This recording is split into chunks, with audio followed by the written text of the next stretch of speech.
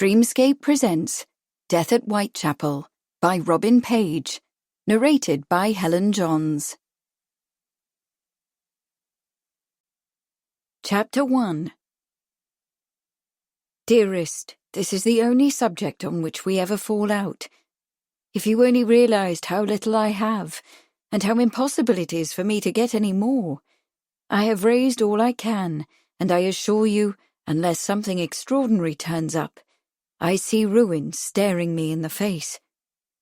Lady Randolph Churchill to Winston Spencer Churchill, 5th of March, 1897. 35A Great Cumberland Place, London, 3rd of October, 1898. Jenny Churchill opened the drawer of her writing desk and took out an envelope. Her mouth taut, dark brows pulled together, she counted the notes, feeling an enormous resentment, then sealed the envelope and addressed it fiercely to A. Bird. She was done with it, until the next time. The small black pug at her feet roused and looked up at her with an anxious expression, as if to ask what the matter was. The next time. Jenny picked up the little dog and held it close, rocking back and forth. "How much longer can this terrible thing go on, Caro?" she whispered. "And what in heaven's name shall I do if he asks for even more? How can I—" There was a rap at the door, and it opened. A slender young man wearing the dress uniform of the 21st Lancers stood in the doorway, stick in one hand, helmet under his arm. "Hello, Mamma," he said. "Darling boy," Jenny cried. She put the pug down and leaped to her feet, holding out her arms. "What a relief! Dearest Mamma!" Winston threw aside his helmet and stick, strode across the carpet. "How wonderful to see your face at last!" The two could scarcely have looked at each other, however, so close was their embrace. Eventually this emotional greeting gave way to holding each other at arm's length, each exclaiming how marvellous the other looked, then returning to the embrace again, and to more exclamations and more tears. After a time, a very long time, they seated themselves on the sofa, still quite close together. They made a striking pair, the son not yet 24 years of age, pale with thin reddish-brown hair and his father's protuberant eyes, the dark, elegant mother, astoundingly youthful at 44 and renowned as one of the great beauties of England. "I cannot tell you, my dear, dear Winston," Jenny said gravely, "how frightened I have been for you." She pushed her heavy dark hair away from her face with a shudder. "Omdurman. Even the name conjures up fears. The news of the attack was in the Times on that Friday. I waited all through the day and the next for your telegram, which didn't arrive until after luncheon on Sunday. Lady Grenville sent word that the offensives against the fort had been successful, and that we had suffered no casualties, but you can imagine my state." She shook her head, making a wry face. "And to think how hard I worked to get around General Kitchener and get you posted to Egypt, and then at the last you had to pay your own expenses. I know it was your heart's desire, but if anything had happened to you, I should have blamed myself." "To be sure, Mamma."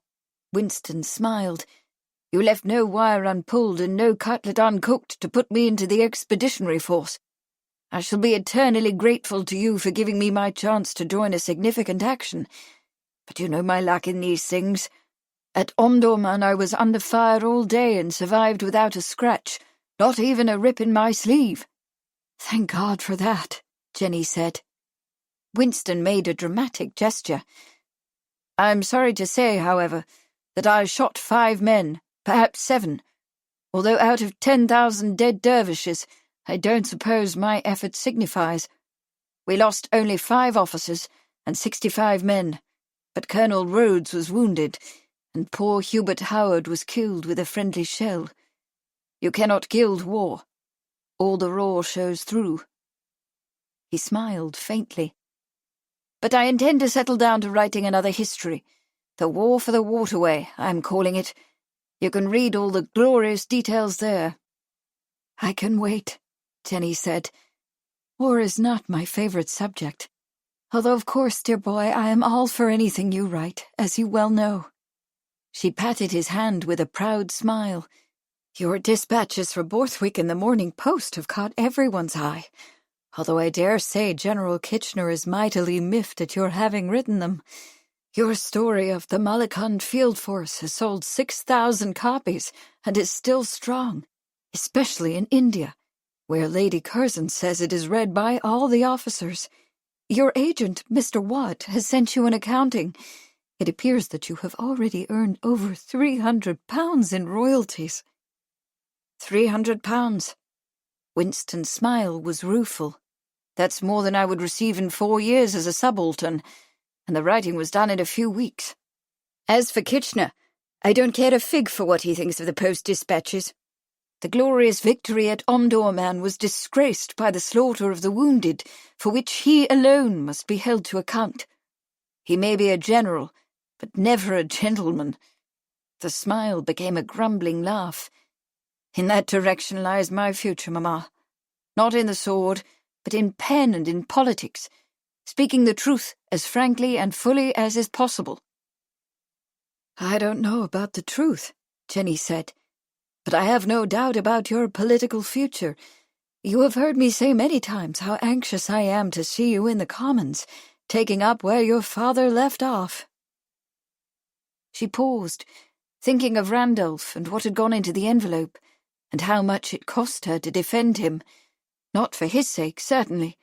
She would not have lifted a finger to save her dead husband's reputation. But for Winston's, she would stop at nothing, to enable Winston to fulfill the promise of leadership she knew he possessed. He knew this, but he also needed to know that she counted on him to help. "I am very glad to see you earning something by your writing," she said quietly. "I don't suppose it's necessary to remind you that every shilling is wanted. I fear that we are in dire straits." There was a moment's silence. Winston bit his lip, while Jenny reflected on the grim truth of her words. Randolph had died nearly 3 years before, leaving an estate of some £75,000. After his debts were paid, the remainder was put in trust for the boys, Winston and Jack. Although Jenny had been Randolph's wife for 20 years, she had received precious little. Only the horses, the household goods, and a meagre £500 a year. It was all she would ever get of the Marlborough millions, for the old Duchess would leave no more than a token to Jenny, whose American forthrightness she had never appreciated, or Jenny's boys, of whom she was none too fond. Randolph's slim legacy, added to the annual $10,000 Jenny received from the rental of her father's Manhattan mansion, was her entire income. For a woman in upper-class British society with 2 sons to support, it was not nearly enough to keep up appearances, much less do the other things Jenny wanted to do. But Jenny was determined that no one, except her solicitor Lumley, and Winston, of course, should know the extent of her financial woes. She had taken a house in Great Cumberland Place, only a few blocks from Hyde Park, a fine 7-story house of Georgian design, albeit on the wrong side of Oxford Street, which somewhat reduced the cost. She had planned to economise on the furnishings and refurbishments, but the whole thing had needed painting, and hot water and electric light, the cost of which was appalling. Equally appalling was the cost of the multitude of servants required to staff the place and manage the dinner parties for which she had always been famous.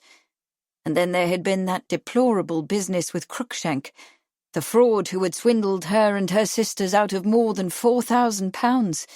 The miserable wretch had been sent off to jail, 8 years at hard labour, but not before he had spent all the money on fine living, making recovery impossible.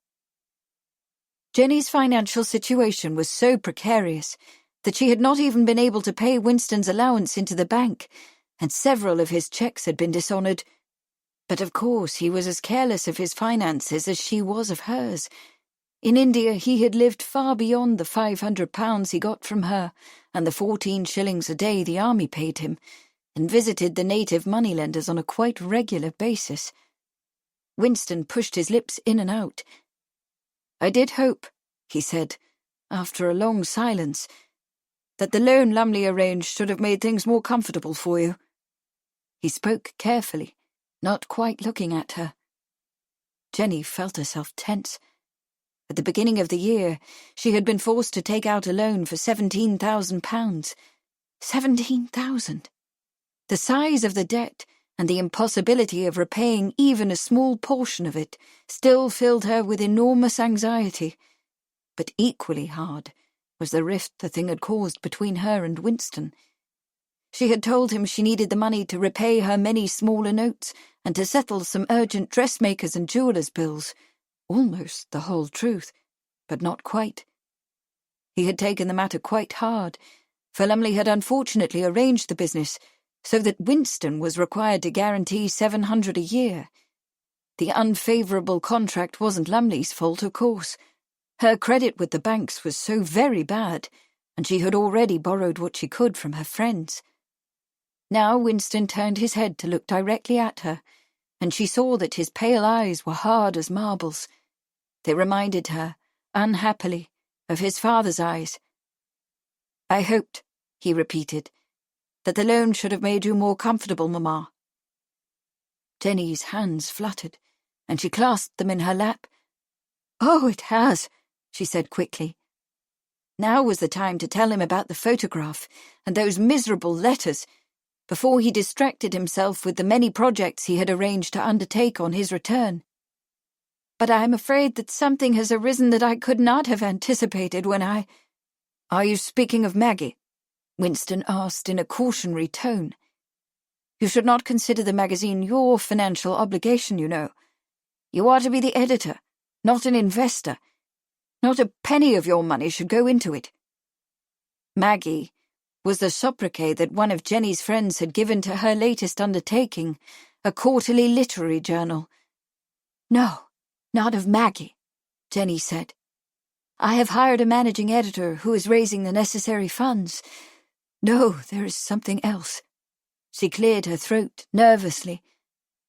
"I'm afraid I must tell you that—" "Listen to me, Mamma." Winston spoke in a firm, measured tone. "You and I are both spendthrift and extravagant, and neither of us pays the proper sort of attention to money. But, and I say this in all sympathy, my darling, and not at all in anger, in comparison to your follies, my own are quite trifling. I may squander a few hundred on a pony or rare books, or a dozen bottles of fine Scotch, but you are utterly suicidal in your expenditures. You must have lost £1,000 or more at the races at Goodwood." Jenny frowned. She loved her son dearly, but when he climbed onto his high horse and began to lecture her, he was really quite insufferable. "This is not the time for you to preach to me on extravagance, Winston," she replied sharply. "The current difficulty is not of my making, and it has enormous consequences for you." Winston did not appear to have heard her. "I am sorry to be so blunt, Mamma, but someone must say it. You have brought us to the brink. If this constant financial drain continues, we will surely be ruined, and our peace and contentment will be ended forever." Then, his mouth relaxing, smiling the shy, boyish smile that always charmed Jenny, he added, "But the soldiers are home from the wars, dearest, and this should be a day of celebration. We shall put this wretched business aside and amuse ourselves. Is Jack in town? Is there a small dinner party somewhere tonight where I might pick up a few shreds of political gossip? I am speaking again at Bradford in a few days, and I should very much like to appear in the know." His smile became wistful. "How I wish, oh, how I wish, Mamma, that dear Papa could have heard me speak there in July. I was listened to with the greatest of attention for over an hour, and there was really a very great deal of enthusiasm, people mounting their chairs and applauding me. It was enormously gratifying." Jenny sat back, thinking. Perhaps this was not the time to tell him about the banknotes in the envelope, or where they were going, or why. Perhaps it was not fair to seek her son's help in resolving this ugly business. He was so full of political ambitions, and his plans for another book, so aglow with the promise of his future. No, he was not the person to help her think how to put a stop to this dreadful affair. But then who? Certainly not dear Jack. He was too young, and just beginning to find his feet. But the burden was so great that she could not bear it alone much longer. Perhaps, shameful as the matter was, she should share it with the prince. The connection between Randolph and His Royal Highness had been strong to the end. Indeed, Bertie supported Winston's ambitions, and had promised to help him in every way possible. The thought of it gave her a new hope. Yes, she would talk with the prince, and save Winston the trauma of knowing her secret, at least for now. She smiled tightly. Your brother has gone off with Ernest Castle on some sort of business, but the Sheridans are in town and have invited a very small group to Sibley House for dinner. Lord Charles will be glad to hear your reports. He asked me about you just the other day. Sheridan? Ah, that great anomaly, a liberal lord. Winston smiled a worldly smile and put his hand on his hip, his elbow jutting out in the style he had copied from his father. I heard that he was in the Sudan in the 80s. Had quite a time there, in fact, so we can exchange reminiscences. Did you know that his wife is the pen behind those pseudonymous Bardwell stories you fancy? A female Conan Doyle, or so she is being called. It is a well-deserved compliment, Jenny said. Lady Charles and I are discussing the possibility of her writing something for Maggie's first issue. A story from her is sure to attract readers. Well then, Winston stood. I'll just go and see if Walden has finished unpacking my gear. I have 1 or 2 little presents for you. And I shall send Lady Charles a note and let her know that you will be coming, Jenny said, making up her mind. She won't object. She is delightfully informal. She glanced at Winston out of the corner of her eye. George Cornwallis West is escorting me, since of course I had no idea when you would manage to get home. Winston paused on his way to the door. George, eh? Jenny could tell that he was making an effort, albeit not a very successful one, to screen the disapproval from his voice. Since you hadn't mentioned him recently in your letters, I thought that perhaps the two of you were no longer. His lips tightened. Jenny, who did not intend to let her son tell her who she might take as a lover, let the silence lengthen. Winston, my dear, she said at last, you can't possibly suppose that I tell you everything that is happening in my life. Chapter 2. Our duty is to be useful, not according to our desires, but according to our powers. Henri Frederick Amiel, Journal. England expects that every man will do his duty. Horatio Lord Nelson, at the Battle of Trafalgar. Sibley House, London, 3rd of October, 1898. Kate Sheridan hurriedly wrote a few lines, folded and sealed the note, and handed it to the footman.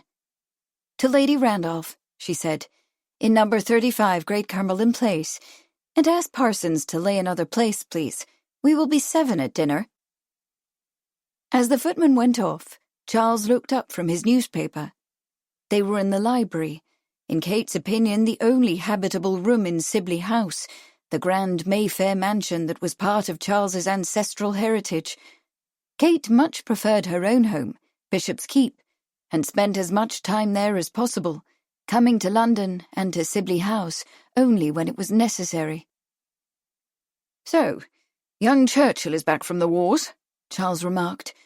I suppose he is already writing a new book to tell us all about Omdurman. I quite enjoyed his report on the Indian campaign, though. He's a precocious boy. He's hardly a boy, Kate objected. She picked up a book containing one of Wilkie Collins's mysteries and went to sit by the fire. A damp, chill fog, thick with the coal smoke of London chimney pots, had settled into the streets. She was glad they were leaving the next day for East Anglia, where the sun shone and a few roses still bloomed in her garden. She settled into her chair, thinking of Winston, and of the relief Lady Randolph must feel now that her son was safely home from the Egyptian campaign. That young man has been in some quite deadly battles. To hear him tell it, at least, Charles said dryly. He grinned.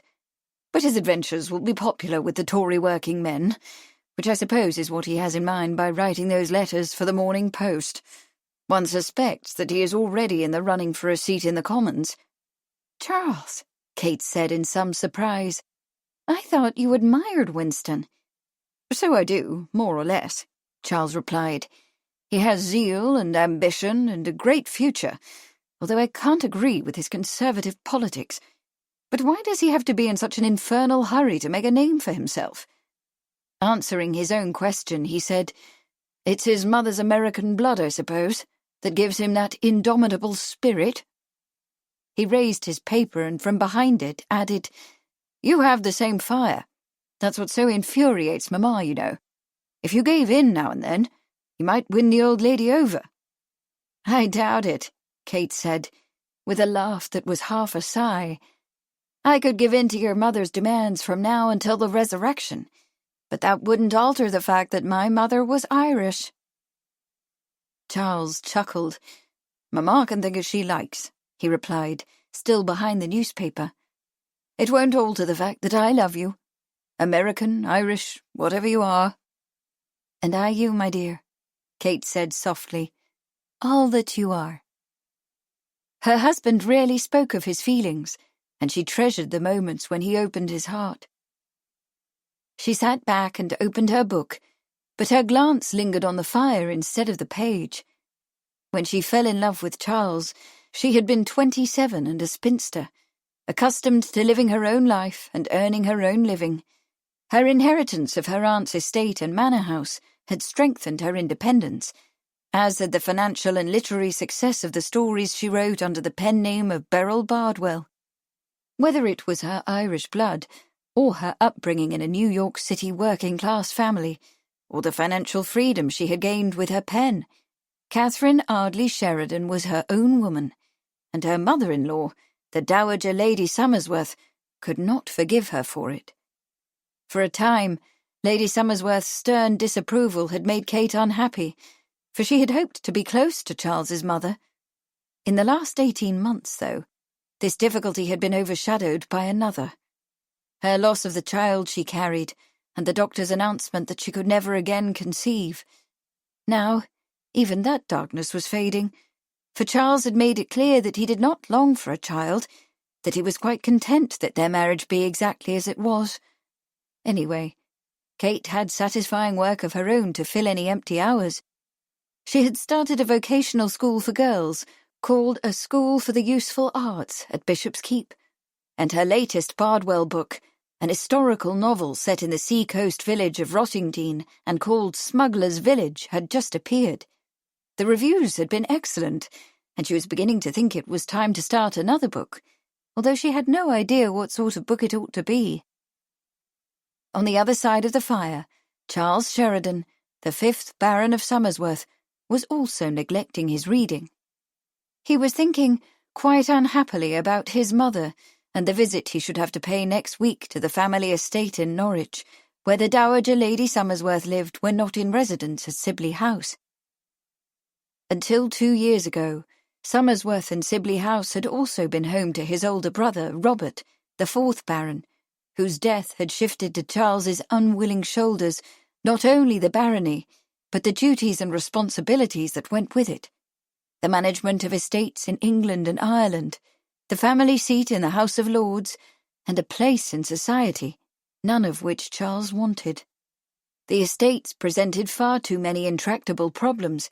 His liberal leanings made him unpopular with the other lords, and he didn't give a shilling for society, which he found trivial and tedious.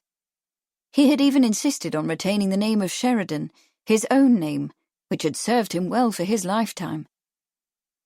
Now, after 2 long years of being Lord Sheridan, Charles was bored, frustrated, and ready to throw the whole damn thing over. If he had his way, he and Kate would retire to her Essex estate, where she could write her books and tend her gardens, and he could indulge himself by modernizing the old house, cataloguing the local flora and fauna, and pursuing the new developments in forensic technologies in which he had a strong interest. The clock in the corner proffered a tentative whir, wheezed twice, and began to chime the hour. If he wanted to retire to the country, why the devil didn't he retire? The answer, unfortunately, lay in his oppressive sense of duty. When he and Robert were children, their father had dinned into their ears the favourite British catechism, "Not what you will, but what you must," and that hoary old exhortation of Nelson's, "England expects that every man will do his duty." Unfortunately, Charles had learned his lesson all too well. Until his mother was dead, he would do what he must to uphold the family name, which would die with him, since Kate could not bear him any children. What he would not do was allow his mother to behave discourteously to his wife, and the safest way to guarantee that was to keep them apart. Hence, Kate was taking the train to Essex in the morning, and he would go off to Somersworth to discuss the year's harvest yields with his estate agent, act the beneficent landlord to his tenants, and play the role of dutiful son to his overbearing mother. All very dull, terribly boring, and unfortunately obligatory. Charles sighed and went back to his newspaper. Chapter 3. 11th of April, 1898. Marlborough House. My dear Winston, I cannot resist writing a few lines to congratulate you on the success of your book. I have read it with the greatest possible interest, and I think the descriptions and the language generally excellent. Everybody is reading it, and I only hear it spoken of with praise.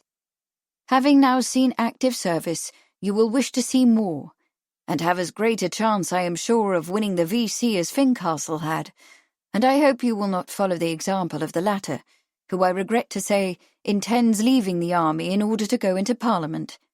You have plenty of time before you, and should certainly stick to the army before adding MP to your name. Hoping that you are flourishing, I am, yours very sincerely, A.E. Albert Edward, Prince of Wales. The dining-room at Sibley House was as large and as bleak as a cave, but Kate had screened off an area near the fireplace and had a table for 7 arranged there.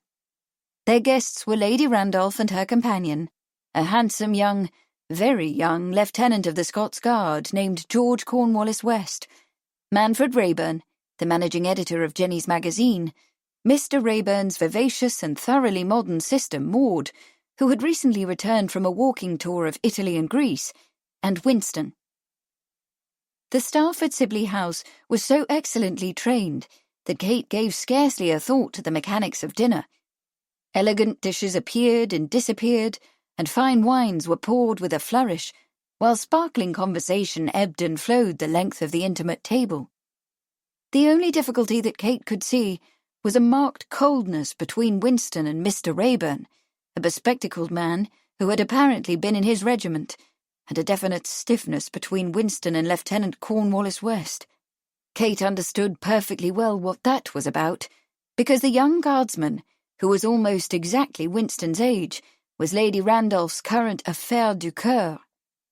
Lady Randolph, her dark beauty emphasized by her pale green satin gown, quite décolletée, was a stunningly attractive woman who always had a coterie of men at her heels, usually younger men. The rumours about her relationship with the gallant and self-assured guardsman had been flying wildly about London all summer, even finding their way into the newspapers. Kate put Winston's aloofness down to jealousy, for it was obvious from the way he looked at his mother that he was extraordinarily attached to Jenny, and not a little possessive. The women made their usual departure after dinner, Kate leading them to the smallest of the 3 drawing rooms, where fresh flowers from the conservatory scented the air, and coffee and liqueurs were arranged on a table in front of the fire. Miss Raeburn excused herself to freshen up, and Kate and Lady Randolph were left alone. Kate leaned back in her chair, wishing that she were an artist and might sketch this beautiful woman with the enigmatic eyes. "I am so glad to get to know you better, Lady Randolph." "I should like to call you Kate," Lady Randolph said decidedly, "and I wished you would call me Jenny." She returned Kate's smile and lowered her voice confidentially. "After all, we are both Americans, married into English families. We both know how difficult that can be." She paused. "And you already know that I am a great admirer of Beryl Bardwell. I have read all her work." "Thank you," Kate said, although she doubted that Jenny Churchill knew everything she had written. Back in New York, where she had supported herself entirely with her pen, Kate had produced whatever she could sell, mostly sensational penny dreadfuls with titles like Missing Pearl and The Daughter's Deadly Revenge for Frank Leslie's monthly magazine. She wasn't ashamed of the work, for it had put food on the table and a roof over her head, and had taught her a good bit into the bargain. But the surprising inheritance that had delivered her from writing for a living now allowed her to write as she chose. While her recent work still belonged more or less to the popular genre of detective fiction, it was far more psychologically inclined, with a deeper exploration of motive and mood. Kate was especially interested in portraying strong and self-willed women who made their own way in the world, sometimes becoming victims of their own ambition, sometimes becoming villains, sometimes heroines. Strong-willed, forthright women who managed their own affairs, knew their own minds, and followed their own hearts. Women like Jenny Churchill, and hence Kate's interest in her guest. "Perhaps," Jenny said, "you would consider writing a story for the first issue of my new literary venture, and I should very much like to have your advice and counsel on the magazine itself." "Mine?" Kate asked in surprise. "But I thought that Mr. Rayburn—" "Mr. Rayburn," Jenny said firmly, "is experienced in the technical and financial aspects of publishing. But I need someone who knows the literary scene and can help me make an editorial plan for the first 4 issues." Her dark eyes were intense, her face passionate. "I have such dreams for the magazine, Kate. My life has grown meaningless these last 2 years. I sometimes think that all I have to look forward to is an endless parade of country house parties, dinners, and balls." She leaned forward. "The magazine can change all that. It will give my life direction. More than that, it will have an influence on the way people think." "I quite agree," Kate said. "If I can help in any way, please do call on me." "Wonderful," Jenny exclaimed. "Perhaps, then, we might spend several mornings next week discussing what might be done." "I'm sorry," Kate said. "I'm leaving for the country tomorrow." At Jenny's crestfallen look, she added, "But I should be very pleased if you would come to stay with me at Bishop's Keep. Charles will be at Somersworth, and I have only a few little projects to keep me occupied. Please come, whenever you like." It was true that Kate had only a few projects currently in hand, but one of them was hardly little. Her school for the useful arts had created quite a controversy in the neighbourhood, especially among certain local churchmen who considered public education their prerogative, and she was going to have to deal with the problem, but that shouldn't occupy all her time. "We can be quite alone," she went on, "and walk in the garden and drive to the village and talk to our heart's content, if you wouldn't find it all too boring." She smiled. "I'm afraid there is no society to speak of, and we are very quiet." "No society?" Jenny clapped her hands delightedly. "Oh, Kate, it sounds delightful. No parties, no balls, no silly chatter, just quiet talks and evenings before the fire. I shall come whenever it is convenient for you." At that point, Miss Rayburn entered the room and turned the conversation to her recent extended tour of the Mediterranean countries. It was nearly 20 minutes before she drew a breath, and Kate could suggest that they join the men in the library. "So, Winston, I hear that you're bound for India again. You'll be rejoining the Fourth, will you?" Charles sat down in a wing chair with his snifter of brandy and crossed his legs. Rayburn and Cornwallis West had detached themselves and were engaged in an animated discussion by the fire, the topic of which seemed to be stag shooting in Scotland. Actually, Charles thought, this was rather a relief. Though he seldom noticed such things, the tension between Winston and the two other men had been quite evident at dinner. Winston obviously resented the young guardsman's attentions to his mother, and had turned a noticeable cold shoulder to Rayburn, in spite of the fact that they'd been at Aldershot together. "Yes, after the first of the year," Winston said, accepting a cigar from the butler and folding himself into the chair opposite. "I departed India so precipitously that I left quite a few loose ends." He grinned in boyish pleasure. "Although I must admit that it is less India that summons me than the interregimental tournament." "Ah, polo," Charles said, tilting his glass. "The Emperor of Games." The game in which so many British officers in India spent their idle hours, their long idle hours. "Is the tournament ground still at Meerut?" "Indeed," Winston said. "Still stirrup deep in red dust." "And Sir Pertab Singh is still regent of Jodhpur?" "To be sure." "You know him, then?" Charles nodded. "Give him my regards, will you?" He himself had returned to India after a battle to tie up loose ends, but that had been a long time ago. He changed the subject. "I understand that you are writing another book." "The War for the Waterway," Winston replied. "It is much in my mind." "I greatly enjoyed your last." Charles rose, went to the shelf, and selected his copy of the Malakand Field Force. "I must say, I am impressed by your work, and by the reviews.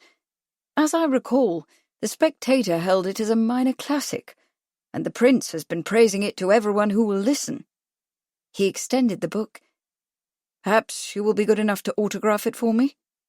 "I should be delighted," Winston replied, taking out a pen. "Given your heroism in the Sudan, I consider it a great honor."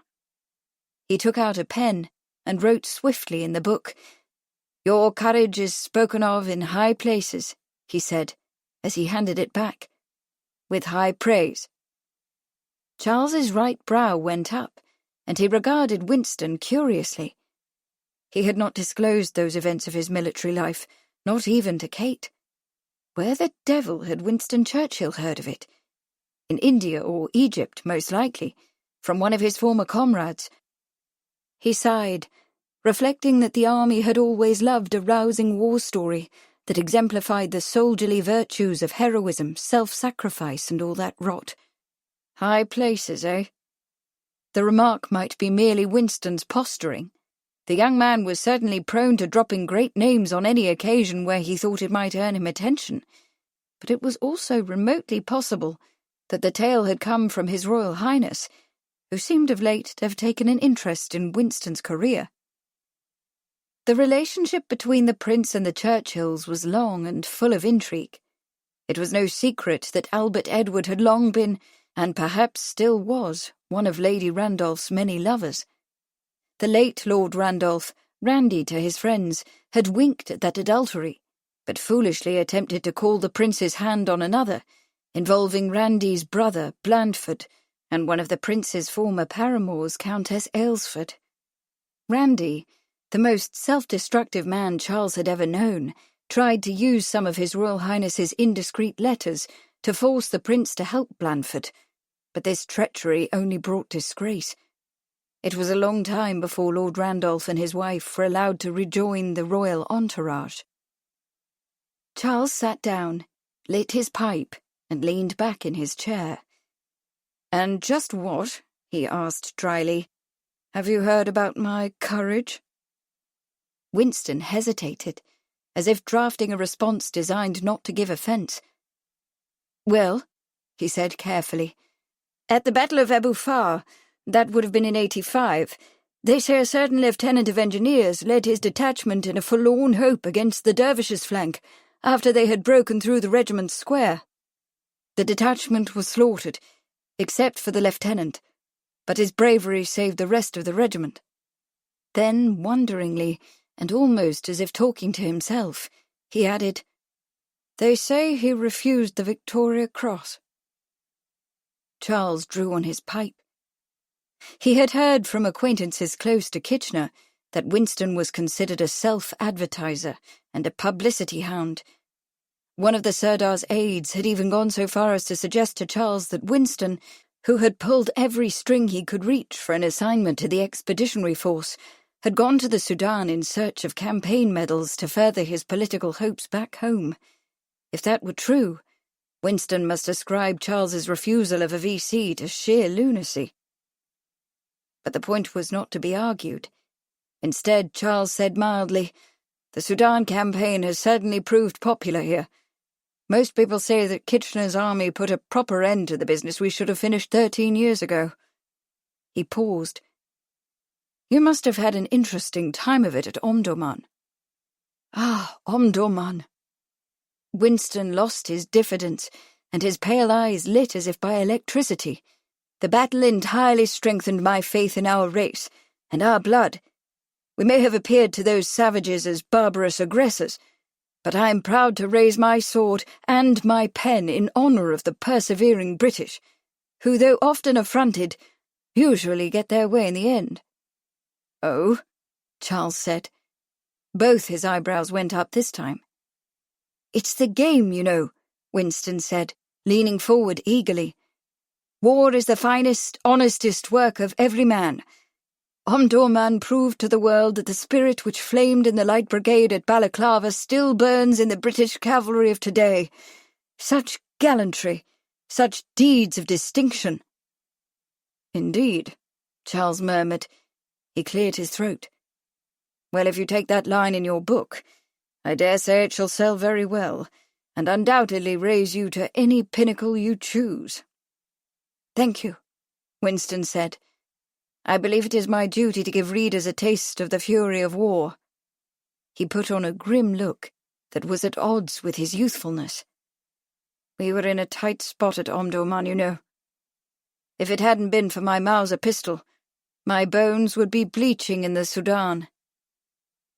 "The M96 self-loader?" Charles asked, reaching for another change of subject before they could soar to more lofty heights of rhetoric. "Yes, that one. You've used it?" "I have had occasion to examine it," Charles said thoughtfully.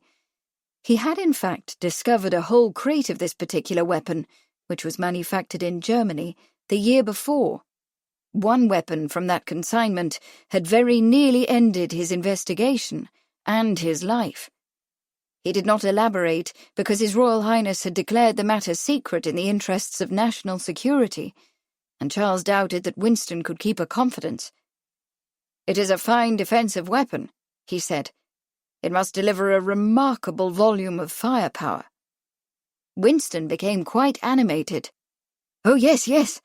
Not only does it fire as fast as you can squeeze the trigger, but reloading is simplicity itself. The bolt locks open at the last shot, and you simply ram another clip of cartridges down into the magazine." He raised his hand and pointed his finger as if it were a gun. "And there you are, 10 more dead men." George turned from the fireside conversation. "Is it as accurate as they claim?" Rayburn looked up, the fire glinting on his glasses. "I understand," he said, "that the rear sight is adjustable to 100 yards. "Several hundred," Winston said. "I shall consider acquiring one," George said. "Where did you get yours?" "You might try Wesley Richards in New Bond Street." Charles rose from his chair. "Ah, here are the ladies at last," he said, with relief. Chapter 4. A very independent spirit is a marked characteristic of the lower classes of servants.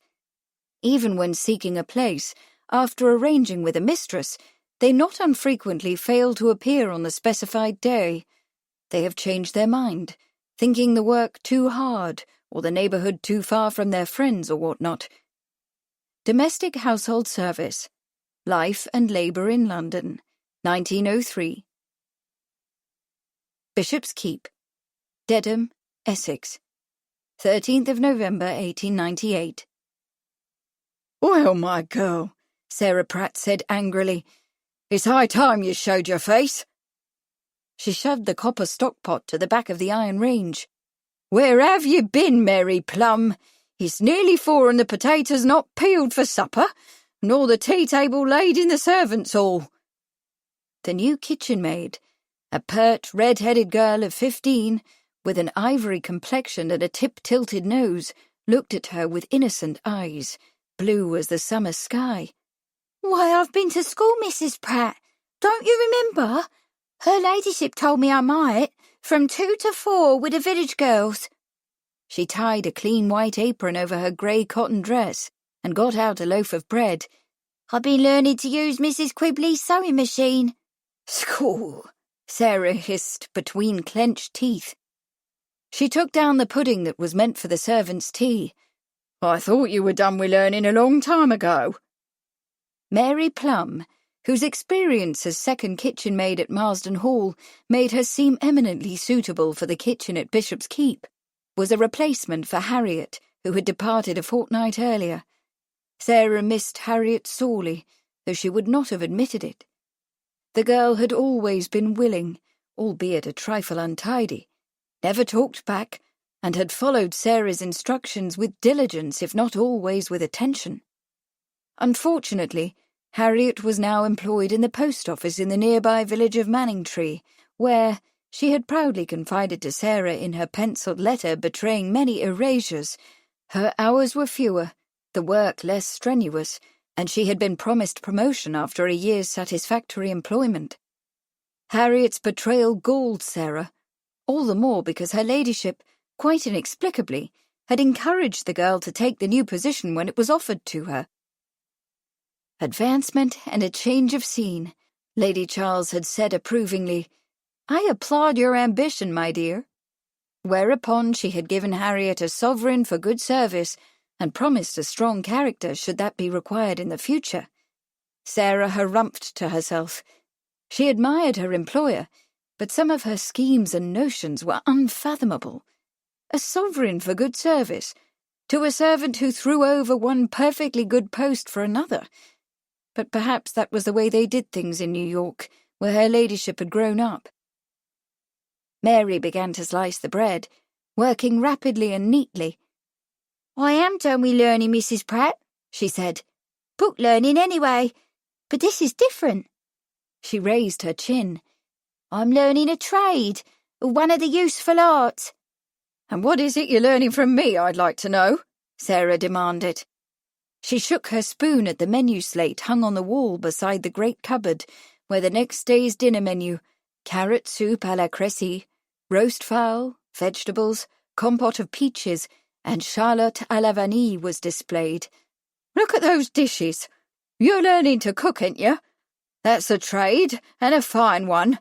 I should know. I've been doing this for 25 years in this very same kitchen." Mary met Mrs. Pratt's eyes. 25 years in the same kitchen," she said in a wondering tone that just missed being insolent. "Why, I don't believe I could stand it." Sarah narrowed her eyes.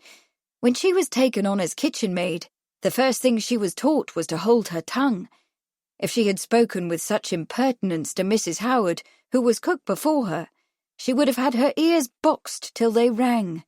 But like it or not, the times had changed, and kitchen maids, especially experienced ones, were harder to come by and much more independent. If Sarah boxed Mary Plum's pretty little ears, as she felt like doing, Mary Plum might well take off her apron and march the 2 miles to Stafford Place, where Lady Stafford's cook, whose previous kitchen maid had gone off to London to work in her cousin's fish and chips shop, would welcome her with open arms, and an extra half-holiday twice annually. Sarah would have to recruit one of the housemaids to help with the cooking, until her ladyship hired another kitchen maid, who would probably have half Mary Plum's experience and twice her impertinence. It was not an inviting prospect. Add to it the desperate personal predicament which had recently threatened Sarah Pratt's peace and tranquillity, and it might be understood that she was unusually short of patience these days. "Not so thick with that bread," she snapped.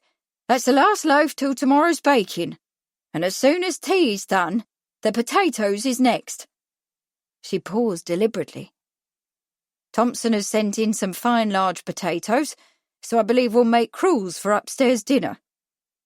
Potato cruels were potatoes cut round and round in a continuous spiralling curl before they were cooked, requiring a sharp knife wielded with careful attention. That should keep the saucy miss occupied. "And mind you wash 'em in very cold water," she added, knowing from personal experience how that chilled the fingers. "The colder the better. And peel 'em thin as can be, but no breaks. If one breaks, throw it into the slops and start over." Mary Plum's little cry of consternation was lost in the opening of the kitchen door and the entry of Mr. Hodge, the butler.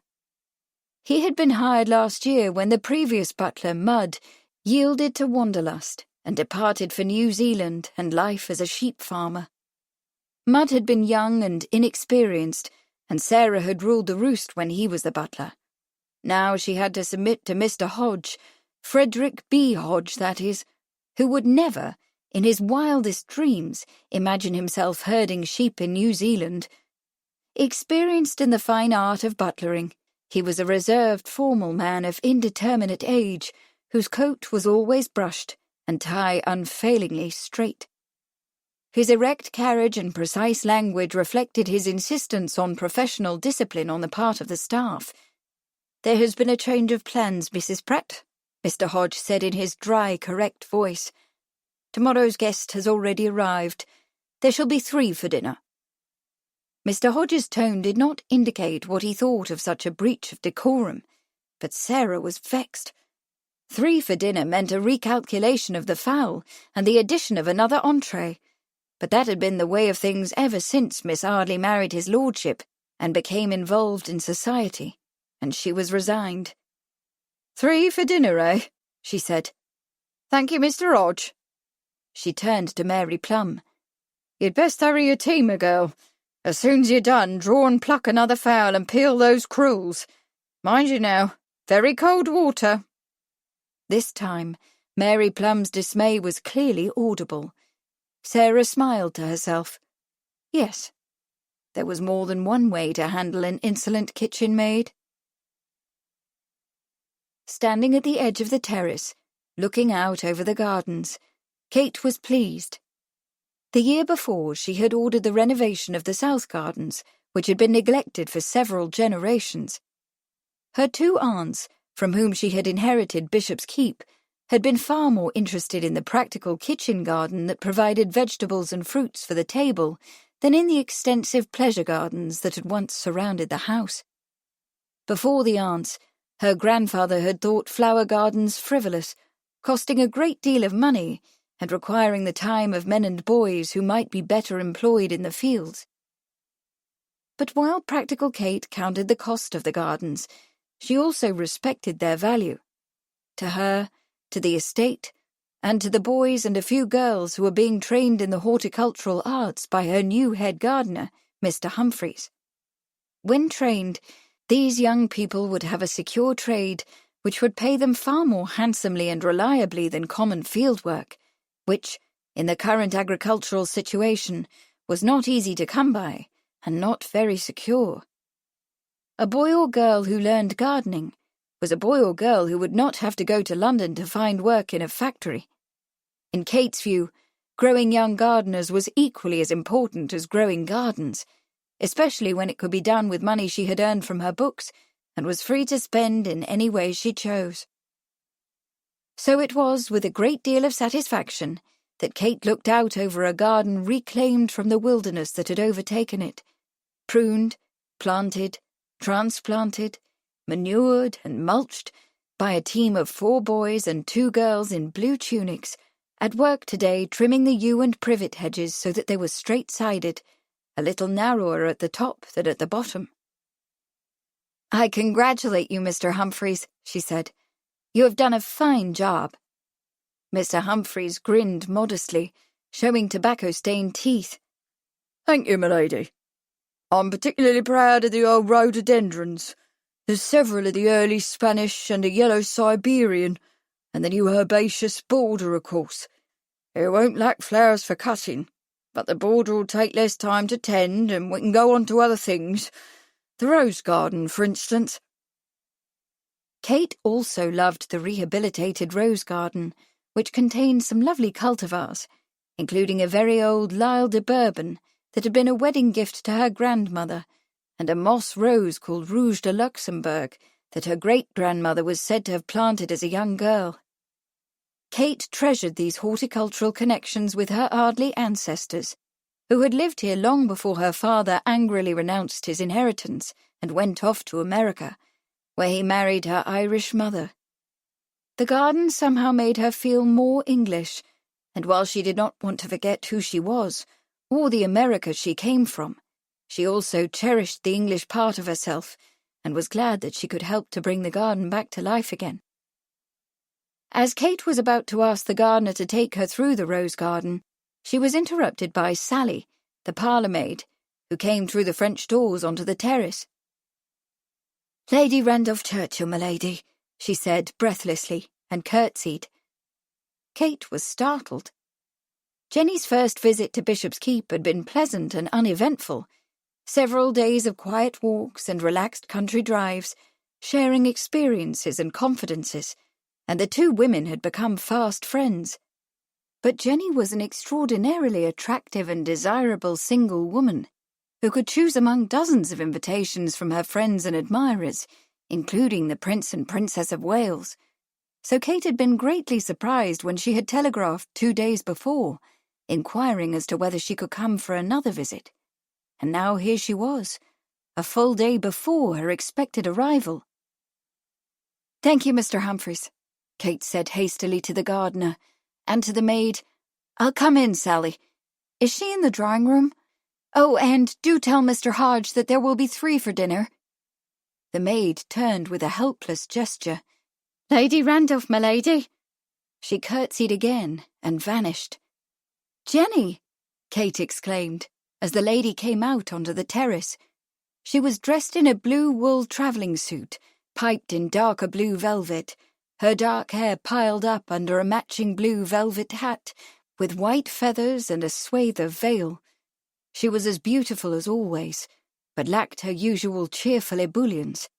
Her cheeks were pale, her eyes heavy, and she looked exhausted. For the first time, Kate noticed the fine lines around Jenny's mouth, and between her heavy dark brows that gave away her age. "I do so hope I'm not putting you out, Kate." Jenny made a wry, self-deprecating face. "Such inexcusable rudeness, not only to invite myself, but to arrive early."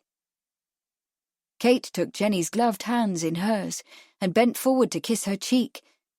"Don't be silly," she said warmly. "You've only given us more time to be together." She stepped back. "But the train has tired you. Your rooms are ready, of course, and you'll want to rest before tea. Charles returned yesterday from Somersworth. He'll be delighted to see you." She squeezed Jenny's hands and let them go. "As am I." "You're too kind," Jenny said. She bit her lip, hesitated, then said, "I know that I owe you an explanation for imposing in this way, but I... She stopped. "No explanations, Jenny," Kate said. "Whatever your reasons, I know they are good ones." But she had to admit to a swift-rising curiosity. While the Jenny who had visited 2 weeks earlier had been calm and deliberate, the woman who stood before her now was shaken and, if Kate could trust her intuition, desperately afraid. Afraid of what? Had something happened to disrupt her love affair with George Cornwallis West? Had Winston got himself into a scrape or some scandal? Or perhaps the difficulty had to do with money, of which, Kate knew, her guest was perpetually and dangerously short. Jenny walked to the edge of the terrace and put her hands on the rail. "I didn't have any choice," she said in a low voice, as if Kate had not spoken. "I couldn't stay in Cumberland Place because—" She didn't finish the sentence. Kate raised her eyebrows, saying nothing. Jenny turned, her jaw tense, her expression enigmatic. "I asked to come because Daisy Warwick suggested that I seek Lord Charles's help with a difficult matter. I've come early." Here her voice broke. She swallowed, pressed the back of her gloved hand to her lips, and continued. "I've come early because the difficulty has become desperation. I fear—" She closed her eyes, then opened them wide. "I fear I am in a very serious difficulty." Chapter 5. I sit by selection, upon the direction, of several companies' bubble. As soon as they're floated, I'm freely banknoted, I'm pretty well paid for my trouble. In short, if you'd kindle the spark of a swindle, lure simpletons into your clutches, or hoodwink a debtor, you cannot do better than trot out a duke or a duchess. The Gondoliers, W.S. Gilbert. When Charles had looked around Bishop's Keep for an appropriate site for his laboratory and darkroom, he came upon a small room not very far from the kitchen, which had once been a game larder. The windowless room was below ground level and often damp and chilly, so he installed a gas fire to warm it, and, now that his electrical plant was working up to capacity, electric lights above his work tables. As a scientific laboratory, it was small but well equipped, with oak cabinets filled with glassware and chemicals, 2 sturdy laboratory tables, one with a porcelain surface, a sink with both hot and cold water, a gas burner, a chemical balance, and other scientific equipment arranged neatly on shelves. His Lancaster achromatic microscope, fitted with rack and fine screw adjustments, and a condensing lens, sat on one table. In the corner was the X-ray apparatus he had made from a Crookes tube and a Tesla coil, according to the instructions in one of Professor Roentgen's recent papers. In another corner, on its own separate stand, was his new experiment in animatography, a Prestwich magazine camera that stored up to 100 feet of film. With it, he hoped to record simple motions for further investigation. Kate, however, had already pressed it into service to document her school for the useful arts, so that she could demonstrate its workings to the next meeting of the parish association. The adjacent darkroom was equipped with a work table, porcelain developing tanks, washing and drying racks, a sink, an Eastman clock, and a Knox enameller, and supply shelves, as well as a new electric safe light. There was also a Coresco reducing and enlarging camera, and another purchased from Fallowfield in Charing Cross Road and designed exclusively to produce lantern slides, for which Charles had paid £4 5 shillings. The camera had won a silver medal at the Hackney exhibition and was one of his happiest purchases, in spite of the cost. Today, Charles was at work on a new cross-indexing system to keep track of his many prints and negatives. He was updating the index when Bradford Marsden stopped in for a chat. Bradford was the master of Marsden Manor, having recently inherited his father's baronetcy. The Marsdens and the Sheridans were near neighbours, and Bradford and Charles had been friends since their days at Eton. Bradford was a strikingly handsome, fair-haired man in his early 30s, with fine, angular features, a trifle thick-set, but fashionably dressed in riding dress and tall polished boots. After some desultory conversation about recent local events, Bradford tapped his boot with his riding crop and got down to the business for which he had come. "You know, old chap," he said, "times have been rather hard since Papa died." Bradford's father had succumbed to a failing liver some 18 months previous, leaving his son in full command of the family fortunes, such as they were. The holdings that were left included the country estate of Marsden Manor, whose lands adjoined the southern border of Bishop's Keep. "I'm sure it's difficult," Charles murmured, trying to remember what he had done with the negative plates of the shots he had taken of Kate's roses. But Bradford scarcely heard his friend's sympathetic words. "Damned hot," he muttered vexatiously, "and getting harder." He clasped his hands behind his back and began to pace, frowning.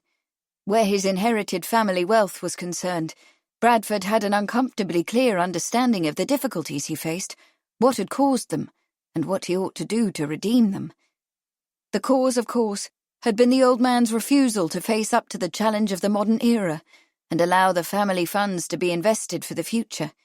Instead, he insisted on living as the previous Marsden baronets had lived, following the style of life that he considered his birthright: a fully staffed mansion in Hyde Park, Marsden Manor and its extensive properties in Essex, a ruinously expensive racing stable, hunting and entertainment on a grand scale, not to mention jewels and ball gowns for Bradford's mother and sister.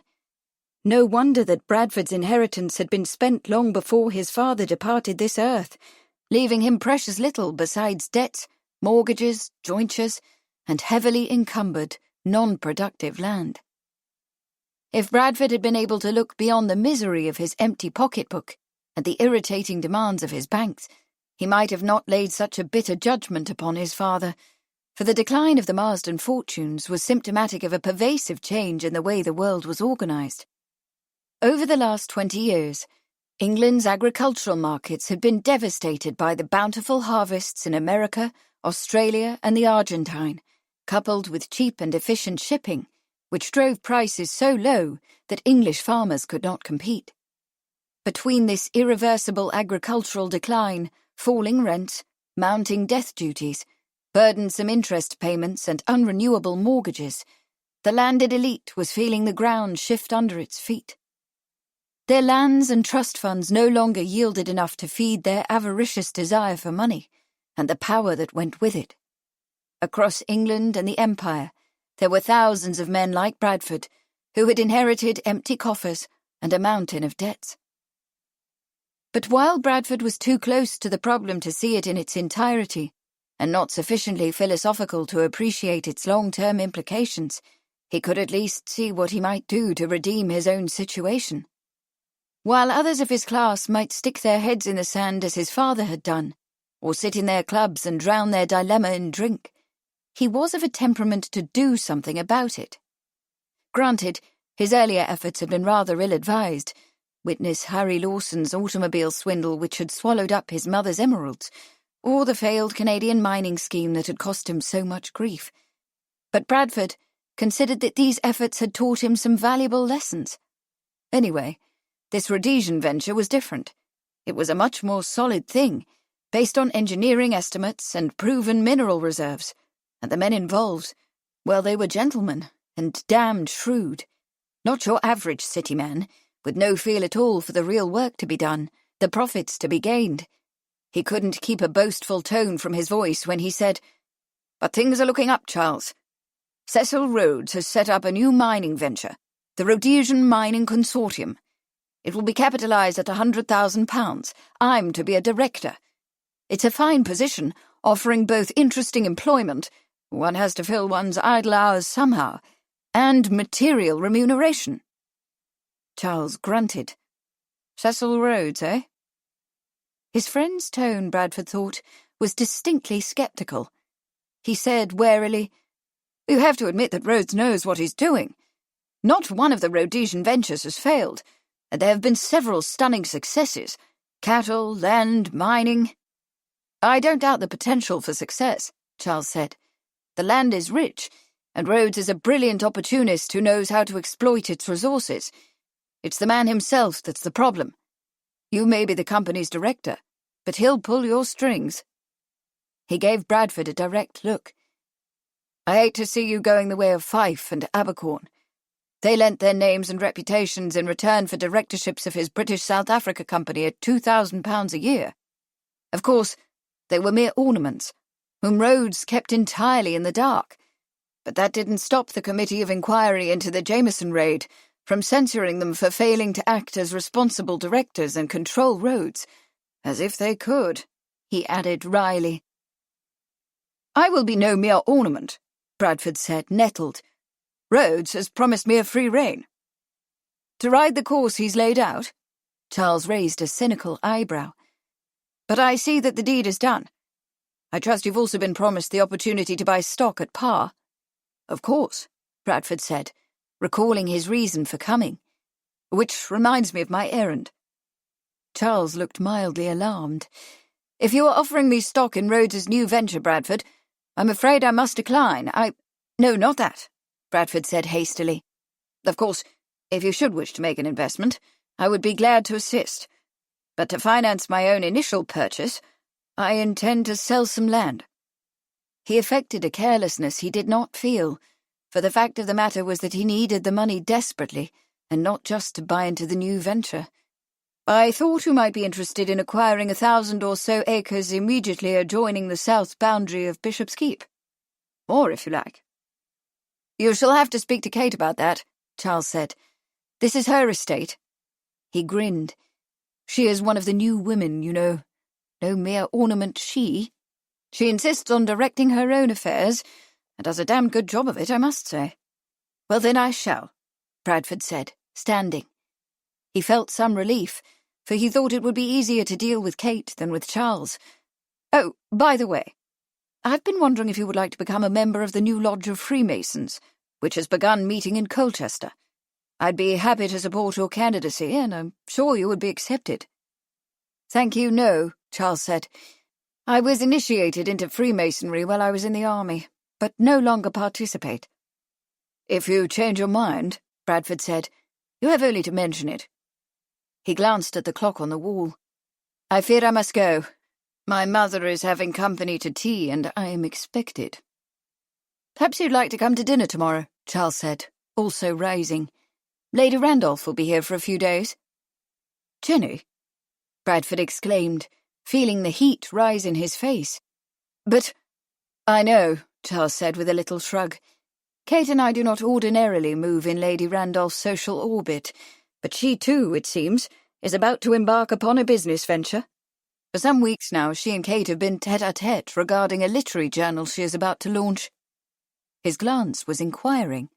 "So you know her?" "We are acquainted," Bradford replied, pulling on his gloves. "But I'm afraid I must refuse the invitation.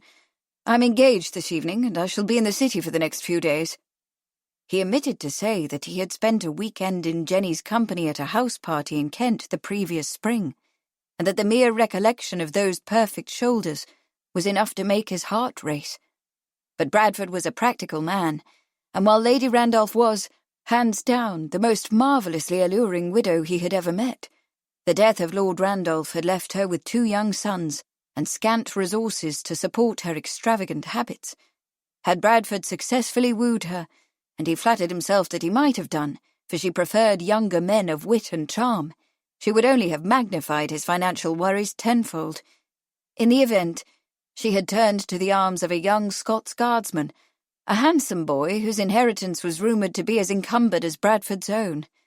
Well, young Cornwallis West could have the lady, if he was fool enough to take her, although Bradford felt a stab of regret when he thought that he might be sitting next to Jenny at dinner the next night. The door of the laboratory opened, and Hodge the butler stepped in. He inclined his head with exactitude and said, "Excuse me, my lord, but her ladyship begs me to inform you that Lady Randolph Churchill has arrived." Charles looked confused. "She has? But I thought she was not expected until tomorrow. Have I mistaken the day?" "No, my lord," the butler said. "She has arrived before she was expected." "Very well, Hodge," Charles said. He looked at Bradford. "Are you sure that we can't tempt you to stay to tea and renew your acquaintance with Lady Randolph?" "Oh, I am tempted," Bradford replied wholeheartedly. "But please give the lady my compliments, and tell her that, if it were not for my duty to Mamma, I should undoubtedly be here." With that, he made a hasty departure, leaving Charles to reflect that this was the first time in his lengthy acquaintance with Bradford Marsden that he had seen him in a hurry to take tea with his mother. Chapter 6. A revolting murder. A woman found horribly mutilated in Whitechapel. Ghastly crimes by a maniac. A policeman discovers a woman lying in the gutter, her throat cut. After she has been removed to the hospital, she is found to be disemboweled. The Star, Friday 31st of August, 1888. Charles took a cup of steaming tea from Kate and settled back in his chair. The drawing-room at Bishop's Keep was a modest room.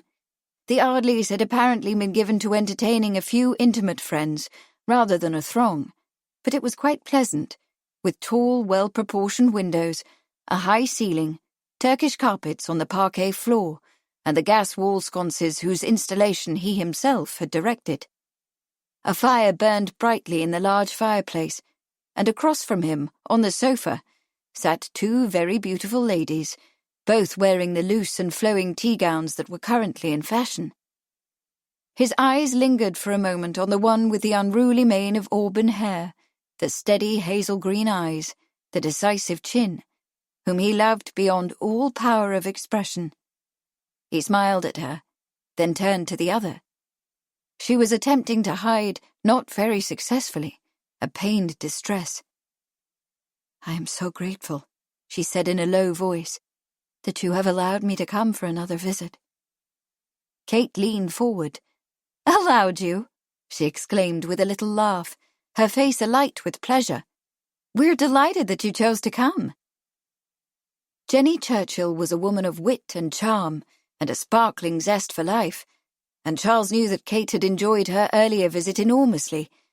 "I'm anxious to hear about your progress with Maggie," Kate added. "Does she have a proper name yet? And has Mr. Rayburn located a publisher?" Jenny seemed to brighten.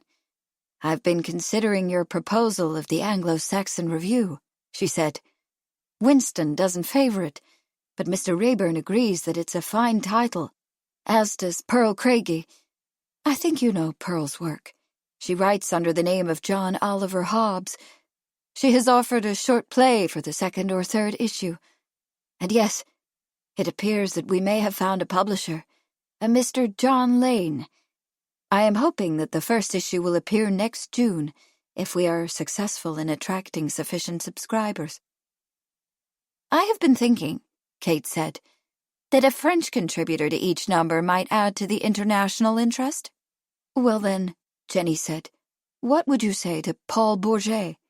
He is as well known in England as he is in France and America, and a friend.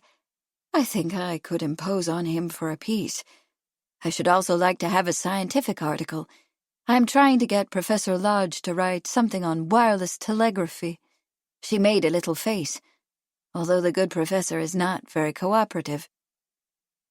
"Charles," Kate said eagerly, "couldn't you ask your friend Mr. Marconi to write something for Jenny's magazine?" In explanation, she added to Jenny, "Charles is quite well acquainted with Mr. Marconi, the inventor of the wireless. He has a laboratory at Chelmsford, which is only 20 or so miles away." "I should be glad to inquire," Charles said. He had been listening with interest to the ladies' conversation. Jenny Churchill was no intellectual, but she was intelligent and well-informed and enormously energetic. In fact, in Charles's view, it was her energy and spirited engagement, rather than her beauty, that set her apart from the idle women of her class, most of whom watched the world go by with a remote and indifferent lassitude. However she invested that vigorous energy, whether in Winston's high-flown political aspirations or her own ambitious publishing project, she was sure to realize at least some of her goals. "That's very kind of you, Charles," Jenny said. "Please do ask Mr. Marconi if he is interested. And if not, perhaps you would care to offer an article." She paused, and a darker look crossed her face. "But Maggie isn't the reason I've come." She glanced under her lashes at Charles. "As you know, the Countess of Warwick and I are friends.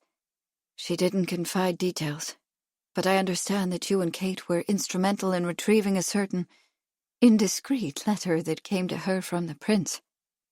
Her smile was gone as quickly as it came.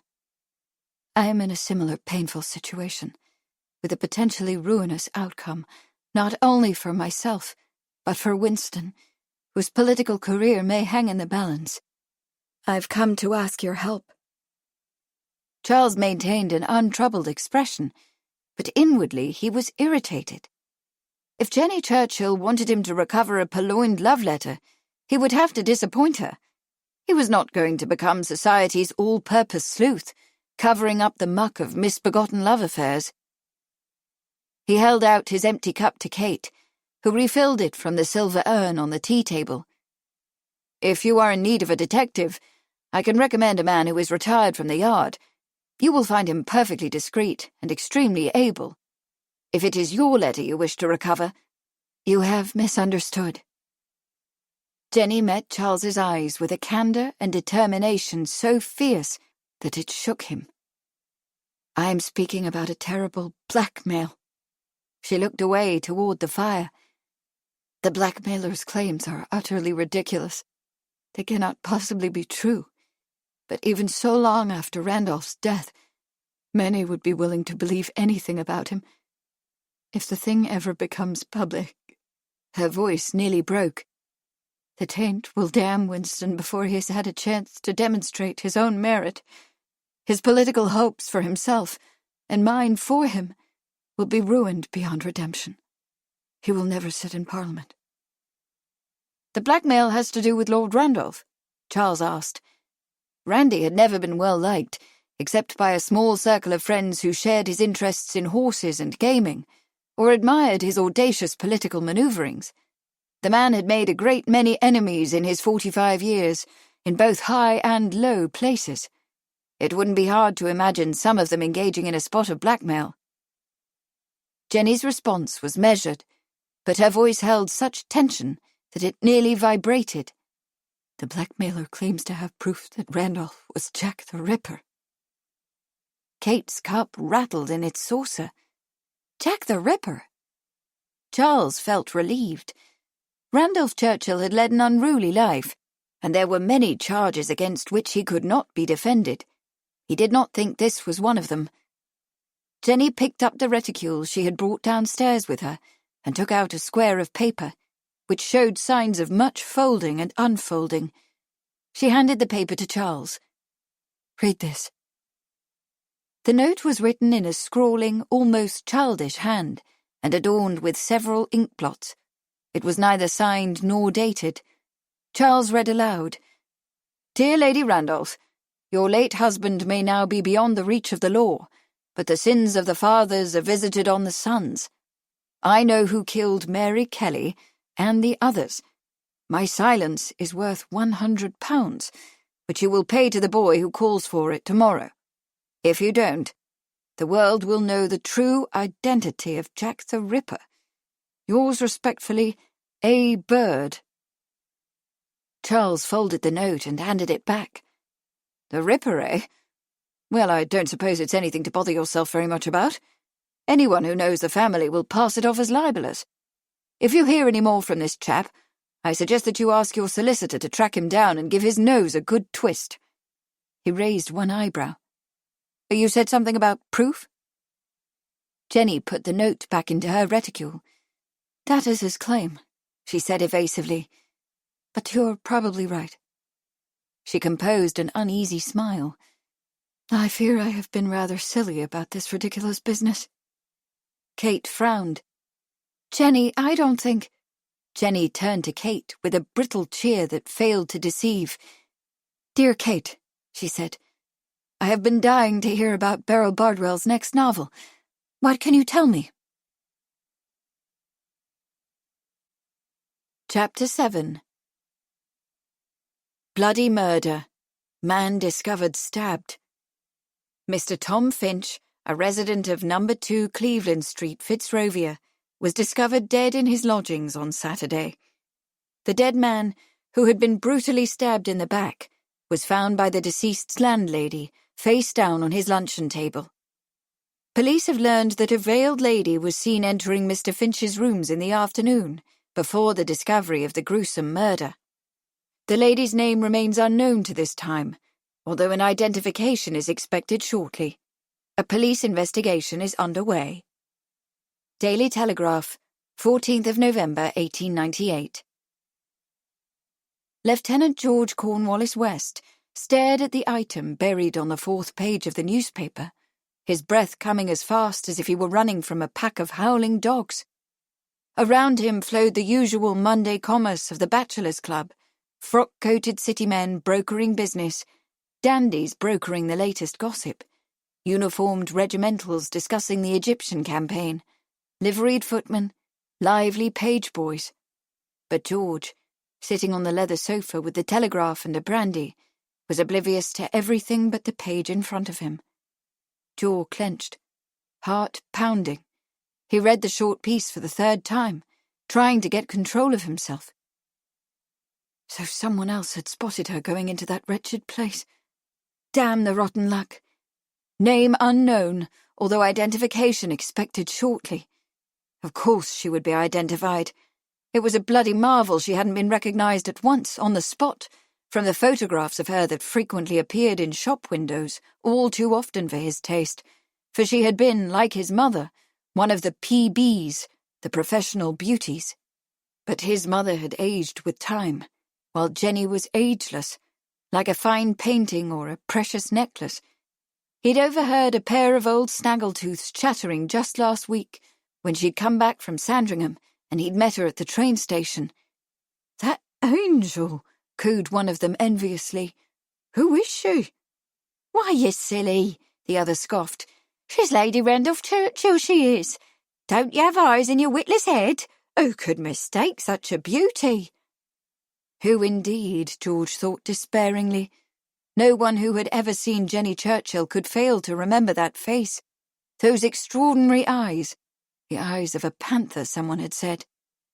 The suppressed sensuality of her mouth, the exquisitely smooth skin, or that perfect shape, those incomparable shoulders, that generous bust, truly the form of a goddess. As long as he lived, if he lived an entire century, he would never forget their first meeting. The way she had taken his hand, the awareness in her eyes, the smile on her full, ready lips. He had fallen wholly and hopelessly in love with her at that moment, and from then until now, his heart and his body, his soul even, had been hers alone. It had been June, at one of those fabulous weekend parties at Warwick Castle, with around-the-clock entertainment and enormous quantities of food and drink, the guests left to as much friendly intercourse as they wished. George had been pleased to receive the Countess's invitation, but a trifle discomfited as well, for the 1st Battalion was in the midst of a musketry course, and normally he'd have a devil of a time getting excused. But the Prince of Wales was to be a guest at the party, and an invitation to join His Royal Highness, who was also George's godfather, almost amounted to a command. Colonel Hamilton had given him grudging leave, and he'd taken himself off to Warwick, where the Countess had introduced him to Jenny, who was 44 to his 22, someone had whispered, although he'd scarcely believed it, for she didn't look a day more than 30. She was vivacious and boldly flirtatious, and he, who had kissed only the childish Cupid's bow mouths of fragile, wide-eyed young innocence, had been utterly overwhelmed by her frank sensuality. They had drifted down the Avon in a rowboat, he leaning manfully on the oars, she lying in the shade of her white lace parasol, her fingers trailing in the water, her dark-lashed eyes never leaving his. It was an hour that George, whose deeply romantic spirit had been touched by this marvel of a woman, would forever treasure. 2 days later, back with the 1st, he wrote Jenny a letter decorated with hearts. "I thought about you all yesterday, and built castles in the air about you and I living together." A boy's naive letter, perhaps, but conceived in a man's passion, a passion made bold by her passion, the merest thought of which never failed to reduce George to helpless trembling. Their meetings, first at one country weekend, then another, continued through the summer. They took tea and listened to the military band in Burton's Court, the large green in front of the Royal Hospital at Chelsea, where the Guards played cricket. They went for pleasant walks and rode together, their time interrupted only by George's tedious military duties, such as guarding the Bank of England. George knew that Jenny was conscious of the great difference in their ages and hesitant to make any sort of serious commitment to him, but her reluctance only fueled his growing obsession, as did his parents' opposition. His mother, who had successfully married both her daughters into wealthy families, pointed out sarcastically that Jenny's friends were known to be fast, that her lovers were too many to count, and that George was just 16 days older than her son Winston. His father reminded him that he was meant to make himself agreeable to Mary Golay, an American heiress whose fortune could remove the family's entire burden of debt and rebuild Ruthyn Castle, the family home in Denbighshire, into the bargain. In no circumstance was George to pursue an impecunious widow who had slept with half the men in the empire. But his parents' displeasure only strengthened George's passionate resolve.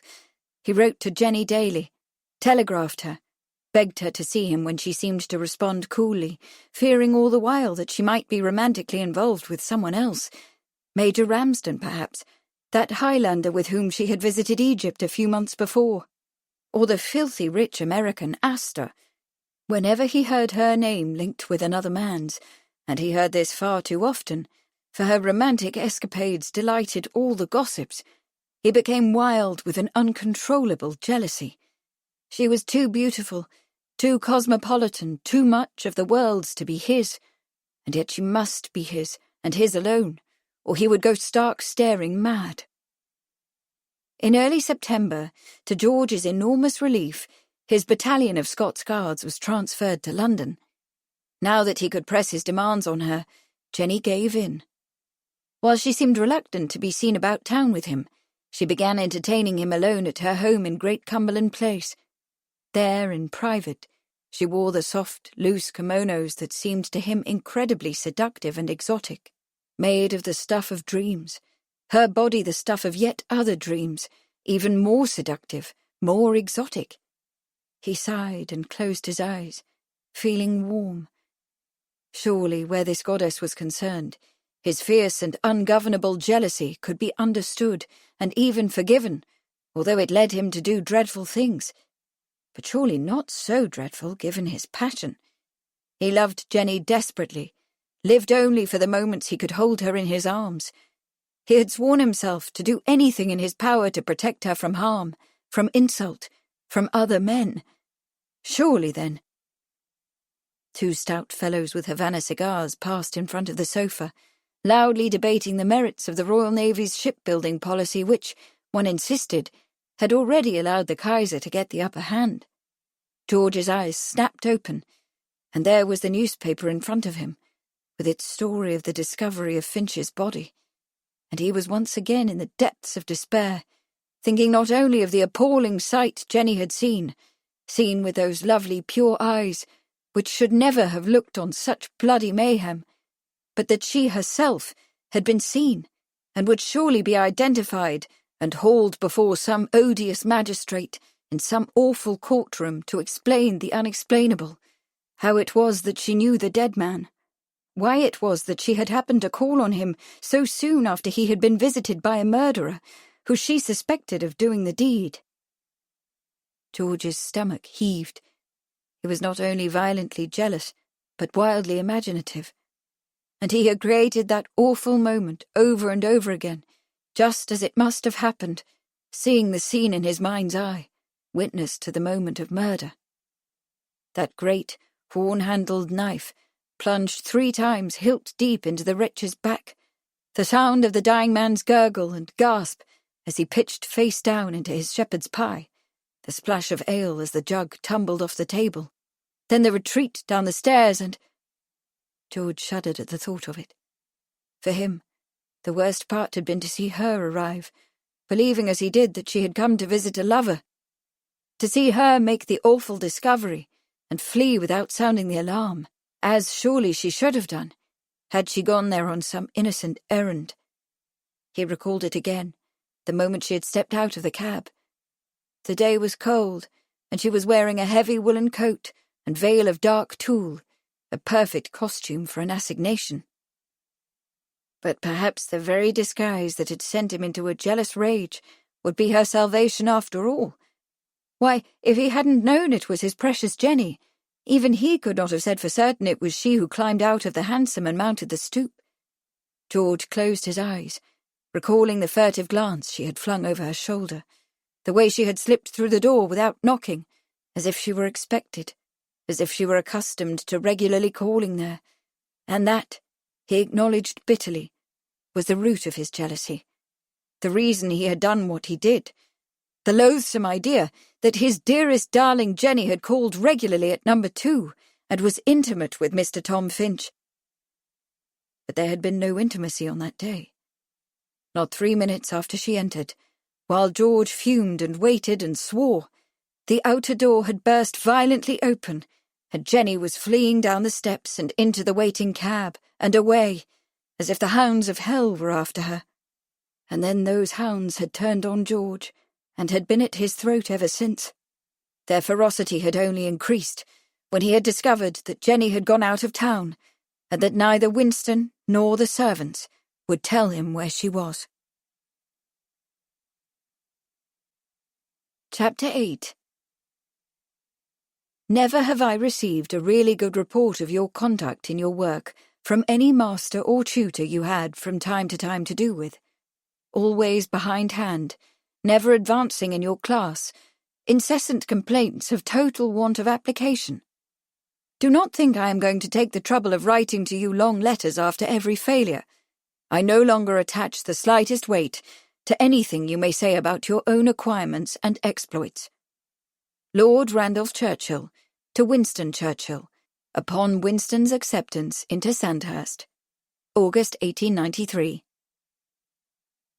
Winston drummed his fingers on his desk and stared out the window that overlooked Great Cumberland Place, where a few horse-drawn carriages and 1 or 2 hansom cabs moved briskly through the grey November afternoon.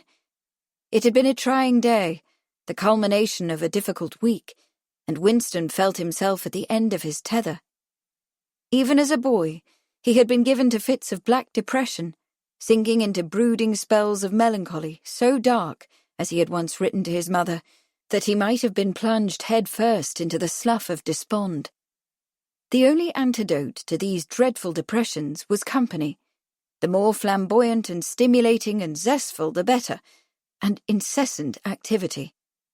A change is as good as a rest, he had told his brother Jack, and he whirled from one project to another as madly as a dervish, allowing himself no time to brood over the terrible evidences of his inevitable failures, evidences that, from very young days, his father had not failed to point out to him with great force and equally great regularity. No matter how hard he tried to show what he could do, no matter how much he dreamed of impressing his father with his achievements, it was all for naught. He could do nothing to make his father proud of him, and the thought had filled him with despair. Of course, Winston knew, his father had to be right in his rebukes, for Lord Randolph was a magnificent man, a paragon, worthy of nothing other than the greatest admiration, respect, and loyalty. For his son, he had held the key to everything worth having, had known everything worth knowing. Winston had been obsessed with his father's image, clipping newspaper stories about his political career, copying his physical stance, mimicking his patterns of speech. When Lord Randolph had died 3 years before, in the ugly depths of a political and social disgrace that Winston was just now beginning to comprehend, the son had committed himself to the father's redemption, to lifting up his flag, to pursuing his aims to the same successful end that he should have achieved had he lived. And therein lay Winston's dilemma. To achieve these ends, he had to claim for himself the political success that his father had so inexplicably cast aside when he resigned his cabinet post as Minister of the Exchequer. He had, in a phrase, to prove his infallible father wrong when he had said that his son would never, could never succeed. In the depths of that profound paradox lurked the true beast of Winston's depressions, a nameless black dog, ready to rise out of even the most trivial of rejections and sink its furious teeth into his heart. Today's black dog was a fierce one, perhaps the most savage yet. On the surface of it, Winston's despair arose from a relatively minor incident. At the suggestion of several rising Tories who were encouraging his political ambitions, he had gone to Conservative Party headquarters at St. Stephen's Chambers, where Fitzroy Stewart introduced him to Richard Middleton, the skipper as he was called. Mr. Middleton was held in great repute because he had steered the party to its victory in the general election of 1895. Up to a point, the meeting had been successful, Stewart and the skipper praising Winston's Malacan field force and extolling the letters he had written for the Morning Post as the talk of Fleet Street. The party would certainly find a seat for such a promising candidate who, despite his years and youthful appearance, had already shown himself a force to be reckoned with, a chip, as it were, off the Churchill block. And then, just as Winston was about to extend his hand to seal the bargain, the question had come. If he truly wanted a constituency, the skipper had asked, how much could he pay for it? Startled, Winston had replied that he thought he could raise the money to fund his campaign, but that was about the limit. "I'm not a rich man," he said. "I live by my earnings." This was not quite true, for he also lived by his mother's earnings, such as they were. He did not, however, want to publicize this fact. The skipper, hearing the phrase, "not a rich man," had grown cool. The price of a safe seat was around £1,000 a year. Insecure seats, of course, went more cheaply, but none were free. No candidate could assume the party's backing if he did not back the party. Winston should return when he could afford to play the game. Winston buried his face in his hands. If money was what it took to get into politics, it would be a very long time before he could write MP after the Churchill name and begin to redeem his father's memory. The only person he could ask for money was his mother, and while she was willing, she did not seem to be able to manage her money, and was sometimes so short that she could not pay his allowance. Of course, she might marry again. It had been rumoured the year before that she was engaged to William Waldorf Astor. But while Winston couldn't help wishing that the family coffers might be enriched with some of Mr. Astor's $6 million income, he had told his mother that she should never marry anyone for money, not even Mr. Astor. And now it looked very much as if she might marry George Cornwallis West for love. Winston could not for the life of him imagine why a woman as enticing, as seductive as his mother, should stoop to that callow boy, who was as penniless as he was profligate. Why, it was a pairing so unspeakably absurd that it made his stomach turn. But stoop she had, or rather tumbled to it, as that sour wit in Punch had put it, in a remark brutal with sexual innuendo. Not even Winston's blunt warning, "Fine sentiments and empty stomachs," he had told her, "do not accord," could keep her from doing whatever she chose. But these, the bitter want of money, and his mother's romantic follies, were not the only beasts that gnawed at Winston's vitals. No, there was something far worse, something so utterly ghastly, so abhorrent and appalling, that he could not bear to think of it. But he had to think about it, because he feared that the other man might bring it to light.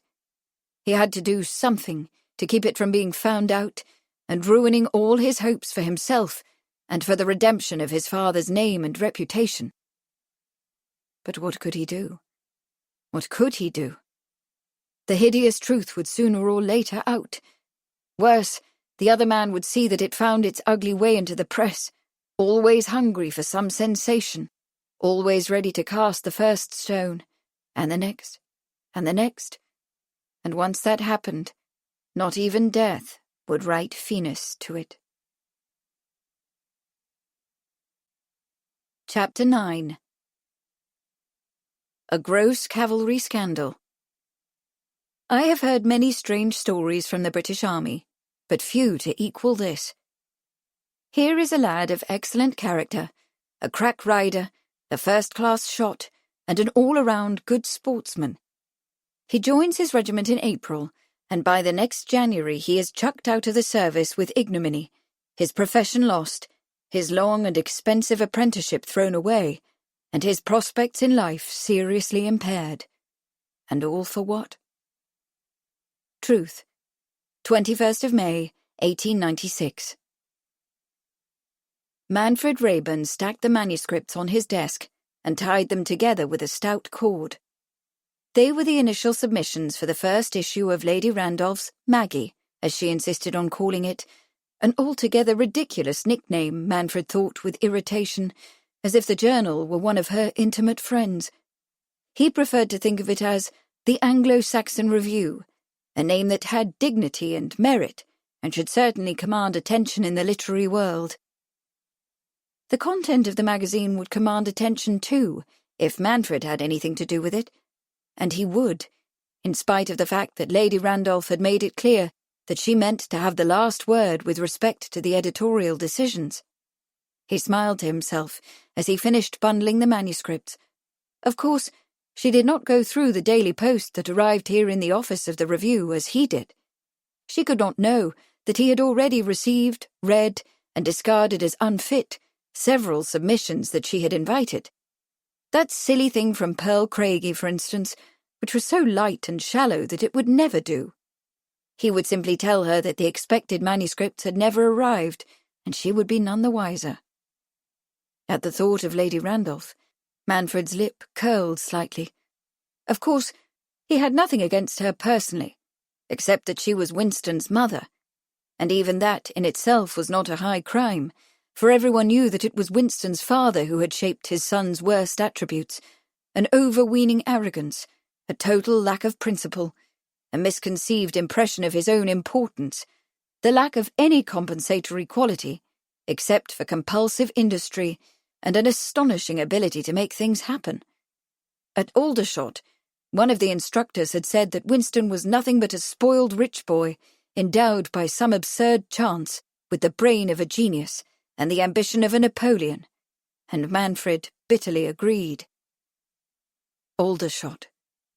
Manfred sank down in his office chair and turned to stare out at the dirty yellow fog that rose from the tiled roofs and curled around the chimney-pots on the opposite side of Fleet Street. Aldershot, where he and his brother Arthur, both of them victims of a vicious and immoral intrigue, had been stripped of their right to a military life. Aldershot, where the dearest thing in the world had been taken from him, the entire tragedy set in motion at the whim and fancy of a spoiled boy who— Sudden tears blinded him, but Manfred blinked them away and hardened himself. The loss was immeasurable and inconsolable, but it lay in the past, and if he dwelled on it too long, he would drown in bitter rage. He did not intend that to happen. At some cost to himself, he had already taken steps to ensure that the ghastly wrong would be redressed. If that plan did not serve, he felt confident that he could think of something else. He stood and began to pace the room, his hands behind his back, his head bent.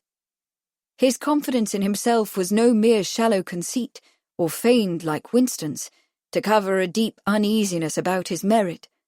After all, he had managed to recover from the very worst thing that could befall an ambitious young man bent on bettering himself, had he not? The glory of a military career was forever denied him, but he had already made a name for himself in the publishing business, and his present position as managing editor of Lady Randolph's Review, the reward for working diligently and playing his hand just right, suggested that even better and more prominent situations lay ahead. Outside in the street, a lorry horn blared, a horse whinnied, and a man shouted.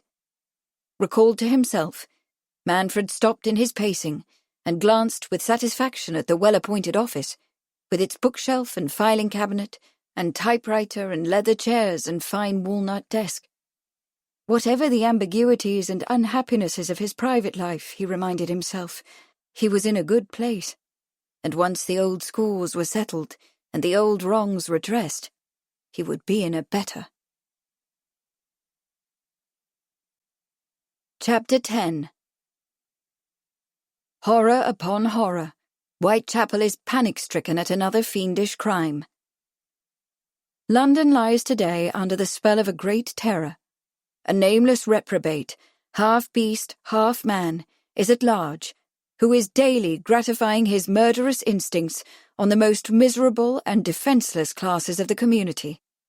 There can be no shadow of a doubt now that our original theory was correct, and that the Whitechapel murderer is one man, and that man a murderous maniac. The ghoul-like creature who stalks through the streets of London is simply drunk with blood, and he will have more. The Pall Mall Gazette, 8th of September, 1888. Kate took off her green velvet dressing gown and laid it across the chair. The hands on the ormolu mantel clock pointed to 11, but she was feeling keyed up and not quite ready for sleep. The evening had given her much to think about. That odd business about blackmail that Jenny had brought up at tea seemed curiously unresolved, but at dinner she had been as gay and witty as if she had not a care in the world, and afterward, in the library, she had entertained them with several Beethoven piano sonatas, expertly played. Then Charles had gone off to write letters, and Kate and Jenny had lingered before the fire, talking about the new magazine, and Winston's political ambitions, and the latest London gossip. Daisy Warwick, no longer the prince's favourite, had fallen in love with the wealthy and dashing Captain Joseph Laycock. Captain Joe was hardly a handsome man, but incredibly magnetic, and of course wealthy, and 5 years younger than the Countess. One really can't blame her, Jenny sighed, but I predict trouble ahead. Her face darkened. Young men are so charmingly attentive and passionate, but frighteningly possessive. Frighteningly possessive? The remark sounded as if it came out of some deep apprehension. Kate wondered if Jenny was speaking obliquely about her own relationship with the young George Cornwallis West, but did not like to ask. After a moment, Jenny turned the conversation back to Winston's political hopes. You know, she said, that when the government came to claim Randolph's robes of the Exchequer, I refused to hand them over. The firm set of her chin belied the casual tone of her voice. I am keeping them for Winston to wear when he becomes a member of the cabinet. It shan't be long now. Kate couldn't help thinking that Jenny's confidence was premature, for Winston had not even gotten into Parliament yet. But Jenny and her son possessed a powerful resolution that might itself shape the course of future events. He'll campaign in the next election? She asked. Of course, Jenny said. He's been assured by the party that a seat shall be open to him. She leaned forward, her eyes intense. That's why this terrible blackmail must be... She stopped and forced a smile. There I go again, she said lightly. Silly me, making a fuss over nothing. Is it really nothing? Kate asked. She put her hand over Jenny's. You can tell me, you know. I am your friend. I know. Jenny had looked down at their hands. Thank you. The door to Charles's dressing room opened, interrupting Kate's thoughts. He came out, clad in his white cotton nightshirt. Ready for bed? He asked. Very nearly, Kate said. She raised her hands and lifted her long, heavy hair so that it flowed loosely down her back, then went to stand by the window, still thinking about Jenny, still puzzling over the blackmail. She said, I don't understand what went on at tea time, Charles. Charles leaned over the gas lamp, the oval of golden light turning the hollows of his bearded cheeks into shadow. He turned down the mantle until the light was gone, and the room fell into a pale darkness, lit only by the slender moon that hung in the branches of the copper beech outside the window. Climbing into bed, he answered Kate with a question. How much did you hear about the Ripper, over there in America? He settled his pillow into a rest for his back and leaned against it. Kate stood beside the half-drawn drape, gazing through the window onto the wide sweep of moonlit lawn. I read about him, she said evasively. Then, because she had fallen into the habit of telling her husband almost everything, she turned and said frankly, I read a great deal about him, I must confess. Even as recently as 3 years ago, I happened across an article, a reprinting of a piece in a Chicago newspaper, about an English medium who claimed to have led the police to the killer. Actually, she had clipped the article and filed it away, thinking that it might prove to be useful material for one of Beryl Bardwell's narratives. In that version, the Ripper was a mad doctor. He later died in a lunatic asylum. Charles folded his arms across his chest with a chuckle. You are bloodthirsty, my dear. I should have thought that a proper lady would be repulsed by so much spilled blood. Kate tilted her head and gave him an impertinent smile. I am hardly a proper lady, my lord. While your Ripper was reducing the population of Whitechapel, I was earning my own living in New York City, and Beryl Bardwell was just starting to write her first stories. Kate had begun her literary career some years before. Writing under her own name, Catherine Ardley, she had intended to compose tidy domestic narratives of the sort written by Louisa May Alcott, Little Women and Little Men. But the publisher to whom she offered her work replied that while her stories were very fine, there was no market for morality. Sensation is what the public wants, he had told her, thumping on the desk. Excitement, suspense, stimulation, and the more the better. Heap it on. So Kate adopted the name of Beryl Bardwell and became a writer of sensational shockers, dramatic stories that she often drew from newspaper reports of real crime. The publisher had been right. The public was hungry for sensation, and the more lurid details she included, the sharper the reader's appetites became. Her shockers had sold like hot pies on an icy street corner in winter. I doubt, Charles said with a crooked smile, that you learned much of the Ripper. The newspapers were not accurate, of course. They printed what they chose to print, which was a good deal of sordid nonsense, like that article about the clairvoyant. He beckoned. Come to bed, Kate. The article had stayed in Kate's mind, for it had had the ring of truth. But Charles was right. The newspapers rarely printed the truth, although that did not alter her interest in the crimes. I suppose, she said, that I was repulsed by the idea that a man could despise women so much that he would kill and mutilate them. How many? 12, was it? Charles shook his head ruefully. More nonsense. Where the Ripper is concerned, there is far more fiction than fact in circulation, perhaps because the truth is so grisly that it can scarcely be imagined. He pulled the covers back. Please come, Kate. You'll get a chill standing by the window in that gown, which is so thin, he added meaningfully, that I can see right through it.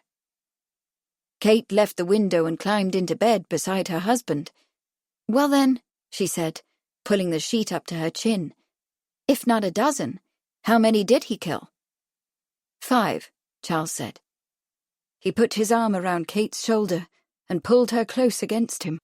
A number of other women, all of them unfortunates, were murdered in Whitechapel during that time. But unfortunates? Charles's lips tightened. That's what such women call themselves. They are prostitutes, Kate. But that word is not for... They are prostitutes, Kate said firmly. Go on. Charles sighed. Very well.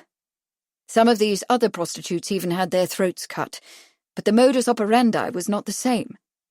He paused and added quietly, that is, there was not the degree of mutilation that occurred with the Ripper. Kate shuddered. 5. Somehow, she couldn't exactly say why, that sounded more particular. Perhaps it was that 24 murdered women lost all individuality. 5 were more real. Charles's voice seemed very far away. Yes, 5. Mary Nichols died at the end of August 1888 in Bucks Row. Annie Chapman was killed in September, near her lodgings in Dorset Street. 2 women, Catherine Eddowes and Elizabeth Stride, were murdered at the end of that month on the same day. Finally, in November, Mary Kelly, also in Dorset Street. Kate did not ask how it was that Charles remembered those names 10 years after the women who bore them were dead. Instead, she said, half to herself, but why was the maniac never caught? To do such frightful things, he must have been totally insane. Without leaving time for him to answer, she remarked, You don't believe that Lord Randolph could have done it, do you? Charles made a noise in his throat. There are 30 million souls on this little island. I suppose he's as likely a suspect as the next man. Or woman. She turned her face toward him, surprised. You think it might have been done by a woman? So one theory goes. Or a mad Russian, or a medical student, or a Norwegian sailor. There was also a suggestion that he was a gorilla. You're not serious. His chuckle was grim. As serious as I am about the idea that Randolph Churchill might have done it." She frowned. Because he was a lord? Because he lacked the skill. Charles pursed his lips, as if trying to form a distasteful reply delicately. Finally he said, "Randolph Churchill hadn't the technical training for the job. Kate, those women were not just killed. They were butchered, in the most literal sense of the word. A butcher doesn't hack and slash at random. He cuts skillfully with precision, to separate one part from another. That's what the Ripper did." He shuddered. Whoever he was practiced in dissection. In some of the cases, he did his work with dispatch, from capturing his victims to cutting them up. Kate lay very still, scarcely breathing, not wanting to picture the scene Charles's words conjured up in her mind. Given her occupation, she thought she knew something of crime, but this... Charles cleared his throat. "This isn't a fit topic for a woman, Kate. Let's leave it, shall we?"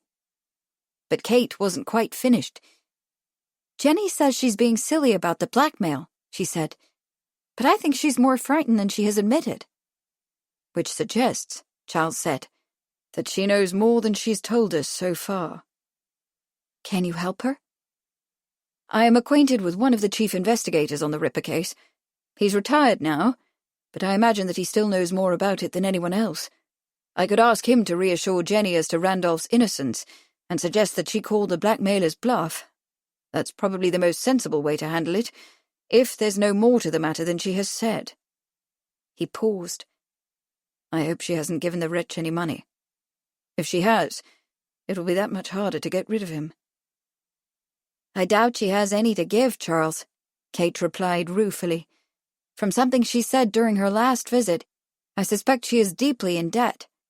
If that's true, it's another complication she must feel it necessary to conceal." "Like George Cornwallis West," Charles chuckled.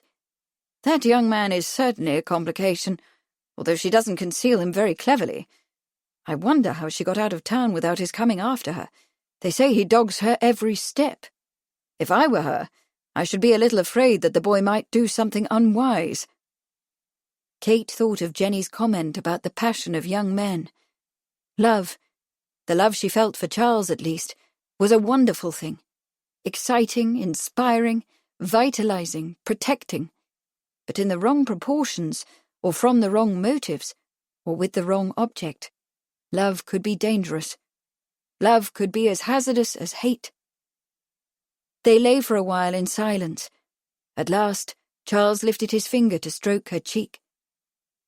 "We have said enough about unpleasantness for one night, my sweet," he whispered. The clouds slipped away, and the moon filled the room with a silvery light. "It is time for other things." He turned to kiss her. With a sigh of pleasure, Kate brought her husband's hand to her breast, glad to be held in his strong embrace, grateful that there were no hazards here. Chapter 11. Many felonies are committed by domestic female servants. Some of them steal tea, sugar, and other provisions which are frequently given to acquaintances or relatives. Others occasionally abstract linens and articles of wearing apparel. London Labour and the London Poor, Henry Mayhew, 1862. "Damn that dog," growled the whiskery man. He thumped his mug on the table and wiped his mouth with a dirty sleeve. "He'll rouse the house." "Well then," Sarah Pratt said, concealing her nervous eagerness, "you'd better be off, hadn't you, Dick?" She glanced up at the clock that hung over the kitchen door. "It's nigh on 11 anyway. Mr. Hodge checks the doors at 11. The whiskery man leaned back in the chair, maddeningly at ease. "I'll be off when I gets what I come for." He tipped up his wool cap with his thumb and grinned, displaying a missing tooth. "Seeing as how you've been blessed with so much, wife, and me with so little. Share and share alike, as the good book says." "Wife, Sarah felt the despair rise up in her, accompanied by a dreadful resignation, so unlike her usual spirited confidence that she seemed a stranger to herself. Try as she might, she could think of no escape. Wife she had been, and wife she was still, no matter how long she had lived free of the man. 22 years ago, the Crown had sent Dick Pratt to Dartmoor for stealing £3 from the master mason for whom he worked, releasing Sarah from the worst mistake of her young life. With her husband gone and as good as dead, she could reasonably call herself a widow and live the life of a widow, working and earning and even saving, hiding Pratt's shameful imprisonment, her guilty secret, from all. As a young woman, and pretty, she had even allowed herself to be courted, first by one and then by another. Once she had even given in to the urgings of nature, when the first footman, so fine in his knee breeches and white stockings, had pressed his demands upon her. But once burned, twice shy. Early on, Sarah persuaded herself that an imprisoned husband was almost as good as a dead husband, and a dead husband far better than a living one. She needed no man to drink up her wages, waste her hard work, and beat her into the bargain. And so, presenting herself to the world as Mrs. Sarah Pratt, widow of the sadly deceased Dick Pratt, she had got on very well with her life. Until a fortnight ago, when a forceful knock had rattled the kitchen door just as she was banking the fire for the night. She opened the door with a sharp reproof on her tongue, expecting the stable boy. But the words died in her throat as she recognized with horror the grizzled man before her, clad in worn boots and a shabby overcoat, the fog swirling around him as if he were an apparition. Dick Pratt, returned from Dartmoor, risen from the grave. "Well, me pretty," he'd said with a gravelly laugh and a flash of the old insolence. "And you're going to let your fond husband come in and warm his cold bones? We got some talking to do, we have, after all these years." Wordlessly, Sarah had stepped aside and allowed him to enter. With the shutting of the door behind him, her freedom was ended, her widowhood over, and she was once more hostage to her husband. Lounging before the fire with a mug of ale she had fetched from the cellar, he told her that he had served out his sentence and was now a free man, and anxious to pick up his life at the point where it had been so unfortunately interrupted, in the midst of the blessed and holy state of matrimony, ordained by God as the best way for man and woman to live. But Pratt had been a reasonable man in his youth, and a reasonable man Pratt was still, and while it was his legal right, nay, his husbandly duty, to insist that Mrs. Pratt return to the connubial bed, he was willing to forgo those matrimonial delights in return for one or two small personal favours. "Not much, me wife," he'd said, with a wag of his filthy hand. "Just a bit of food from the larder, and an occasional bottle of the master's bubbly. Nothing that will be missed in a place rich as this." Sarah was so overcome with despair that she had unthinkingly capitulated. Pratt sat by the fire for a longer time than she had liked, warming himself and admiring this and that around her well-appointed kitchen, before he departed with half a cold roast chicken, a loaf of new-baked bread, a plum pudding, a cheese, and paper packets of tea and sugar. Sarah latched the door behind him and immediately fell into a violent fit of weeping. If Sarah had hoped that she'd seen Pratt's back, or that he would get himself murdered in some tavern brawl, she was bitterly disappointed. The man returned twice, demanding more food, more drink, and a pair of the master's trousers to replace his own ragged and dirty ones. The provisions were a simple matter, for her ladyship allowed Sarah to keep her own inventory, and the key to the wine cellar hung on a hook in Mr. Hodges' butler's pantry. The trousers had proved a much greater challenge, for Sarah seldom had occasion to visit the upstairs bedrooms, and the theft had required a fair bit of conniving when the garments came to the laundry room to be cleaned. More to the point, she knew that if she were apprehended in such a felony, she could lose her place and her character, as well as being hauled into police court. Her distress had become an agony of fear, and from moment to moment she imagined that the master himself would come striding into the kitchen to demand his trousers. When she handed the garment to Pratt at his last visit, she swore she would steal no more clothing for him.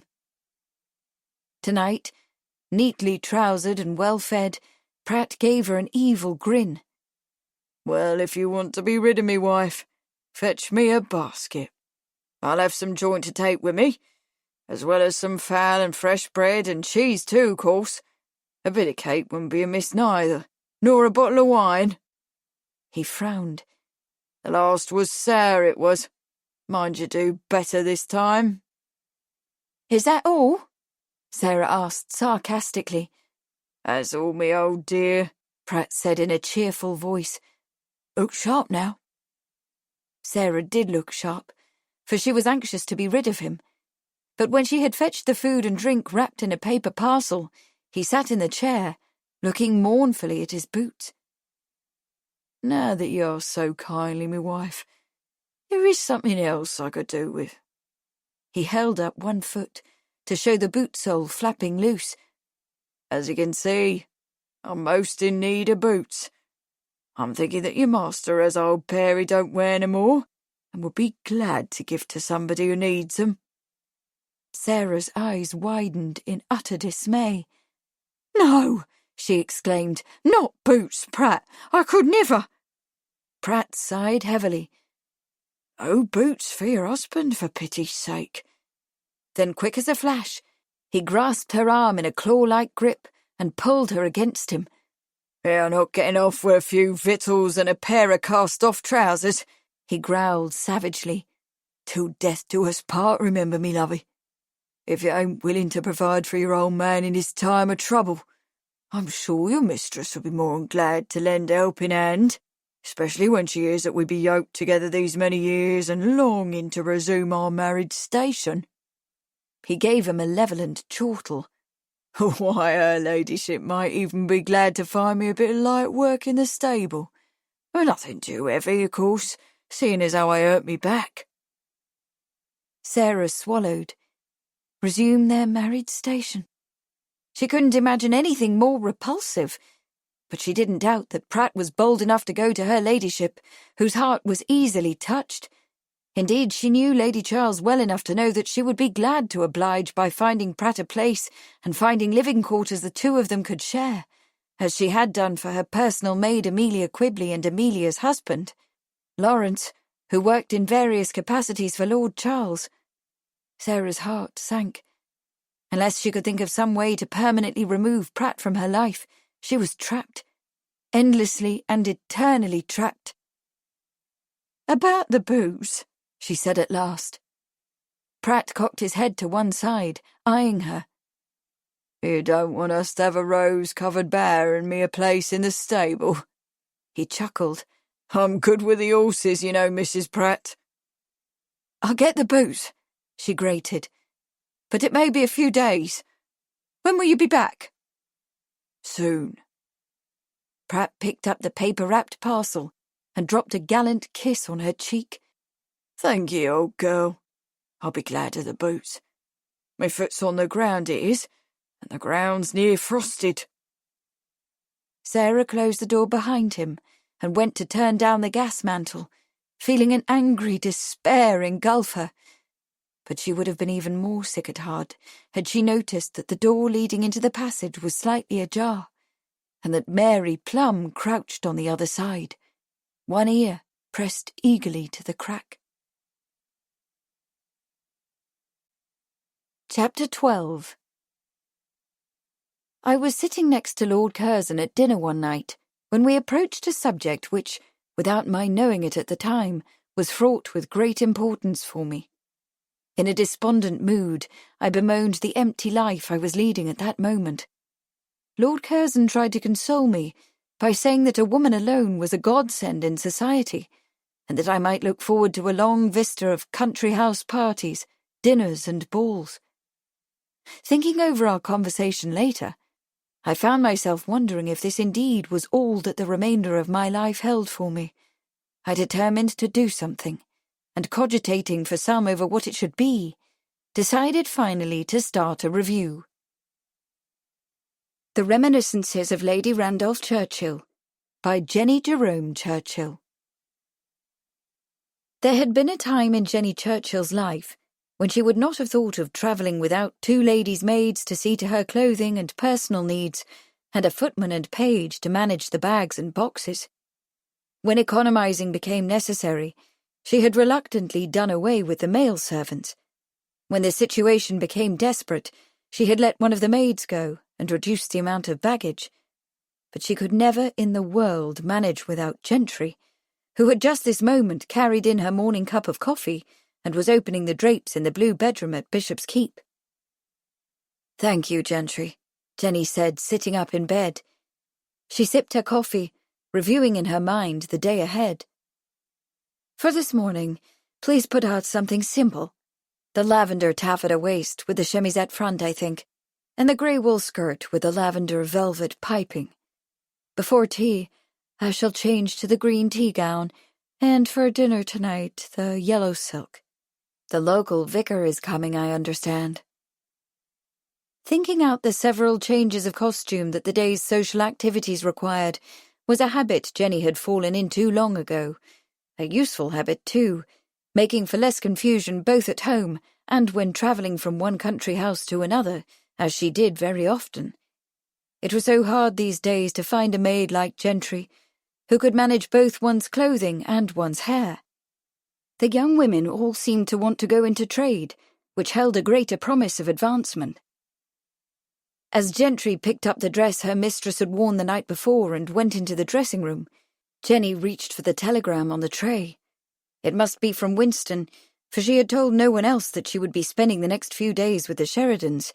She particularly had not told George, for she was disturbed by the obsessive demands he made on her, and by the frightening thought that he might have— With an involuntary shudder she pushed the idea away.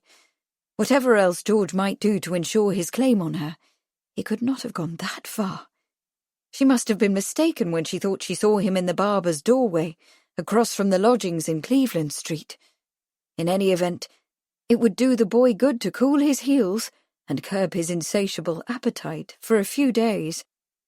A tiny smile tugged at her mouth as she thought of George's appetites. It was good to know that she was still desired and desirable at her age. She reached for the telegram, but it was not from Winston. Manfred Rayburn had wired to say that, as he was on his way to Ipswich to visit a friend, he should like to stop off for a few minutes with the samples of the leather bindings that she was considering for Maggie. Jenny frowned. Manfred was another one of those possessive young men, not romantically so, of course, but anxious to possess her time and jealous of her other interests. Still, it was a good thing that he was so energetic on behalf of the journal, and on her behalf as well. For instance, persuading Winston to tell him where she had gone, interrupting his holiday with the business about the bindings, which another, less dedicated managing editor might have held over until her return. No, on balance, she was glad that Manfred was making himself so useful. It gave her more time to boost Winston's political career, and in the long run, that would likely prove more important than the journal. At the thought of Winston, Jenny's face darkened. The other terrible business had been gnawing at her ever since that awful moment in Cleveland Street when she— Her blood seemed to chill, and she shook the ugly memory out of her mind.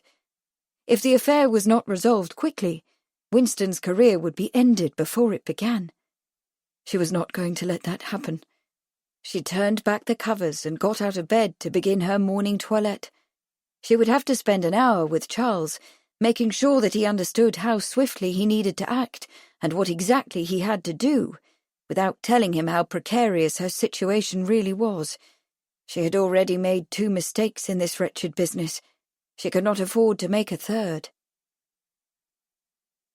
When Kate inherited Bishop's Keep from her aunts, she had decreed that breakfast would be a simple affair. In this insistence, she knew she was going counter to custom, but the staff had enough work to do without fretting over an elaborate breakfast, so a dish of seasonable fruit and a dish of hot porridge were set out on the sideboard, and the dining table was laid with preserves and butter, sugar, and a pitcher of fresh cream. When the diners appeared, the footman, a young man named Pocket, who had been with Kate's aunt since he was a boy, brought up from the kitchen a large tray of boiled and scrambled eggs, sausages and rashers of bacon, and hot toast. Mr. Hodge, the butler, asked each person what was wanted and served it from Pocket's tray. Kate poured tea or coffee. When all was served, Mr. Hodge and Pocket placed the hot dishes over spirit lamp warmers on the sideboard and withdrew. Guests who slept late helped themselves when they arose. This morning, Charles had already eaten and excused himself from the table. Kate was finishing the last of her coffee and reading the Times when Jenny came in, carrying a large brown envelope. Kate looked up, thinking that her guest looked a little pale and out of sorts. "Please help yourself at the sideboard," she said with a smile. "Charles is in the library. He'll be pleased to talk with you whenever you like." She picked up a cup. "Tea or coffee?" "Tea, please." The envelope under her arm, Jenny filled a plate at the sideboard and sat down. "I fear I must see Mr. Rayburn this morning," she said shortly. "He telegraphed to say that he would be bringing samples of the leather bindings for my approval. Each issue of the journal is going to be bound like an antique book, you know. I prevailed upon Cyril Davenport of the British Museum to show me some of the best old bindings, which we are going to copy. Mr. Rayburn's visit shouldn't take long, though. He's on his way to Ipswich." Kate turned her head, hearing the crunch of wheels on gravel.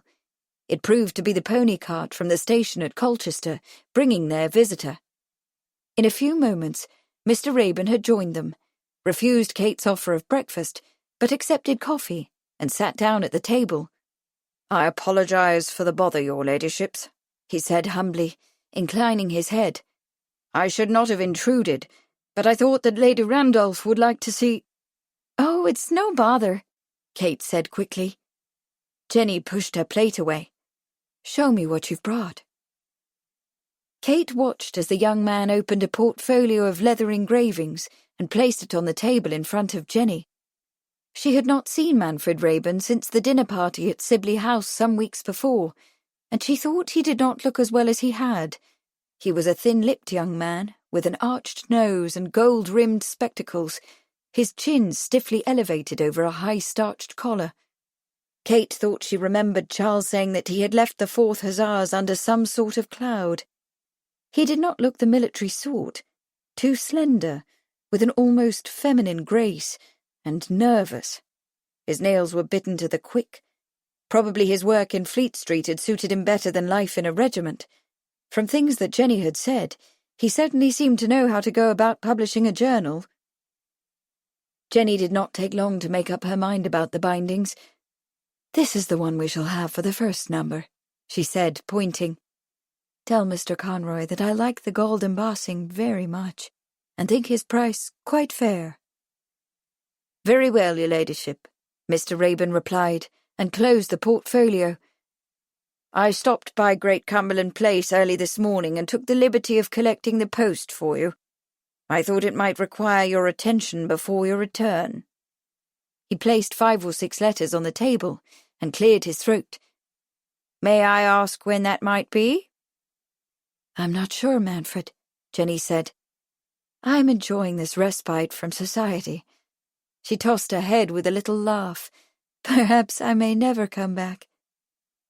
"Just remember that you can count on me to do whatever you want done," Mr. Rayburn said. He rose. "I must be on my way. The train for Ipswich leaves on the hour." And with that, he bowed himself out. Jenny sorted rapidly through the envelopes. She tore one open and read it quickly, her lips tightening. "What audacity!" she exclaimed. "Why, this is nothing but blackmail." She looked up, dark brows drawn together. "Winston writes from Manchester that the Tories have demanded £1,000 to guarantee him a safe seat. And after all Randolph did for the party."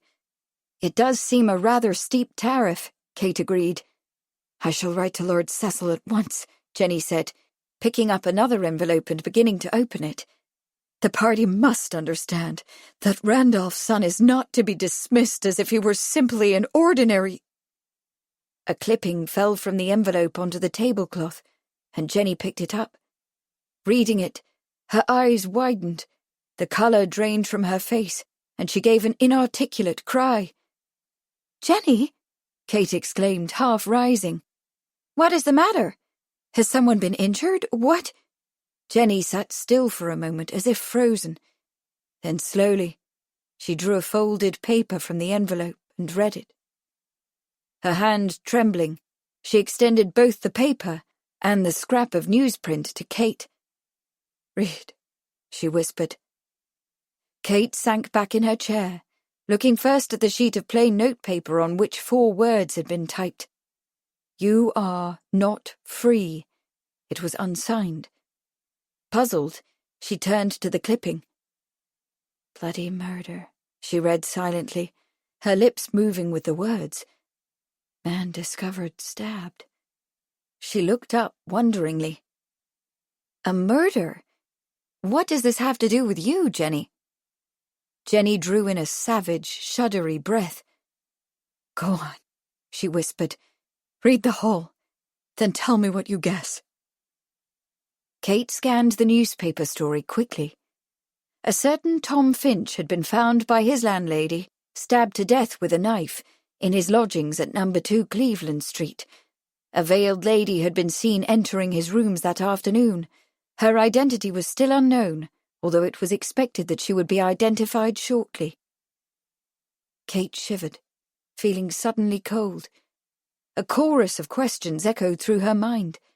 Had Jenny simply found the dead body, or had she wielded the knife? The idea seemed almost unthinkable, but she knew her friend to be a woman of extraordinary determination and iron will. If Mr. Tom Finch had threatened someone or something she loved, Jenny was entirely capable of killing him. And the note, "You are not free." Who else but a blackmailer could have sent it? Was it the same person who sent the note Jenny had shown them yesterday? The note signed A. Bird? Then, glancing at the clipping, she noticed something else. Was A. Bird a pseudonym for Mr. Tom Finch? Kate did not ask these questions.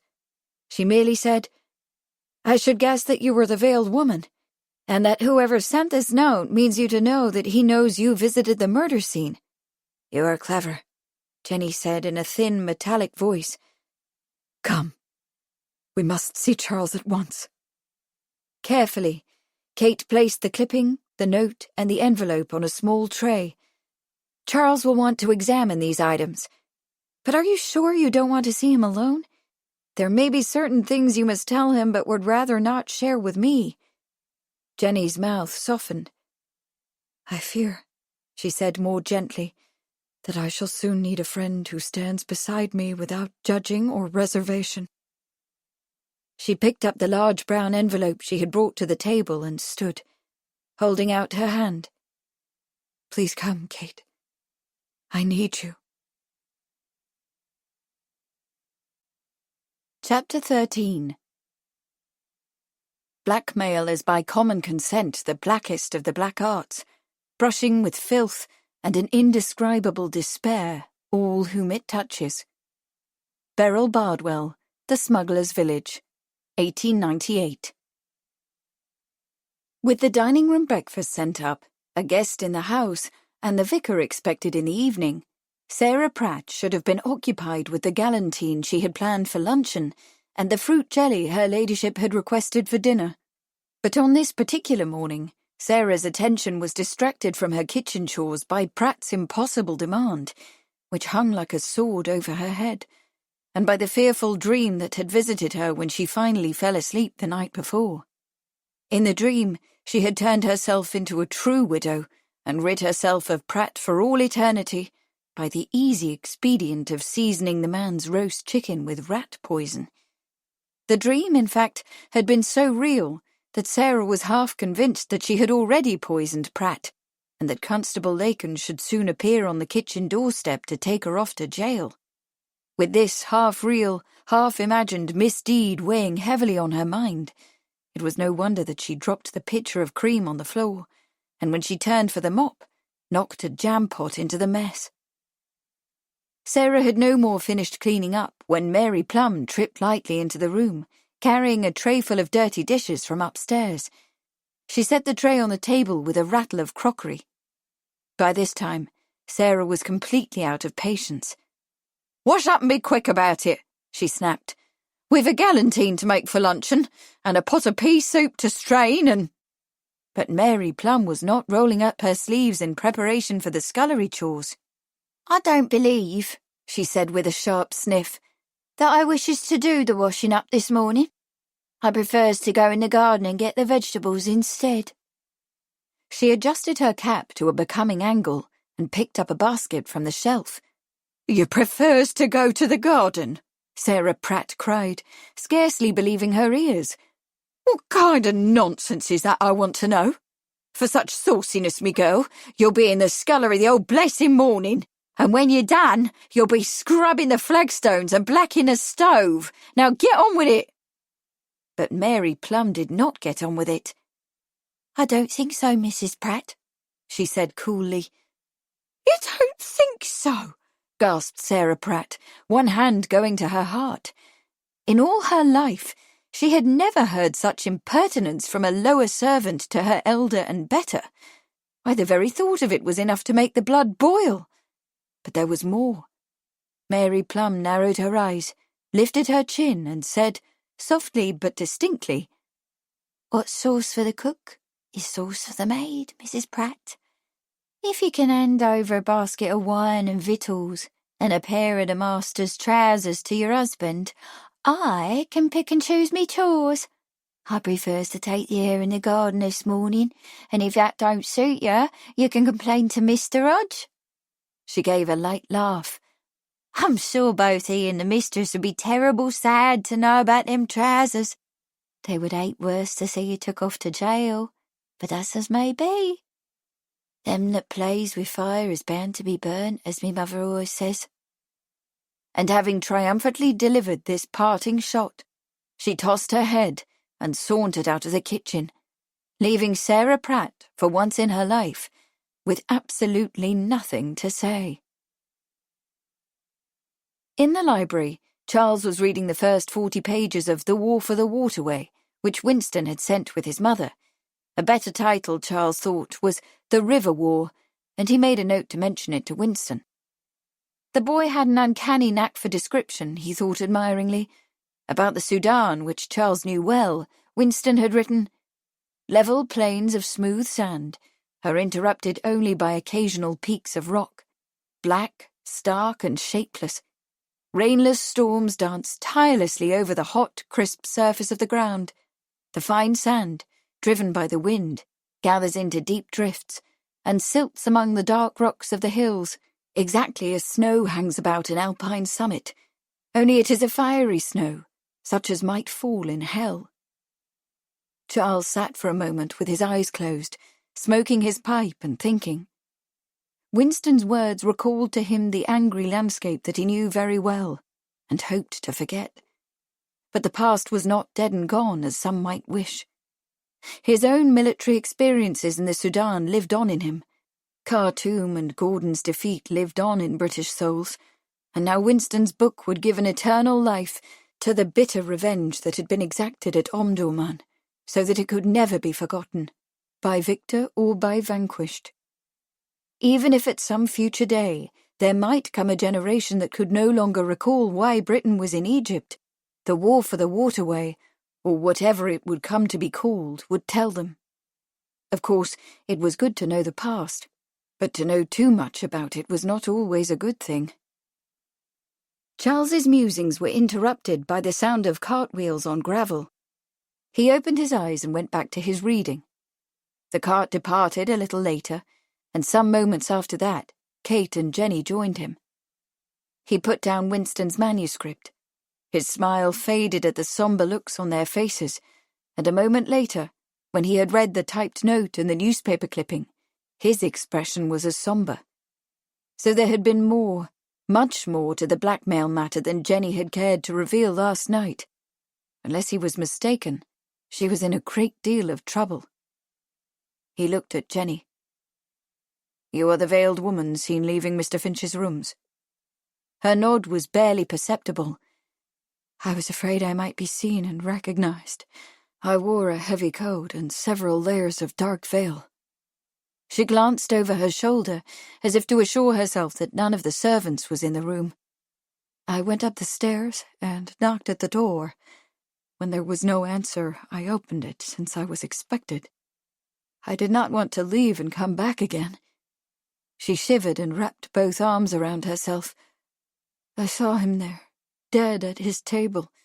The knife was still in him. I went immediately back to the cab and home. I could not sleep that night for thinking of it, and trying to think what to do.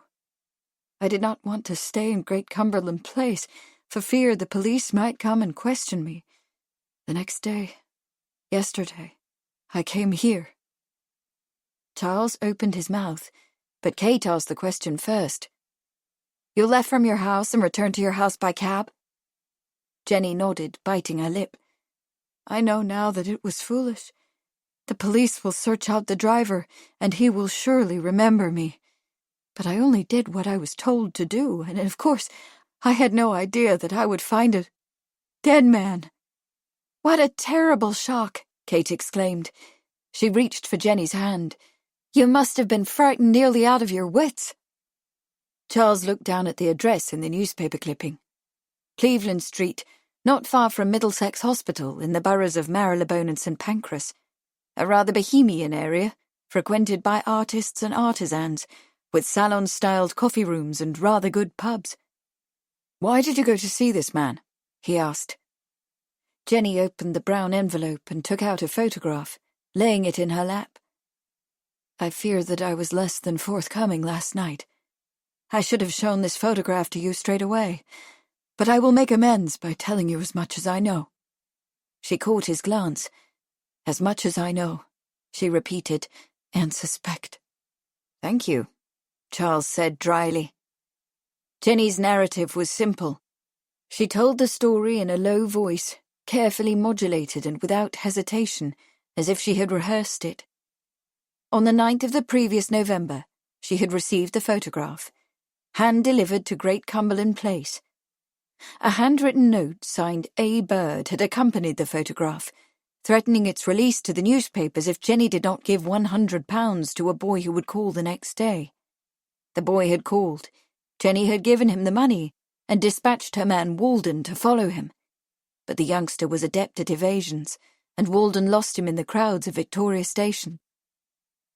The demand was repeated in increasing amounts and with increasing regularity, a different messenger appearing each time and departing in a different direction, each note signed with the name A. Bird. Jenny grew ever more desperate. She was already besieged by a great many creditors. Her manner of living was excruciatingly expensive, but she could not seem to control her expenditures, nor could she think of any other way to live. She sold some of her jewellery. Then, to consolidate her debts, she had executed a very large loan, which was guaranteed by 2 insurance policies Winston had been required to furnish. Increasingly harried and desperate, increasingly short of cash, Jenny determined to tell Winston about the blackmail when he returned from the Sudan, for the publication of the photograph, if it came to that, would cause him enormous anguish. His career would be shattered, indeed, his entire life, if his father were associated in any way with the Ripper atrocities. All Randolph's old enemies, all the newspapers, would jump onto the story like starving jackals, whipped into a frenzy of feeding. But Winston had come home so full of plans and dreams and hope that she could not bear to tell him. His political success depended heavily upon his confidence in himself and in the Churchill name and reputation.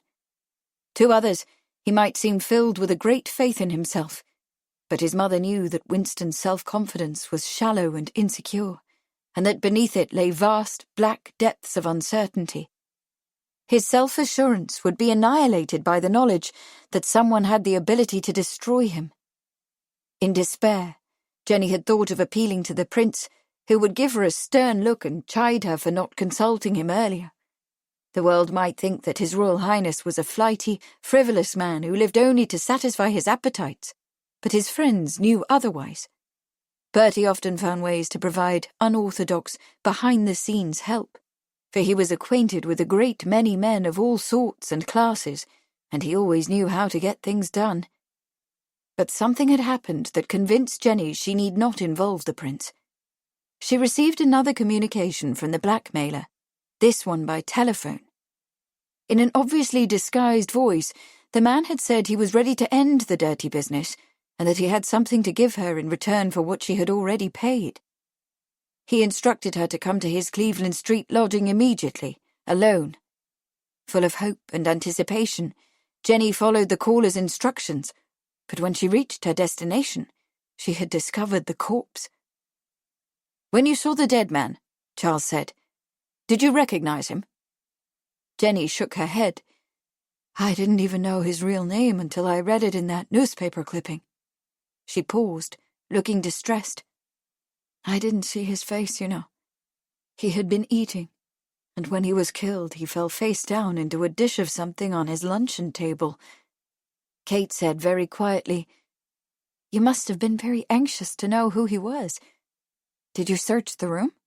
Did you perhaps look in his pockets?" "In his pockets?" Jenny gave her a horrified glance. "Oh, dear God, no.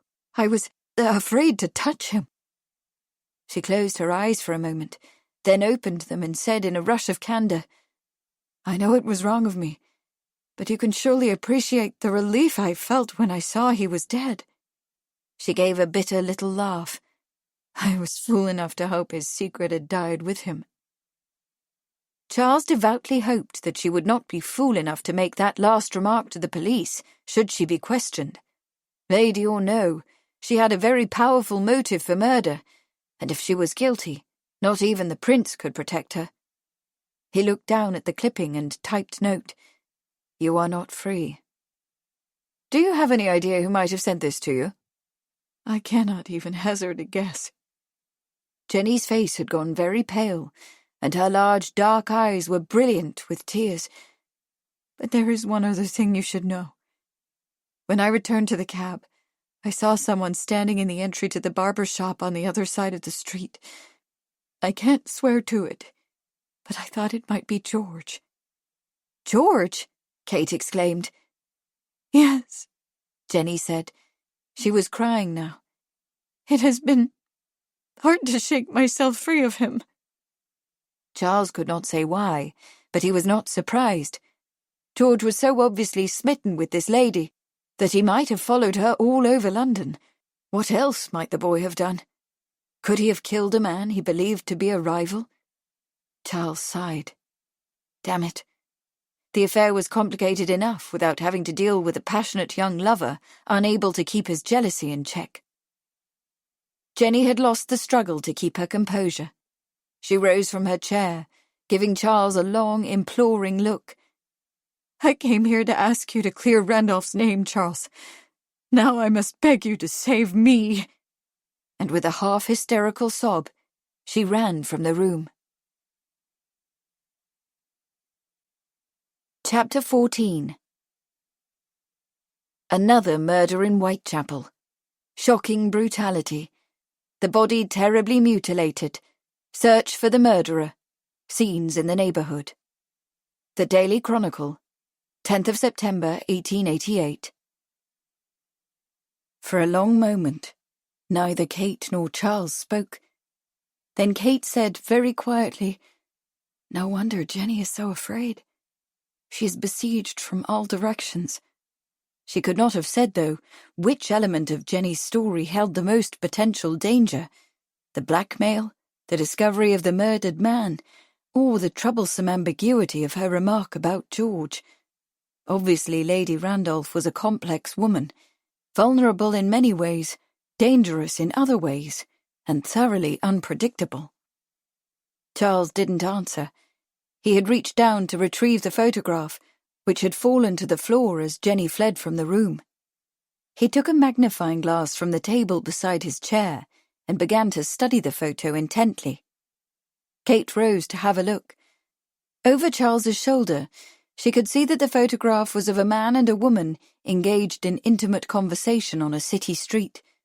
Behind them was visible a row of 3-story buildings, with shops on the lower level. Kate had seen photographs of Lord Randolph and recognised him at once. The heavy walrus moustache that made his large head look even larger, the striking eyes, exophthalmic, giving him a look of arrogance and scorn. He was not a man whose appearance drew warmth, although from accounts she had read after his death, Kate knew that his friends had found him jaunty, witty, charming. Apparently his companion found him so, for in the photograph she was smiling flirtatiously up at him. But the woman in the photograph was of a different class altogether from the second son of the Duke of Marlborough. She wore a dark dress, with a black velvet bodice trimmed in tattered lace and a knitted crossover around her shoulders. She was quite young, but her face was lined and weary, and her dark hair was a tousled, dirty-looking mane. But still, she wore a flower at her throat with a flamboyant, almost defiant gaiety, and her smile was coy. At the bottom of the photograph, under the figure of the woman, the initials M.K. and R.S.C. were inked, and a date, November 1888. M.K.? Kate asked. She might be Mary Kelly, Charles replied. He put down the magnifying glass and sat back. An Irishwoman and the last Ripper victim. Kate stood still. Mary Kelly, in conversation with Lord Randolph.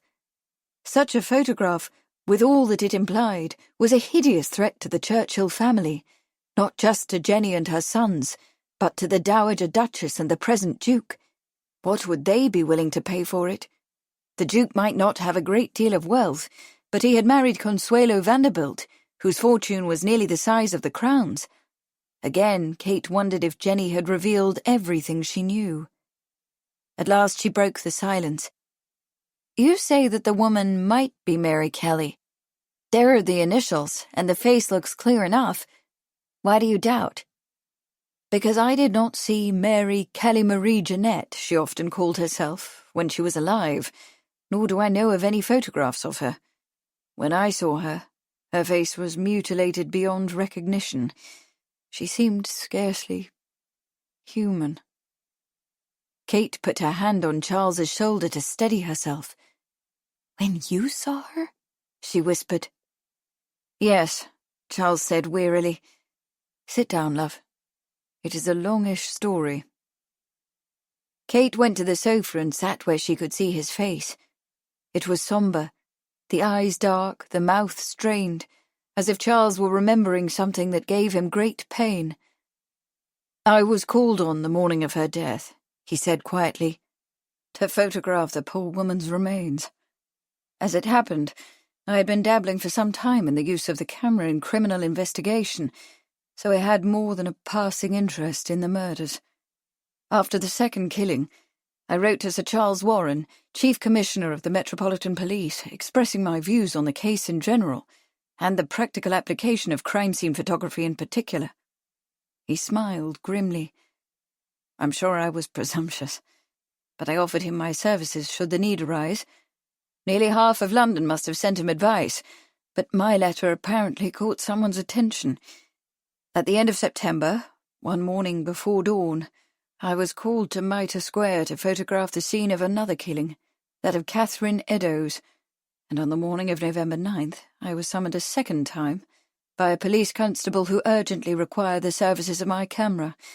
The Ripper had murdered yet another woman. Charles had been speaking in a calm, dispassionate voice, but Kate knew him well enough to know that his self-composure masked a deep agitation. He cleared his throat, not quite looking at her. When we arrived in Dorsetshire. In the East End? Yes. It's a hellhole. A narrow street lined with squalid lodging-houses, surely the most wretched part of the whole wretched East End. Duval Street, they call it now because of the notoriety. Miller's Court, where the woman was killed, was a yard lined with houses just off Dorset. When we arrived, we saw a crowd of police packed into the courtyard, with spectators flocking in the street outside, amid a great deal of noise and utter confusion. An officer told me that a man had gone to number 13 that morning to collect the rent.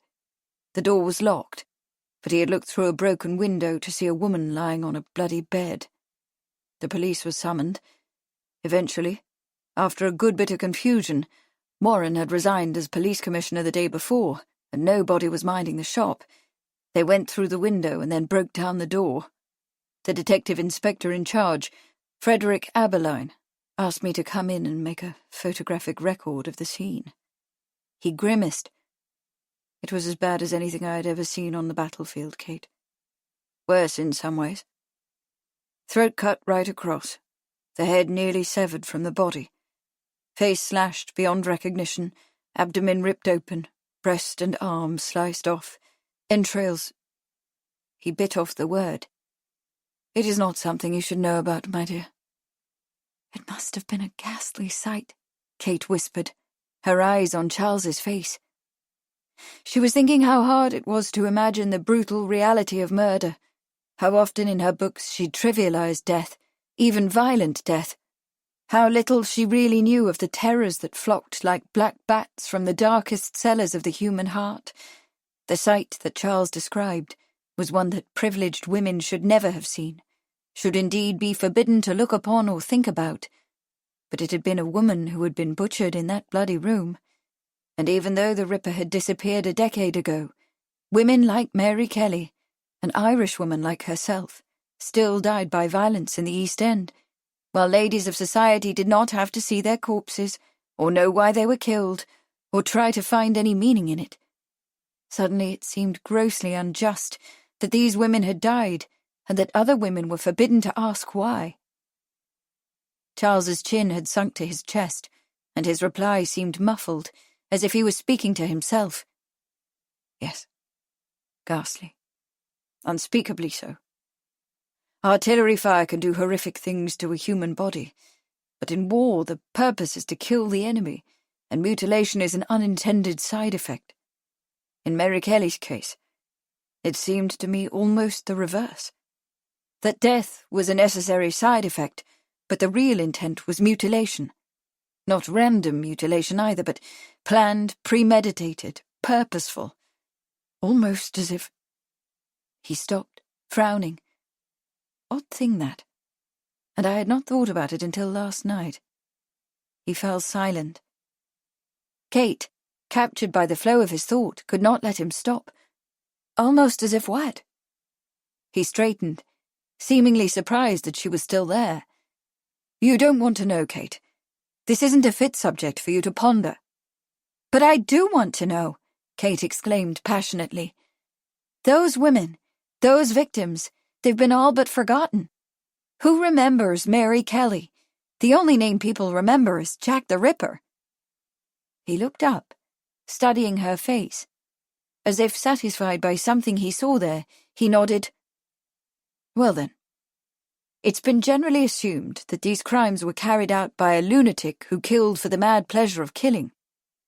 But suppose that the killer was as sane as you and I, and that he acted with purpose. Suppose, for instance, that he, or they, wanted to set an example, or make some sort of statement. Kate stared at him. They? Exactly, Charles said. Madmen are incapable of working together toward a single purpose. If we discard the insanity theory, it is just as likely that the Ripper killings were carried out by a group of men. More likely, perhaps, given the rapidity and dispatch with which the killer worked. Kate shuddered.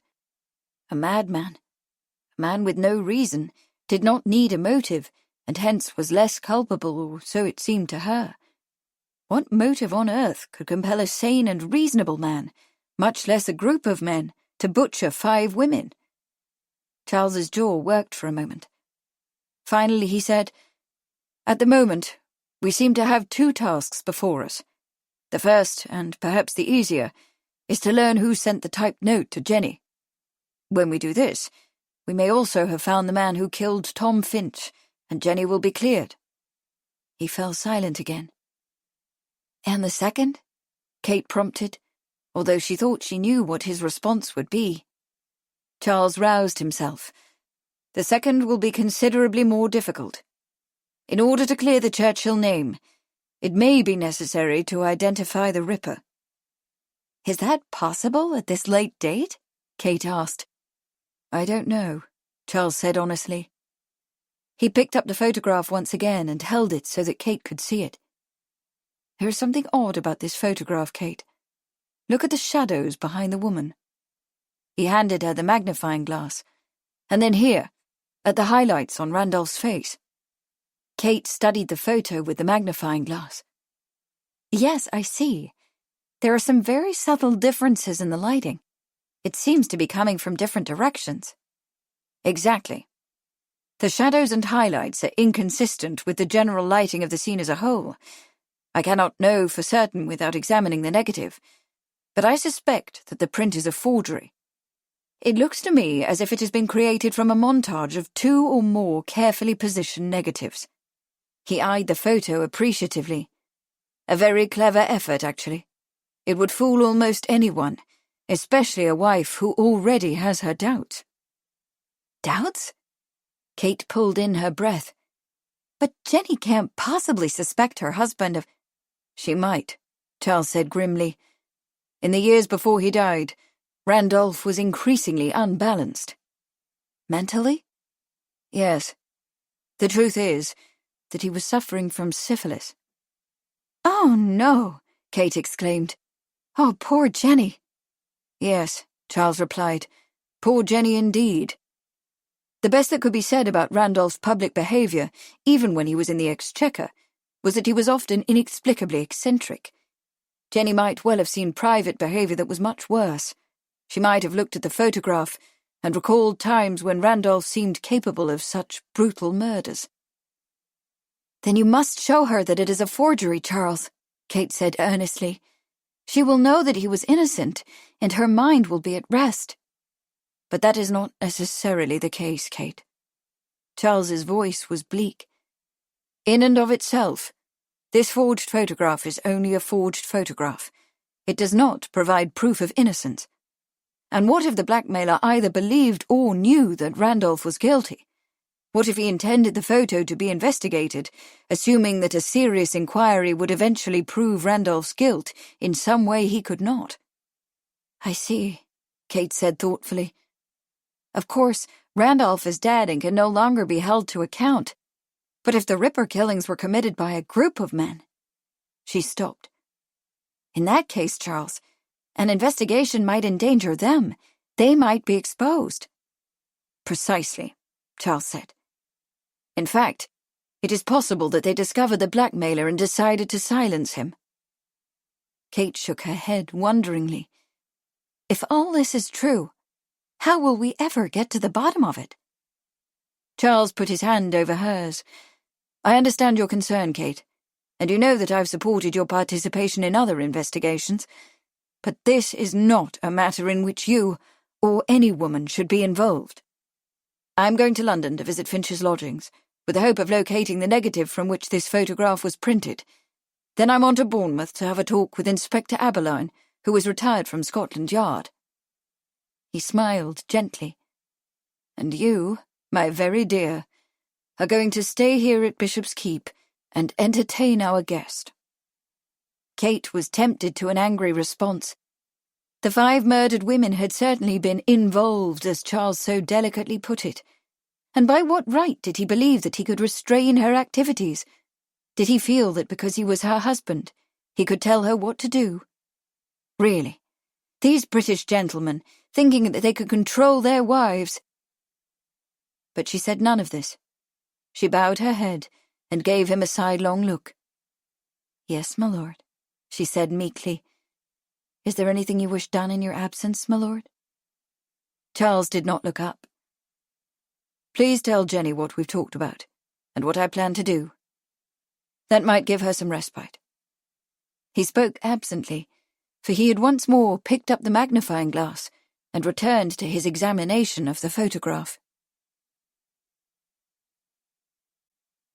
Chapter 15. 2 more East End atrocities. Horrible murder of a woman in Commercial Road East. A woman murdered and mutilated in Aldgate. Great excitement. Latest details.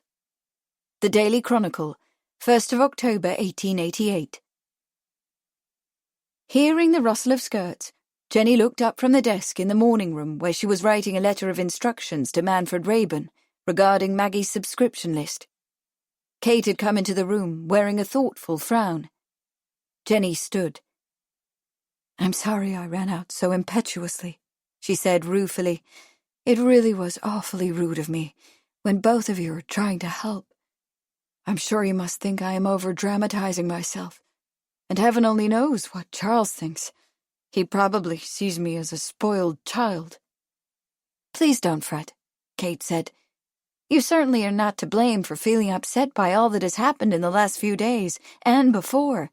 It is quite dreadful." Kate crossed to the tall window that looked out over the park. Her rich, handsome mane of Titian hair was pulled back severely, giving her face, with its high cheekbones and firm jaw, an almost sculptured look. She stood erect, her shoulders held rigidly, her face pale. There was tension in every line of her figure, and Jenny thought at once that she and Charles must have quarrelled. The thought was accompanied by a swift sadness and a kind of guilt. They must have quarrelled about her. "You seem upset as well, Kate," she said contritely. "You have been of so much help to me. How may I help you?" "I think," Kate said, "that we must be of help to one another." She turned, and Jenny saw that her hazel-green eyes held a new look, compounded of anger and firm determination, as if she would flash out. But when she spoke, her voice was quiet and controlled. "Charles says that he thinks the photograph may be a very clever forgery, an image made by placing separate images side by side, a montage, he called it." Jenny was at once flooded by a relief so profound that it made her knees weak. "So it's a fraud." She sank down in the chair beside the writing desk. "There is nothing to the blackmail." Bitterly, her mouth twisting, she thought of the money she had poured into the scoundrel's pockets. He had fleeced her, damn it. How could she have been so weak and foolish? She should have called his hand immediately, instead of giving in to her own worst fears. "It appears to be a forgery," Kate said. She went to the teapot on the sideboard and poured each of them a cup of tea. Charles said that he could not know for certain without examining the negative. And as for there being nothing to the blackmail, that too is still in question, I'm afraid. The photograph may be faked, and still point in the direction of a truth that you might prefer not to explore. She offered one of the cups, and Jenny saw a deep compassion in her look. "You'll think my probing impertinent, Jenny, as indeed it is. If you choose not to answer or tell me to mind my own business, I will certainly understand." Still in question. Jenny was not sure she wanted to know what that might mean. "Please do ask," she said. She sipped the hot tea and set the cup down on the desk. "If I can't answer, I shall at least tell you why." "Very well." Kate sat in a nearby chair. She spoke in a steady tone, without hesitation. "When you saw the photograph for the first time, how did you feel? What did you think? Were you certain beyond a doubt of Lord Randolph's innocence?" Jenny felt as if she had been slapped, and her breath caught in her throat with a quick gasp. Kate's questions went straight to the deepest heart of the fears she had carried for a full decade, a fear she scarcely admitted to herself, and never, ever to another soul, not to Winston or Jack, nor her beloved sisters, nor the Dowager Duchess. How could she now admit it to Kate Sheridan, whom she had known for only a few months? But unless she nerved herself to speak about her terrible apprehension, it might always lurk in the depths of the shadow like the Ripper himself, waiting to disembowel her with his savage knife. She took a deep inward breath and steadied herself. If she did not speak now, she would never speak. How did I feel? I was terrified. The photograph was evidence that Randolph had been with that woman. And no, I could not be certain in my soul that he was not the killer. "Dear Jenny," Kate said softly. Jenny closed her eyes, inexorably drawn back to a time she had prayed never to revisit. Those were terrible days, Kate. Randolph was quite ill. He was suffering from... Her eyes came open again. She stopped, unable to bring herself to say the word. "I know," Kate said softly. "Charles told me.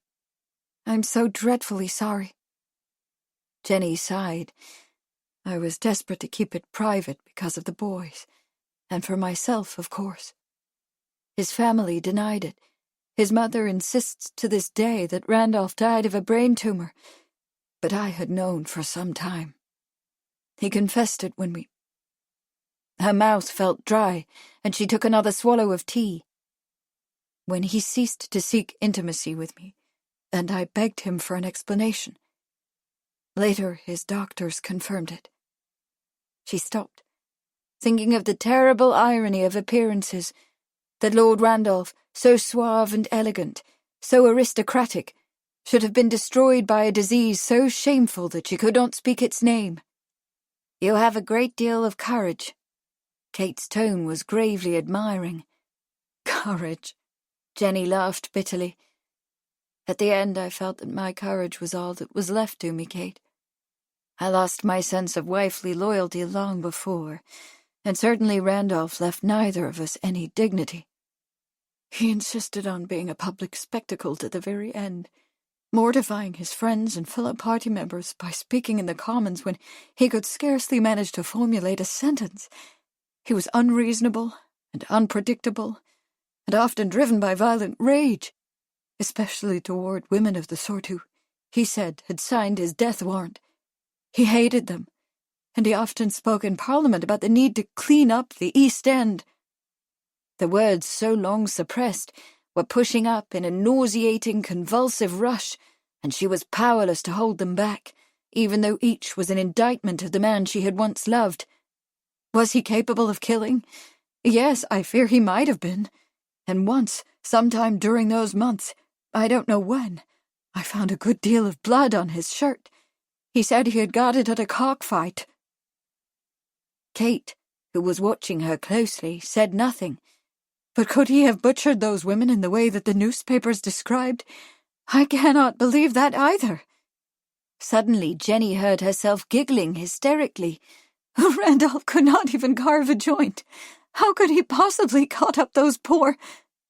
She stopped, pressing the back of her hand against her mouth, feeling the horror like hot bile at the back of her throat.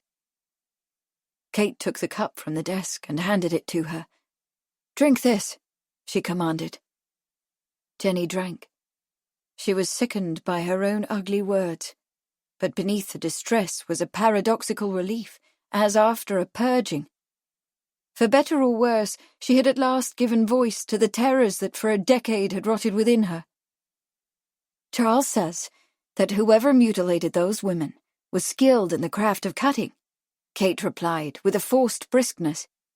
"Some have blamed the killings on a mad medical doctor, which makes a certain kind of sense." Jenny sat for a moment. The nausea had passed, and she felt stronger, more able to be reasonable, and reason, she knew, was her only bulwark against the fear.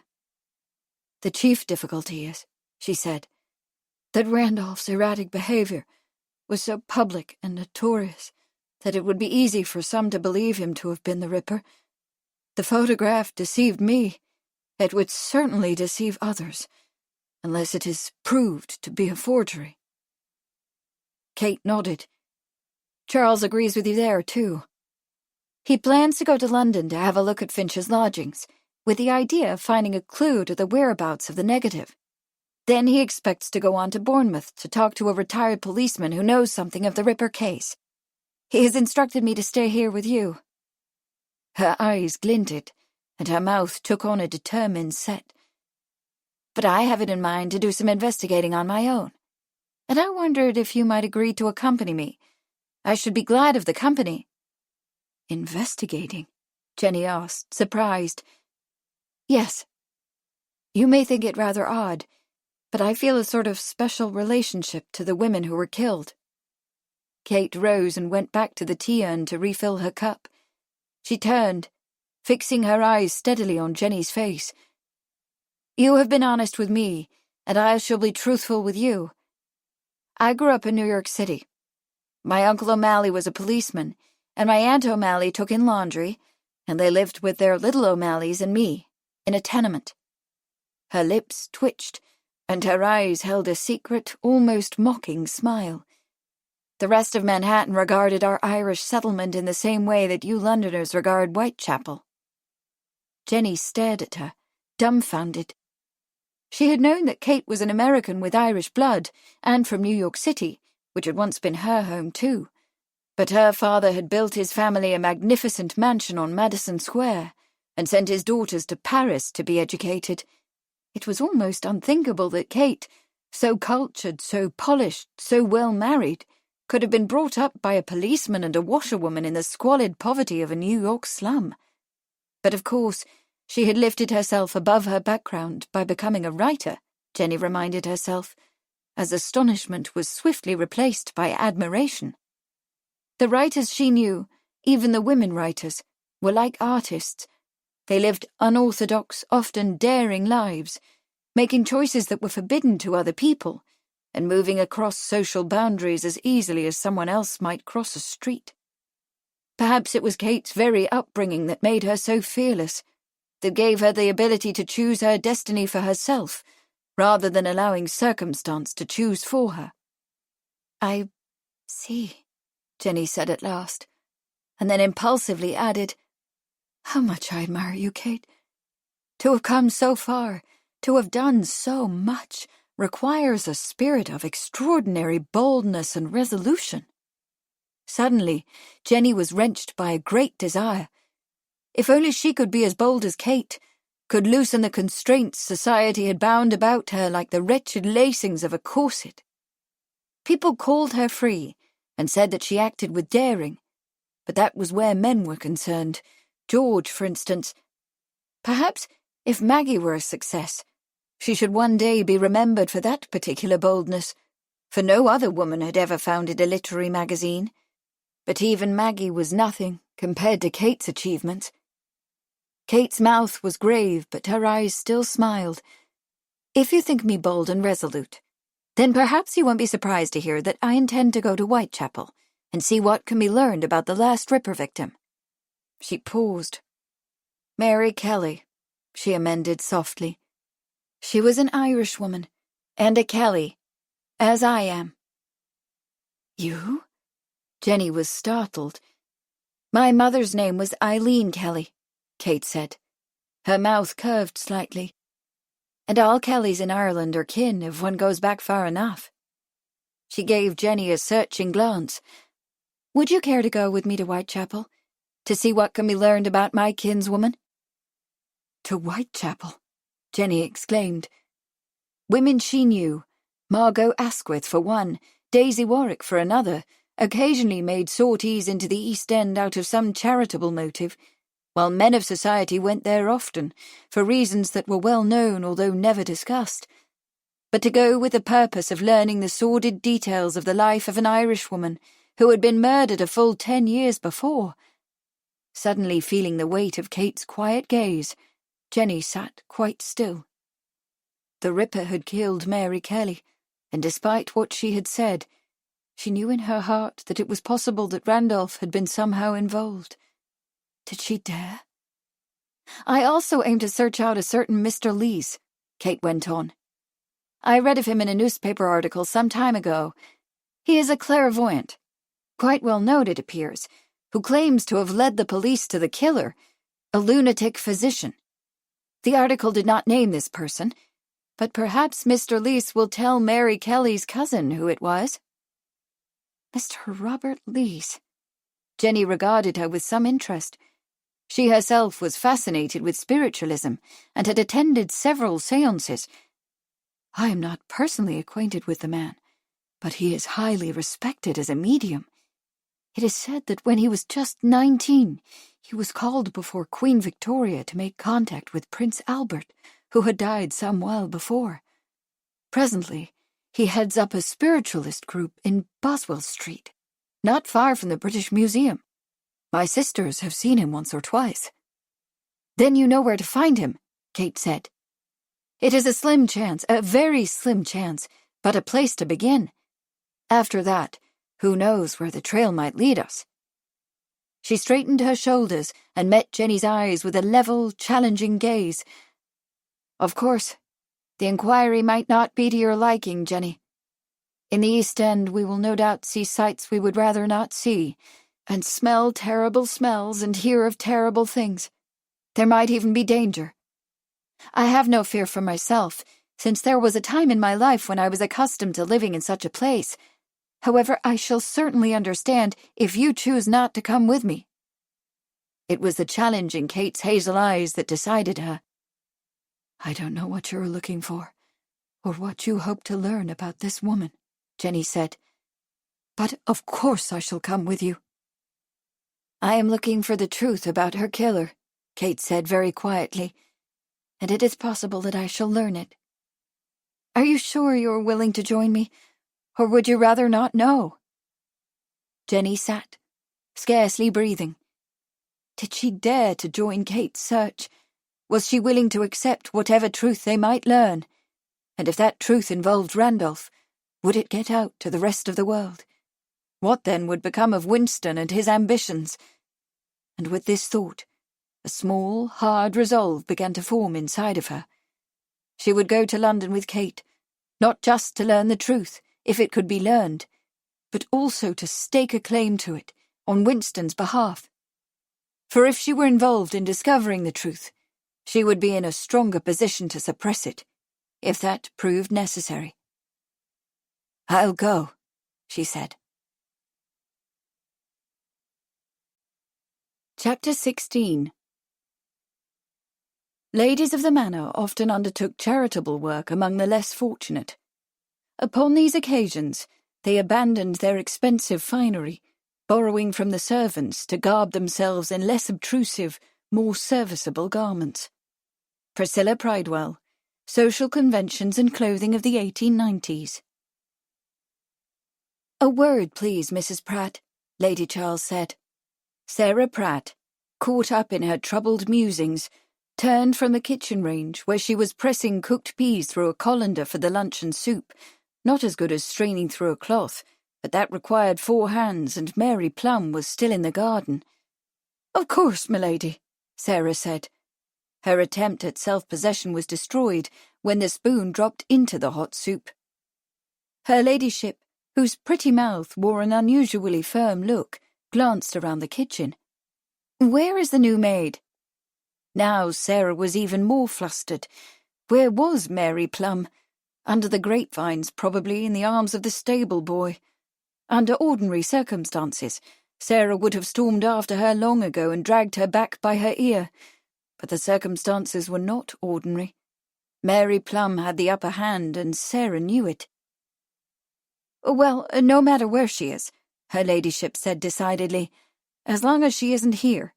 I prefer this conversation to be between the two of us. She paused and gave Sarah a thoughtful look. I've come to inquire about some boots, Mrs. Pratt, and a few pieces of clothing. Sarah Pratt's knees were suddenly weak, and her belly filled with a sick apprehension. Oh, sweet Jesus!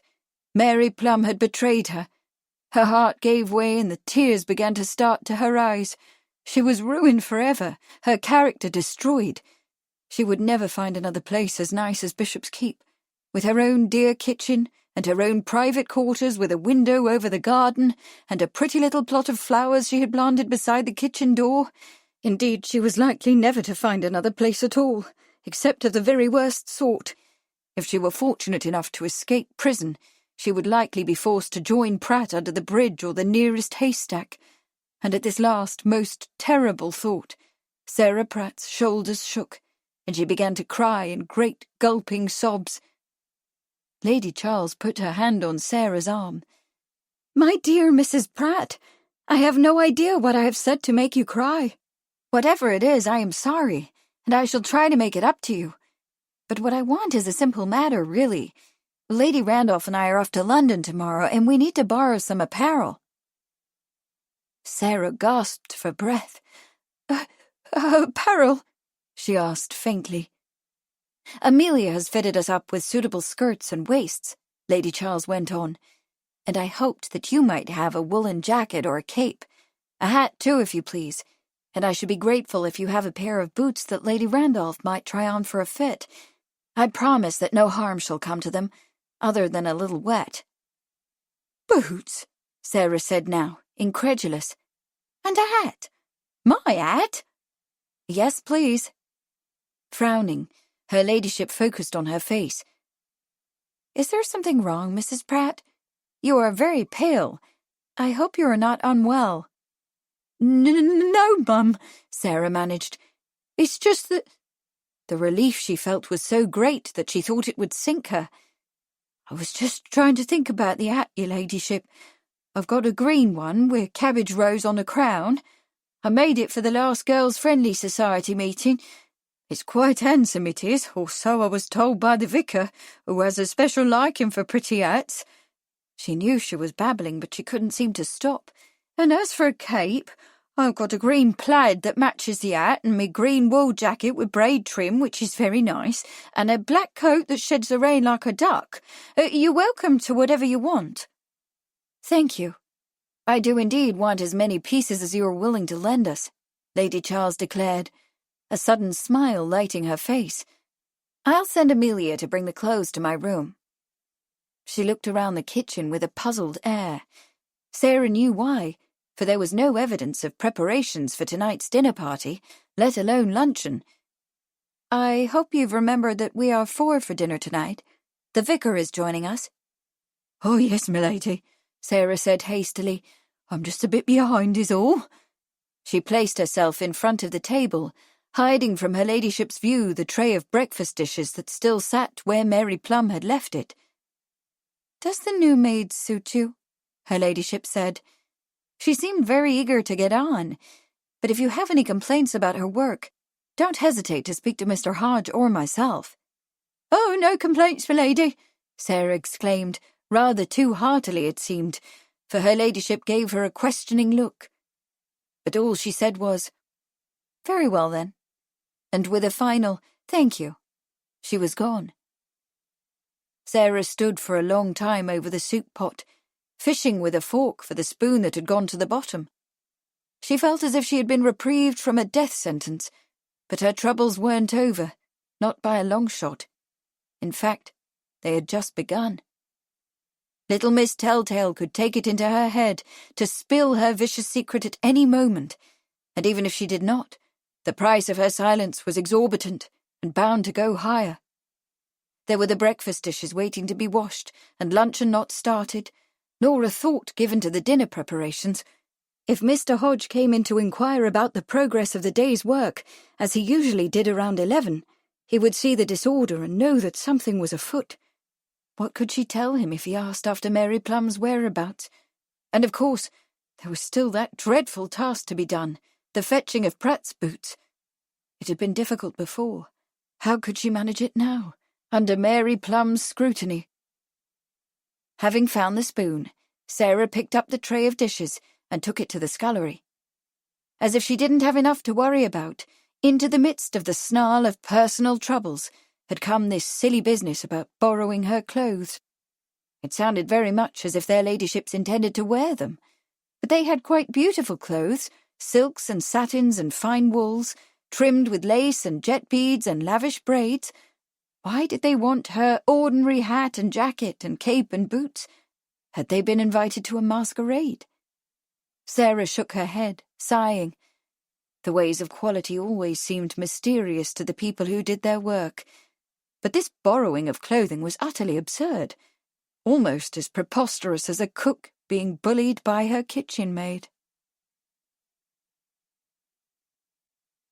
Chapter 17. In the early days of his career, Walter Sickert rented rooms in a great red-brick terrace house at 15 Cleveland Street, the centre of an area that had become the Montmartre of London. Cleveland Street ran parallel with Tottenham Court Road, Its surrounding byways formed a little bohemian village, a self-contained community of artists, writers, and shopkeepers. The area attracted the young, the creative, and the revolutionary. Stephen Knight. The Final Solution. Jack the Ripper. Charles had considered driving the Panhard to Bournemouth by way of London, but decided against it. The motor car offered more freedom and flexibility than public transportation, but its average speed of 15 miles an hour was only a third of that of the train, and while the automobile's engine was reliable enough, one had to consider the time spent repairing the inevitable flat tires. In the current circumstance, the Panhard had one additional drawback. It tended to attract public attention, the last thing an investigator making discreet inquiries desired. So he took the early morning train from Colchester up to London, a pleasant trip through the November countryside, with charming views of thatched cottages and black and white cows grazing stubbled fields. The journey permitted Charles to arrange his thoughts. He considered his endeavours in London to be secondary to his meeting with Fred Aberline. After an exchange of telegrams, it had been agreed that they would meet in Bournemouth, where the former Metropolitan Police Inspector had retired half a dozen years before. Still, there was the possibility that the London detour might yield some worthwhile information. He planned to take a cab to Finch's lodgings in Cleveland Street, where he would, if possible, undertake a search for the negative. He would also take the opportunity to identify any inconsistencies in Jenny's report and to determine whether an observer, George Cornwallis West, for instance, might have been able to conceal himself across the street and observe her entry and exit. At some point, too, perhaps on his return from Bournemouth, it would be a good idea to have a talk with George. There was one additional matter, a very important one, that Charles hoped to clarify while he was in London. Yesterday afternoon, in his darkroom, he had photographed the print Jenny had given him, editing out the portion that included Randolph's image and enlarging the others so that the woman's face was clearer and the background more discernible. When he did so, two clues had become more prominent. A portion of a storefront and a shop sign, the word tobacco and the street number 22. Of course, the unnamed street might be anywhere in London, or even in some other city. But after he had studied the enlargement for some minutes, Charles had the strong feeling that he knew where the picture had been taken, and that the scene was on the very same street as Finch's lodgings, Cleveland Street. Several years before, on an errand for the Princess of Wales, he had visited the painter Walter Sickert at his studio in Cleveland Street. Princess Alexandra had wanted Sickert to paint a small portrait of the Duke of Clarence, her eldest son, and one-time heir to the throne, who had died of pneumonia in '92. Charles occasionally served as unofficial photographer for the royal family and was often invited to Sandringham, where he had taken the photograph the princess wished to have copied. For his part, Sickert had been a close friend of Eddie, the young Duke.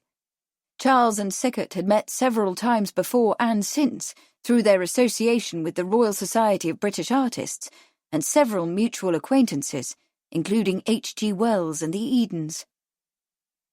Jenny's blackmailer, Tom Finch, had also lived in Cleveland Street, toward the South End.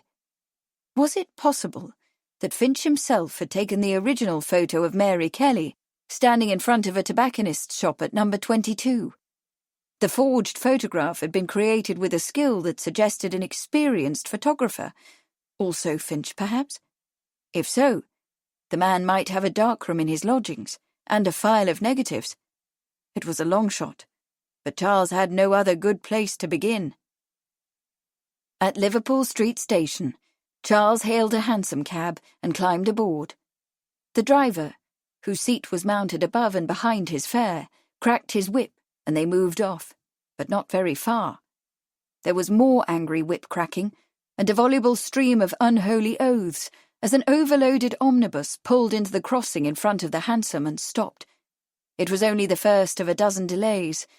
The route from Liverpool Street to Cleveland Street was less than 3 miles as the crow flies, but it was getting on for 10 o'clock, and the London streets were a congested labyrinth. The earlier clear weather had given way to a grey overcast, and Charles pulled up his collar against the chill wind that flung a spray of pavement grit into his face and lifted loose newspaper bills like kites into the air. He hoped very much that it was not going to rain, for he had forgotten his umbrella and should have to buy another. Cleveland Street was a narrow road angling toward the northwest between Oxford to the south and Euston to the north, in an area known as Fitzrovia. And as Charles's hansom finally turned off Oxford and past Middlesex Hospital, he began to feel excited. This was a bohemian area, a favourite place for young artists at the beginning of their careers. The street was, or had been, the residence of associates of the Pre-Raphaelite Brotherhood, Millet, the Rossettis, and Holman Hunt, and the shops reflected the artistic interests of the residents. There were bookbinders, engravers, framers, woodcarvers, and purveyors of painting and crafting supplies. There were coffee rooms as well, and several pubs, the George and Dragon, the City of Hereford, and the Crown, where a hard-working artist could find respite from the day's labours and companionable conversation over a late-night glass of ale. Charles took the photograph out of his pocket and directed the driver to slow his horse to a walk so that he could keep an eye on the numbers. There was number 2, the house where Finch had been killed, and across from it a barber shop with a deep doorway where an observer might indeed have watched while Jenny made her fruitless trip to a dead man's lodgings. But Charles did not stop. Not yet. He could come back later.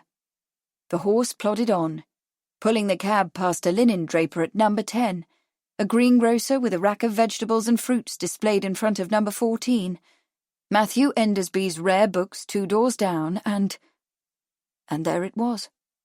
Number 22, a tobacconist and confectioner's shop, bearing the very sign that could be seen in the photograph Charles held in his hand. "This will do," he said to the driver. "I'll get out here." Inside, the shop was clean and bright, with a black and white tiled floor, crisp curtains at the front window, and a potted ivy plant on the windowsill. One glass display counter was filled with decorated sweets, another with fine pipes and cigarette and cigar holders. Shelves on one side of the shop held jars of various candies and boxes of biscuits, while those on the other wall were filled with tins and cases of tobacco products, neatly arranged to show them off to best advantage. A bell had tinkled when he entered, and in a moment a stout, middle-aged woman in a black dress and white apron emerged from the rear of the shop, adjusting her ruffled cap and putting a smile on her face. "Good morning, sir," she said, in a voice that was coloured with an Irish brogue. "Here looking for something to smoke, or do you prefer a sweet today?" Charles reached into his coat pocket and took out a nearly empty muslin bag of pipe tobacco. "A friend purchased this tobacco for me," he said, "and I have enjoyed it greatly. Can you find me its like?" The woman pulled the bag open, stuck her nose into it, and inhaled. "That'd be Turkish," she said, and reached up to take a tin from a shelf. "This is what you're after, sir," she said with a proprietary air, pushing it across the counter. "The very thing." Charles opened the tin and sniffed. "The very thing indeed," he exclaimed, although it wasn't. "You have a most experienced nose, ma'am." The women's pleased smile showed tobacco-stained teeth. "I should. I've been helping Mrs. Horton at this very counter for these last 15 years. O'Reilly died about that time, leaving me to earn me daily bread by the sweat of me brow and a labour of me own hands. 2 shillings, sir." Charles reached for his purse. The tobacco was dear. That was not what he was paying for. 15 years, he said in an admiring tone, handing over the coins. "Well then, Mrs. O'Reilly, you have seen many comings and goings in this neighbourhood while you've been employed here, I'll warrant." "To be sure," Mrs. O'Reilly said importantly. She wrote a receipt for his purchase and gave it to him. "Most everyone who lives in Cleveland Street drops in now and again." "Including poor Mr. Finch, I suppose," Charles sighed. "The man who was murdered last week, I mean." Mrs. O'Reilly pulled a long face. "Yes, poor man. The police haven't a clue, I've heard, but that's the way of it. The police don't always do what they're supposed to." "Since you know everyone," Charles said thoughtfully, I wonder if you might happen to remember someone who may have lived in Cleveland Street 10 years or so ago. He took the photograph out of his pocket and placed it on the counter. I believe that her name is Mary Kelly, but you may have known her as Marie Jeanette. As if drawn by a magnet, the woman's eyes went to the photograph. Charles knew by the sudden tension in her shoulders that she recognized the face, but she shook her head violently and pushed the photograph back toward him. "Never seen her," she declared emphatically. "Never in me whole life." "Are you certain, Mrs. O'Reilly?" Charles pressed. He opened his purse again. "It is important that I—" "Put your money away," the woman cried with a flutter of her fat hands. Her eyes were opened wide and her face had gone pale. "I don't know nothing, I tell you. You'll get nothing of me, by God." Whatever information Mrs. O'Reilly might possess, he could see that she was so genuinely terrified by his questions that she was unlikely to tell him anything. Still, this part of his inquiry had not been entirely unsuccessful.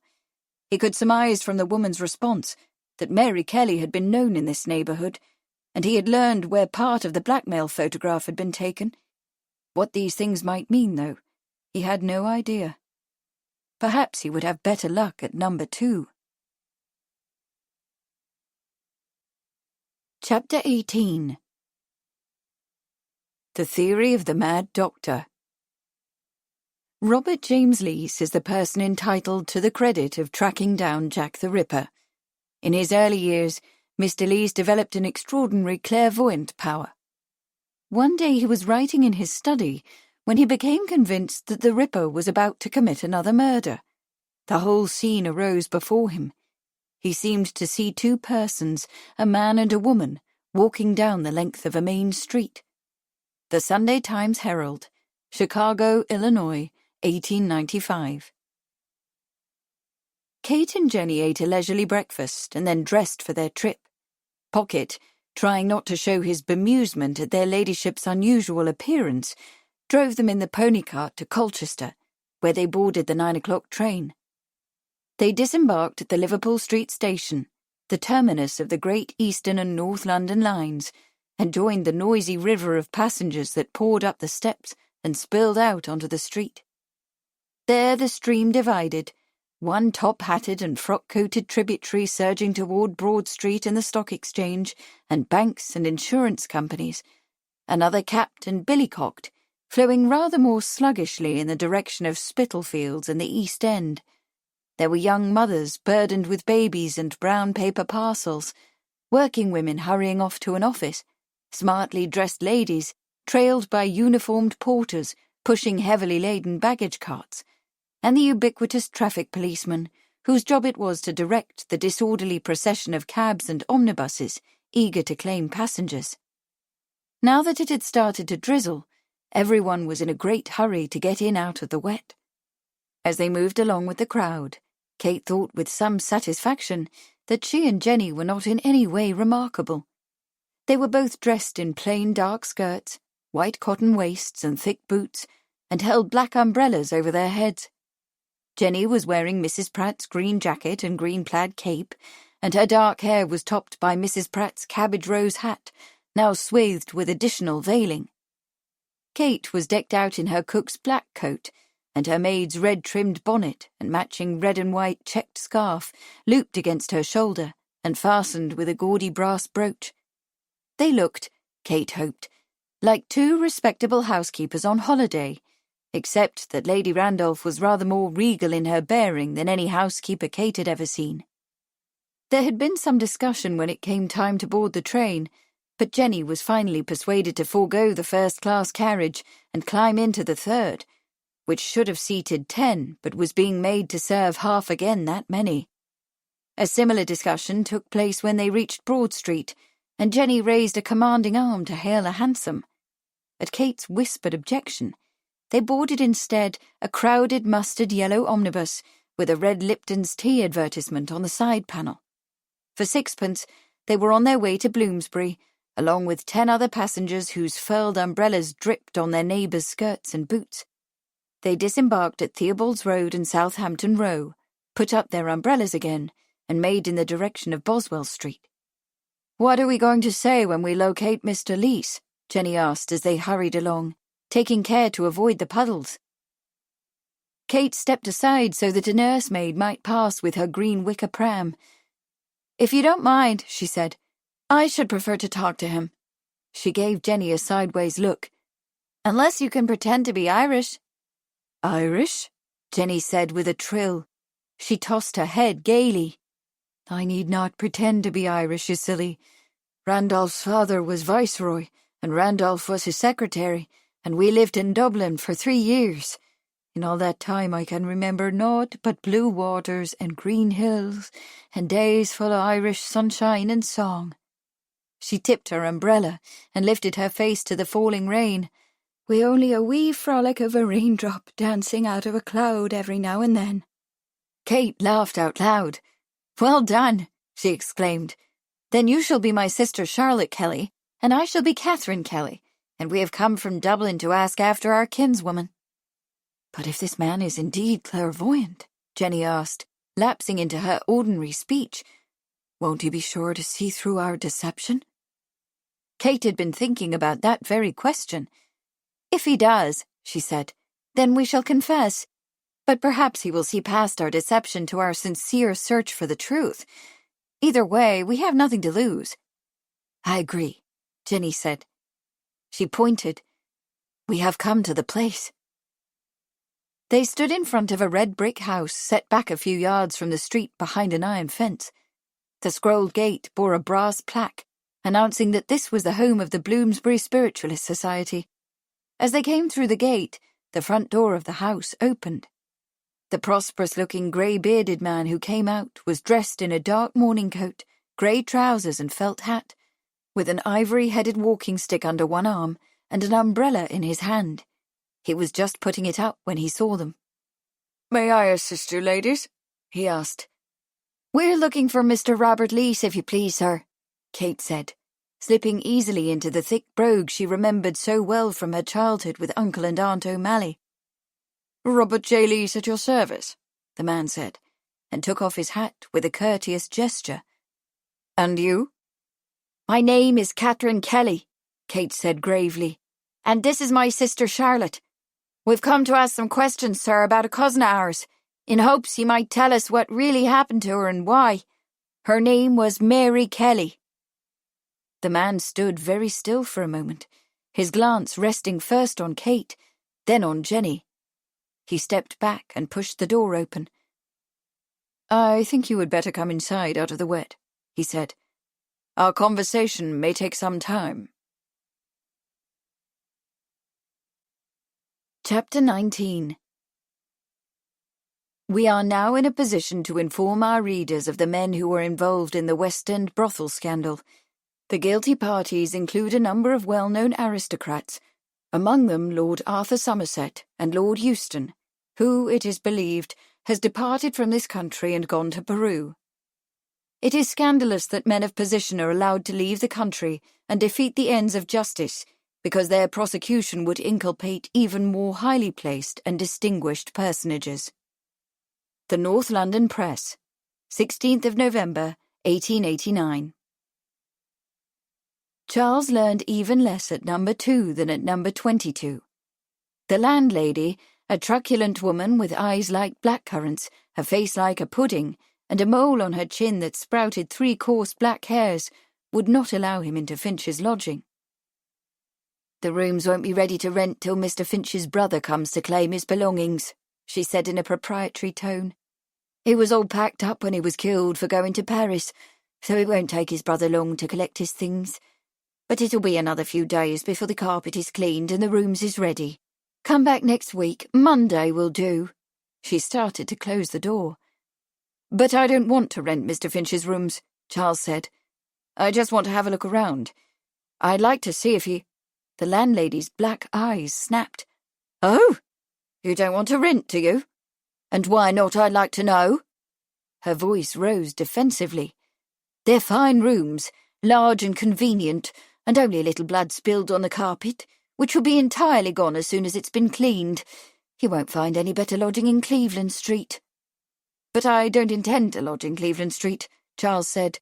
already sensing the futility of his effort. "Actually, my interest in this matter is of a professional nature. I should like to see Mr. Finch's darkroom." The existence of the darkroom was a matter of speculation, but Charles felt he had nothing to lose. "Darkrooms? Darkrooms, you say?" The landlady became scornful. "Look here, sir. The windows in those rooms is the envy of every lodging-house proprietor in Cleveland Street. A painter lived there before Finch, and he never once complained about the rooms being dark. In fact, he was quite complimentary about the light. North it is. That's the best, they always says." "I fear that I have not made myself clear," Charles said humbly. "I understand that Mr. Finch was a skilled photographer. He needed a small room without light, a closet, perhaps, in which to develop his photographs and prepare and store his chemicals. I should like to see it. What's more, I'm prepared to make his brother a handsome offer for his equipment, as well as for his collection of negatives." The landlady snorted. "Well, if you've come round looking for foul-smelling chemicals that are liable to go off like a bomb, you're going to be disappointed, that's all I've got to say.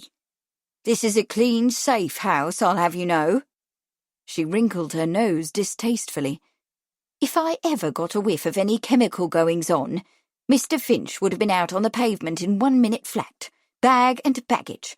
What do you think this is? A haven for anarchists?" Charles wanted to protest that most photographic chemicals were quite odourless and generally non-combustible, but he restrained himself, feeling that the landlady would not welcome instruction in the matter. "Perhaps," he said, "Mr. Finch performed his professional work elsewhere."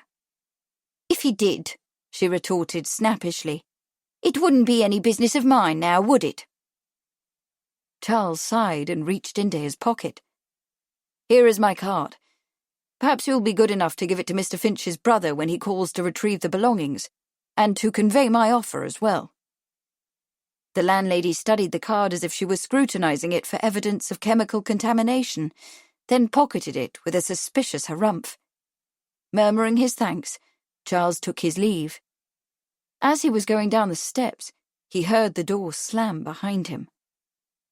But while number 2 had yielded very little in the way of information, number 3 across the way produced rather more. It was a barber shop, with the deep doorway Charles had remarked earlier, where an observer might have stationed himself. The barber was a voluble little fellow named Osborne, with a shiny bald head, a remarkable pair of waxed black moustaches, and a finely honed sense of curiosity. He had, as it turned out, observed the observer, a fact that emerged after Charles sat down in the barber chair and requested a trim for his beard. "Of course I saw the man now, didn't I?" Osborne said, bending close for a few critical snips of his scissors. "He stood for the longest time right in that doorway there like he was going to come in and get shaved." "Can you tell me what he looked like?" Osborne snipped again, twice here, once there. "Blonde, handsome, a gentleman, admirable moustaches." He pursed his lips, considering.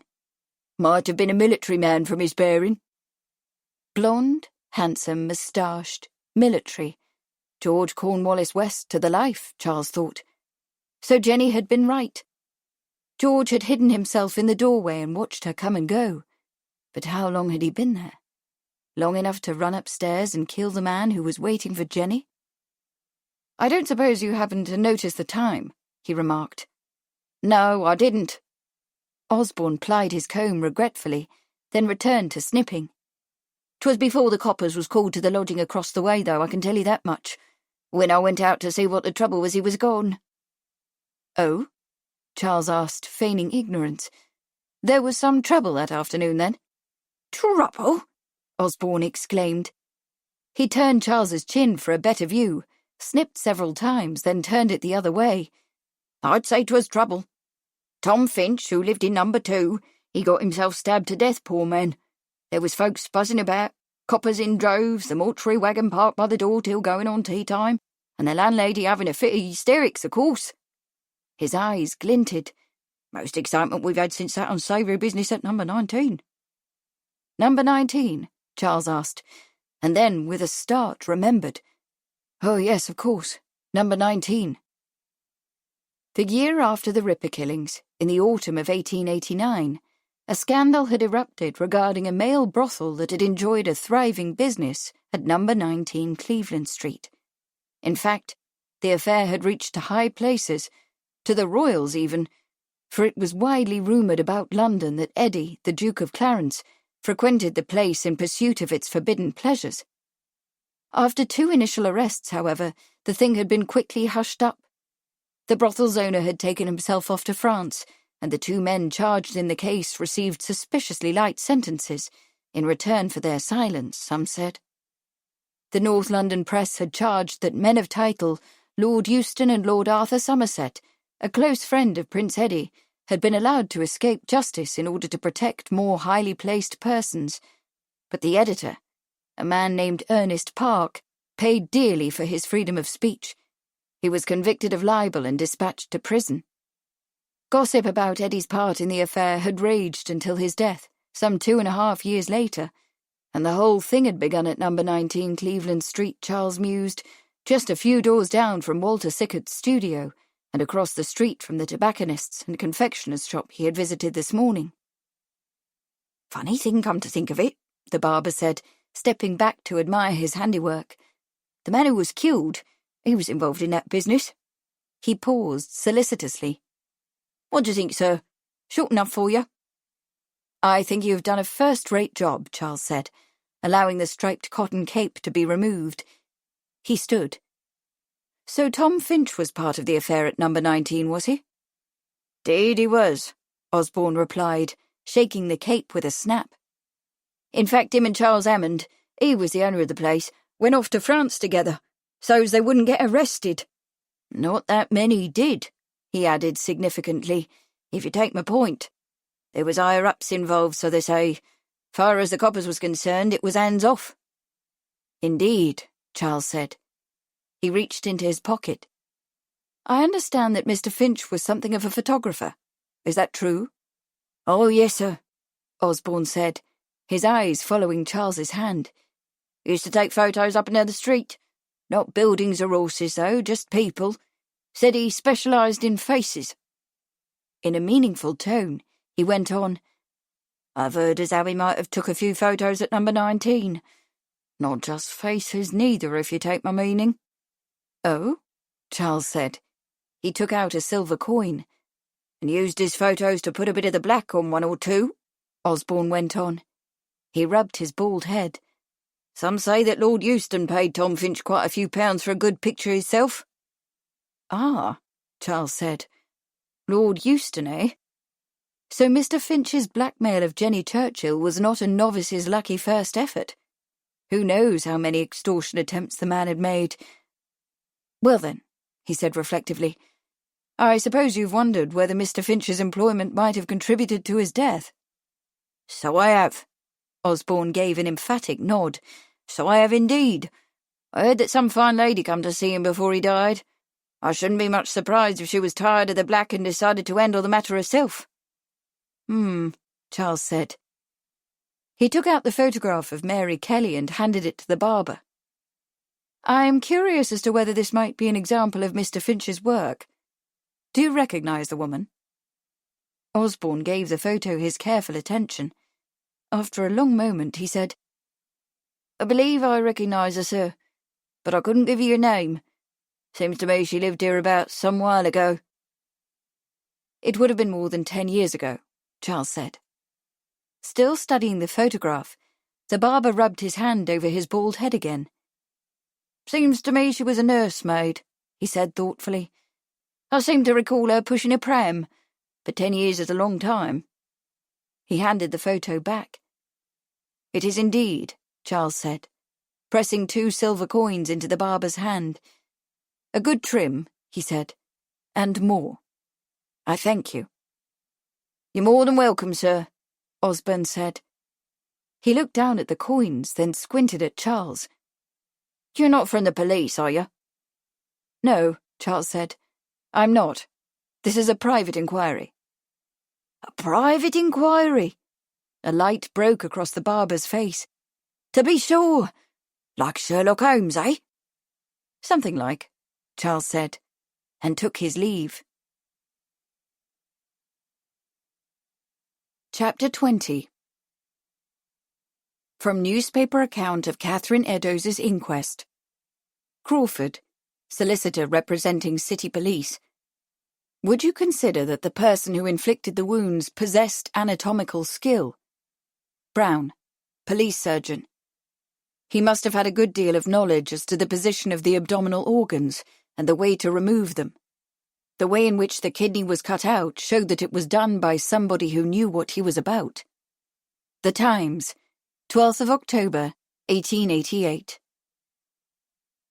The drizzle had changed to rain by the time Kate and Jenny walked through the gate of the Bloomsbury Spiritualist Society and out into Boswell Street.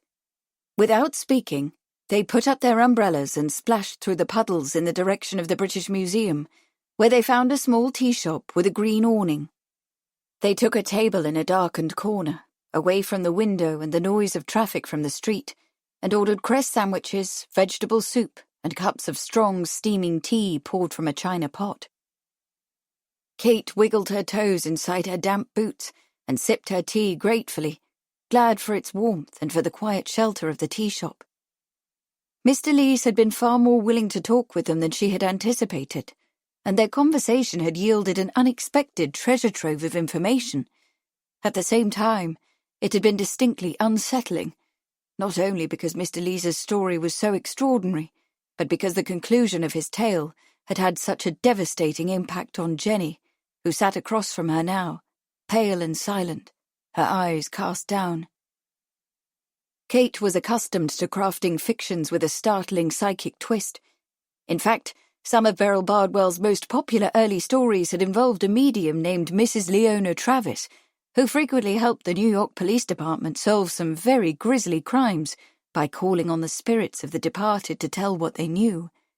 But the story that Robert Lees had related, in a reprise of the Sunday Times Herald article that Kate had read and clipped, was much more amazing and far more real than any of Beryl Bardwell's fictions. It had, Kate thought, the ring of truth. Over cups of coffee and a plate of biscuits brought in by a young parlour-maid, Lees said that he had been working at his desk one morning in September '88 when he had a strong premonition that the Ripper was about to kill again. "I saw the whole scene," he said. "The woman half drunk, the man drawing a knife from his inside pocket to slash her throat."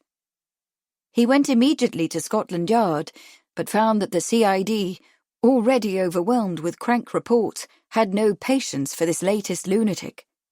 The following night, however, just such a murder took place. Lees was so deeply affected by his failure to prevent the death that he became ill and was advised by his doctor to go abroad for a few weeks with his wife, to distract himself from the horror of the killings. It didn't work.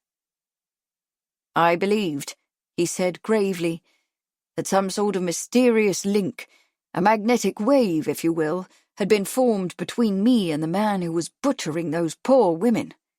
I became obsessed. I read about the murders, thought about them, even dreamed about them." His voice became intense. "I knew, yes, I knew, that if I could identify the man whose intentions I sensed, the killings would stop." A few weeks later, Lees was riding in an omnibus with his wife when he became aware that the killer was nearby. At the top of Notting Hill, a man boarded, and Lees bent over to tell his wife, "That is Jack the Ripper." She tried to laugh him out of it, but Lees was firm in his conviction. When the bus turned off Edgware Road at the Marble Arch and the man got out, Lees followed him up Oxford Street in the direction of Apsley House. As they went, the man became increasingly agitated and nervous, and at last hailed a cab and made off down Piccadilly. Some time later, dining with friends, Lees suddenly knew that the Ripper had struck again. He went immediately to Scotland Yard, arriving even before the telegram about Mary Kelly's murder arrived. Convinced that Lees's powers were genuine, one of the inspectors encouraged him to submit himself to the killer's strange magnetic connection. Trailed by the inspector and his men, Lees walked through the West End, stopping finally in front of a mansion that was the home of one of the most celebrated physicians in London. Inside, the inspector spoke to the doctor's wife, who confessed that she feared that her husband was losing his mind. His behaviour had become frighteningly erratic, and she had realised with horror that he was absent from home whenever a murder occurred in Whitechapel. She had been too fearful to inquire about his whereabouts. Under questioning by doctors, the physician himself acknowledged that his mind had been unbalanced for the past year, and that there were intervals when he could not recall where he had been or what he had done.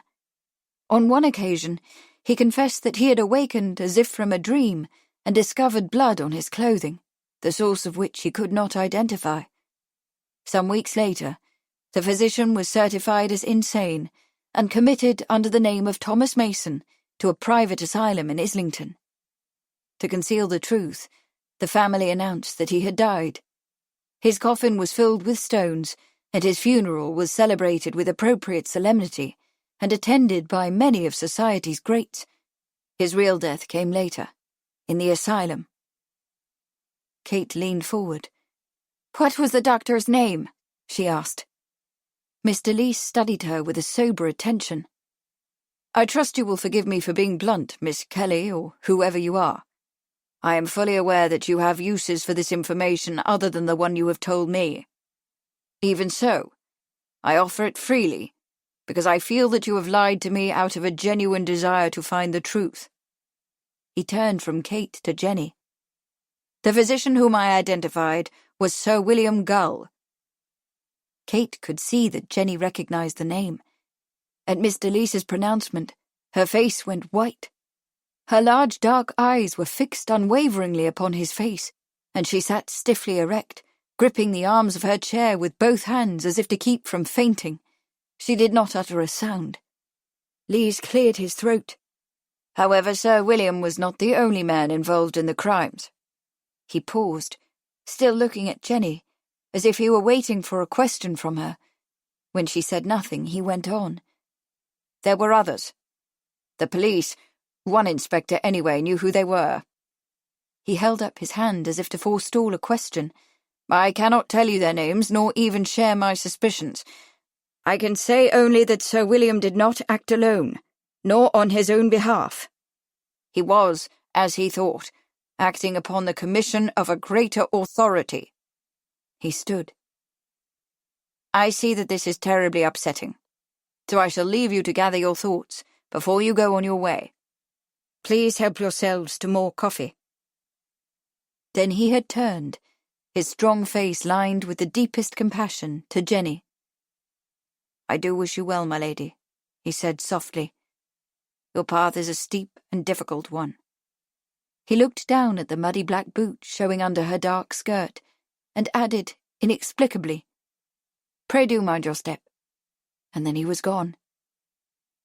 The waitress placed their soup and sandwiches on the table before them and brought another pot of tea, and the two women began to eat without speaking. Jenny, however, ate only a little of her lunch, and that without enthusiasm. At last, she leaned back in her chair and said, in a voice that was tinged with a bitter sadness, "I suppose you want to hear about it." "I want to hear what you are ready to tell me," Kate said quietly. Jenny raised her chin. "Very well, then. You have probably already guessed that I knew Sir William. He was the Prince of Wales's regular physician, as well as physician in ordinary to the Queen, and he treated me when I was ill with typhoid. He treated Randolph for his disease as well, with mercury." Her jaw was set, and her dark eyes were unfathomable. "Randolph and I attended his funeral. He was buried in a churchyard at Thorpe le Soken, and so many went that a special train had to be laid on." She pulled a deep breath. "Sir William was a very good friend of Randolph's. They were both Freemasons, you see. I once heard him say that anything Randolph asked of him he would do, and now I'm to understand that Sir William was the Ripper, and that he did not work alone?" She shook her head. "Can you blame me for feeling distraught?" "Of course not," Kate said sympathetically. "If it is not too disturbing, can you tell me something of Sir William? What sort of a man was he?" "What sort?" Jenny leaned her chin in her hand, frowning. "A man of two natures, I should say. On the one hand, he could be very kind and tender. He was, to me at least, in my illness. On the other, he could be almost inhumanly cold. She looked across the room. After he died, a friend of his wrote that Sir William once performed a post-mortem examination and took away the dead man's heart in his pocket, even though he had promised the grieving sister that he would remove none of the organs. She closed her eyes for a moment, then opened them. He was a talented surgeon, you know. Her voice dropped, and an ardent vivisectionist. Kate did not have to point out that those facts made Lisa's remarkable story only more plausible, for Jenny seemed fully aware of the significance of what she had said. She waited, and when it appeared that her companion had nothing more to add, said, "If you have finished your lunch, I think we should be going. It is still raining, so if you should like to take a cab to the East End, we might go so far as Bishopsgate before we disembark." Jenny stood and arranged the green plaid cape across her shoulders. "Yes, let's take a cab." She eyed Kate warily. "Are we to stumble across any more surprising discoveries in the East End, do you think?" "Heaven only knows what we shall stumble across," Kate said, taking up her wet umbrella. "But I do hope that we will eventually encounter the truth." Chapter 21. Inspector Aberline was brought into the Ripper inquiry because of his invaluable experience gained over 13 years in the East End. At the time of the murders, he was with the Central Office of Scotland Yard, but having previously been the head of Whitechapel CID, he had an intimate knowledge of the East End and its criminals. According to Melville Macnaghten, writing in 1914, Aberline knew the East End of London as few men have known it. Melvin Fairclough, The Ripper and the Royals, 1992. Charles took a cab from Cleveland Street across the river to Waterloo Station. The afternoon was cold and damp, which one should have thought might discourage trippers, but there was a large group of them at the station, ladies dressed in tweeds, woolen capes and stout boots, with portmanteaus at their feet, walking sticks under their arms, and birding glasses around their necks. They were clattering like 100 magpies about their intended seaside birding expedition near Poole and along the Dorset coast. Charles queued up at a vendor's stall, purchased a greasy parcel of fish and chips and a bottle of beer, and escaped to an empty first-class carriage. He'd not taken time for lunch, so he ate hungrily, then settled himself. With a change of trains at Portsmouth, the London and South Western Railway would take 3 hours or thereabouts to deliver him to Bournemouth, so he had plenty of time to consider his interview with Frederick Aberline, former Inspector Aberline, CID, in light of the information he had gleaned in Cleveland Street in the previous 2 hours. In his telegram to Aberline requesting a meeting, Charles had been deliberately vague. Post Office claims to the contrary, telegrams were not quite as private as might be hoped or even expected, and he did not intend to share the real purpose of his journey with the Bournemouth telegraph operator. He had said only that he should like to discuss a current aspect of the affair in Miller's Court, knowing that Aberline would recognise the site of the final Ripper murder. Aberline replied in the same vague way. To Charles's surprise, he seemed less than eager to meet, intimating that his past work was no longer important or relevant. He was aware of Charles's recent investigations, however, and would be interested in discussing matters of mutual professional interest. He thought it might be expedient to meet on the Bournemouth public pier, a suggestion that struck Charles as singularly remarkable. Charles had originally decided to consult Aberline because he thought the former inspector might be able to shed some light on the current status of the Ripper investigation. There had been a great many rumours over the intervening years that the Ripper, who appeared to have gone out of business after the death of Mary Kelly, had been killed, imprisoned, or committed to a lunatic asylum, and the facts concealed from the public. Some of the reports Charles had heard actually seemed quite credible, like the theory of the mad doctor from the West End, who had been secretly committed to an asylum in Islington, his role in the Ripper killings concealed for the sake of his family. If anyone knew that Jack the Ripper had actually been identified, and hence could not have been Randolph Churchill, That man was Fred Aberline. Perhaps that was the reason for the former inspector's lack of enthusiasm for a meeting, and his suggestion that his work was no longer relevant. If this were true, Charles's endeavours would be radically simplified.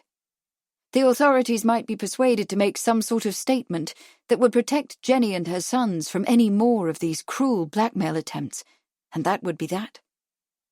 But his discoveries in Cleveland Street had given Charles something more to think about. For one thing, he had learned from the talkative barber that Jenny's blackmailer was an experienced photographer. If the landlady was to be believed, Finch did not have a darkroom where he could have created the forgery, the sophistication of which strongly suggested that it had not been produced in his broom closet. He must, therefore, have a studio somewhere else. But where? And where were the original negatives for the forged photograph? Charles frowned. There was no actual evidence that Finch himself had devised the photo. As a matter of fact, someone else could just as easily have produced it and given it to Finch. But why Finch? Randolph Churchill had had any number of powerful enemies who would have been delighted to pay a great deal for the privilege of exploiting such an incriminating photograph. What was more, the barber had said that Finch had been involved in other extortion attempts in connection with the Cleveland Street brothel incident, so he was no stranger to the criminal arts. It was that suggestion, more than anything else, which now made it seem likely that Tom Finch had indeed produced the blackmail photograph, and that it was time to undertake a serious search for the studio he might have used, which was probably located in Cleveland Street or nearby. If Charles could find that studio, he might be able to find the negatives, and the person who wrote the note Jenny had received yesterday. The conductor tapped on the door, opened it, and Charles handed him his ticket. Then he picked up the Times and was just settling back to read the day's news when he thought of something else. Wasn't it Aberline who had been put in charge of the inquiry into the Cleveland Street brothel affair, and who had taken most of the criticism when the police handling of the case came under fire? Perhaps he would have some information about Tom Finch. And perhaps, come to think of it, while Aberline had been investigating the Ripper killings, he might also have happened onto some information about Mary Kelly's residency in Cleveland Street. Charles opened the Times, frowning slightly. It was beginning to seem that all roads led to Cleveland Street. The Bournemouth Central Station was built as a monument to the grandeur of the London and South Western Railway, its high roof spanned by latticed girders that were supported by buttressed red brick sidewalls. The chill drizzle that plagued London was only a mist here on the south coast, but the sky was still overcast, and the waters of Poole Bay were grey and choppy. Charles walked the mile or so from the railway station to the pier, which was deserted when he arrived. In fact, the only person in sight was a lone fisherman, sitting on a folding stool at the far end of the pier. Charles strolled slowly down the pier, and in a few moments the fisherman casually pulled in his line, packed up his stool and tackle, and walked toward Charles. It was Aberline. The former inspector's hairline had receded even farther since Charles had seen him last, and his heavy mutton-chop whiskers had turned decidedly grey, but the wary look had not left his eyes, and his mouth was still hard and shrewd. He had spent over 30 years in the service of the Metropolitan Police, and the work had marked him. "Hello, Aberline," Charles said. "How's the fishing?" "Some days it's good, some days not," Aberline replied. His voice was gruff, and Charles heard suspicion in it. "Do you fish, Lord Somersworth?" "You can dispense with the title if you don't mind," Charles said easily. "I've retained the name of Sheridan, and no, I don't fish. Don't go in for hunting either. I've never been much of a sportsman." He paused. "I trust you're enjoying your retirement?" Aberline put down his gear and leaned his elbows against the railing of the pier, looking westward across the bay, where the curve of the shoreline marked the Isle of Purbeck. "I can't complain," he said. "Bournemouth's a bit dull after London, but the air is fresh and it's nice to be able to sleep at night." He turned his head and drew his dark brows together, studying Charles, as if reassessing him. You seem to be making quite a name for yourself in forensics. I was impressed by your article on crime scene photography in the British Journal Photographic Almanac." The corner of his mouth turned up. "If you don't mind me saying so, Sheridan, you've come a long way since that impertinent letter you wrote to Warren, complaining about those wretched photographs of the Ripper victims." Sensing a slight thaw in Abeline's manner, Charles grinned. "You know about that? I suppose, then, that you're the one who had me drafted to record the carnage." "Afraid so. You made some good points in your letter, and even Warren, fool that he was, had to admit that the job our man was doing was barely adequate." A pair of gulls wheeled overhead, crying lustily, and somewhere in the town a tower clock struck the 3rd quarter hour. "Warren said no at first, but the word came down that you were reliable." He paused. "The right sort, I mean," he added in a level tone. "The right background. You could be counted on." "The right background? I'm not sure I understand." Abeline gave a short laugh. "Neither did I at the time. Later, though, it came clearer." He gave Charles a slantwise look that held a grudging admiration. "Be that as it may, you did good work, Sheridan. Much more professional than I expected from a toff, and you've continued to do good work since, in spite of your elevation. So I've decided to be straight with you." He hesitated. "But only as far as I can." "Thank you," Charles said. "You have little to thank me for, and I have little to tell. A few weeks after Kelly's murder, I was ordered to close the investigation." "Close it?" Charles exclaimed, surprised. "But why? The case was unsolved and the murders were only a few months old." Abeline watched the swooping gulls for a long moment, and then turned, scanning the pier in each direction. A woman and a child were walking toward them, the woman bending her head into the wind, the child dancing along with both arms outstretched as if to fly. Abeline lowered his voice. "What makes you think the case was unsolved?" Charles pursed his lips. So the rumours had been true. "No one was ever brought to trial," he said, "and there was never an official explanation. Like everyone else, I assumed that the authorities wanted to bring the Ripper to a public justice." Abeline's voice was edged. "That would be the wrong assumption now, wouldn't it? The authorities, as you call them, wanted to close the investigation, that's all. They made it clear that I was not to pursue it, either officially or unofficially, and that I am never to discuss what I know with anyone." His mouth took on a wry, half-mocking twist. "Not even with someone who can be counted on. Not even with someone like you, Sheridan." Now Charles was beginning to understand. Abeline was speaking, obliquely to be sure, about some sort of police cover-up, or perhaps even higher, in the Home Office. "These authorities," he said, "they still have some influence over you, I take it, even though you are retired from the force." "Some influence? Well, that's one way of putting it." Abeline laughed, his mockery now turned on himself. "I've been given a fine house and a generous pension, twice what I should be getting otherwise." He lowered his head to his arms. "I don't know why I'm telling you this, except to explain why I can't do what any reputable law enforcement officer ought to be able to do." His voice was muffled, but Charles could hear the humiliation in it, and guilt, and a wretched self-pity. "And don't blame the Yard, for God's sake. Their hands are tied, as are mine." "Don't blame the Yard?" To Charles, the words clearly implied that the order to close the case had come from the Home Office, which suggested that the matter had been taken as far up the line as the Cabinet. The Cabinet? What the devil had he got into? Now it was Charles's turn to fall silent. The wind had dropped, and a fog was closing fast around them, swathing the distant shoreline and the end of the pier. It was probably pointless to attempt to persuade the man, given his situation, but he had to make one more try. "I understand your position, Abeline, but there's more here at stake than I've said so far.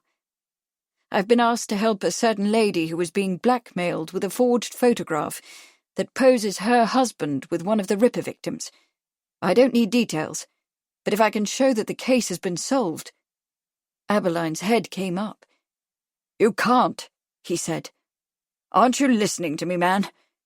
It's a damn shame about the blackmail. I'm sorry for it, and sorrier for the lady. But the case is closed, and there's nothing I can tell you." Abeline's helpless, angry frustration was contagious, and despite his resolve for calm, Charles found the passion rising in him. "But an innocent woman's future is at stake, I tell you," he said fiercely. "And it's not just a matter of blackmail either. The extortionist was murdered, and the police are looking for her. She could go to prison if I can't sort this out." Abeline's face was impassive. He looked away into the distance, saying nothing. Charles pulled in his breath. "All right, then," he said, trying to make himself speak more quietly. "If you can't talk to me about the Ripper, talk to me about Cleveland Street." Abeline came suddenly to life. "Cleveland Street!" He pounded the railing with a sudden savage vehemence. "Sheridan, do you have any idea what you're dealing with, or the danger you're in?" "Murder," Charles said, "and blackmail. That's what I'm dealing with. And as for danger, it's the lady who—" "You have no idea," Abeline said quietly. "None at all." He turned to fix his gaze on Charles's face. His eyes were narrowed, and his jaw was working, and when he spoke again his voice was taut, as if he were suppressing wretchedness or rage or both.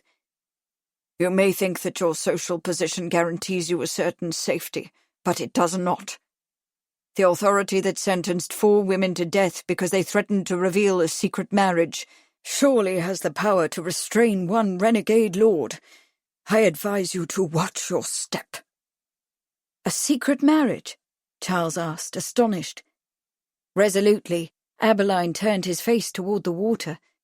"I need to know, damn it, man!" Charles exclaimed. "Tell me!" Abeline shook his head from side to side like a dog. "No more," he growled. "No more! I've already said too much." Charles stood for a moment, hesitating. "Then say no more." He put his hand on Abeline's arm. "Except for yes or no. One word only, or not even a word, just a nod or a shake of the head." Abeline frowned. "What do you mean?" "If I tell you what I have learned from other sources, will you confirm or contradict it?" Conflicting emotions crossed the other man's face. "Possibly," he said. "It will depend." Charles reached into his coat pocket and drew out the photograph. "This is Mary Kelly." Abeline glanced at it. If he was surprised, his face didn't show it. "Yes." "The photograph was taken in Cleveland Street, in front of number 22, by a man named Tom Finch. Did he have anything to do with the Ripper killings?" "Finch?" Abeline seemed surprised. "No." "Did Mary Kelly live at number 22? Abeline shook his head. "Did she live nearby?" Abeline did not respond. "Was the secret marriage hers?" The town clock began to strike the hour.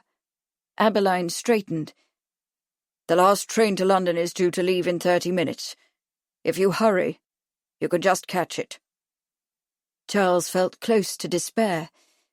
"Is there nothing you can tell me that might help?" The fog was swirling thick. Abeline bent over to pick up his fishing gear. "You might talk to Walter Sickert," he said. "Number 13 Roberts Street, Cumberland Square, near Regent's Park." And with that, he turned to walk up the pier toward the shore. He did not look back. Chapter 22.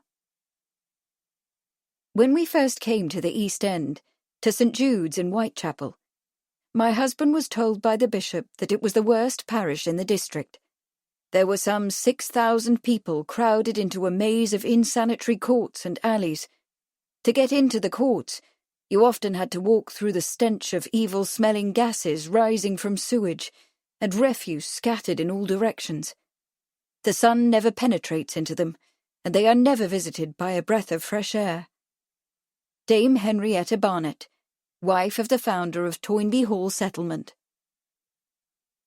Kate expected that her early years in New York would have prepared her for the streets of Whitechapel, but she was wrong. For one thing, her memories of sights and sounds and smells had been blessedly dulled by the passage of time. For another, the New York in which she had lived had seemed somehow hopeful, and if lives were bleak and possibilities limited, the dream of a brighter future was compelling, the desire to change station was strong. But there was nothing hopeful about the streets of Whitechapel. The spiritless faces Kate saw as she and Jenny trudged down Commercial Street were marked by the desolate, dreary, hopeless business of surviving the present day, with no energy or will to dream of a future. The figures seemed to move as if through a fog, slow and sad.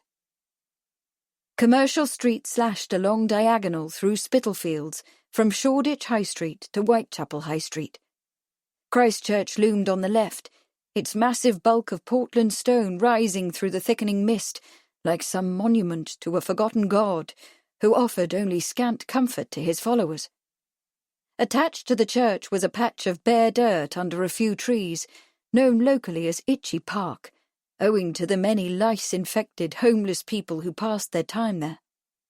Now, Kate saw, its benches were filled with sleeping figures clothed in rags, huddled under newspapers or pieces of cardboard, taking refuge from the ravages of the day in the solace of sleep. "This is the street where Mary Kelly lived," Kate said, pointing at a dirty sign that read Duval Street, directly across from the park, beside the Britannia pub. It was called Dorset Street then, but the notoriety was so great that the name was changed. A raucous group of factory girls in dark stuff dresses and white aprons charged past them, pushing and shoving and calling out insults to one another. Behind them sauntered a pair of women rather more gaily dressed, prostitutes, Kate surmised, their eyes boldly searching out men's faces, their lips suggestively pursed. Jenny had pulled her veil across her face, and behind it, her eyes were deeply shadowed.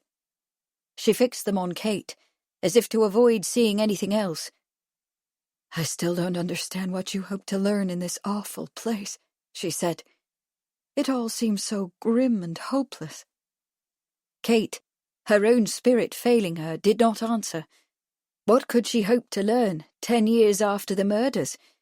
Even if there was information to be had, some truth to be discovered, why would anyone be willing to share it with her? And how could this effort throw any light on the more immediate and urgent question? Who was blackmailing Jenny, and how could he be made to stop?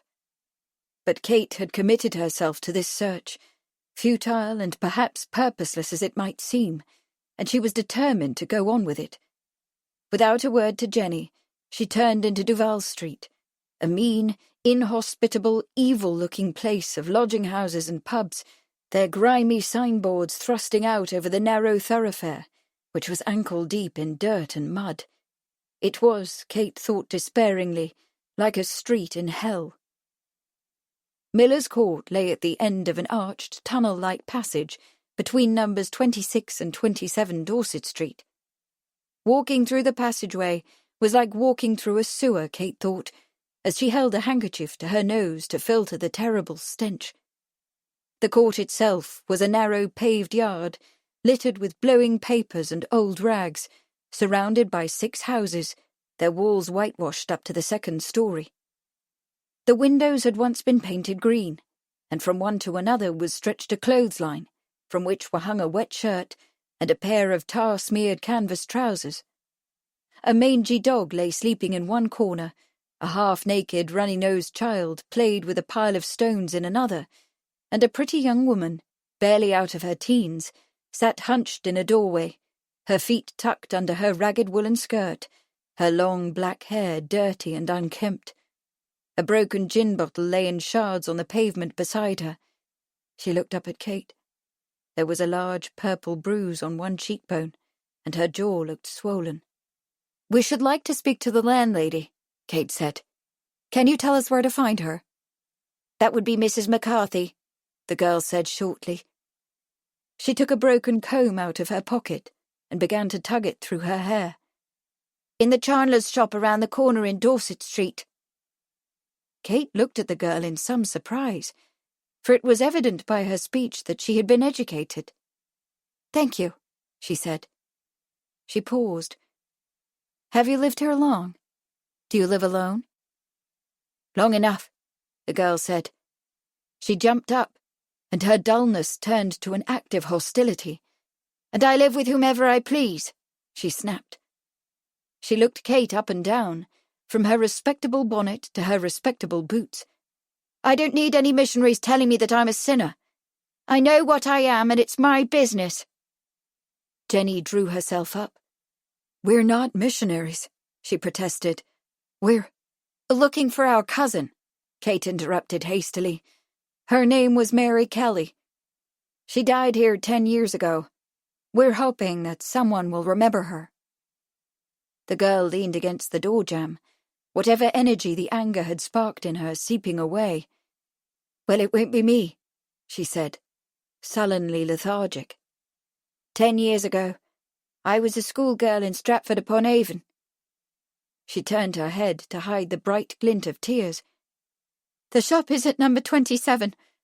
Back down the passageway and turn right." The chandler's shop was lined with shelves, on which were displayed a variety of cheap wares, dishes and crockery, lamps, a few bolts of coarsely woven calico, flat irons, some ragged straw hats that looked as if they had been chewed by mice, an assortment of used bottles. A grey-haired, apple-cheeked woman sat in a rocking chair near the door, her lap filled with a piece of black woolen knitting, to which she was energetically plying a pair of large steel needles. She wore men's brown boots, and a mammoth orange cat lay curled between her feet. At the sight of Kate and Jenny, the woman put on a broad, gap-toothed smile. "Afternoon, ladies," she chirped. "And what are you looking for today? Sheets? Pillows? Got 2 new goose-down pillows never I had laid on 'em." Her eyes glinted at the prospect of some fresh customer with a full purse. "Maybe you're after a nice bit of calico? I have some fine turkey red that's sure to suit the daintiest taste." The woman's voice was harsh with Cockney accents, but to Kate's ear there was some Irish in it. She slipped into her own Irish brogue, with an inflection a bit broader than that she had used to speak with Mr. Lees. "Faith, Mrs. McCarthy, it's your help we've come for if you'd be so kind. Me name is Catherine Kelly, and this is me sister Charlotte. We're from—" She hesitated. Where might Mary Kelly's people have lived? She took a breath and named her own mother's home. "From Limerick, in the west of Ireland." "From Limerick, eh?" A brightness lit in the depths of Mrs. McCarthy's eyes, and she gave a sentimental sigh. "Ah, sweet Limerick." She sat rocking for a moment reflectively, then shook herself and shifted her feet. "That was a long time ago, when I was a wee girl, and I hadn't laid eyes on Limerick for years. What kind of help?" The orange cat deposed from his place between the boots, blinked, sat up and yawned. Kate dropped her voice. "Our cousin Mary Kelly was murdered in Miller's Court 10 years ago, almost to the day. We're looking for someone who might have known her. Her mother is dying, you see, and we've been asked to find out, if we can, why she was killed." The rocking stopped. The ball of black worsted rolled out of Mrs. McCarthy's lap and bounced on the floor. The orange cat pounced swiftly upon it and began to bat it back and forth. With a muttered exclamation, the landlady retrieved the ball, kicked the cat, and resumed her chair. Her round face, which had before been blandly cheerful, was now dark with anger. "Why she was killed?" she asked grimly. Her eyes narrowed. "What makes you think there was a reason to it? The Ripper was mad, didn't you know? He had no reason. Said the poor girl was unfortunate. You knew that, didn't you?" Jenny leaned forward and said with a soft lilt, "Mary's mother trusts that God in his infinite wisdom had a reason to take her dear daughter. but she longs to know what it was. Can't you help her?" "God in his wisdom," cried the landlady. The phrase seemed to set her off, and she gave a wild, scornful laugh that sent the cat scurrying. "God in his wisdom allowed that girl and the others to be murdered all for the sake of a secret marriage and a babe." She began to knit furiously, the needles clacking like a gaggle of geese. "Don't talk to me about God in his wisdom, or I'll kick you out with the cat."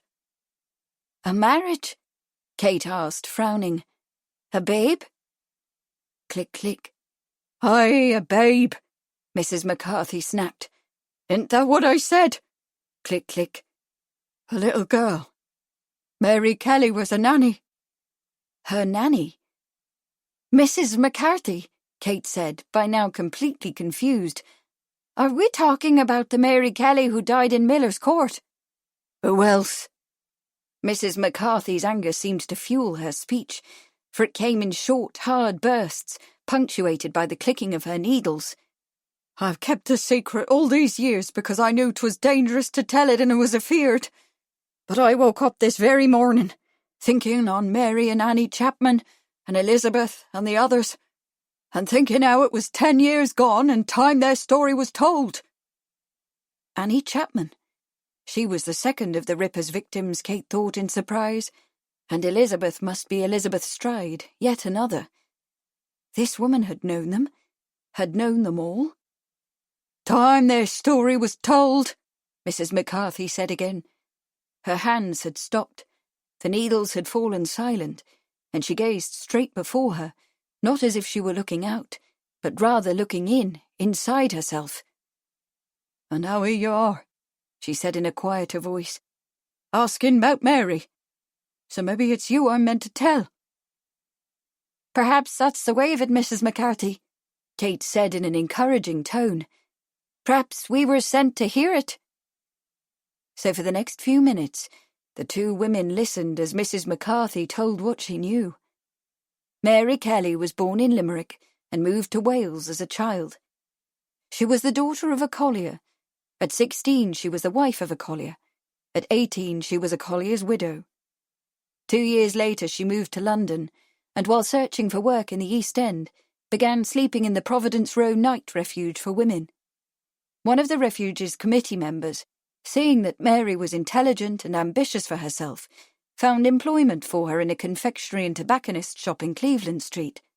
There she was friendly with a young Roman Catholic woman named Annie Crook, who had become romantically involved with a certain man of title and high position. In the natural course of the affair, Annie became pregnant. Within a few months, sometime in early 1885, Mary witnessed a wedding held in St. Saviour's Chapel in Osnaburg Street. The marriage was followed shortly by the birth of a little girl who was named Alice, after Annie's sister. Mary had no training as a nanny, but she had helped to raise her younger brothers and sisters, so a friend of the baby's father arranged for her to move into the basement of No. 6 Cleveland Street with Annie, to assume the care of little Alice. Mrs. McCarthy herself had seen the child often, for Mary was encouraged to take the baby along to Dorset Street when she came to visit her friends there, visits that apparently took place when the child's father wished to stay with Annie, and Mrs. McCarthy had even accompanied Mary back to Cleveland Street several times, since she had a sister who kept a lodging-house in Fitzroy Street, a block over.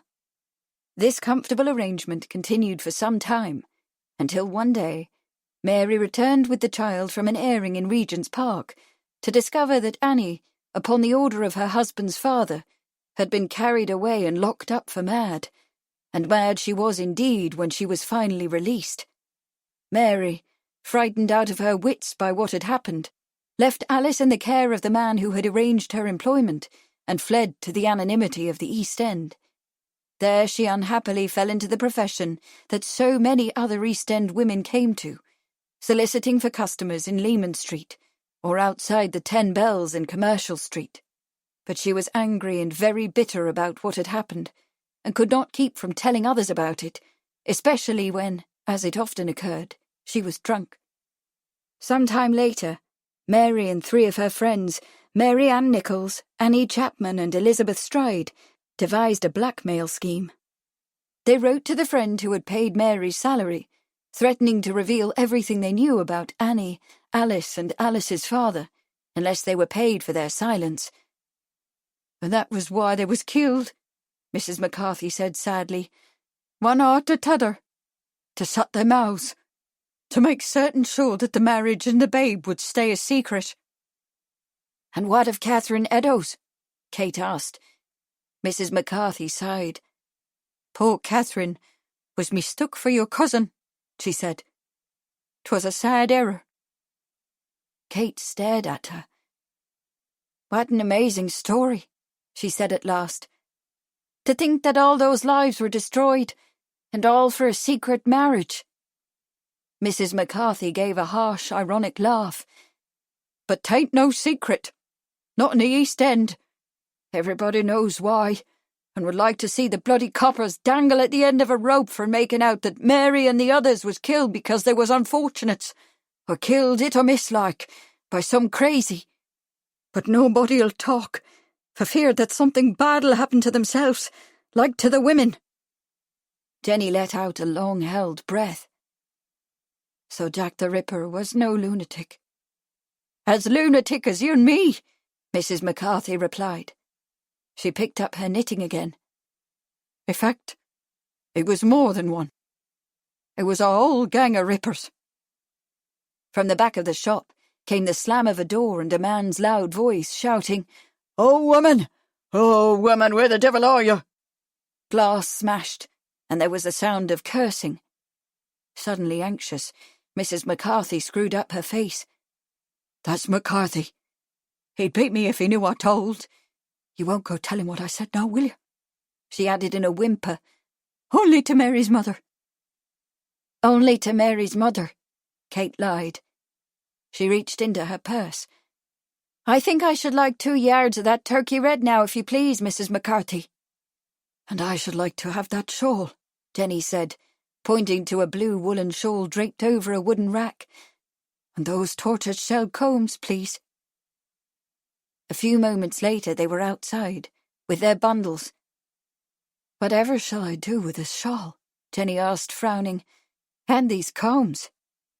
"I know," Kate said, turning back toward Miller's Court. When they departed Dorset Street a little later, they had left their purchases behind in the possession of a young girl with long black hair and a purple bruise on one cheek. Chapter 23. A communication from the Queen to her ministers. This new most ghastly murder shows the absolute necessity for some very decided action. All these courts and alleys must be lit, and our detectives improved. They are not what they should be. Victoria Regina, 11th of November, 1888. Twilight was falling by the time Kate and Jenny arrived at Sibley House, having decided that they were far too tired and footsore to take the train back to Colchester that evening. They could not go to Great Cumberland Place, since Jenny feared that the police might come there to inquire after her, and Kate suggested that they spend the night at Sibley House, where a reduced staff was maintained while the family were not in residence.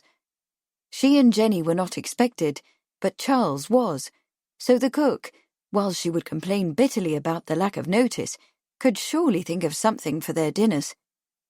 The butler did not blink at the sight of his mistress and her illustrious friend, garbed like ordinary servants. "Good evening, Lady Charles. Lady Randolph. You are very wet, I fear. May I take your wraps?"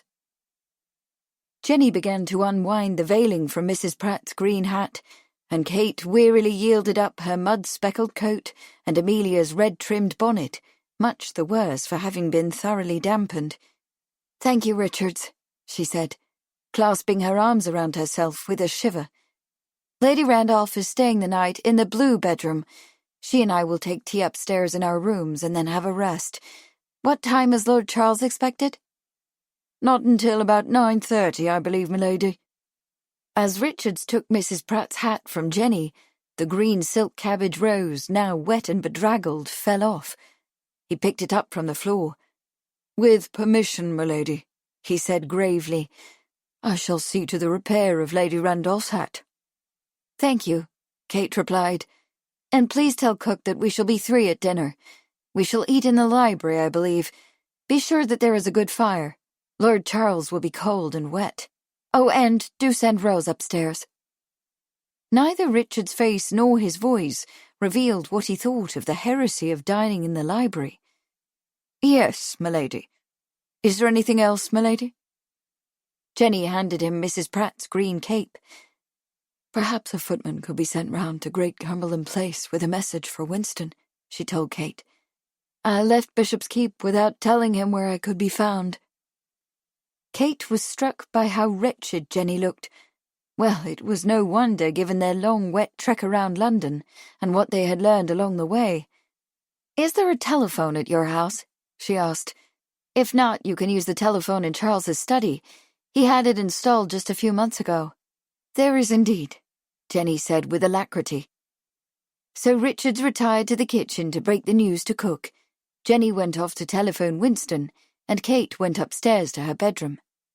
She kept a wardrobe in London, and she took a change of clothing and the necessary toilette articles to the blue bedroom. Rose, the upstairs maid, appeared, and Kate requested fires and hot baths. There was much for her and Jenny to talk about, and a great deal of new information to be weighed and considered, but there was no point in any discussion until they were rested, and until Charles had arrived and could hear what they had learned.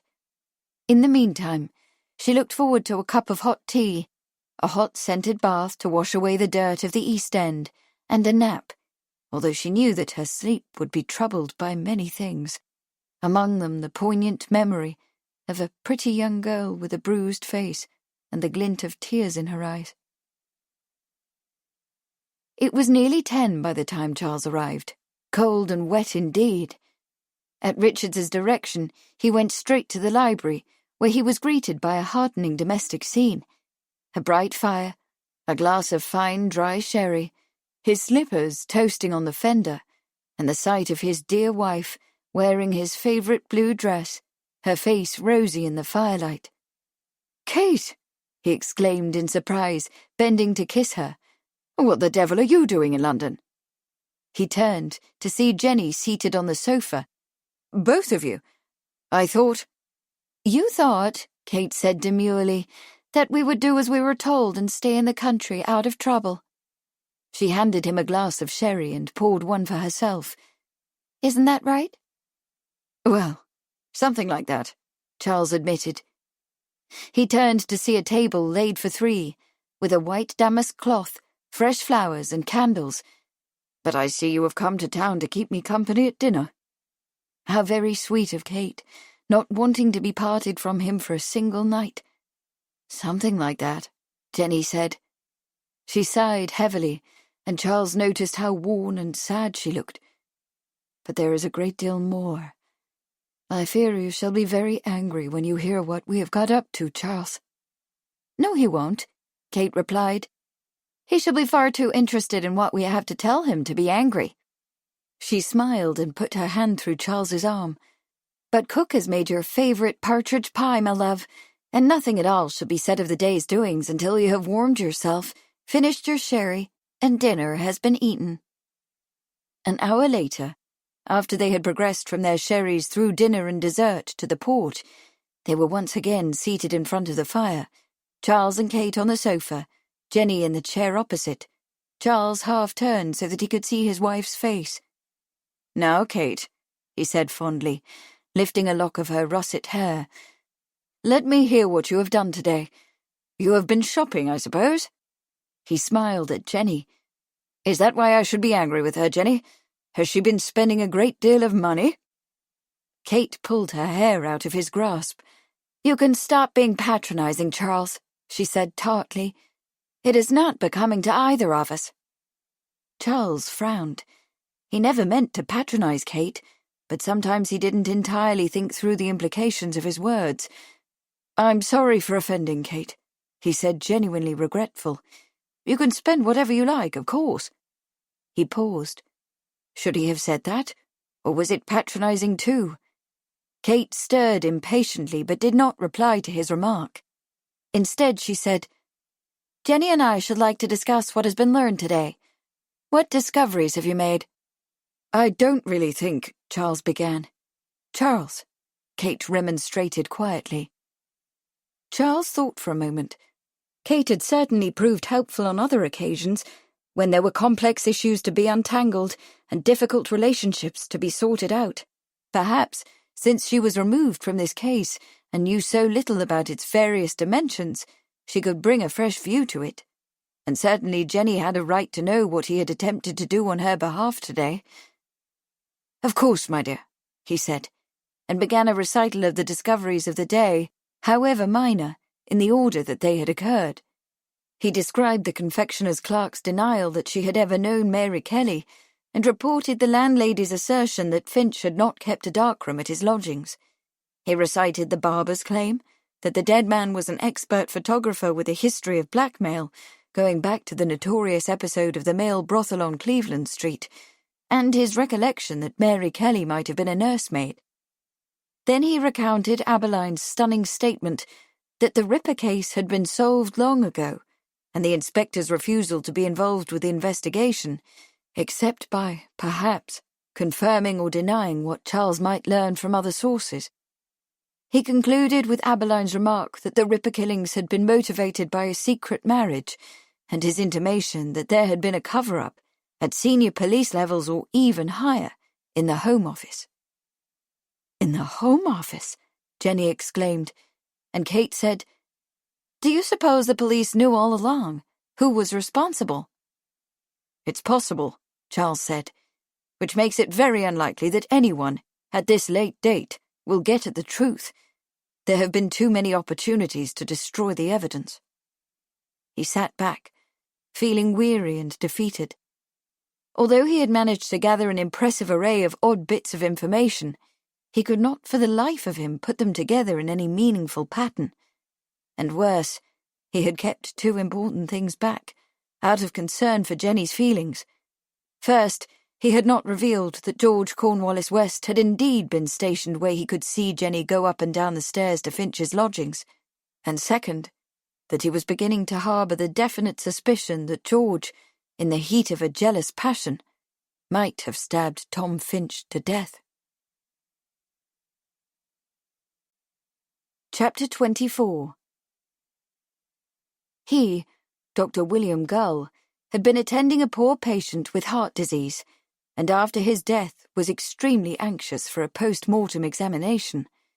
With great difficulty this was granted, but with the proviso that nothing was to be taken away, and the sister of the diseased patient, a strong-minded old maid, was present to watch proceedings. Gull saw that it was hopeless to conceal anything from her, or to persuade her to leave the room. He therefore deliberately took out the heart, put it in his pocket, and looking steadily at her, said, "I trust to your honour not to betray me. The heart is now in Guy's Museum. Thomas Ackland, son-in-law of Sir William Gull. In memoriam, Sir William Gull." Kate and Jenny had sat quietly through Charles's recital, alternatively glancing from him to each other and to the fire. When he came at last to the end, they sat for some moments, not speaking. Finally, Kate broke the silence. "Well," she said, "I suppose we had better tell you about our day." Charles got up to pour himself a second glass of port and to put another log on the fire. "Tell away, dear," he said. "I promise to be amused." He sat down, put his feet on the ottoman, and prepared himself for the gay account of the hours that his wife and her friend had spent flitting frivolously in and out of the Regent Street shops, and the difficulties they had experienced in finding exactly the right hat or shoes or ribbon.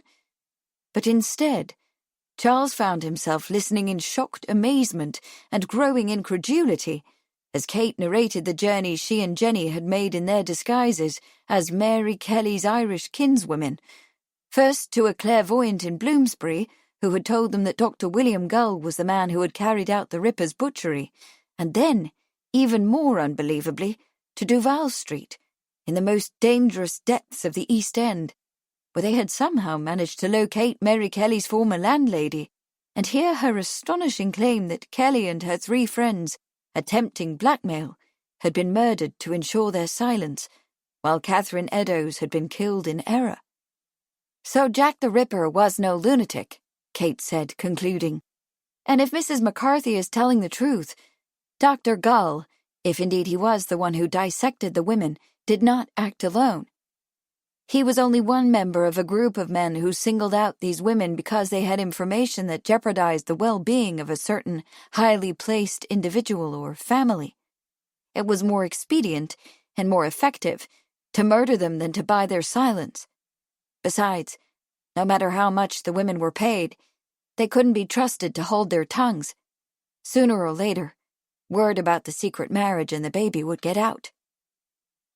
All through Kate's recital, Jenny had sat silent and stricken, her face quite pale, her fingers tightly laced together in her lap.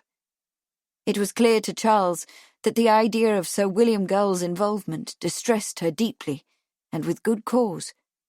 Throughout the late 80s, Sir William and Randolph Churchill were known to have been the best of friends. If Gull had taken part in the Ripper murders, might not Randolph have done so as well? Charles let out his breath. "Unbelievable," he muttered. "Absolutely incredible." "It's all true, Charles," Kate protested. "I've accurately reported every word we heard." She appealed to Jenny. "Isn't that so, Jenny?" "I wish I could say otherwise, but I cannot," Jenny said with a long sigh. "I am not at all questioning your veracity," Charles said hastily. What Kate said tallied with Abeline's reluctant assertion that the Ripper killings took place because some highly placed authority found it necessary to cover up the traces of a secret marriage. He gave her a wry grin. "I suppose it's your good fortune I'm questioning, that the 2 of you could manage to locate and question not 1 but 2 people out of the whole of London who have important facts about these murders." "I grant you that we were fortunate, Charles. However, people who know of this are not as uncommon as one might expect," Kate replied. "According to Mrs. McCarthy, the real reason for the murders is well known throughout the East End, where there's a great deal of bitterness toward the police for pretending that the women were killed because they were prostitutes, or that they were the random victims of a lunatic. Their tongues are held in check only by fear. And Mr. Leese made it very clear that Scotland Yard believed that Sir William Gull was involved with the murders, and that it was known that he did not act alone. He also said that at least 1 policeman, perhaps your Inspector Aberline, could identify the other members of the group." Charles could not dispute her words. What she and Jenny had learned was corroborated by what Aberline had been willing to tell him, and all of it pointed in the direction of a massive official concealment of the truth, as high as the Home Office, perhaps even the entire cabinet. And who was the highly placed person whose son's secret marriage and child so threatened? "I'm afraid there's more, Charles," Kate said quietly. She rose and went to the desk, where she took out an envelope. She opened it carefully, took out a sheet of cheap white paper and handed it to him. Charles squinted at the penciled script. November 11th, 1898. Dear Lady Randolph, this is the last correspondence you shall receive from me, for I am quitting the country. If you go to my studio at number 24 Cleveland Street, 3rd floor, at 10 tomorrow morning, you shall be able to retrieve the negative of the photograph I sent you earlier. I regret any distress you have suffered regarding our communications over the last year. Yours respectfully, A. Bird. Charles had to suppress a small smile. Whatever his other faults and failings, Tom Finch had a sense of humour, at least when it came to choosing a pseudonym. But there was more than that to cheer him, for it looked very much as if he now had a lead on the whereabouts of the negative. First thing tomorrow, he would visit number 24 and see what could be learned. The letter was dated and posted on the day Mr. Finch was murdered, Jenny said in a low voice, but somehow delayed in the post. I found it with the rest of my letters, which Winston sent over at my request earlier this evening. Jenny and I talked about it while we were waiting for you, Kate said, and this is what we have concluded. For whatever reason, Mr. Finch decided that it was time to end the extortion. So he wrote and posted the note to Jenny, giving her directions to the place where he kept the negative, perhaps a rented or borrowed studio. Immediately thereafter, someone else discovered what Finch planned to do and killed him, without learning that he had written this letter. Then that man telephoned Jenny and summoned her to the scene of the murder, hoping, perhaps, that she might be seen and implicated. If we can find that man, we shall have found Finch's killer and the man who wrote the typed blackmail note. And if we can locate the negative at this address, she pointed to the letter, there will be no more blackmail. Charles frowned. Kate's postulate of a second blackmailer sounded plausible enough, and he possessed no facts with which to contradict it.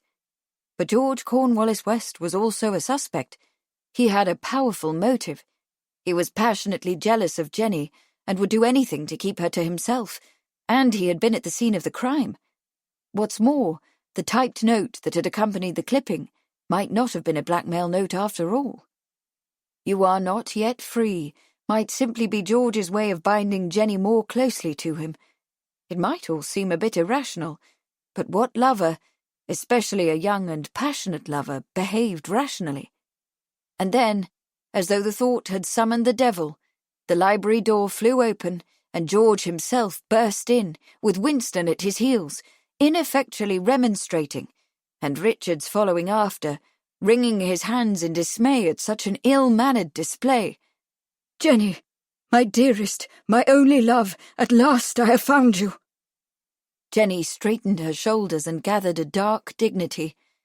"Winston," she said with a frown, turning on her son, "what is the meaning of this?" "I am dreadfully sorry, Mamma," Winston said. "I tried to stop him, but once your footman let it slip that you were here, he absolutely would not listen to reason." He cast a disgusted look at George. "I thought it best to come with him, for I feared he might create a scene." "A scene?" George was irate. "Well, I certainly hope so. A scene is exactly what I mean to create." Half recollecting himself, he bowed in Kate's direction. "Do please forgive my impetuosity, Lady Charles.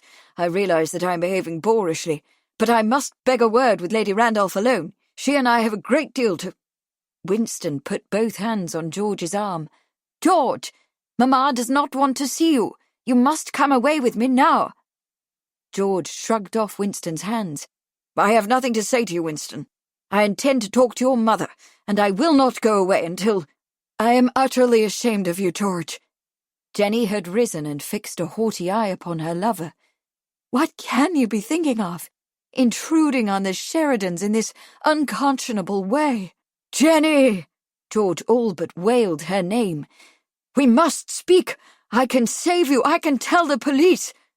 Now it was Charles's turn to grasp George's arm, with far greater authority than had Winston. "Whatever you have to tell the police must needs be said to me first, George." "And to me," Winston said determinedly. Charles shook his head. "Not now, Winston." He pulled at George's arm. "Come along to the billiards room, where we can have privacy." "Jenny!" George's cry was anguished. "Jenny, please!" But Jenny had turned her back on him, and George was left to choose between following Charles of his own volition or being dragged. Chapter 25. When murderers shut deeds close, this curse does seal them. If none disclose them, they themselves reveal them. Cyril Tourneur, The Revenger's Tragedy, 1607. It was dreadfully late, gone 11:30, but Sarah Pratt was not yet in bed. Still fully dressed, she sat half-dozing in front of the kitchen fire, her feet on the fender and the calico cat on her lap. Sarah had not yet gone to bed, because Mary Plum had not yet returned from walking out with the stable boy, and because she worried that Dick Pratt might come drunk from the pub and bang on the kitchen door and rouse the household, and because she feared that if she went to bed, she should dream that horrible dream again, the dream where she put rat poison in Pratt's roast chicken. Except that willy-nilly, she had fallen asleep, there in the chair, and dreamed it again, real as life itself. Only this time, the poison was not in the roast chicken.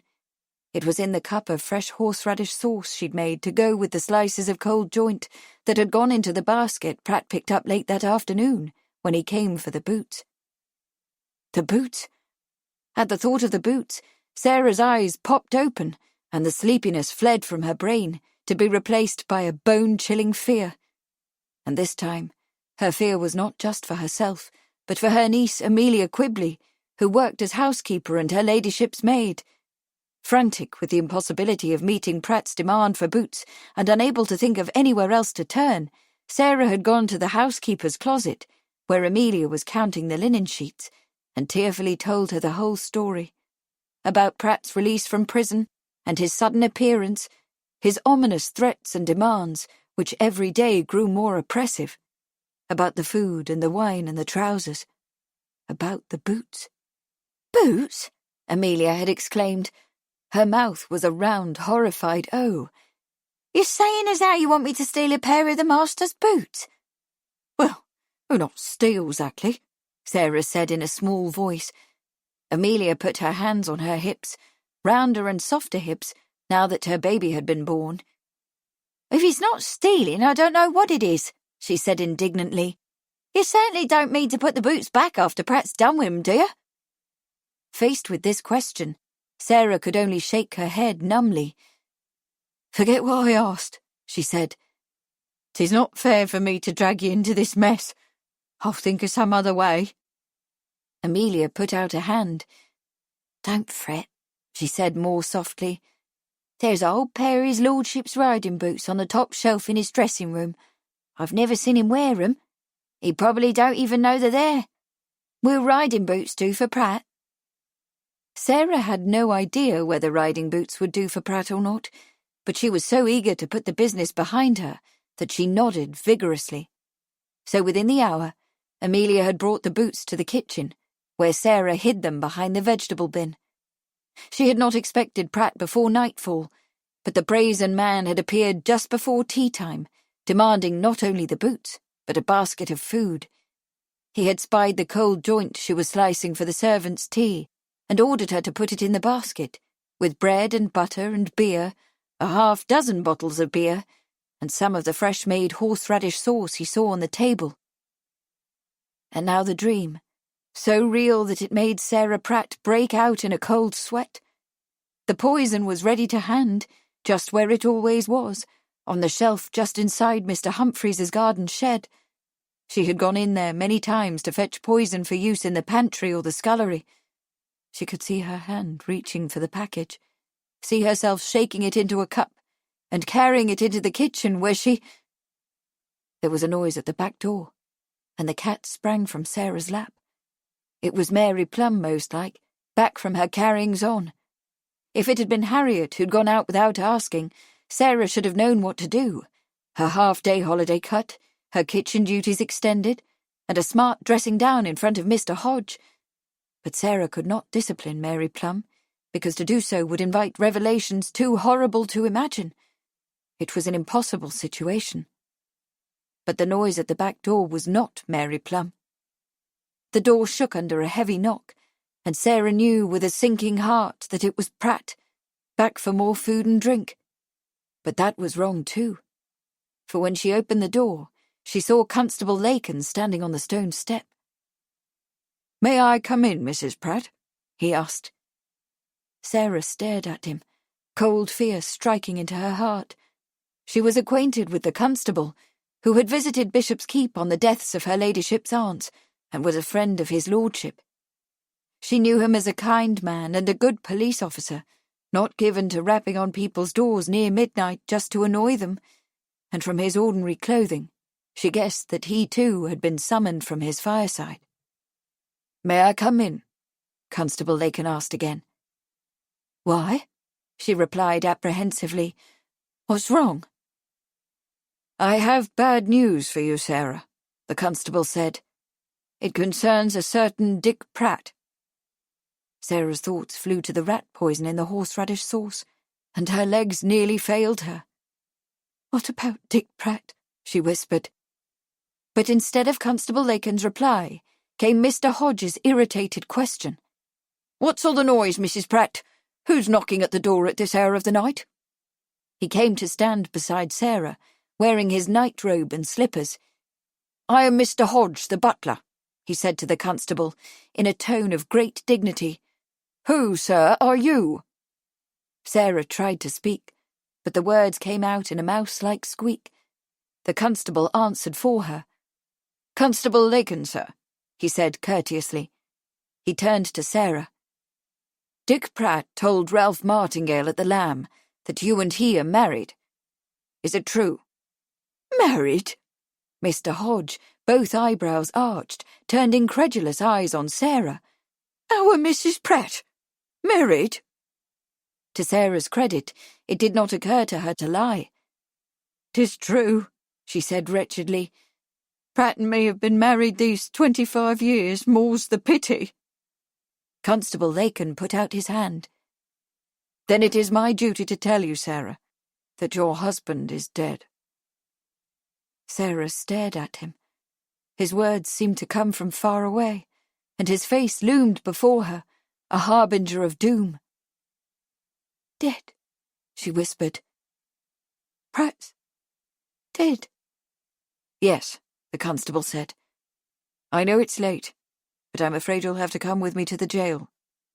But Sarah was not going anywhere for the next few minutes. She had fainted dead away on the kitchen floor. Chapter 26. There are some frauds so well conducted that it would be stupidity not to be deceived by them. Charles Caleb Colton, Lacon, 1825. Kate woke early, but Charles was up before her, already dressed and standing by the bed with her cup of tea on a tray. He put the tray down and bent to kiss her, then went to the window to stare out at the grey morning, his hands in his pockets. Kate pulled herself up against the pillow and gratefully sipped the tea. "I'm sorry for what happened last night," Charles said.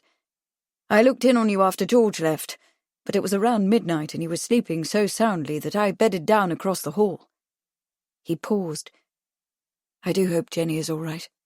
She was angry and shaken, Kate said, and terribly embarrassed by George's behavior. I think, though, that she was more disturbed by the scene that followed, with Winston. He insisted on hearing everything and took it all badly, of course, especially the idea that his father's photograph was associated, even though fraudulently, with that of a victim of the Ripper. As far as Winston is concerned, his father was perfect in every way.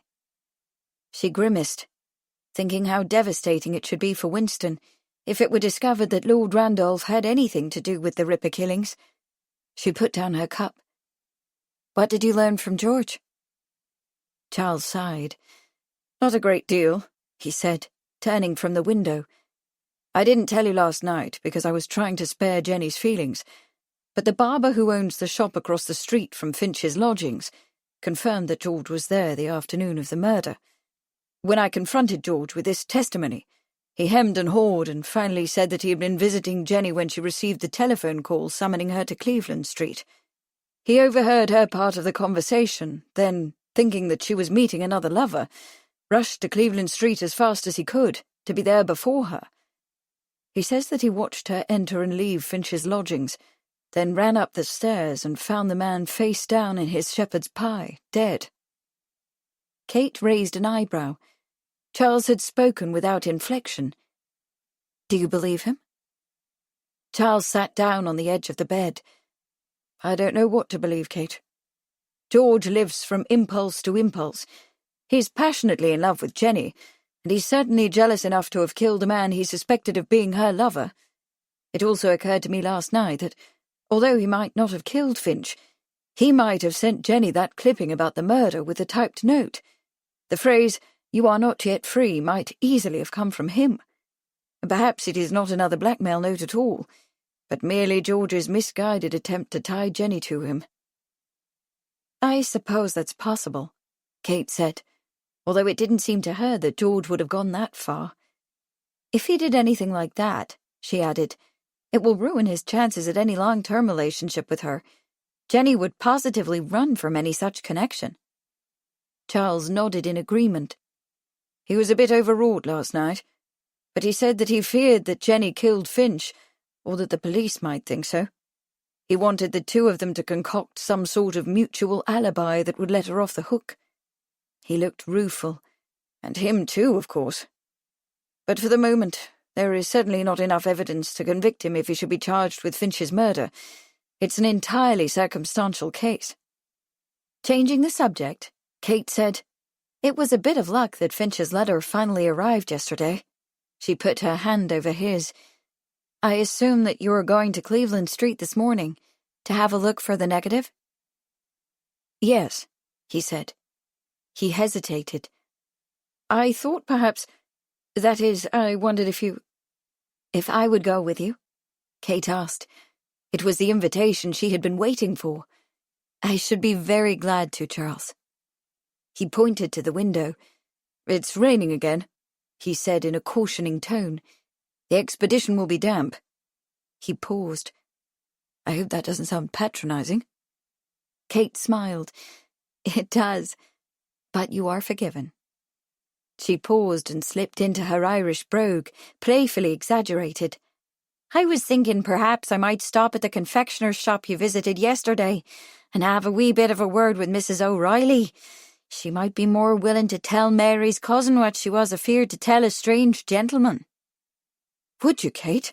Charles asked eagerly. "That was exactly what I was thinking." "And I thought that perhaps I might make a visit to St. Saviour's in Osnaburg Street," Kate went on. "Mrs. McCarthy said that the wedding took place in the chapel there." She made a little face.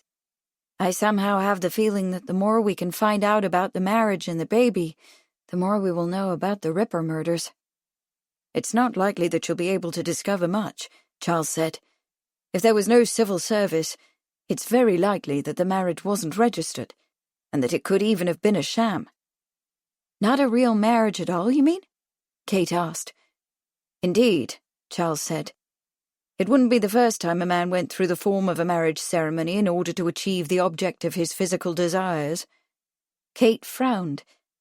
"But Mrs. McCarthy said that the child was born shortly after the wedding, so the man, whoever he was, would seem to have been motivated by a desire to protect the woman and her child. And if the marriage was fraudulent, why would the man's family go to the trouble of abducting the woman and locking her up, even, as Mrs. McCarthy claims, driving her mad? In that event, the woman was no wife, and the child was a bastard and no threat." "I take your point," Charles said. "We shall go together to the studio, and then you shall drop in on Mrs. O'Reilly at the confectioner's shop. And then at St. Saviour's," Kate said determinedly. "I want to know the name of the man who was responsible for all this trouble." "Very well, then," Charles said, and stood. "We shall be off as soon as you have breakfasted." Kate followed Charles up the narrow wooden stairway to the third-floor studio that had, according to the landlord, been let for the past 2 years to a certain Alistair Bird, a photographer of some local repute. The landlord added rather bitterly, however, that Mr. Bird had neglected to pay his previous month's rent. He had said he was planning to vacate the premises, but he had never appeared to clear out his belongings. What was to be done with all of his furnishings? Who was to pay the outstanding rent?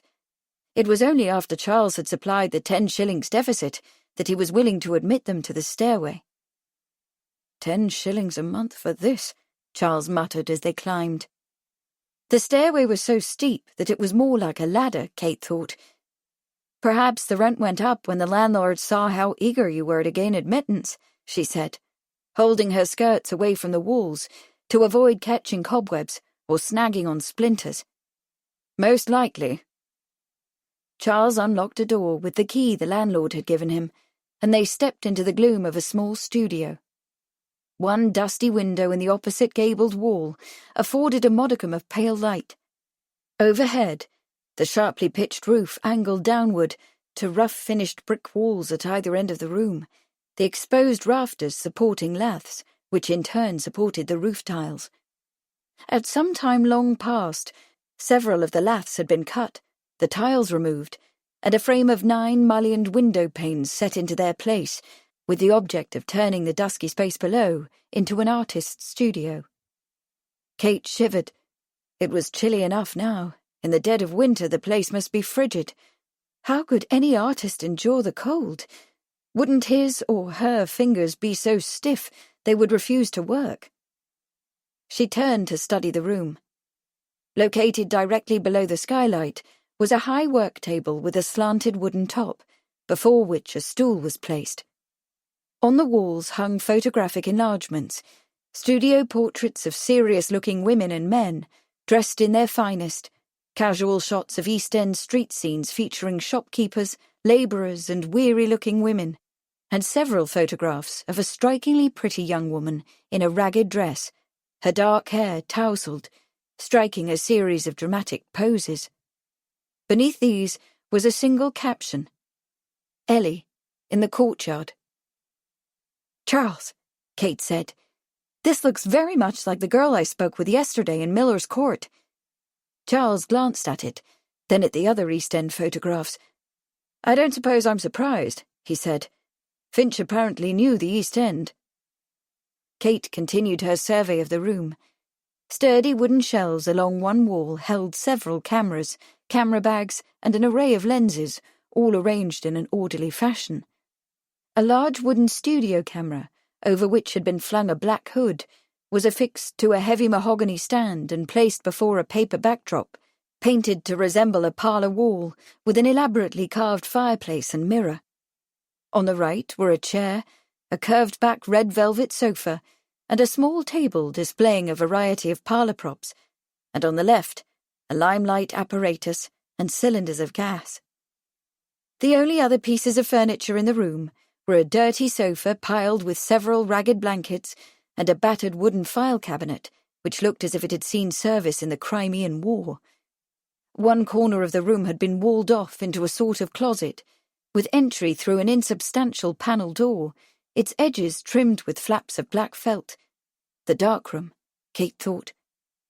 She said the obvious. "I don't see any negatives lying around." But then, what they were looking for was probably hidden somewhere, or had already been taken. There was no reason to suppose that the man who killed Finch hadn't already made off with it. Charles applied a match to the gaslight on the wall and pulled a pair of cotton gloves out of his pocket. "I'll check the darkroom first," he said, opening the felt-edged door. Finch had made use of every inch of the narrow cubicle. On the walls were shelves filled with large brown glass bottles and racks of shallow enamelled trays. He had used a wider shelf, waist-high as a working surface, and it was filled with a variety of developing equipment that Kate recognised from Charles's own darkroom: a plate washer, a burnisher, a print trimmer. A darkroom lamp hung from the ceiling, and a great portion of the floor space was occupied by what looked like 2 large bellows cameras, joined in the centre and mounted on a long wooden base with rails. "His enlarger," Charles said, when Kate asked what it was. "A nice piece of equipment, that. I shouldn't mind having it myself." As Kate watched, he searched the shelves, lifting the trays and other flat objects to be sure that nothing was concealed beneath. But the search was fruitless, and they returned to the larger room. "I suppose that leaves only the file cabinet," Kate said. She went to stand beside Charles as he pulled open the top drawer, revealing a long row of glass negatives and prints separated by cardboard dividers, the tabs of which bore cryptic notes. "Ah," Charles said, "this looks promising. But before we start a serious search, let's see what else we have." He pulled out the second drawer, and the third, which were organised like the first. The bottom drawer was stuffed with papers, letters, invoices, newspaper clippings, and a pair of worn felt boots and a woolen cap. Kate couldn't help but wonder whether Finch had worn them to keep warm while he worked. "The negative is probably in here somewhere," Charles said, "if it's here at all." He reopened the top drawer. "I suppose I shall have to look at every one of these plates." He took out the first and held it toward the skylight, scanning the image. "This could take all day," he muttered, replacing the first plate and lifting out the second. I shouldn't have thought he would leave it with the other negatives, Kate said, wandering to a shelf. If someone else came here looking for it, the cabinet is the most likely place to be searched. It's also possible that he had it with him at his lodgings, Charles said, meaning to bring it here before Jenny's arrival. In that case, the killer may indeed have it now. I suppose, Kate said. Curiously, she picked up a small pocket camera, obviously designed for concealment. Beside it was a long-focus lens. She paused to look at it, wondering how often Finch had stooped to using his photographic talents for blackmail. She turned to say something about this to Charles, but as she did so, she noticed that the slant-top table under the skylight appeared to have some sort of drawer beneath it, although she could not see how it was to be opened. Curious, she went to the table and ran her fingers under the front edge, tentatively pulling upward. The tabletop, which she now saw was hinged along the back, lifted up and became a kind of lid. Underneath was a drawer containing pens and pencils, scraps of paper of different sizes, and a large brown envelope. She opened it carefully. Peering inside, she saw several glass negative plates and a familiar photograph. "Charles," she said sharply, "come here, please." "What is it?" Charles asked, holding up yet another negative. "Damn it," he muttered. "At this rate it will be noon before we're finished." "I don't think so," Kate said. She motioned him to the table. "Isn't this what you're looking for?" Out of the envelope, Charles took the print and 3 plate glass negatives and placed them on the slant-top table. Heavy black paper masked all but a small irregular portion of the first. The piece of paper which had been cut from the black masking was fixed to the second negative. The third negative was unmasked. One after the other, Charles held the 2 masked images up to the light. Then, more carefully, he examined the third, turning the plate so that the light reflected across the surface. "A very clever fraud," he said thoughtfully. "See here, this is where the emulsion has been scraped away." He pointed. "And this is where penciling has been added." "And the photo?" Kate asked, looking at it. It was very similar to the one Jenny had given Charles, but she could clearly see that the image of the man, Lord Randolph, was superimposed upon the background, and the image of the woman. She could even see the overexposed edges. "The photo is a contact print," Charles said. "It has been made by exposing the photographic paper to light. First with this negative, the woman in the background, placed on it, then the negative of the man. The contact print was then developed and photographed again, and that negative retouched, so that the 2 images are blended together. From this final negative, the forger can make as many copies as he wishes." "So we can prove that the photograph is a counterfeit," Kate said excitedly. "And if any other copies appear, they can quickly be shown to be fraudulent." She paused, frowning. "How difficult would it be to establish that it was Finch who created the forgery?" "Not difficult at all," Charles said. "As a rule, photographers don't wear gloves. It's very likely that the negatives have Finch's fingerprints all over them."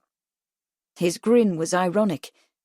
"It would be rather a bother to dig him up to get confirmation, but I can try matching the prints against those on the glassware in the darkroom." He replaced the negatives and the photograph in the envelope. "I should say that we've got what we came for," he said with satisfaction. "Bless those sharp eyes of yours, Kate, and thank you." "You're welcome, my lord," Kate said, as Charles turned off the gaslight and they left the studio. She glanced back one last time at the photograph of the pretty dark-haired girl in the ragged dress. Chapter 27. Oh, how many torments lie in the small circle of a wedding ring. Colley Cibber, The Double Gallant, 1702. The rain had temporarily halted, but the sky had grown so dark and gloomy that the gas lamps inside the confectionery and tobacconist shop had been lit. It was a homey-looking place, Kate thought, with a scrubbed tiled floor, ruffled curtains in the window, and shelves and polished glass display cabinets filled with the shop's wares. A heady odour of rich tobacco and sweet chocolate filled the air, and from the rear of the shop came a woman's voice, singing something in Gaelic with a high, light melody. "A good morning to you, Mrs. O'Reilly," Kate called. The singing stopped, and a stout, middle-aged woman in a navy blue dress and white ruffled apron and cap came around the partition, wiping her hands on a red and white checked towel. "And a good morning to you, my dear," the woman said with a cheerful smile that showed tobacco-stained teeth. "What'll you be having today? Some chocolates, perhaps?" "I'll have a pound of your finest chocolate," Kate said. "It's to carry home with me to Ireland, to the mother of someone you used to know." "Someone I knew, miss?" the woman asked, opening a case in which were displayed several large bars of dark chocolate. She took one out and tipped it onto a silver scale. It weighed slightly over a pound. "How's this?" "That'll do nicely," Kate said. "It's for Mary Kelly's mother, you see. She's dying." She paused, watching Mrs. O'Reilly's face, and added gently, "I'm Mary's cousin, Catherine Kelly, and I've come to ask your help." Mrs. O'Reilly's eyes grew large, and one fat hand went to her mouth. "Oh, but I couldn't," she exclaimed. I understand that this is hard for you, Mrs. O'Reilly, but 'tis harder yet for Mary's mother, who longs to know why her daughter died." Kate held the other woman's eyes with her own. "How would you feel if your dear daughter was dead and people said terrible things about her, and you knew the things weren't true?" There was a long, painful silence. Mrs. O'Reilly blinked rapidly. "Why didn't you come then?" she whispered. "All those years ago." "I did," Kate lied. "But I didn't know to come to Cleveland Street. I didn't know that part of it until I talked to Mary's landlady, Mrs. McCarthy, just yesterday, in Dorset Street, Duval they call it now." "Mrs. McCarthy talks too much, she does," Mrs. O'Reilly said bitterly. "I always told Mary to watch out for that woman. McCarthy's too free with her tongue, I always said. She'll cause you a deal of trouble some day, she will, I said." There was a silence. "And what did Mrs. McCarthy tell you?" "About Annie and Mary working in the shop and being good friends, and Annie marrying and little Alice being born, and Mary living with them as nursery maid in the basement of number 6, then poor Annie being taken away to the madhouse." Kate took a deep breath and let it out. "And Mary and the others being murdered by the Ripper, just because they knew who Annie was married to." "Well then," Mrs. O'Reilly said, partially recovered, "you know it all already. There's nothing I can tell you more than that." She eyed Kate suspiciously. "Who was the gentleman who was here yesterday, showing that picture?" "I don't know anything about any gentleman," Kate lied again. "But I hope you can tell me where Annie is, and the child." She sighed. "I'd like to tell Mary's mother that I've laid me eyes on 'em, and that they're all right." "All right," Mrs. O'Reilly snorted contemptuously. "Annie's mind's gone, poor girl. They locked her up for 6 months and cut something out of her brain, and when she came back she couldn't scarcely remember her name. She had fits too." Her voice took on a deep sadness. "She was such a pretty girl, and always so chipper-like. 'Twasn't right what was done to her, and all because of marrying who she shouldn't have." Cut something out of her brain. Kate shuddered. Who would have done such a ghastly thing? To whom could Annie Crook's secret marriage pose such a terrible danger that she had to be treated in such a way? "Where is she now?" Kate asked. Mrs. O'Reilly gave a despairing shrug. "Here and there. St. Pancras Workhouse, most likely, or St. Giles in Endell Street. I haven't seen her for a year or more. Last time she didn't know me, though we was good friends once." "And the child? Alice?" "You'd have to ask Mr. Walter Sickert about her," Mrs. O'Reilly said. "He's the man who paid Mary to take care of the child. When Annie was stolen away, he took the babe and gave her a home, out of respect for his friend." She twisted her mouth. "Mr. Sickert, he's had nothing but trouble in this, but it's what he gets for hobnobbing with the high and mighty. She snorted contemptuously. A.V. Sickert, he called his friend, like he was his brother. You mean, Kate said, trying to get it straight, that Alice's father called himself Sickert, but that he was really someone else? Another snort. That were the name he went by, all right, but we all knew who he was. Well then, Kate said, who was he? Mrs. O'Reilly's face turned stony. Now that, she said firmly, you're not getting out of me, miss. Not after what happened to Annie. If you take my advice, you won't try to learn it, and if you do, you'd best forget it. She stuck out her hand. 3 shillings for the chocolate, if you please. And when Kate handed the money over, Mrs. O'Reilly thrust it into her apron pocket and disappeared behind the partition. St. Saviour's Chapel was an annex to St. Saviour's Infirmary in Osnaburg Street, scarcely a stone's throw from the top of Cleveland Street. The building, delicately proportioned and built of grey stone, sat at the rear of a walled courtyard, with a carefully tended rose garden laid out in a geometric design centred around an empty fountain. Even though it was almost mid-November, a few of the roses were still in bloom, their blossoms shining sweet and pure in the gritty fog. Kate tried the carved wooden doors in the front of the chapel, but they were locked tight. She was standing on the cobblestone walk, wondering whether she should go in search of a custodian or return to the coffee house where Charles was waiting for her, when a small nun in a black habit and cowl, hands clasped and head bowed, came striding around the corner of the building and bumped into her. "Oh, many pardons," she exclaimed, raising her apple-cheeked face. "I'm afraid I wasn't looking where I was going." She adjusted her gold-rimmed eyeglasses, which had slid down her nose. Her hands were large and capable-looking, rough with ordinary work. "Are you waiting for someone, my dear?" she asked solicitously. "I should like to know about a wedding that took place here some time ago," Kate said. She paused. "Quite a long time ago, I'm afraid, sister. But perhaps there is a chapel register I might consult." The wrinkles in the nun's forehead smoothed out, and she smiled. "God has sent you to the right person, Miss Kelly," Kate said. "Catherine Kelly. And I am Sister Ursula." The nun reached into a pocket of her habit and extracted a key, fastened to her waist by a long ribbon. "I have been mistress of St. Saviour's Chapel for going on 26 years now, and one of my responsibilities is keeping the register." 26 years, Kate exclaimed, doing a rapid calculation. The wedding, if there had truly been one, was well within that framework. "That's a very long time." "Indeed it is," the nun beamed. "I was appointed by dear Mother Agnes, may she rest in eternal peace, when I first came to St. Saviour's to work in the hospital.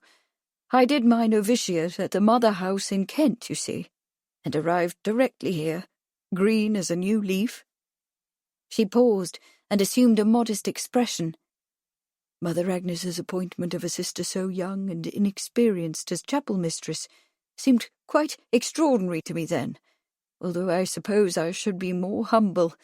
Pride is one of my worst failings." "I think it was quite a remarkable achievement," Kate replied in an admiring tone. She was about to prompt with another question, but Sister Ursula didn't seem to require any special encouragement to talk. She went on in a pious tone. "The Sisters of Mercy believe that each of us has an important gift to give to God, you see, and we are all urged to yield ourselves completely to His service through whatever gifts we have been generously given." "And your gift is overseeing the chapel?" "Exactly, God be thanked. He has placed me precisely where I can serve Him best." Sister Ursula gave a delighted laugh. "Isn't that quite miraculous?" She inserted her key in the lock, and the heavy door swung silently open. Inside, the air was chill and faintly sweet with the scent of incense and old leather-bound hymnals. The Gothic arch of the ceiling seemed to reach toward the heavens, and the stained-glass windows on both sides of the nave shone like jewels set into the stone wall. "It is a lovely chapel," Kate said. genuinely impressed. "The sisters were the first order established after the Reformation," Sister Ursula said, lowering her voice, "and we have a long tradition of service within the Anglican Church. But for all that, we are quite ecumenical here in Osnaburg Street. The dear lady who founded our hospital and built this chapel in 1872, God bless her sweet and loving spirit, was quite insistent upon our serving all the people. St. Saviour's receives the sick of every denomination, and we never interfere in the practice of their religion." Kate made an effort to turn the flow of the nun's words in the direction of her inquiry. "The wedding I wanted to ask about, the bride was Roman Catholic, I understand." "Well, then, there you are." Sister Ursula turned down her mouth. "You see, even the Popish are welcome here. Reverend Mother even permits them to have their priests if they insist." The Popish? Kate caught the barely disguised dislike in Sister Ursula's tone. She knew the English anti-Catholic sentiments well enough, for she herself had been raised Roman Catholic. Perhaps Annie's secret marriage posed a threat to her husband's family because she was Catholic. The moment the thought came to Kate, though, she knew it had to be wrong. A family might not be happy to receive a Catholic daughter-in-law. Charles's mother had certainly put up a fuss, even though Kate was not a practicing Catholic. But if the couple were determined, the parents usually accepted the marriage and put the best face on it. It might have been different a century before, but in this modern day, surely no father would so fear a Catholic connection that he would have his son's wife committed to a lunatic asylum, or countenance the murders of 5 women to keep the marriage a secret, unless the family's rank and prestige were so delicately balanced that— "The register is in the alcove," Sister Ursula said, closing the door and pocketing the key. "What year did the wedding take place?" "It was 1885, I believe," Kate said. She felt a great, heavy sense of anticipation, almost of foreboding, settle like a mantle over her. Miraculously, she had followed the trail of clues this far, from Bloomsbury to the East End to Cleveland Street and St. Saviour's, and at each station along the journey she had learned something new, had been given some new revelation. What would she learn from the register? Nothing at all, or everything. The date of the marriage, the names of the witnesses, the name of the bridegroom. And if she were to learn the bridegroom's name, what would that reveal about the terrible crimes of Jack the Ripper? Which of the ancient families of England would destroy lives to keep their name and reputation inviolate? A moment later, she was standing in front of a large, heavy book, open on a table. The gold-bordered ivory pages were ruled into lines and columns, each numbered and filled with names and dates, the ink fading to sepia.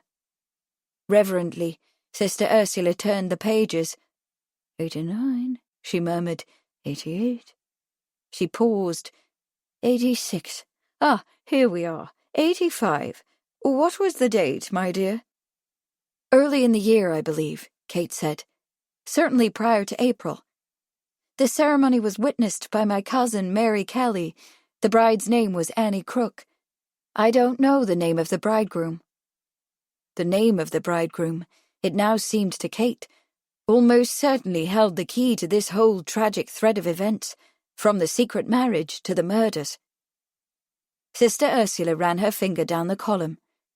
Annie Crook. Annie— She stopped. This should be it, I suppose. On March 15th, Annie Elizabeth— Oh, yes, here is your cousin's name as witness, only here she signs herself Marie Jeanette Kelly.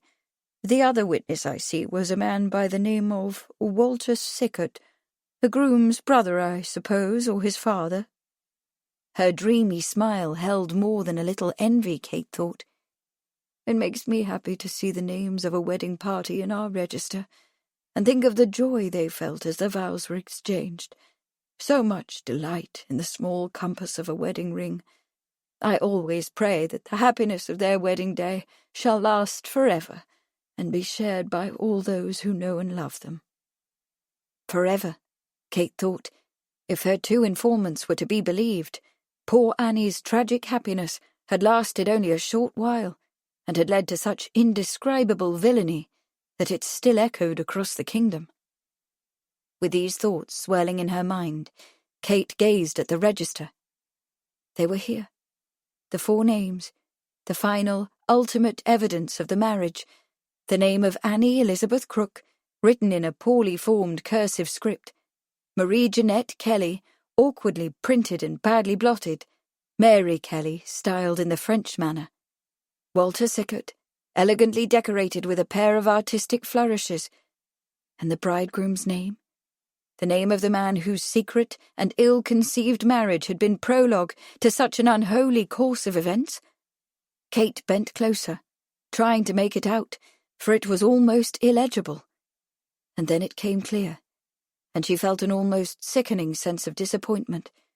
Sickert it was, A.V. Sickert, the same name that Mrs. O'Reilly had given her an hour earlier. The bridegroom had borrowed his friend's name, not only for his everyday doings in Cleveland Street, but for his wedding as well. She turned away from the register, and Sister Ursula closed it with a gentle reverence. "I hope," she said, "that you've learned what you came to know." "Yes, thank you," Kate said with a slight smile, but there was nothing to smile about. She was no closer to the one truth she had come to learn. The name of Annie Elizabeth Crook's husband was still a mystery. Chapter 28. Lady Randy is sure to have a clever magazine, for she is so clever, brilliant, keen of wit. She is highly educated, observing, and has as varied a knowledge of the world and society as it is possible for a woman to have. Lady Randy's acquaintance is limited only by the confines of the earth. Town Topics, 1899. Jenny Churchill sat at the desk in the library at Sibley House, reading the kind note that Manfred Raeburn had sent through Winston, complimenting the story Beryl Bardwell had written for the first volume of the Anglo-Saxon Review, and commending her great skill in choosing contributors. She read it with a slight smile, thinking how good it was to have Manfred's able services. He was such a dear boy, and so competent. He seemed to know just what she wanted, almost before she knew it herself. If only he weren't so nervous. He positively made her nervous as well, and it would be nice if he and Winston could get along better. She did not understand the animosity between them, but as long as it did not rise to the level of discomfort, she supposed they could all live with it. Jenny laid Manfred's note aside to give to Kate, and began to leaf through the manuscripts he had sent for her review. There was a poem, rather a gloomy thing, Jenny thought, from Algernon Swinburne, and a 25-page story from Henry James, written in his usual indeterminate style, as well as 5 letters from the Duke of Devonshire. If these early submissions were any indication of the quality of the work that was to appear in the review, Maggie, as Jenny still thought of it in her own mind, ought to be a stunning success, a work of quality and substance. Manfred had also sent several recent press clippings with the manuscript. One from Town Topics was highly positive about her efforts, but the others were the usual carping criticisms that were aimed at any new thing, especially a new thing that was thought of by a woman. One critic wrote that it was presumptuous to think that a mere woman could bear so significant an editorial burden. Another thought that while Lady Randolph was splendidly fit to handle the editorial side of the review, her management skills would be proven sadly lacking. Jenny bridled at both these criticisms, but she did not take them personally. They were the sort of thing that small-minded men wrote about large-minded women. In fact, criticisms and oppositions such as these only strengthened Jenny's commitment to dear Maggie and her resolve to make the magazine the very best in the entire world. But neither the manuscripts nor the press clippings could hold her attention. Instead, she found herself drawn to the passionate, pleading note she had received from George less than an hour ago, hand-delivered by a messenger. It lay beside her on the desk now, carefully typed, as if George did not trust himself to write, for fear that his emotions might overpower his hand. She took it up to read it for the 3rd time. My dearest darling Jenny, I respect your wish not to see me, sweetheart, just as I respect your every wish and desire. But I must plead my case and try to persuade you to reconsider. By now, Lord Charles has most likely told you what happened, but I need to be sure that you understand that I never intended to spy on you. When I discovered that you were going to Cleveland Street, I fell into the disgraceful misapprehension that you were going to visit a lover. I cannot explain how this wrong idea came into my head, except to say that I was seized by a jealousy so intense that it blotted out all reason. I left your house and rushed to Cleveland Street. I found a place where I could watch, and after you came out and got into your carriage, I went up the stairs and came on the same appalling sight that must have greeted you. A man, dead, with a knife in his back. You can imagine my shock and horror, dear Jenny. Not that I thought that you had committed the deed. No, never in my wildest imaginings could I think that.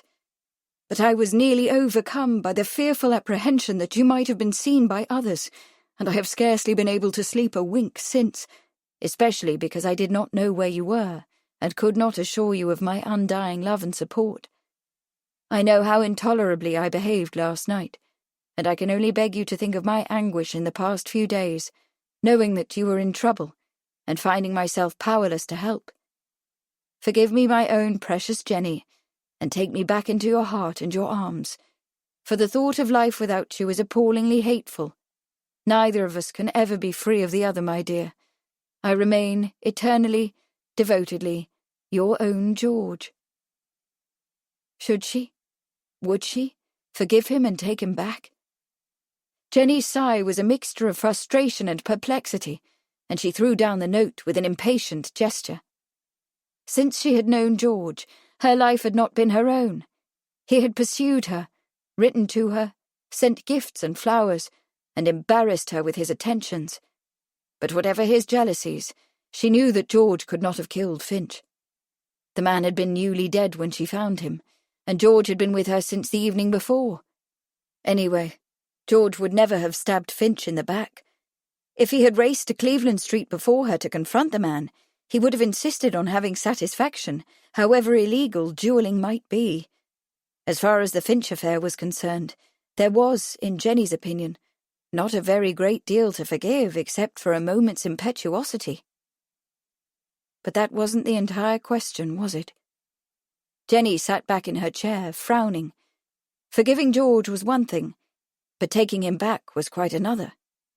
If she were going to break off the relationship, now was the best time to do it, when she could justify her decision by citing his jealousy, and there was certainly enough good reason to break it off. None of her friends thought the connection a suitable one, and even the prince, who God knew had had enough unsuitable liaisons of his own, had taken it upon himself to warn her that she risked social censure if she continued to be seen in public with a young man the age of her son.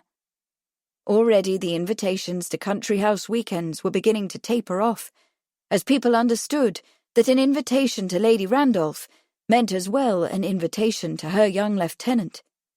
Randolph's family were clearly distressed at the thought of her being connected with a man with no fortune of his own, and even Winston, who had supported her so wholeheartedly in other family crises, had made a point of stating the obvious, that whatever George's merits, the ability to support a wife was not among them. "We must frankly face the fact that we are poor, Mamma," he had written. "If you marry a young man with no prospects, who cannot help you to pay that £17,000 note, you are both likely to be dragged down by the debt." And of course, her connection with George held the very real possibility of social embarrassment for Winston, whose political career was in that vulnerable period of incubation. From that point of view, he was right to point this out. But it was exactly this attitude on the part of her family and her so-called friends that made Jenny angry. Angry enough at this moment to toss her pen onto the desk and begin pacing up and down in front of the sofa where she had rejected George the night before. Her spirit recoiled from the idea that she must choose a husband from the ranks of the men who could afford to marry a lady of her standing. Even more, she was repelled by the thought that society believed it could dictate to her what she might or might not choose to do. The gall of Daisy Warwick of all people, advising her to look for more suitable lovers of her own age, as if her heart could be subject to her intellect. The audacity of the prince, kind-hearted and well-meaning as he was, to write to her that a liaison with George would be both mischievous and foolish. As this quiet moment unfolds, let the soft music guide your thoughts into a calmer space before the story returns.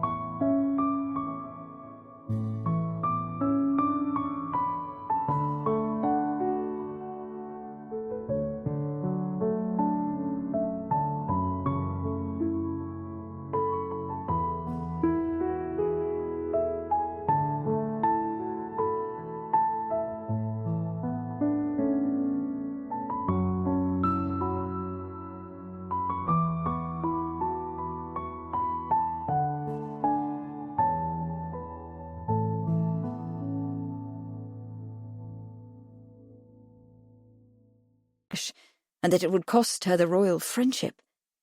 Couldn't they see, these frightfully concerned friends of hers, that their very opposition propelled her in a direction exactly opposite to their wishes? Couldn't Winston, who was so much like her, understand that to contradict his mother was to ensure that she would become even more fixed in her resolve? For Jenny Churchill knew herself well enough to know that she was compelled by contraries, and that when her will was opposed, her will grew diabolically strong. It had happened when she first met Randolph, so many years ago at the Cowes Regatta, when she was scarcely 19. When he proposed after only 3 days' acquaintance, her mother had positively put down her foot, and the Duke and Duchess of Marlborough had adamantly refused their permission, even going so far as to threaten to cut off Randolph's allowance. But of course, these refusals had accomplished the opposite purpose, hardening Jenny's resolve to have the man she loved, whatever the opposition and whatever the cost. The same thing had happened a good many other times since, whenever she wanted to do something, or go somewhere, or become someone, and was denied. At these times, something inside her rose up ferociously to defend her right to make a fool of herself, if that was what it amounted to. But it was her right, and she would have it, and that was all there was to say about it. And in that spirit, knowing that she was very likely making a blunder from which she might never recover, knowing that she was acting out of willfulness rather than wisdom, and that her action should certainly have strong negative consequences for Winston and Jack, Jenny sailed back to the desk, shoulders straight, chin high, and picked up her pen to write. Dear, foolish, impetuous George, of course you are forgiven, from the bottom of my heart. You write so passionately and with such force that I can deny you nothing. Only wait a little while until Lord Charles has ended this ugly business, and I promise you that all shall be right between us. God bless you, my love, my own, from your loving Jenny. Chapter 29. Letter from Colonel J.P. Brabazon to Winston Spencer Churchill, upon the successful conclusion of Winston's suit for slander against A.C. Bruce Pricer, 9th of March, 1896. My dear boy, I cannot tell you what intense pleasure your telegram gave to me, and what a very great relief it was also.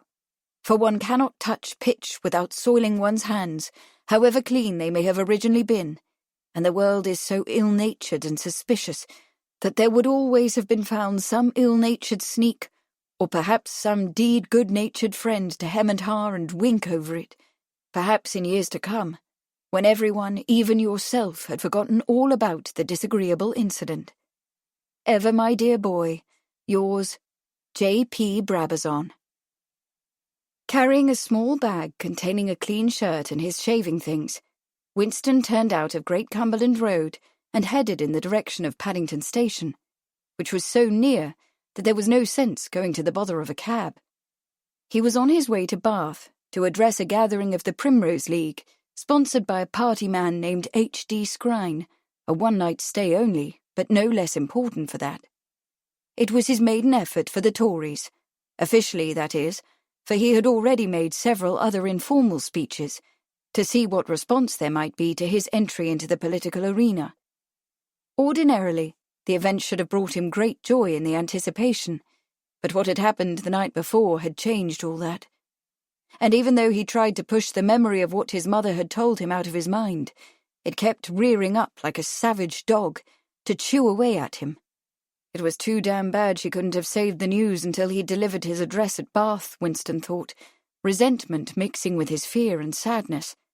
As it was, it would be bloody hard to keep his mind on his speech, and so much was riding on this showing of his.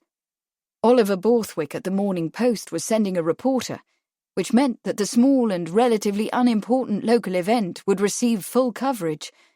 This news, which had thankfully come before his mother told him about the fraudulent accusations against his father, or he could not have properly concentrated on writing his speech, had raised both Winston's sense of anticipation and his level of anxiety, and he had spent a great many hours working out his thoughts.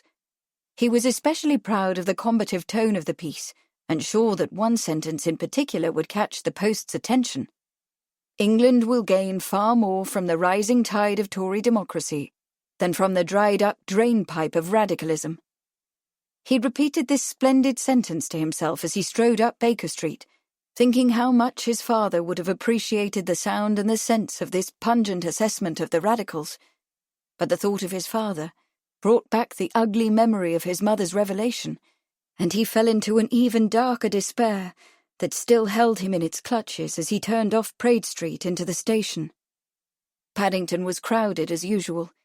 It was the terminus from which society embarked on special trains for royal functions at Windsor, and holiday seekers took second- and third-class carriages for the Cornish coast. It was also an underground station, having initiated the first service of the Metropolitan Railway, so there was a great deal of city traffic. But for all the crowds and hurly-burly, Winston had no difficulty identifying the top-hatted, frock-coated reporter and Mr. Reginald Carlson, who had stationed himself under the three-sided clock above Platform 1. They were to travel down together, so they consulted the departure board and purchased tickets for Reading, where they would change for Swindon and Bath. Winston had never been very good at dissembling, but knowing that he had better do his best to impress Carlson, he put on a cheerful face. He had expected that there might be a bit of introductory chit-chat with the reporter, but that he should soon be left alone to read through his speech. When they were settled in the cream and chocolate railway carriage, however, he discovered that the journalist, who appeared to be a cross between a political reporter and a society columnist, wanted to talk, and that he had already selected a topic of conversation. They were scarcely out of the station when he broached it. "I understand," he said, "that your mother means to marry young Cornwallis West." He leaned forward and tweaked Winston's sleeve. "What do you think of the match, Churchill? No older than you, is he?" The question caught Winston completely off his guard. Stammering his surprise, he managed, "Means to marry." "Well, sir, you know more than I do. I must say, I saw Lady Randolph just last night, and she never mentioned it. In fact," he went on, rapidly inventing, "I understand that she has a much different romantic interest these days, although, of course, I am not at liberty to speak of it." "Not at liberty, eh?" Reginald Carlson said indignantly. "Well, I like that. Lady Randy is the most talked-about lady in this kingdom. Everybody is demanding to know who she means to marry and when. It'll be quite a story when it breaks." He folded his arms with a hard look. "Here I am, going to all the trouble of covering this little political rally in Bath, giving you a good angle in the news and all that, and you won't even let me in on your mother's marriage plans." "Perhaps she doesn't plan to marry at all," Winston said sharply, incensed by this irritating bit of blackmail. "She is fully occupied with her launch of the Anglo-Saxon Review. If you want to write of anything concerning my mother, write of that." "The way I hear it, she is occupied with her launch of yet another Churchill into politics," Carlson replied. "It must be a nerve-wearing bit of business, all those dinner parties and string-pullings and bread-butterings." He broke into a horsey laugh. "But she's done a commendable job by all accounts to get you ready for politics. Young Randy is what they're calling you." He gave Winston an arch look. "A chip off the old block, is that what you fancy yourself? Think you can measure up, do you?" This incredible cheek was enough for Winston, whose temper was beginning to rise. "I believe, sir," he said haughtily, "that I should prefer to go over my speech. Perhaps you shall give me leave to attend to it." Carlson laughed again, more offensively. "Well then," he said, "I suppose I'll just have to read the newspaper." He unfolded a copy of the Post. "Did you see this morning's story about the racing scandal at Aldershot?" Winston had already taken out his speech, but the question caught him short. "The racing scandal?" he asked. A chill went through him. "Right. The 4th Hussars Challenge Cup." Carlson looked over the top of the paper, his eyes glinting. "Wasn't there a similar problem with one of these challenges when you were there with the 4th at Aldershot? Seems to me I remember reading something about it in Labouchere's rag. Wasn't it a rigged race?" He paused. "And wasn't there something else, too? Something about harassment or bullying or some such? Bruce Price, I believe the man's name was." Carlson's questions now seemed not just irritating and offensive, but sinister, for he had, intentionally or unintentionally, happened upon one of Winston's guilty secrets. 3 years before, he had been implicated in a regimental racing scandal, And then, scarcely a month later, in a much more disgraceful episode involving the bullying of another Aldershot subaltern named Bruce Price, who was in consequence drummed out of the regiment. The elder Bruce Price, blaming Winston for this reprehensible treatment of his son, wrote an angry letter accusing him of acts of gross immorality of the Oscar Wilde type. The War Office had not acted in either the racing or the harassment matters, and had thankfully turned a blind eye to the accusations of immorality. Winston had immediately engaged George Lewis, a solicitor who was particularly sought after because of his ability to settle seamy matters out of court, and for often quite astounding sums. Lewis had sued the elder Bruce Price for libel and forced him to pay damages, but it had been a near thing, a very near thing, and Winston trembled still to think of it. Pretending that he hadn't heard Carlson's questions, Winston rattled his papers, settled himself into the window corner, and affected a deep preoccupation with his work. But he could no more keep his mind on it than he could fly to the moon. It wasn't just Carlson's outrageous and disrespectful allegations about his mother that distracted him, or even last night's shocking story about a forged photograph of his father with one of the Ripper victims, and his mother's payments to some person named Bird or Finch or some such, who had got himself murdered, a murder of which she might yet be accused. No. Far worse than these were Carlson's other questions about that desperate business at Aldershot. Oh God, why had this happened now, when his political prospects seemed so perfectly ripe, so ready for the plucking? If Carlson resurrected any of that shameful conduct of which he'd been charged, rigging a cup race, harassment, immorality, it would be enough to sink him, on the spot and without a trace. Worse still, it would invite the attention of that other man, who by his testimony could destroy Winston's entire life simply by revealing what he alone knew, which was much blacker than any of the black marks yet struck against his record. And now that this man was so intimately involved with his mother's affairs, it seemed to Winston that the risk of betrayal was growing daily. He had to do something to silence this possible Judas. But what could he do? What could he do? Chapter 30. Fancy living in one of these streets, never seeing anything beautiful, never eating anything savoury, never saying anything clever. Winston Churchill to Eddie Marsh, while walking in the slums of Manchester. Charles sat back in his coffee-house chair and regarded his wife, thinking how beautiful she looked, her russet hair curled into ringlets by the damp, her eyes and mouth fiercely intent, hands gesturing. As always, he was amazed at Kate's resourcefulness and her powers of concentration. Once she had got onto something, whether it was one of Beryl Bardwell's stories, or a problem in the kitchen, or one of the criminal matters she occasionally helped him with, she stayed with it to the end. Her tenacity was an extraordinary virtue, although it certainly made her a demanding and difficult companion. Still, he would not trade that strength and intensity for all the delicate pink and white loveliness in the world. Kate paused to take a sip of coffee, and he spoke. "So you were able to verify the fact of the marriage, then?"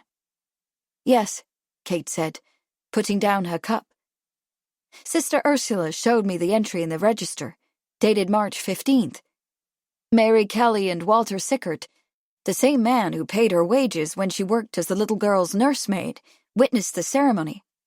The bride's full name was there too, Annie Elizabeth Crook." She made a wry face. "But the groom's name is still a mystery.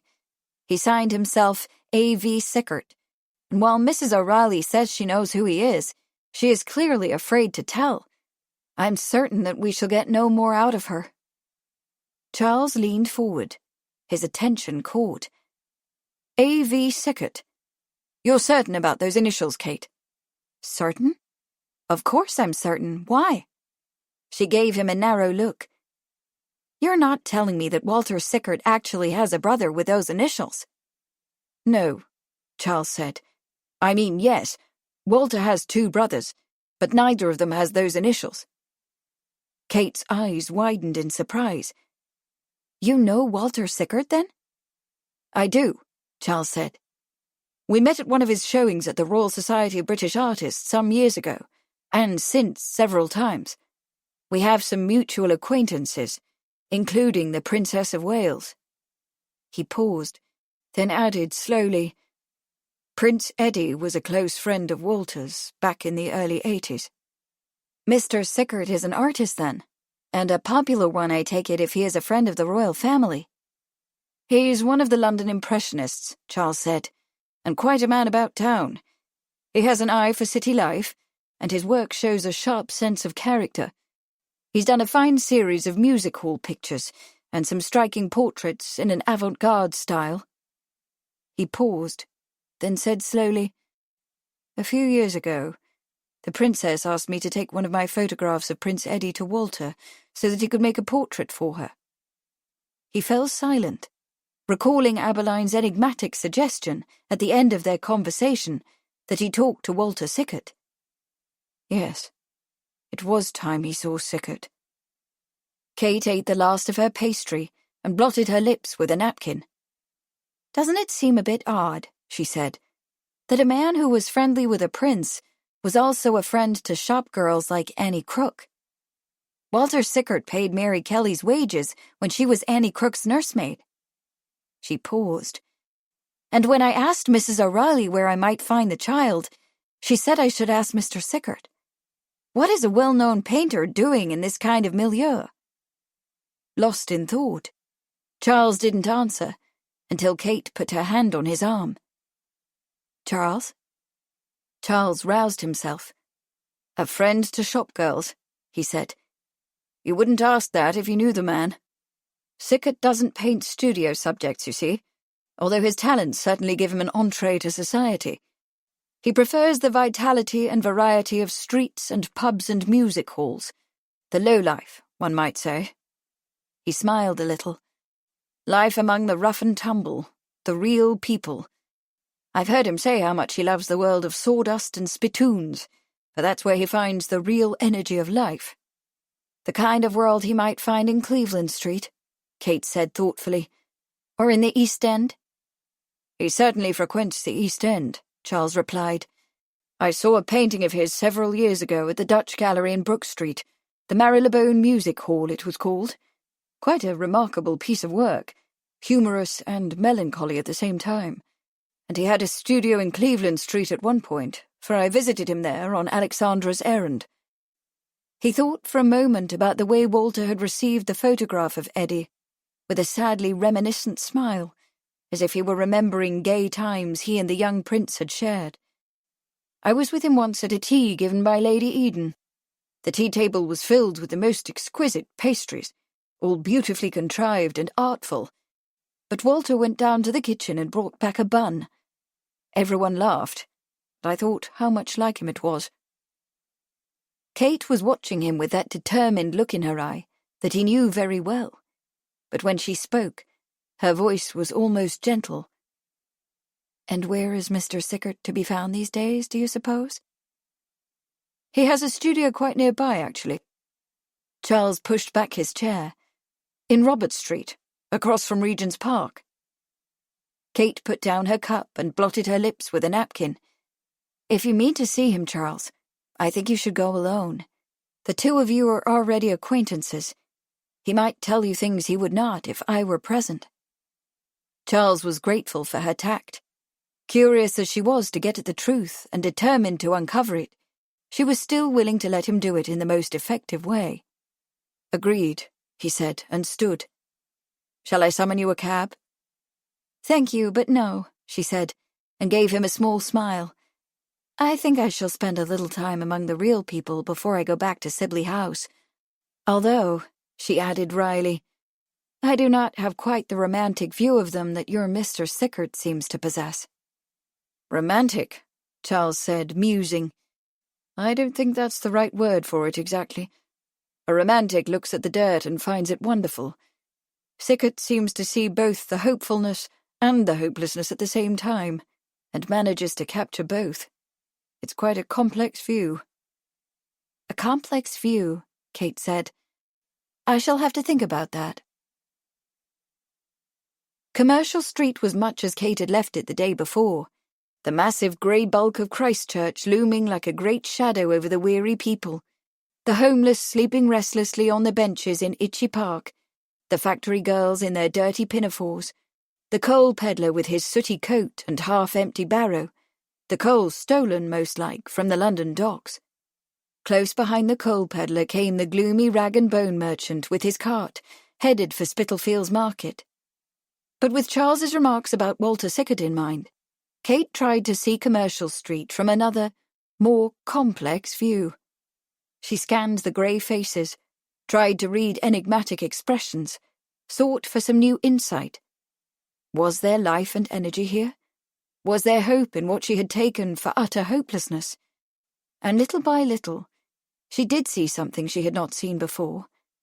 A small boy called Whistling Billy, scarcely more than 10, she thought, was dancing on the curb across from Spitalfields Market, to the tune of The Girl I Left Behind Me, which he played on his own tin whistle.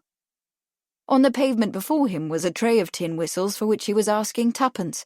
She bought 2, and he gave her a bright smile and a cheerful nod, and swung into an energetic hornpipe, his feet a nimble blur. In front of the park was a penny profile cutter plying his scissors, a frame of specimens tied to a nearby tree, and a stout lady posed before him, whose profile he was cutting. Besides him sat a rack of small bird cages, filled with bright yellow canaries, all warbling lustily.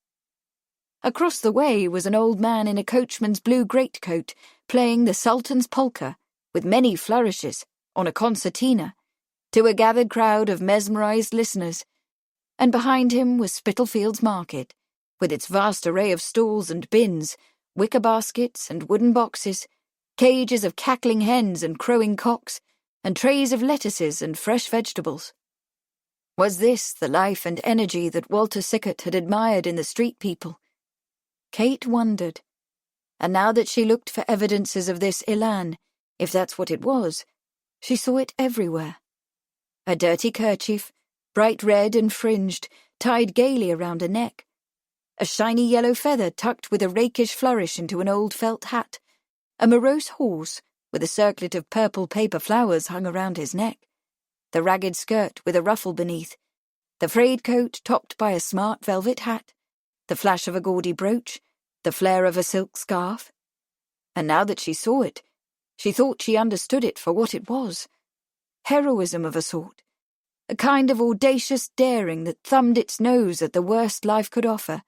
An enterprising arrogance that refused to be trod on, even by the worst adversity. Was that what Charles had meant by the phrase humorous and melancholy at the same time to describe Sickert's perception of these streets, these people? She thought so, and was glad. Seen with her new eyes, Duval Street did not look quite so dismal as it had the day before. The street was still mean and dirty, its cobbles still broken, the buildings still grey with smoke smudge, but a lace curtain hung in one window, and in another was a brave red geranium. A calico cat was curled gracefully on a pile of rags in a spot of sun, and even the filthy alley passageway into Miller's Court held one lovely thing, an iridescent pigeon feather that she bent to retrieve.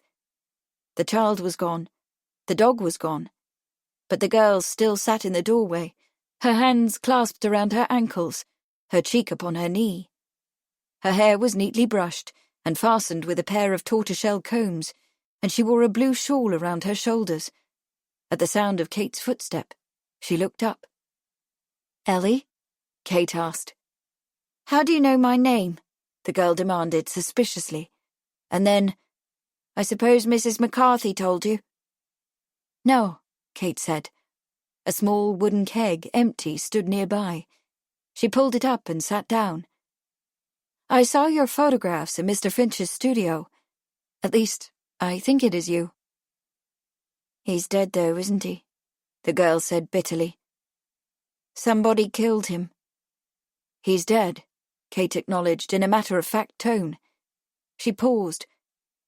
"Did you enjoy posing for him?" Ellie pulled herself up straight, her dark eyes flashing. "Of course I did," she said, and there was a great dignity in her tone. I mean to be an actress. A serious actress. I mean to do Shakespeare." And with that she stood and was transformed. Her voice fell, became hushed, fearful. She began to scrub her hands together as if she were possessed.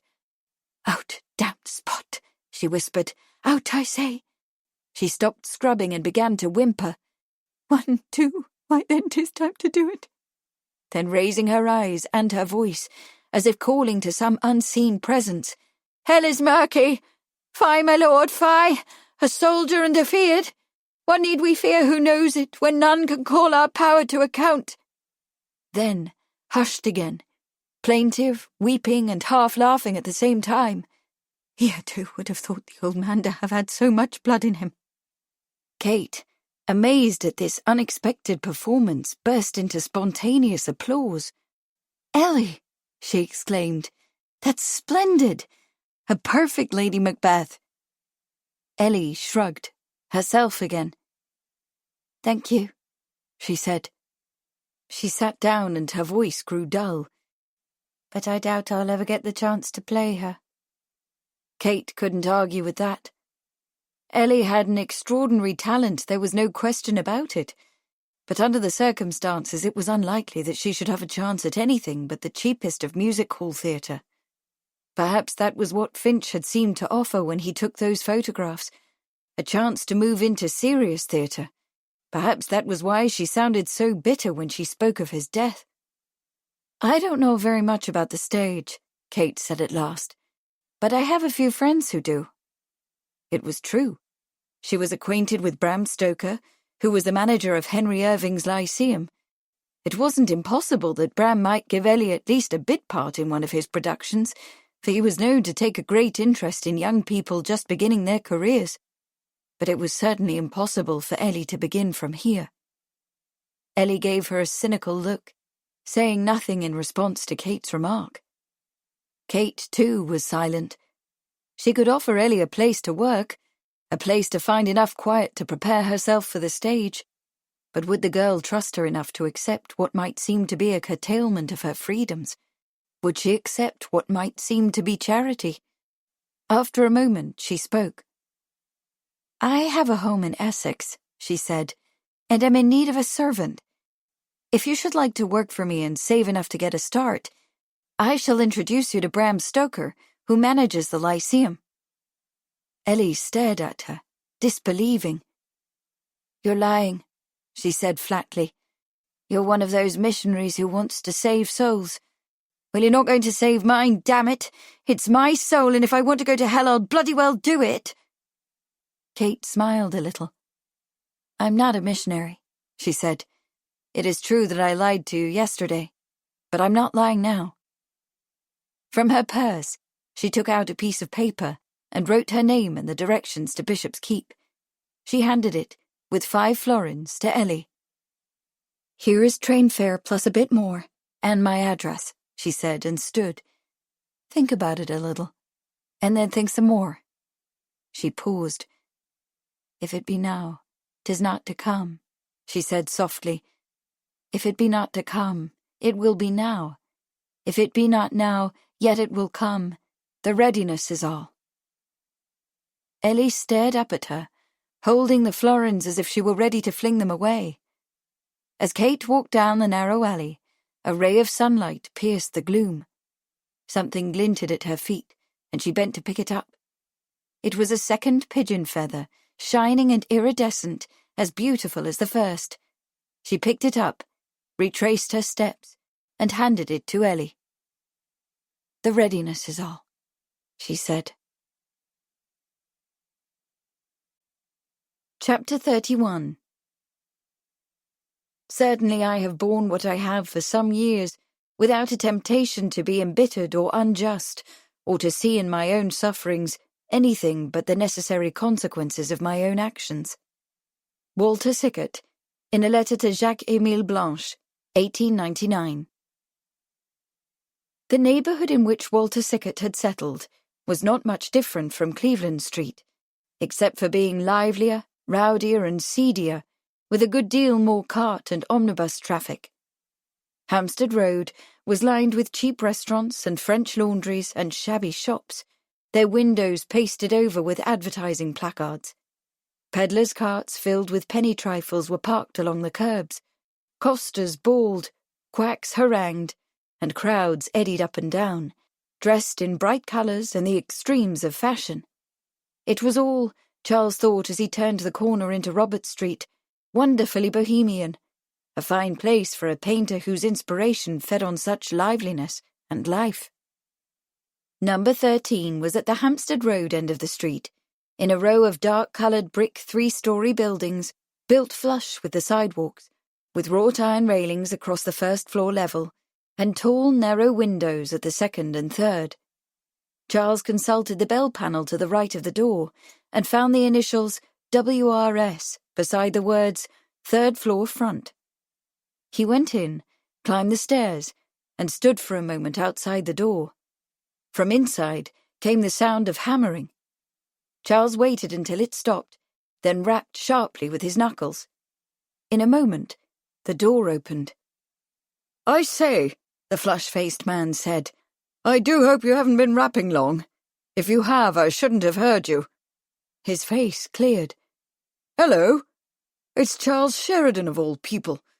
Well, come in, man. Glad you've caught me. I'm off to Dieppe again tomorrow." Walter Sickert's eyes were green, his hair sand-coloured, and he wore a close-clipped beard and a drizzle of a golden moustache over his sensitive mouth. His collar was loose, and he had rolled up his shirt-sleeves for work. He still held the hammer in his hand. "Off to Dieppe," Charles said. "Well, then I am glad I came today." He looked around at the packing crates and the paintings stacked in wooden racks. "You're giving up your studio?" "Not giving it up. Florence Pash will be using it while I'm gone. I thought I'd just pack up this lot to get it out of her way." Sickert gestured to a crate. "Sit there, and I'll brew us up a spot of tea." He placed a kettle on a gas burner on a shelf by the window and got down 2 cracked cups and a china pot.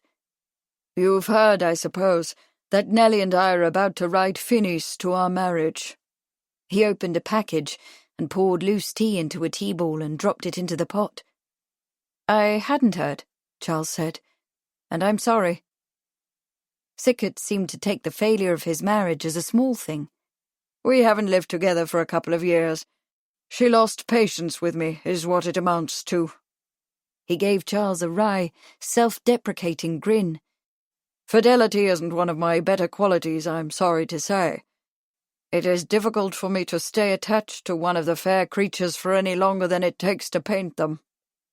He sat down on the crate opposite, pulled one leg over his knee, and folded his arms. "Marriage suits you?" "It does," Charles said. He returned the grin. "I should say that I've become profoundly attached to my wife." Sickert laughed. "Well, if one must be married, I suppose that is the kind of marriage to have. Now, what brings you here?" "A long trail of clues," Charles said. "That's enigmatic enough. I dare say it was not the princess who sent you, then." He sounded wistful, and Charles wondered whether he was hoping for a commission. Sickert's shirt was frayed at the cuffs, and the sole of his shoe was worn almost through. "Not this time, I'm sorry to say," Charles replied. "However, Eddie has been much in my mind of late." Sickert looked away. "Oh, has he?" he remarked idly. "As I remember it," Charles said, "the two of you were rather close friends in the mid-80s. Was that the princess's doing?" Sickert's chuckle was reminiscent. "She wanted me to introduce him to artistic society," she said, "although I don't think she quite fathomed what that might mean. I was recommended," he gave the word an ironic flavour, "by James Stephen, who was Eddie's tutor when he was getting ready to go up to Cambridge." "Eddie couldn't have been 20, Charles said, thinking that Sickert himself at the time must have been in his mid-20s. "He was just 19 and keen for art. Fancied himself a painter. His mother paints, you know," Sickert added. "She saw the impulse to art in him and wanted to encourage it. I think she also wanted to let him have a view of the world. The court is such an artificial place to grow up. You gave him lessons? Sickert nodded. And took him round to meet Whistler, of course. I was apprenticed to him then, and to art viewings. We ran into Oscar Wilde here and there, and Bernard Shaw, who lived at the top of Cleveland Street. Eddie was quite deaf, you know. The trait was passed on to him by his mother. It made him seem slow-witted sometimes, although that wasn't the case at all. Charles nodded. He hadn't known the young prince well, but he shared the same impression, that Eddie's deafness made him seem unresponsive and dull. The Queen was said to have thought her grandson mentally retarded. Sickert's smile lightened his face. Eddie and I had quite a time of it in those days. I had just started a series of music hall etchings, and he loved to go to the music halls with me. There was a great contrast to life with that wretched old grandmother of his, I suppose. Such an old harridan she was, at least where Eddie was concerned. Always dictating what he was to do, and he didn't mean to do any of it. I'm not surprised, Charles said with a smile. He used a pseudonym when he was with you, I suppose? He went about as my brother, Sickert said. He loved the anonymity, especially in Cleveland Street. That's where I had my studio at the time, number 15. The building's been pulled down, though. Sickert paused, then frowned, as if coming back to the present. I say, you're asking a great many questions, Sheridan. What's all this in aid of? Charles let a moment pass. I saw Frederick Aberline yesterday, he said, in the line of some investigative work I've been doing. He recommended that I talk with you. There was a silence, into which the hiss of the kettle intruded itself. Sickert rose from the crate and poured water from the kettle into the china pot. Freddie Aberline, he said thoughtfully. Haven't heard from him since James Stephen died. What's he up to these days? He's retired, living in Bournemouth. Hearing Aberline spoken of so familiarly, Charles exploited the opportunity. He sends his regards, and says to tell you that anything you can do to help me shall be much appreciated. He paused. Anything, he added, with a significant emphasis. Ah, Sickert said. He picked up the teapot and cups. Not looking at Charles, he placed them with a bowl of sugar cubes on one of the crates. Sorry, there's no cream, he said. Sugar is fine, Charles said, and waited for Sickert to pour the tea. And what is this project I am to help you with? Sickert asked, handing Charles a cup. A friend of mine is being blackmailed. The leverage is a photograph, a forgery as it turns out, of her husband, with the last of the Ripper victims. Sickert looked up with a start, his eyes intent. Who? Then, not Mary Kelly, of course, the husband. Charles didn't answer. Instead, he said, You paid Mary Kelly's wages, I understand, when she was nursemaid to Annie's child. Sickert's cup stopped halfway to his mouth. Did Freddie tell you that? The tone was one of surprise, rather than resentment or anger. Yes, Charles said, untruthfully, for the information had come through Kate. Then, mixing truth with a lie, he added, He also told me about the wedding at St. Saviour's, and Annie's basement flat in Cleveland Street, and the baby. Sickert's eyes widened. How the devil did you get that out of him? He exclaimed. I thought his lips were sealed to eternity, on pain of losing that bloody pension of his. Charles said nothing, and after a moment, Sickert put down his cup with a clatter. Well then, since he's told you all that, he must think you're trustworthy, and if he means me to help you, I suppose I must. He became thoughtful. I owe him that, for what he did for me, and for Stephen too, poor chap. It was all very hard in those days. He looked up. What do you want to know? The story. From the beginning. I know the general framework, but I need to hear the details. Sickert sucked in his breath, then let it out again. His voice was tight. Including the killings. Yes, Charles said. Including the killings. Begin with Eddie and Annie, please. For that, Charles knew now, was the incredible truth behind the secret marriage. That the bridegroom who had signed St. Saviour's Register as A.V. Sickert, who had dared to marry a Catholic commoner, and who had fathered a child within the sacred bonds of holy matrimony, and without the permission of the Queen, was none other than the young Eddie, Prince Albert Victor, the Duke of Clarence and Avondale, and next in succession after the Prince of Wales, to the throne of England and the British Empire. Chapter 32. Jack and Jill went out to kill, for things they couldn't alter. Jack fell down and lost his crown, and left a baby daughter. A Cleveland street ditty. The sign of the entered apprentice. This is part of the ritual of receiving an apprentice mason. The master draws his right hand across his throat, holding his hand open with the thumb next to his throat, and then drops it down by his side. The allusion is to the cutting of the throat, which would be the penalty of revealing Masonic secrets. William Morgan, Freemasonry Exposed, 1836. The story began, Sickert said, in Cleveland Street, where in the autumn and winter of 1883, Eddie, masquerading as the painter's younger brother, began to visit the studio at number 15. He did a little sketching, met other artists, and in general enjoyed the bohemian life, a marked contrast from his grandmother's straight-laced and ritually formal court. Across the street from the studio was a tobacconist's shop, run by Charlotte Horton, and a confectioner named James Currier. Annie Crook, who lived a few doors down in the basement of number 6, was employed in the shop, and occasionally came to Sickert's studio to model for him. Sickert introduced Eddie to Annie, and the two young people became friends. While someone from the court might have seen it as an unusual relationship, Sickert did not. Annie was loving and lively, he said, and she bore a strong resemblance to the person Eddie loved most in the world, his mother, Alexandra.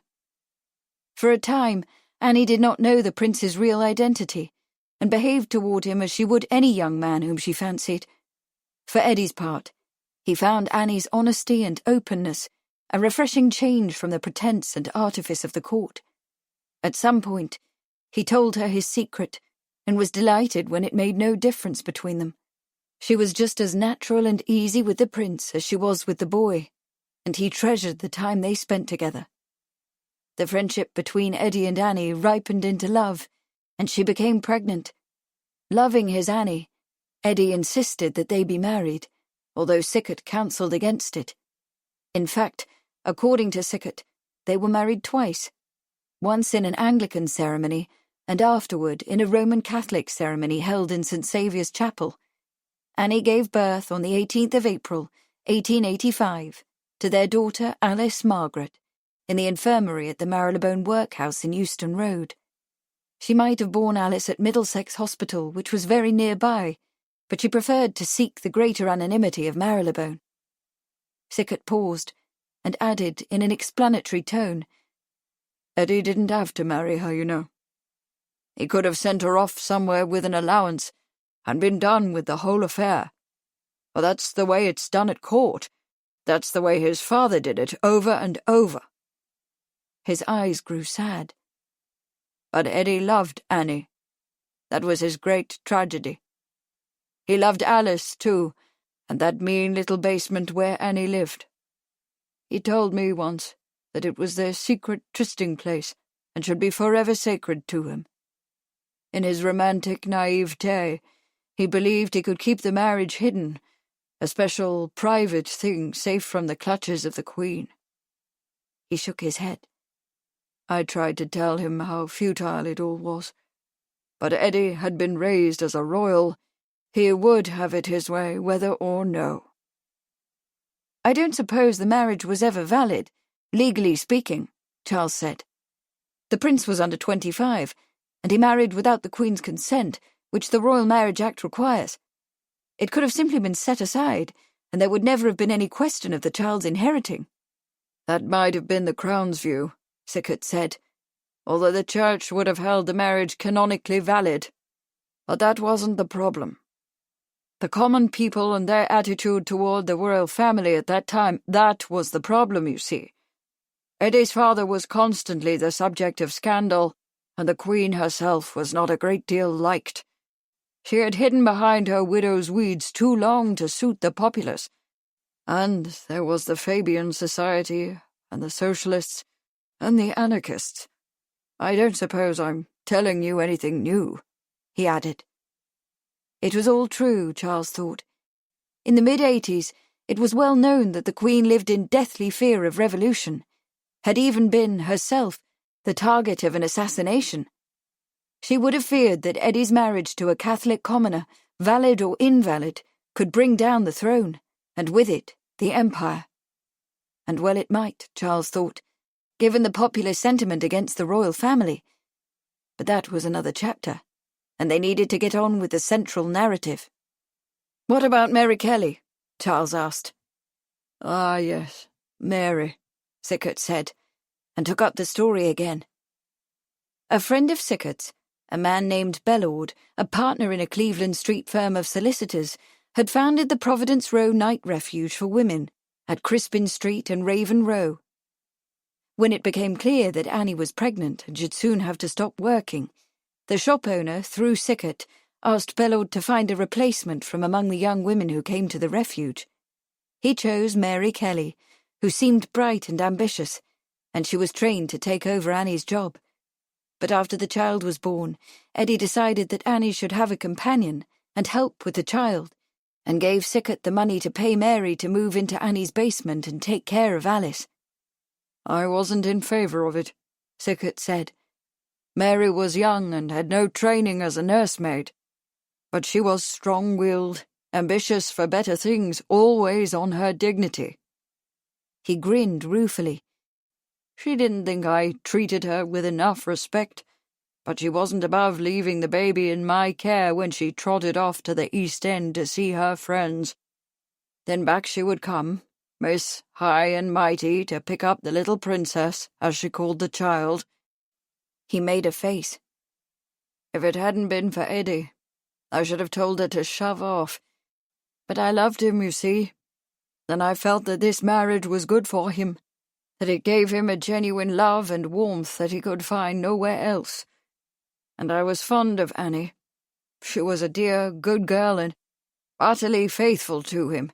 Eddie was her whole life."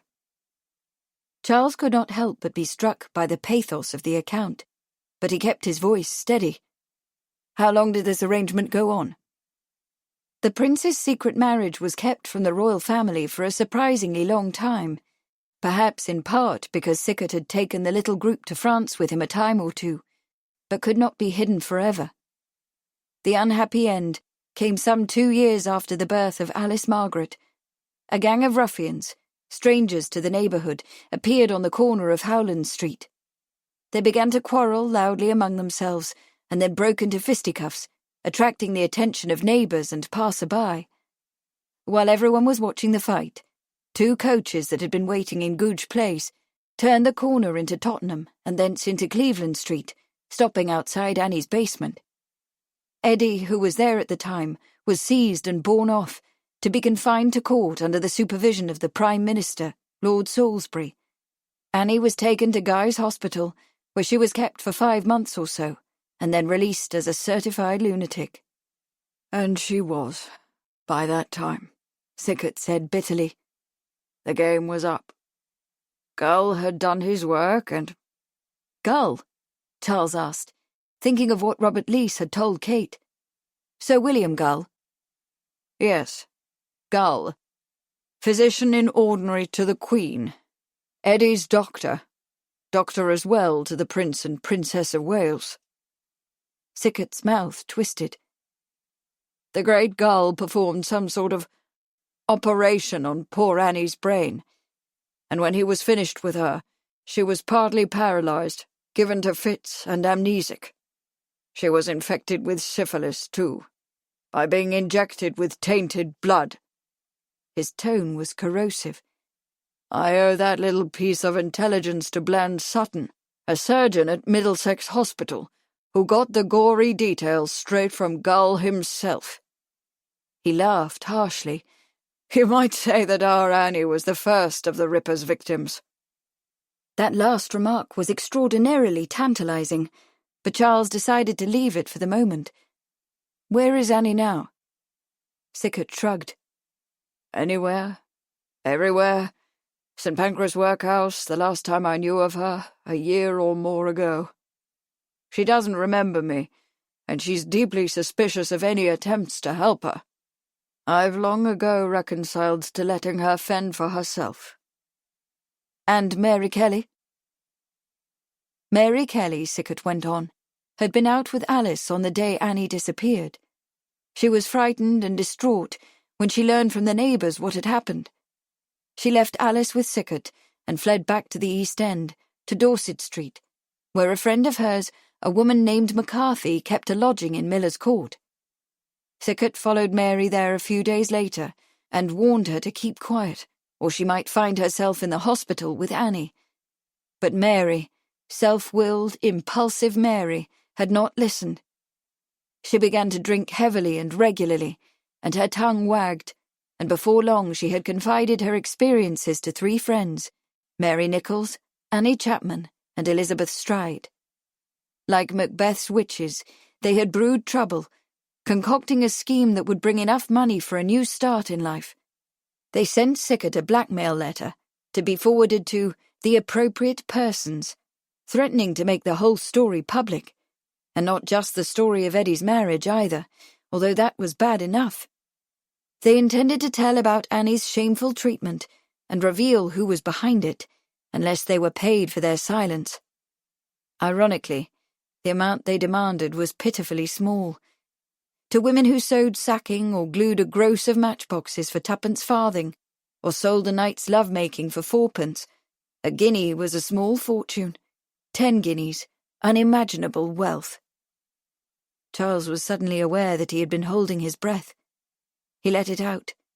What did you do with their blackmail demand? What do you think I did? I gave it to Eddie immediately. Annie was lost to him, his marriage was gone, and he was up against it. In despair, he told his father, who told Salisbury and some of his Masonic friends. He poured himself another cup of tea and sat. His Masonic friends. Charles sat for a moment, lost in thought. Finally he roused himself. And then what? There was another silence. When Sickert spoke, his voice was thin and reedy. I don't think Eddie's father, or Salisbury either, intended that murder be done. But murder was done, by the Ripper. Yes. And when the blackmailers were all dead, and another poor soul killed by mistake, he went out of business. That would have been Catherine Eddowes. Right. Eddowes didn't even know the other women. Just before she was killed, she was jailed for drunkenness at Bishopsgate.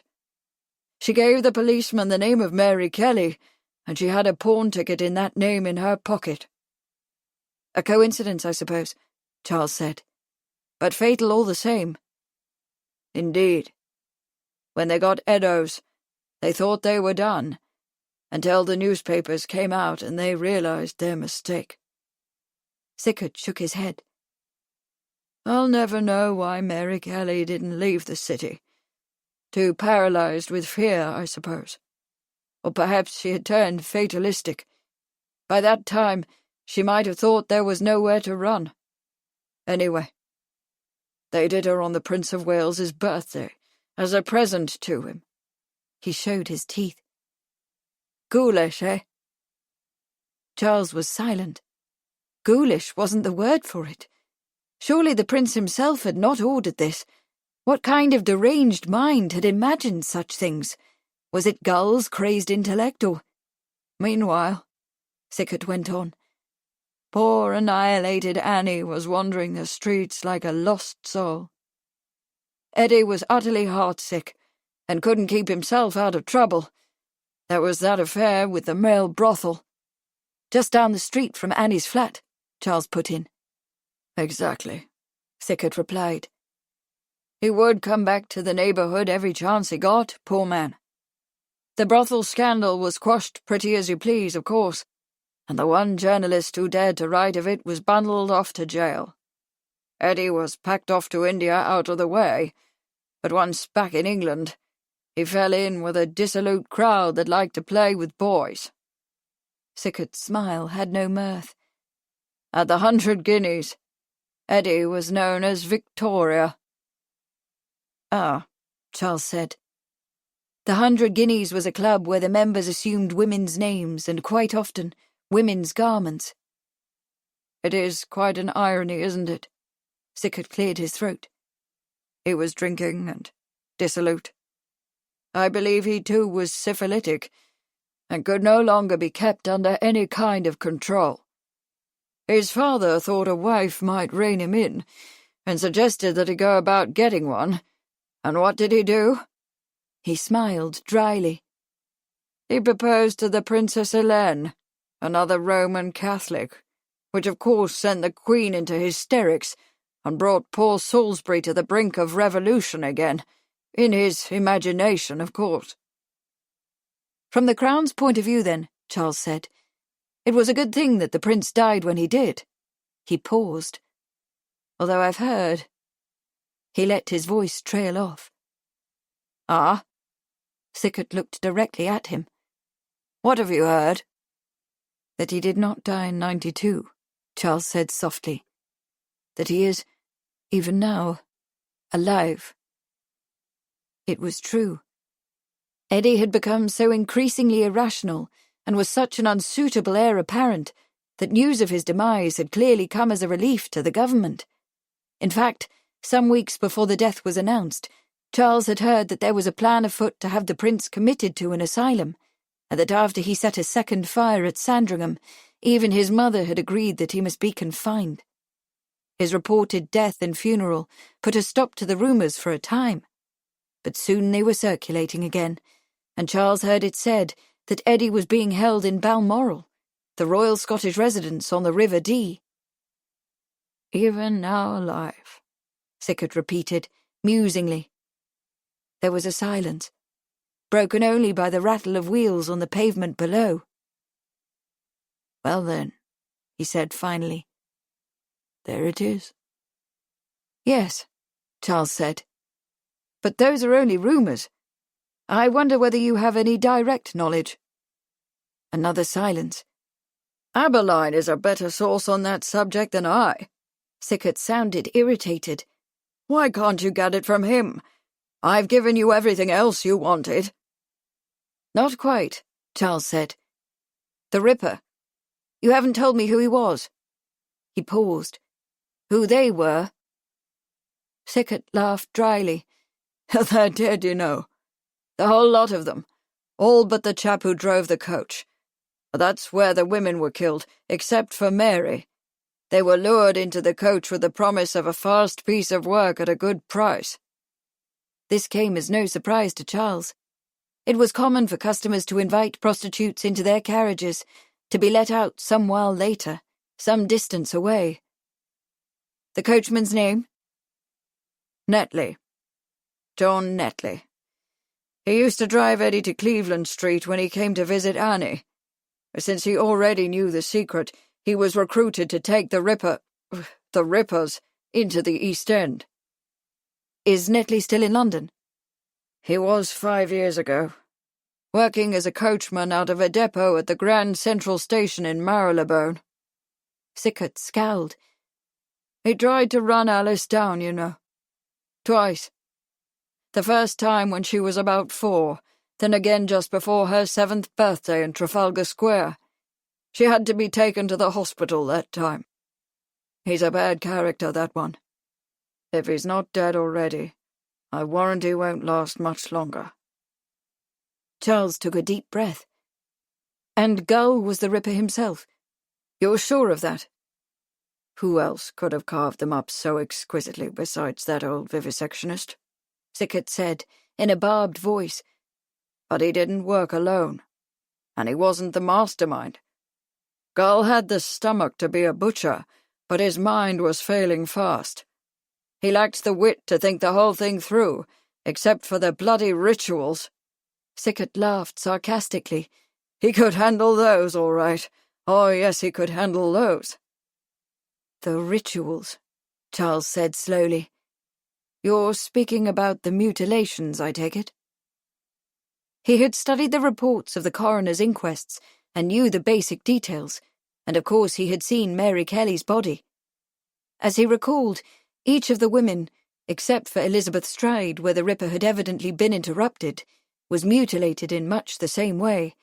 Their throats cut from left to right, their abdomens opened to the breastbone, their intestines removed and placed over the shoulder. In the last 2 killings, organs were missing. Catherine Eddowes' kidney and uterus, Mary Kelly's heart. In the latter killings as well, rough triangles had been cut in the victims' faces. Yes, Sickert said. I'm speaking of the mutilations. There was a pause, and when he spoke again, his voice held a note of half-veiled surprise. When you see Abeline, give the fellow my thanks, will you? I must say, it's a relief to talk about it, even 10 years later.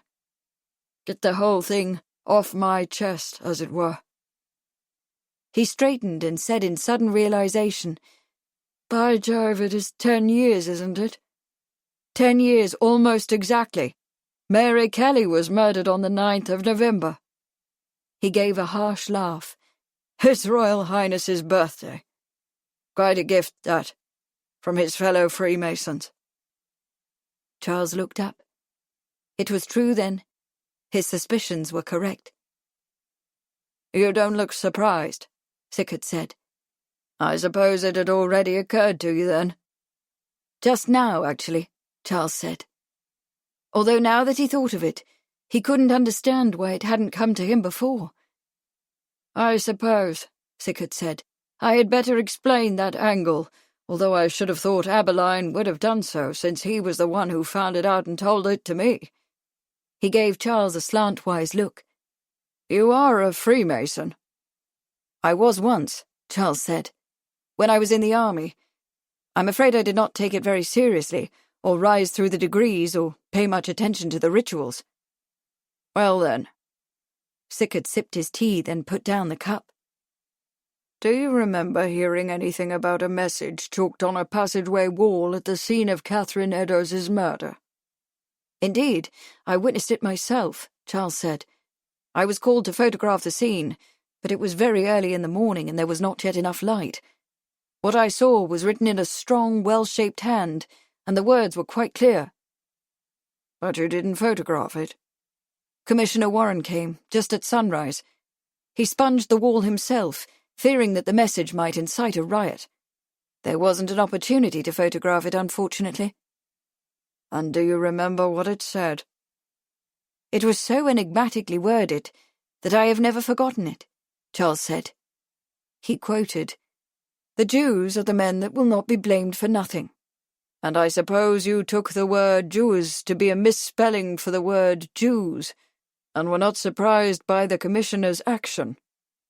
Oh, I was surprised, Charles said, as was everyone there. Several of the detectives, particularly those of the city police, were nearly livid. The message was the first real clue, the only clue ever left by the Ripper. It could have been photographed, then covered with a blanket, and the passageway guarded so that it was not seen by the public. No one present could understand why the Commissioner did such a thing. It seemed totally incompetent. An incompetent policeman. A competent Freemason, Sickert said dryly. A Freemason? Charles asked in surprise, then checked himself. Of course. Warren was a Freemason. Most of the men in positions of authority were Freemasons. In fact, that's how some of them got those positions. Sickert ticked off Warren's titles. A District Grand Master, a past Grand Sojourner of the Supreme Grand Chapter, and member of the Royal Alpha Lodge, of which Eddie himself was the Right Worshipful Master. It was Commissioner Warren's sacred obligation to scrub off that declaration in order to protect the men who wrote it. They were also Freemasons. Charles stared at him, the whole thing beginning to make a gruesome sense. So the word Jewers didn't refer to Jews, but to Jubal, Jubilo, and Jubilum, the three apprentice masons who, according to tradition, treacherously murdered their Grand Master and were ritually executed for the crime. Freemasons referred to them collectively as the Jews, a deliberate allusion to the Jews who crucified Jesus Christ, and the Ripper's mutilation, the removal of the women's intestines, mirrored the way the three Jews were punished for their betrayal, their vitals taken out and thrown over the left shoulder. It had become the symbolic penalty for revealing the secrets of Freemasonry. So the mutilation, Charles murmured, was in effect a secret code, making clear to the initiated who was responsible for the killings. Exactly, Sickert said. And remember that the victim was found in Mitre Square, and that a piece of her apron was cut off and placed directly under the message. The mitre and the square, Charles thought. The mason's tools. Mitre Square itself had been named for the Mitre Tavern, where Freemasons had met for 2 centuries. And the apron, of course. He himself had taken a photograph of Prince Eddie and the Prince of Wales wearing their Masonic regalia, ceremonial aprons made of white lambskin and lined with white silk, meant to symbolize the aprons worn by stonemasons. The clues were so clear, so unmistakably clear, as long as one understood the arcane lore of Freemasonry. Watching Charles's face, Sickert smiled. I see that you're getting the picture. I am, Charles said. The women were killed to keep them silent, and mutilated as a what? A Masonic joke? A warning? Sickert shrugged. Who knows? The Freemasons are fond of symbolic acts, so it might have been a gesture of tribute to the master of their lodge, or perhaps they thought it would silence other persons who might have some scandalous information they thought to turn into ready money. Or perhaps the mastermind behind the crimes was simply engaging in a cruel joke. The man was certainly capable of it. He was mad, you know. Who? Charles demanded. Who? Why, don't you know? Sickert said. His face was twisted. He laughed unpleasantly. It was Lord Randy, of course. Randolph, Charles whispered, feeling suddenly sick. Mad as a hatter, Sickert said. Mad as the Great Gull. The newspapers got that right, at least. It was the work of a warped mind. For a long moment, Charles could not speak. At last he said, "Is there any proof?" I doubt it. Or if there is, you'll never see it, nor will anyone else. It is buried deep in the bowels of Whitehall. I learned what I know from Eddie's tutor, James Stephen. He was a brilliant man, called to the bar, kept chambers, wrote poetry. He had been treated by the Grand and Glorious Gull for a head injury, and the two knew one another well. He told me and Abeline together what he knew, and then he died. He added, with heavy irony, "It is said that he starved himself to death." Starved? Charles could go no further. That's the official report, Sickert said. It's all a very bad business and best forgotten. There have been times when I feared for my own life, but Alexandra likes me because of my affection for Eddie. That's what's kept me alive, I think. He cocked his head, listening. Someone's coming up the stairs. Perhaps I should have told you about... The door opened, and a young girl of 12 or 13 burst in, carrying a bunch of violets. She was a pretty thing in a white shirtwaist, blue skirt and white stockings, with long dark hair and delicate features and a heart-shaped face. "Hello, Walter," she said. She spoke loudly and with an odd rhythm. "I'm not intruding, am I? Should I go away again?" "No, don't go, Alice," Walter said, also loudly. He motioned to her to come and stand beside him, and slipped his arm around her waist. "Lord Charles, I should like you to meet Miss Alice Crook." Charles stood and took the girl's hand. "Miss Crook," he said gravely, "I am very pleased to meet you." "You'll have to speak up," Walter said. "She's deaf, you know." He smiled slightly. "Like her father." Chapter 33. The fact is, we have all been a good deal puzzled, because the affair is so simple and yet baffles us altogether. "Perhaps it is the very simplicity of the thing which puts you at fault," said my friend. Edgar Allan Poe, The Purloined Letter. Charles caught a cab at the corner of Hampstead Road and Euston. He directed the driver to Paddington Station, where he went into the telegraphic office and spent some time carefully composing a telegram to Frederick Aberline in Bournemouth. That done, he turned up his collar and trudged down Baker Street in the direction of Mayfair and Sibley House. It was late afternoon now, well past tea time, and the day had turned cold. There was a bite in the damp grey air, the presage of winter weather, and the mist blowing up from the river was like needles against his face. He might have caught another cab and saved himself a chill, but he wanted to clear his mind before he arrived at Sibley House, and it was time to relate Walter Sickert's incredible story to Kate and to Jenny. It had been a strange and eventful day, a day that had dispelled, at least in Charles's mind, much of the mystery that surrounded the most atrocious crimes London had ever known. There were still a great many details he did not know now, and perhaps would never know, but the basic outlines seemed clear, even simple. If all that he and Kate had learned were true, the Ripper killings were the result of an unfortunate marriage obliterated by the royal family and a blackmail attempt by a one-time nursemaid and her friends, whose murders had been clothed in a mad Masonic ritual. But as he trudged along through the gathering twilight, Charles felt no triumph over the secrets that he and Kate had uncovered in the basements and lofts of Cleveland Street, or the dirty alleys of the East End. What was to be gained from any of this knowledge? Eddie was either dead or permanently out of reach, and certainly out of the succession, his misdeeds having condemned him to a life of exile and imprisonment. Annie was disabled, her mind destroyed, a wanderer among the outcasts of the city. The men who had done the killing, Sir William Gull and Lord Randolph Churchill, were both dead. Gull, if Lisa's story was accurate, having died in a lunatic asylum. Churchill of syphilis, also a maniac at the end. Only the coachman survived, apparently. Questioned, he might be able to fill in some of the missing details, but what of that? Alice's birth record could be found, Lisa's story could be checked, the Masonic affiliations could be confirmed, but to what end?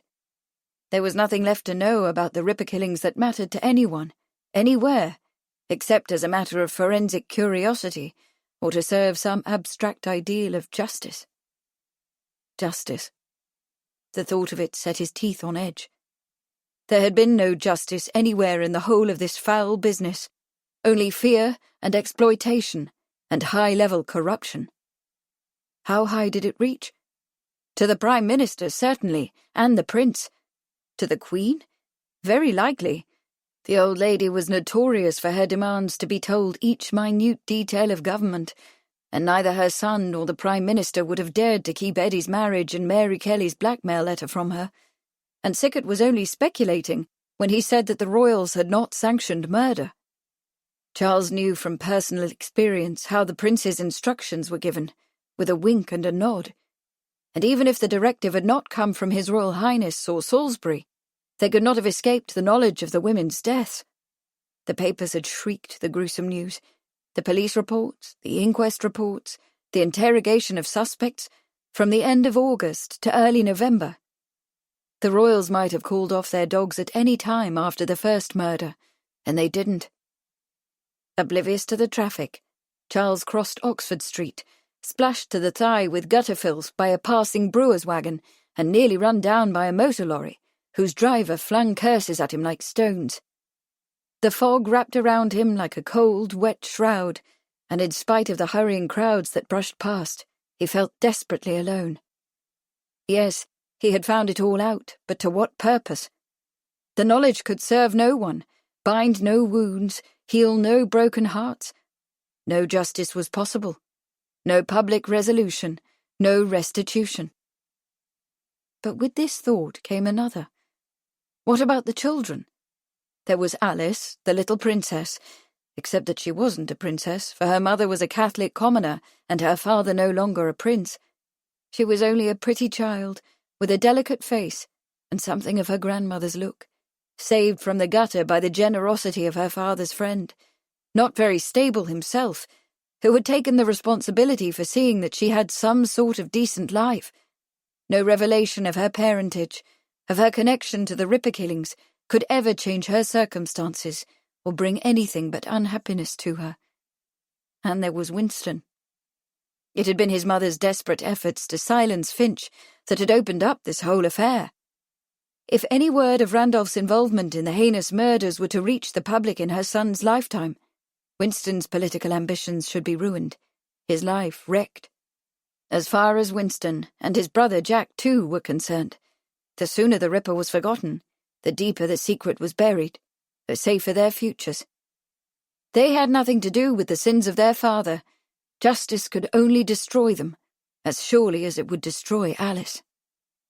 Charles thrust his hands deeper in his pockets and ducked his head into the wind, the air flowing like cold water inside his collar and down his back, the clopping carriages and darting hansoms moving past in the deepening twilight, the gas streetlights, newly lit, emerging like haloed beacons in the gloom.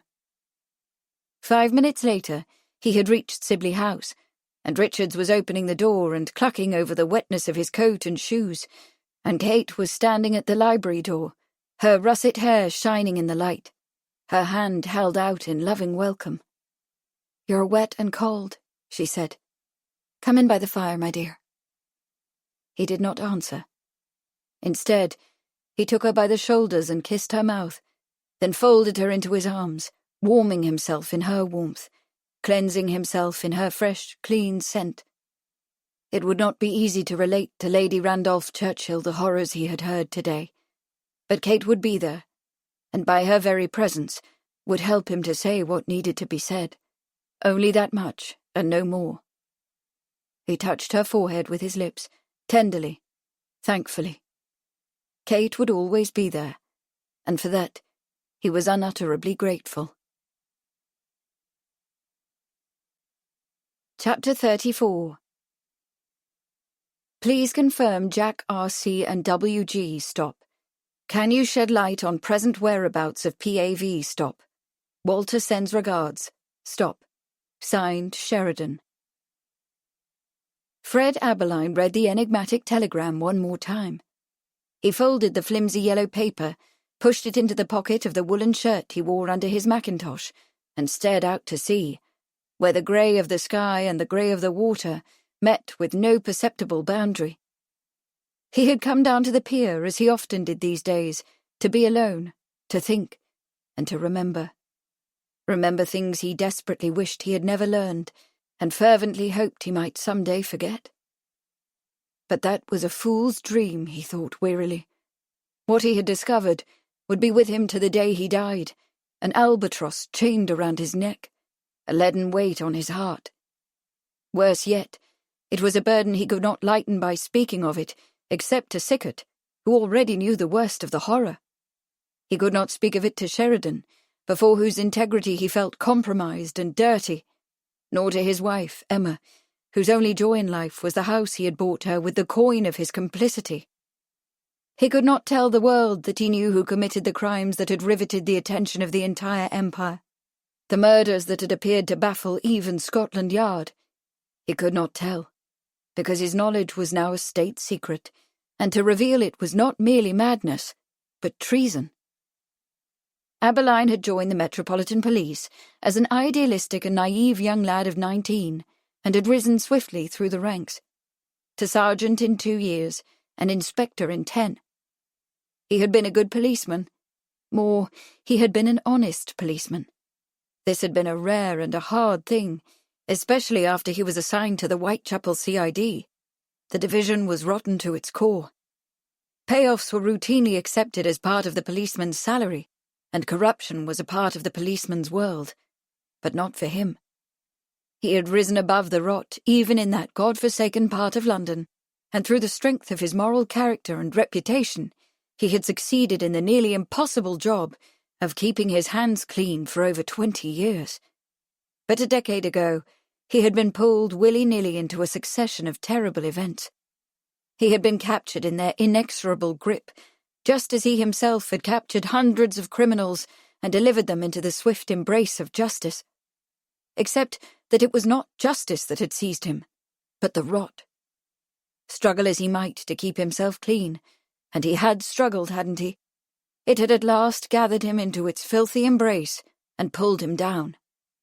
In the spring of '88, Aberline was transferred from Whitechapel to the West End and instructed to keep an eye on the young Prince Albert Victor, called Eddie, who seemed to be hell-bent on getting himself into as much trouble as possible. Eddie believed him to be a bodyguard, but Aberline was in actuality a spy, paid above his ordinary salary to report directly to Francis Knollys, private secretary to the Prince of Wales. He was to tell Knollys where Eddie went and with whom, and was also directed to be on the lookout for prostitutes who might attempt to approach the young prince. Eddie was to be kept from women at all costs. The surveillance duty was not difficult, and Emma had happily welcomed the extra money it brought. But it wasn't long before Aberline felt uncomfortable with the work. Eddie was rumoured to be incapable of learning, but Aberline found him sweet and simple, and suspected that it was the young man's deafness which made him appear backward. In fact, Aberline saw, the prince's deafness was so severe that it opened him to influence and possible corruption, an easy mark for men who did not have his best interests at heart. Aberline felt increasingly protective toward the prince, who seemed to be driven by some sort of inward despair and anger, and even though he felt himself a Judas each time he made his report to Knollys and collected his additional wage, he comforted himself with the thought that he was doing Eddie a good service by looking out for him. The duty continued less than 6 months, however. Knollys abruptly terminated his employment around the middle of August, and Aberline was sent back to Whitechapel. The first of the murders occurred at the end of August, and he was given responsibility for the investigation, to which dozens of detectives were assigned. In the beginning, he had been glad to get back to the routine of police work and the company of his colleagues, and began to systematically pursue the leads his detectives turned up. But then the second murder occurred, and he began to sense that something was wrong, that the rot was rising around him. The third and fourth murders, on September 30th, convinced him that the ritual mutilations were a kind of secret code, and that the vocabulary of the code was Masonic, some of the details of which he had encountered in a book called Freemasonry Exposed, written by an American Freemason who had been murdered for his revelations. Knowing that Freemasons were involved in the murders had not taken him any closer to the actual perpetrators, however. For one thing, he could not imagine a motive. He discovered that Nichols and Chapman and Stride were acquainted, but that didn't mean a great deal. The three women had lived close to one another and frequented the same taverns, but when Mary Kelly was murdered, and he began to trace various leads into her past life, a clearer picture began to emerge. As a skilled and experienced investigator, he found out a great deal about Mary Kelly within a few days of her death. He learned that she had once worked for a confectioner in Cleveland Street, then was hired as a nursemaid for a woman named Annie Crook, who had been married in the chapel of St. Saviour's to, it was said, some member of the royal family, a close friend of the painter Walter Sickert. He learned also that Annie Crook had been kidnapped and mistreated, and that Kelly had returned to the East End and gone to drinking and, with 3 of the other dead women, had resorted to blackmail. Yes, the details had come quickly, and when he put them all together, he realized with mounting horror that Annie Crook had been married to Prince Eddie and had borne him a daughter, that the women had been killed to silence their tongues, and that the killers were Freemasons, although at that point he could not name the murderers themselves. But it wouldn't have done him any good to name them if he could. By the time he had understood the Masonic implications and pieced the rest of the details together, he knew that the rot had swallowed the entire case, and Scotland Yard and Whitehall with it. For his two superior officers, Robert Anderson and Sir Charles Warren, Assistant Commissioner and Commissioner of the Metropolitan Police respectively, were both high-ranking Freemasons and obviously committed to a cover-up. He could point to a half-dozen instances of their mismanagement and interference with the case, not the least of which was Anderson's leaving for an extended holiday in Switzerland the day after Chapman's death. Warren's order to the divisional police surgeon to suppress the details of the mutilations, and Warren's otherwise incomprehensible erasure of the Ripper's chalked message.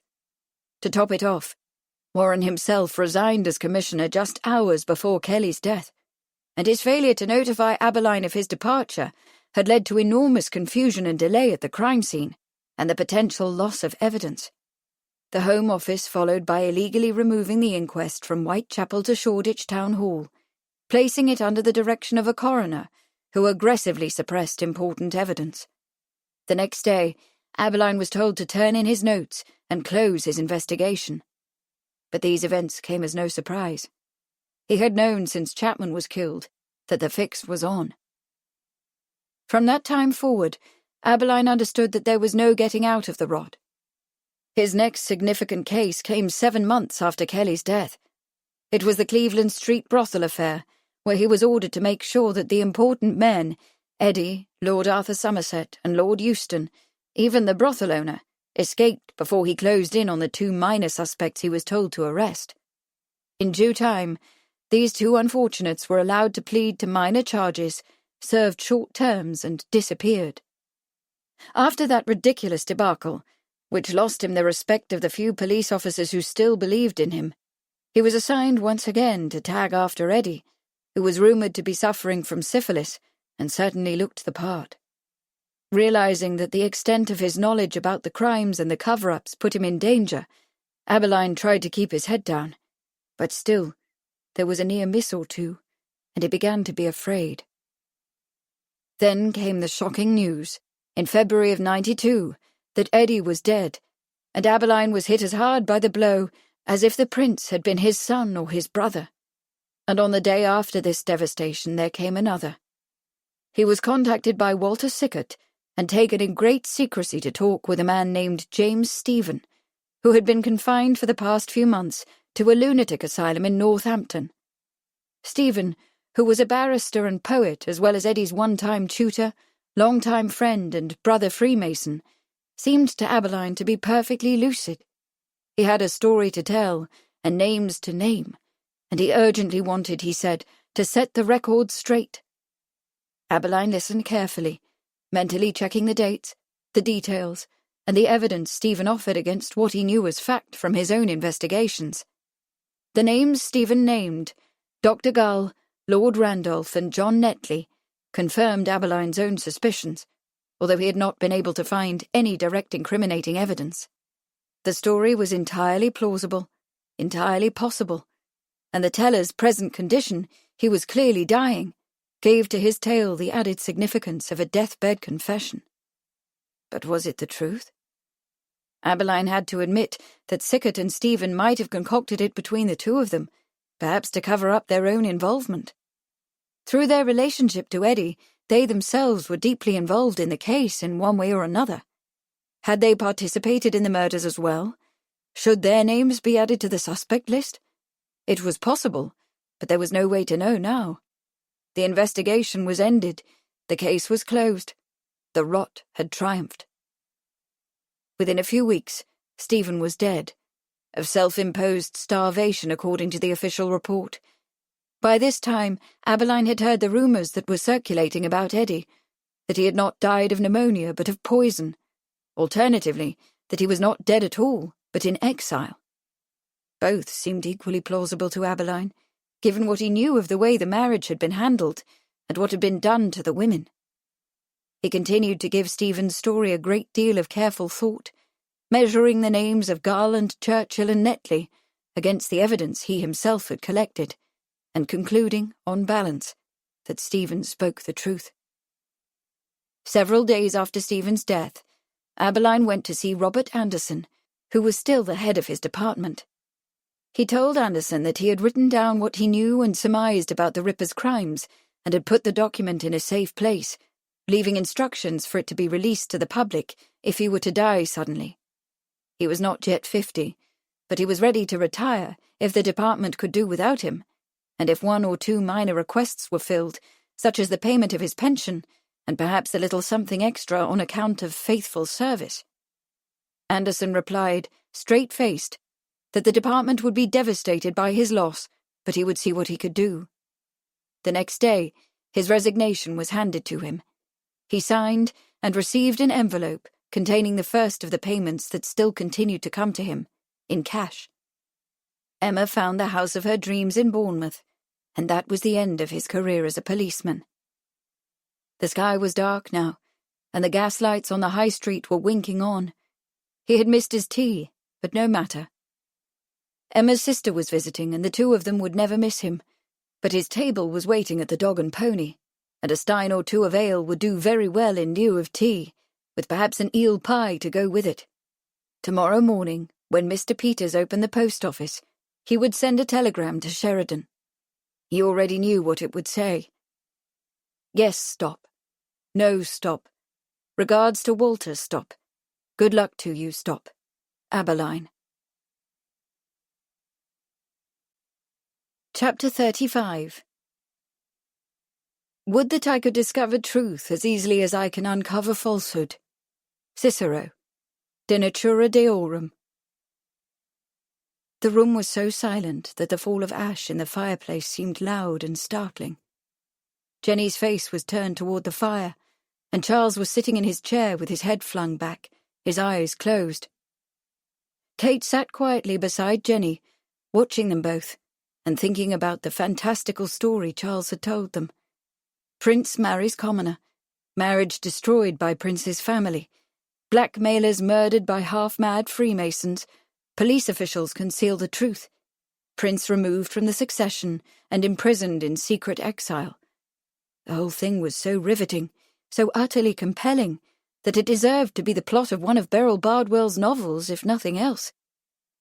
But the central question was not whether Sickert's tragic tale held the listener's breathless attention, or compelled fear and horror and anger, although it certainly did all of that. What mattered was whether the story was true, and as to that, Kate could not be sure. It seemed almost too novelistic a tale to be true, the plot elements too neatly contrived, the details too fully explained. But she had to remind herself that Charles, who got the story straight from Sickert himself, seemed to believe it, and Charles was not easily persuaded. What was more, certain parts of the narrative were authenticated by the fragments of information she herself had gathered from other sources. Still, a great deal of the story could not be confirmed. It depended only upon eyewitness testimony, and most of the witnesses were either dead or deranged, except for Sickert himself, of course. It was entirely a question of veracity. One either believed him, or one did not. Jenny roused herself. "Thank you, Charles," she said quietly. She sounded sad and resigned. "I suppose I knew, even then, although I should have denied it to heaven." Charles opened his eyes. "It can't be proven," he said. "Most of it is merely Sickert's word, and the rest of it, what he says James Stevens said, for example, is merely hearsay. It would be helpful if Abeline had uncovered some corroborating evidence, but if so, I doubt he will tell me. He was a good policeman, but his silence has been bought and paid for." Jenny sighed heavily. "It is sad to think that Randolph could do such things, although you must believe me when I say that it was his illness that drove him. Perhaps it is even sadder to think, though, that the government would go to such lengths to cover up a scandal." She shook her head. "But there have been an untold number of other scandals all hushed up. I don't suppose we should be terribly surprised by this one." Kate stood, feeling the need to step away from the story. "It's rather late. Shall we see what's become of dinner?" She was reaching for the bell when the door opened and Richards came in. Winston was behind him, dressed formally, his hat under his arm, as if on his way to a dinner party. "I'm sorry to barge in," Winston said when he'd been announced, "but I must speak to Lady Randolph. Urgently, I'm afraid." "Thank you, Richards," Kate said. "You may go." Sotto voce, Richards replied, "Dinner is just ready, your ladyship. Will Mr. Churchill be staying?" "Winston," Kate said, "we'll be eating soon. Will you join us?" "I'm sorry, no," Winston said. He seemed flustered. "I'm on my way to dinner with Lord Balcarres, and I've only a minute. I shan't keep you from your dinner." Richards withdrew and Winston stood, awkwardly, for a moment. Finally he sat down beside his mother and said, almost in a whisper, "Another letter has come, Mamma." He drew an envelope from his pocket. "I came in from Bath in a tearing hurry, caught up the post, and opened your envelope in error." His voice rose. "There's another press clipping, and he says you must give him £500, or he'll go to the police and tell them that you were at Finch's on the day of the murder." "Not now, Winston," Jenny said wearily, waving away the envelope. "Not tonight. It's too much. I just can't bear any more." "But, Mamma," Winston protested, "something must be done. We can't just hand over." He stopped and gathered himself up. "I think you should go away. To France, perhaps, or to India to visit the Curzons." He turned to Charles and said in a commanding tone, "Lord Charles, tell her that she must go to India straight away." His face darkened. "Once she is safely out of harm's way, this person can be dealt with." The last few words were almost a snarl. Kate took the envelope out of Winston's fingers and handed it to Charles. "Thank you, Winston," she said quietly. "I believe the situation can be managed without sending your mother on such a long trip, or resorting to violence." Winston stood, hand on hip. "But what's to be done?" he demanded. His jaw jutted, and his large round eyes were hard as glass. "If the man is paid, as Finch was, he'll just keep on asking for more. If he isn't—" "Winston," Jenny interrupted, "why don't you go on and enjoy your dinner? Lord Charles will take care of this matter." Winston was sputtering. But... Charles stood up. "Be a good chap, Winston," he said wearily. "There shall be time later to go into it. You have an engagement, and we are all very tired here." It was true, Kate thought. She herself was fatigued, and Charles was drawn and pale. Winston looked from one to the other of them. "Quite right," he said at last, making a visible effort to calm himself. He bent down and kissed his mother's cheek. "I do hope you'll give consideration to my idea of India, Mamma. We could go together, for I have decided to return there myself, very quickly, for the polo tournament." "But I thought you intended on beginning your political efforts," Jenny exclaimed, startled. "I've been moving heaven and earth to give you your chance, and now you say you're going back to India? For a foolish game?" Winston smiled, but did not make a very good show of it, Kate thought, and his explanation sounded lame. "But it is a very important game, Mamma, and I owe it to the Fourth to play my part. And the time shall not be lost, of course. I shall take my manuscript with me and work on it en route." He gave her a smile. "I am booked on the SS Osiris. Come with me, dearest, and we shall make a fine holiday of it. It is a good way for you to escape from these threats, and from that tiresome George, too, and we shall have such fun together." Is that it? Kate wondered. Is Winston trying to get Jenny away from George? Does he fear that she will marry him and drag her sons into the social ruin that was sure to follow? Or is there something else behind Winston's precipitous departure? Is he running from something? From someone? "You may go if you choose," Jenny said stiffly, "but I cannot. There are things I must do here. For one, I can't possibly leave Maggie in Manfred's hands and go off on holiday to India. Capable as he is, he requires my direction." At the mention of Manfred, Winston's face flushed even redder, and his nostrils flared. Kate, watching, remembered the animosity between them. Perhaps George wasn't the only man of whom Winston was jealous. "I shan't give up trying to persuade you, Mamma," he said, obviously attempting to steady himself. "After you have read the note and the clipping, I believe you will see the wisdom of my suggestion. Leaving England may be the only answer." He bowed to Kate and Charles. "Good night." When he had gone, Jenny shook her head. "What an exhausting boy he is," she said tiredly, "and so ridiculously full of himself. India! After all I have done to help get his political career underway, I cannot believe that he is dashing off to play polo. It is utterly irresponsible of him to be swayed by such schoolboy distractions. What in the world will the party think?" But Kate did not believe it was polo that drew Winston to India so much as something else pushing him. Something has happened to frighten him, she thought. Was it the blackmail note? Or what he had learned about his father's situation? Or something else? But there was no ready answer to the question, and she was too weary to puzzle long over it. "Richard says dinner is ready," she said. "Perhaps we shall all feel better after we have eaten." Their conversation during dinner was not sprightly, and Jenny, pleading a headache, retired almost immediately afterward to her room. Kate and Charles returned to the library, where Charles poured himself a whiskey, sat down in his chair by the fire, and put his feet up. After a moment, Kate prompted, "The letter Winston brought. Aren't you going to read it, Charles?" Charles sighed. "Oh, I suppose," he said testily. He took out the envelope, which Winston had already torn open, and pulled out a letter and a newspaper clipping. He read both in silence, then tossed them down on the table beside him. "After everything that happened today, I'm not in the mood for this kind of thing," he said. "What does the blackmailer want? Money?" Charles closed his eyes.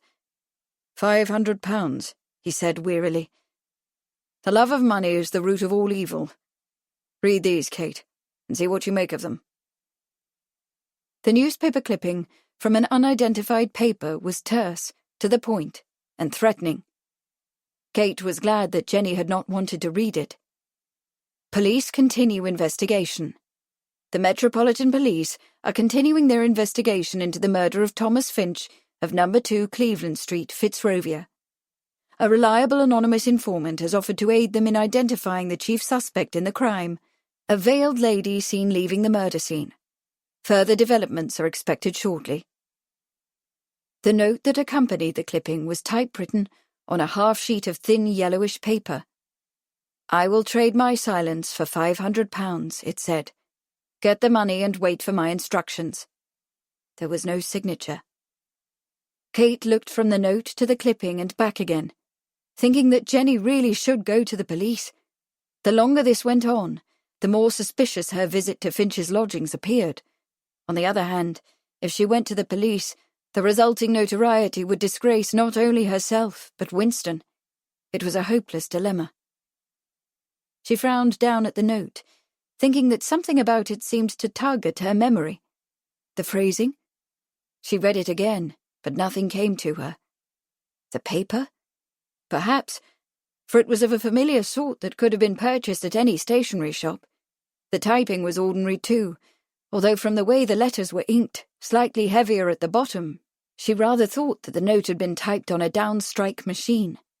The British seemed to favour them, although she herself much preferred her own Remington upstrike machine, which had come from America. But still there was something. Her frown deepened. Holding the note, she crossed to the desk where Jenny had earlier left a pile of manuscripts and 2 notes. Jenny had asked her to read one of the notes, which contained a complimentary reference to a short story Beryl Bardwell had written for Maggie. Having smiled over it, she had bundled the other materials into a drawer, for the second note, which Jenny surely had not intended to leave in plain sight, was of an embarrassingly private nature, and Kate had not wanted the servants to happen on it. She opened the drawer now, pulled out the papers, and began to leaf through them. When she found what she was looking for, she smoothed it flat and reached for the magnifying glass that was kept in the top drawer. She bent over and studied the note for a moment, then laid the blackmail note beside it and studied them both intently. After a moment, now completely sure of what she was seeing, she straightened. "Charles," she said urgently, "come here, won't you? I should like to show you something very interesting." Her words were met with a soft snore. That great detective, Lord Charles Sheridan, was asleep by the fire. Kate went to him and shook him. "Charles," she said, "come to the desk. There's something you must see." Grumbling sleepily, Charles got out of his chair and followed her, but a moment later he was awake and alert. "By Jove, Kate, I think you've solved it. But why in the world—" The door opened and Richard said, with a sniff that disapproved of late-night comings and goings, and especially of this brash young man, "Mr. Winston Churchill, my lord." "I'm afraid your mother has gone to bed, Winston," Kate said. "She was very tired." "It's not my mother I've come to see," Winston replied. "I've come because—" He shifted from one foot to the other, awkwardly. "That is, I've come to tell you— I mean—" "For God's sake, Winston," Charles said impatiently. "Spit it out, will you? We don't have all night." Winston bowed his head. "I've come because I know the identity of the extortionist," he said in a tone that sounded almost humble, "and his motive. I was hoping to keep the thing from Mother by getting her away, but I see now how foolish that was, and how, well, cowardly of me.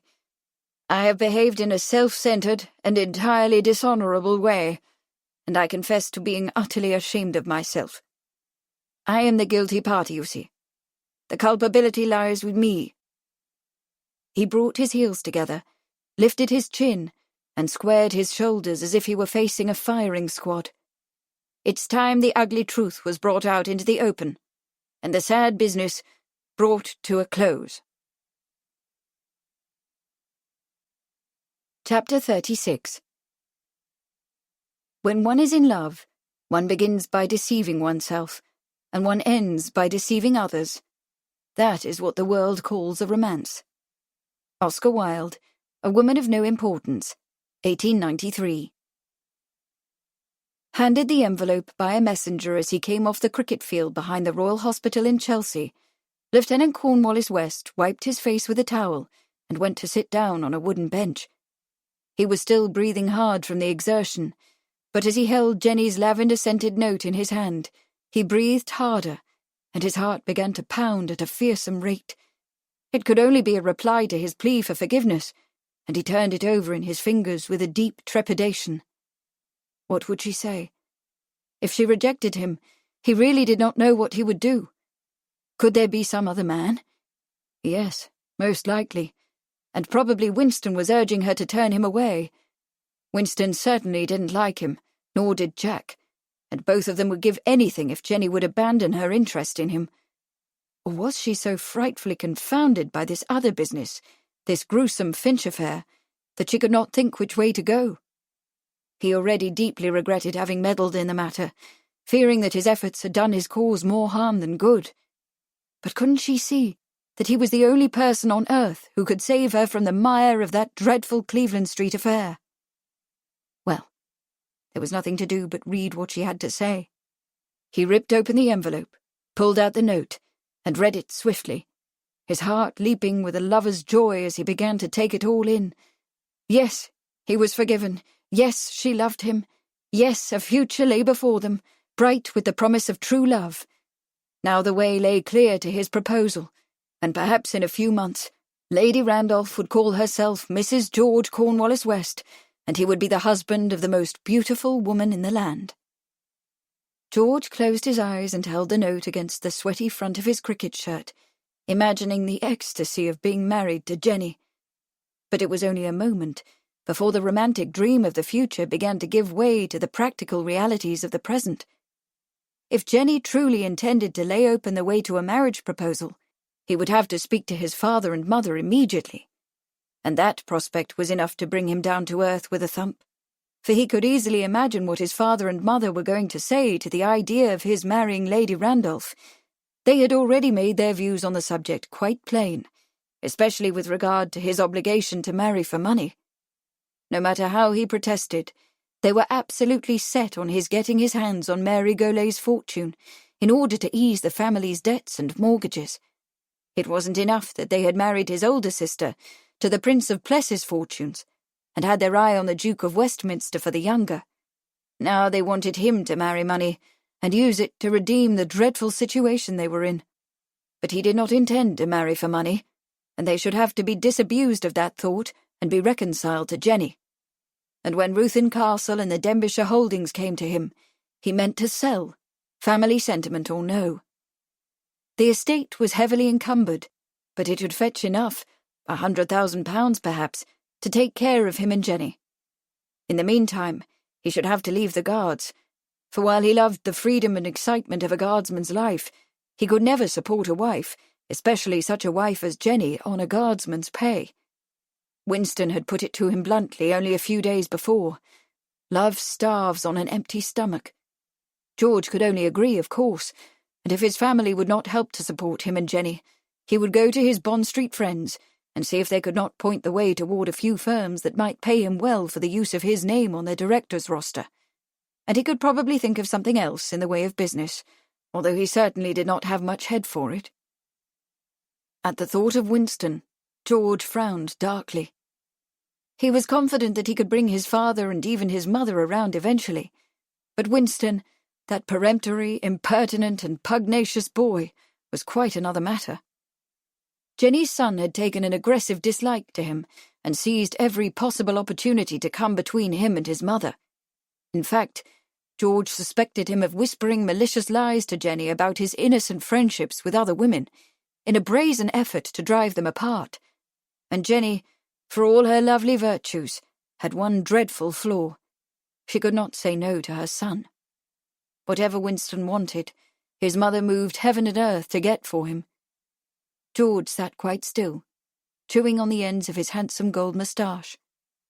Yes, it was entirely possible that Winston, with his diabolical scheming and intrigue, would yet step in and snatch his dream away. Chapter 37. The efforts which we make to escape from our destiny only serve to lead us into it. Ralph Waldo Emerson, Fate. The office of the Anglo-Saxon Review was on the 4th floor of a 4-story building, and Manfred Raeburn, a pigeon fancier from his youth, was in the habit of raising the window sash to the top and spreading a handful of grain on the sill for the birds.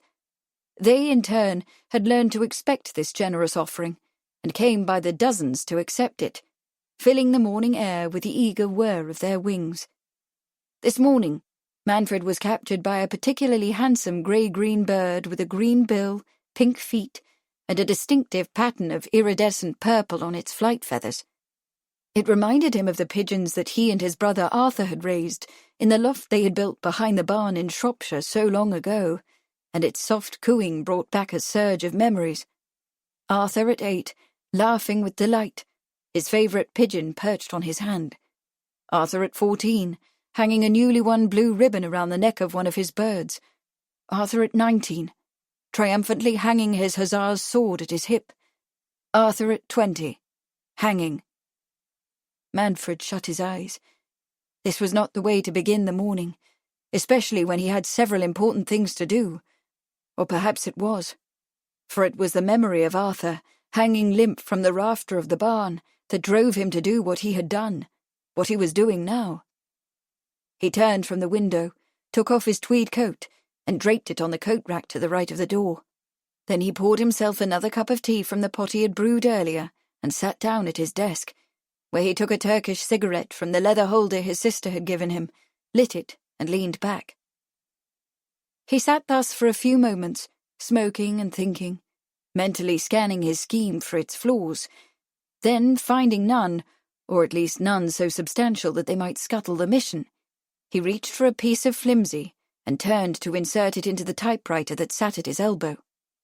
Without hesitation, he pushed up his cuffs and set to work with the practiced skill of a journalist who spends a fair portion of his day at the keyboard. Hunched over the typewriter in his shirt sleeves, a cigarette hanging from his lower lip, his forehead puckered in a frown of concentration, Manfred Rayburn should have seemed to any who entered the office the very picture of a young literary man driven by the dream of making a name for himself, hard-working, diligent, ambitious. In fact, the casual observer, glancing from the gold desk plaque engraved with the words Managing Editor to the impressive stack of letters from such writers as Rudyard Kipling, H.G. Wells, and Henry James, might justifiably conclude that this very young man had already achieved something of success and importance on the London literary scene, and predict that with the help of Lady Randolph Churchill he should surely achieve more. Manfred Rayburn, such an observer might remark, should call himself a fortunate young man, a happy and secure young man, a young man who had already climbed halfway up the ladder of success. But the one person on this earth who knew Manfred Rayburn intimately, his sister Maud, would see in his posture and in his face something else, something that would deeply worry her. In the furrow between his eyes, in the constant nervous chewing of his lower lip, in his close-bitten nails, she might read his desperation, his mounting anger. And knowing all too well what unhappy ghosts haunted his past, she might worry about her brother's present intensity of expression, the tension between his shoulders, the fierceness with which he attacked the typewriter. Apprehensive for his health, she might have tried to lure him away from the office, might have pleaded with him to come to Shropshire for the weekend, might even have attempted to get him to accompany her on a trip to Egypt or America. But Maud, the only person on earth who knew and loved Manfred, was not here. There were only the cooing pigeons on the sill of the open window, only the shouts and the clatter of vehicles rising up from the street 4 floors below, only the footstep on the landing and the creak of the door opening. Manfred looked up from his work, squinting through the cigarette smoke that wreathed around his head. The gentleman standing on the other side of the desk wore a neatly trimmed brown beard, a brown tweed lounge coat, and brown wool waistcoat and exquisitely tailored trousers. His bowler hat was under his arm, and he carried a walking stick. "Good morning, Rayburn," he said. Startled, Manfred recognized Lord Charles Sheridan. What the devil was he doing here? Some silly errand for Lady Randolph, no doubt. Damned impolite of him to have barged in without even the courtesy of a knock. But Manfred had learned not to reveal his true feelings in such situations. He snatched the cigarette out of his mouth, stood, and said in a deferential tone, "Good morning, my lord. I'm afraid you've caught me with my nose to the grindstone." He paused. "Is there something I may get for you? There's tea, if you like." "Thank you, no." Lord Sheridan took the leather chair opposite, crossed one leg over the other, and balanced his bowler on one knee. "Just give me a moment, if you will." He took out his pipe and tobacco and set to work in a leisurely manner, filling his pipe. Still standing, Manfred watched him, increasingly unsure of himself. What did Sheridan want? Why had he come? He could feel the hostility rising within him, and the despair that always came with it when he was in the presence of gentlemen like Lord Sheridan, the painful understanding that he was the wrong sort, and that no matter how hard he tried, he could never belong. It had been the same way in the regiment, when he and Arthur had passed all the military tests with flying colours, met or surpassed every requirement, only to fail before the highest hurdle of all, the hurdle of social status. That was why Arthur... Manfred tightened his jaw. No, none of that now. What did this man want? When Sheridan had finished tamping the tobacco, he lit it and then glanced up, as if suddenly remembering Manfred's presence. "Oh, sorry," he said. "Do sit down, Rayburn. I want to ask you a few questions." Manfred resisted the urge to thumb his nose at this manifestation of arrogance and impoliteness. Still standing, he said, in a markedly cooler tone, "Questions? About what?" Looking past him, out the window, Sheridan pulled on his pipe. "About Tom Finch." Manfred felt his knees suddenly go weak. "Tom Finch? I don't believe I know." He sat down, trying to collect himself. muttering the names several times. Then, "Oh, right," he said, as if he had just remembered. "Tom Finch. He's a photographer, isn't he? When I was over at the New Review, he brought some of his work for us to have a look at. Of course, the New Review didn't go in for that sort of thing, but I felt he had a certain style." He knew he was rattling on and forced himself to stop. "Why do you ask?" Sheridan did not answer the question. Instead, he uncrossed his legs and put his hat on the floor.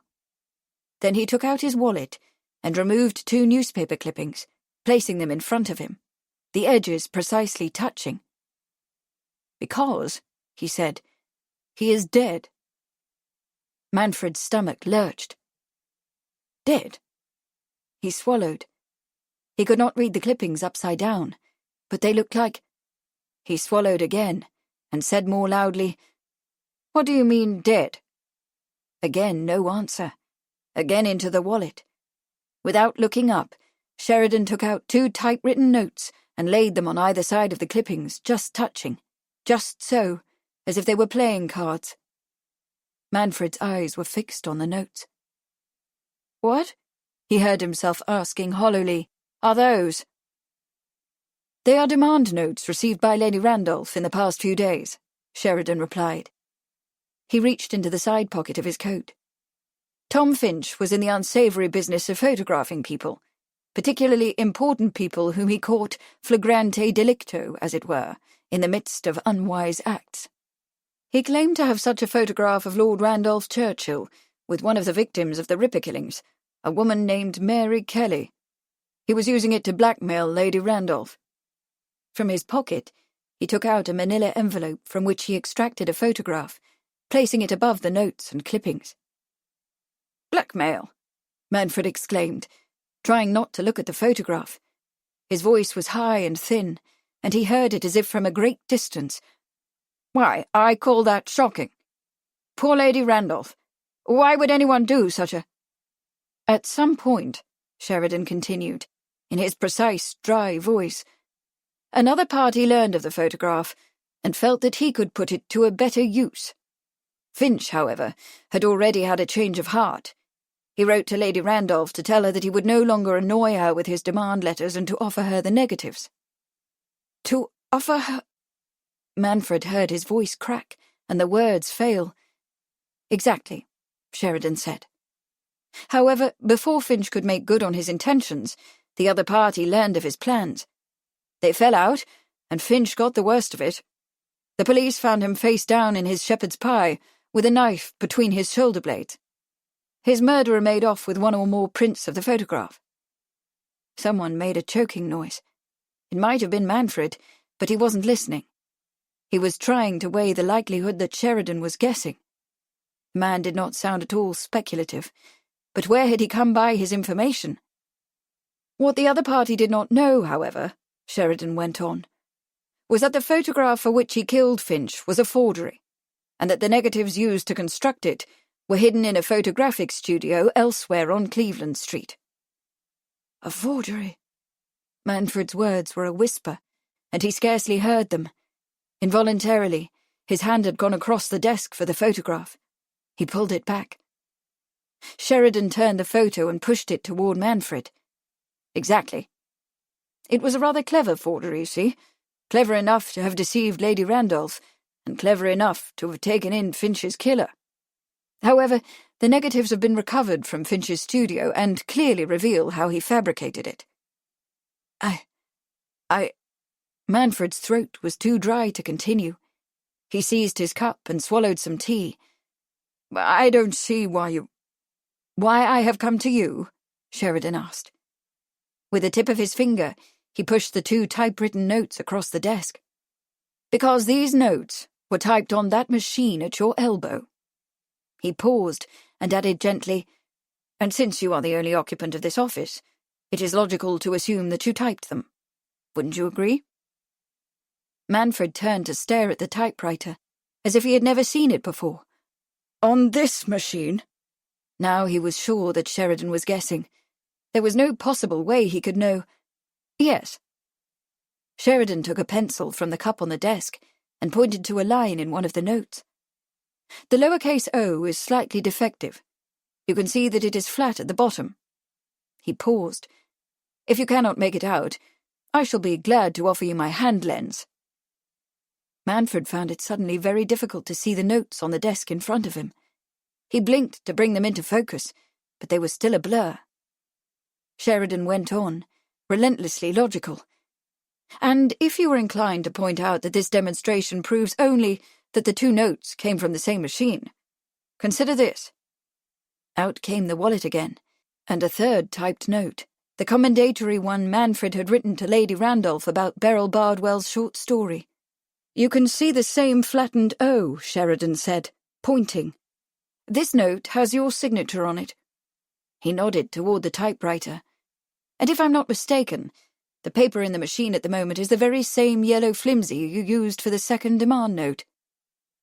There was a long silence, and then Manfred heard himself saying, "But anyone could have come into this room and typed those blackmail notes on this machine." The suggestion sounded thin and unconvincing, even to him. "But not everyone had a motive," Sheridan said gravely. He rose and turned, just as the door opened and Churchill strode in, a few paces ahead of a police officer in a blue serge uniform. Without preamble, Churchill said, "I've come to tell you that I'm awfully sorry for what I did, Raven." Manfred was struck dumb, and the despair washed through him like a bitter flood.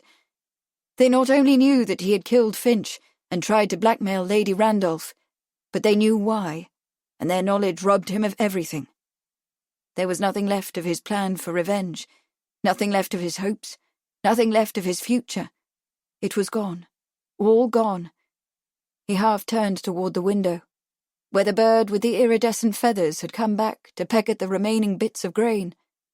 Such a beautiful bird, Arthur's bird, its feathers sleek and glistening. Sheridan was looking at Churchill.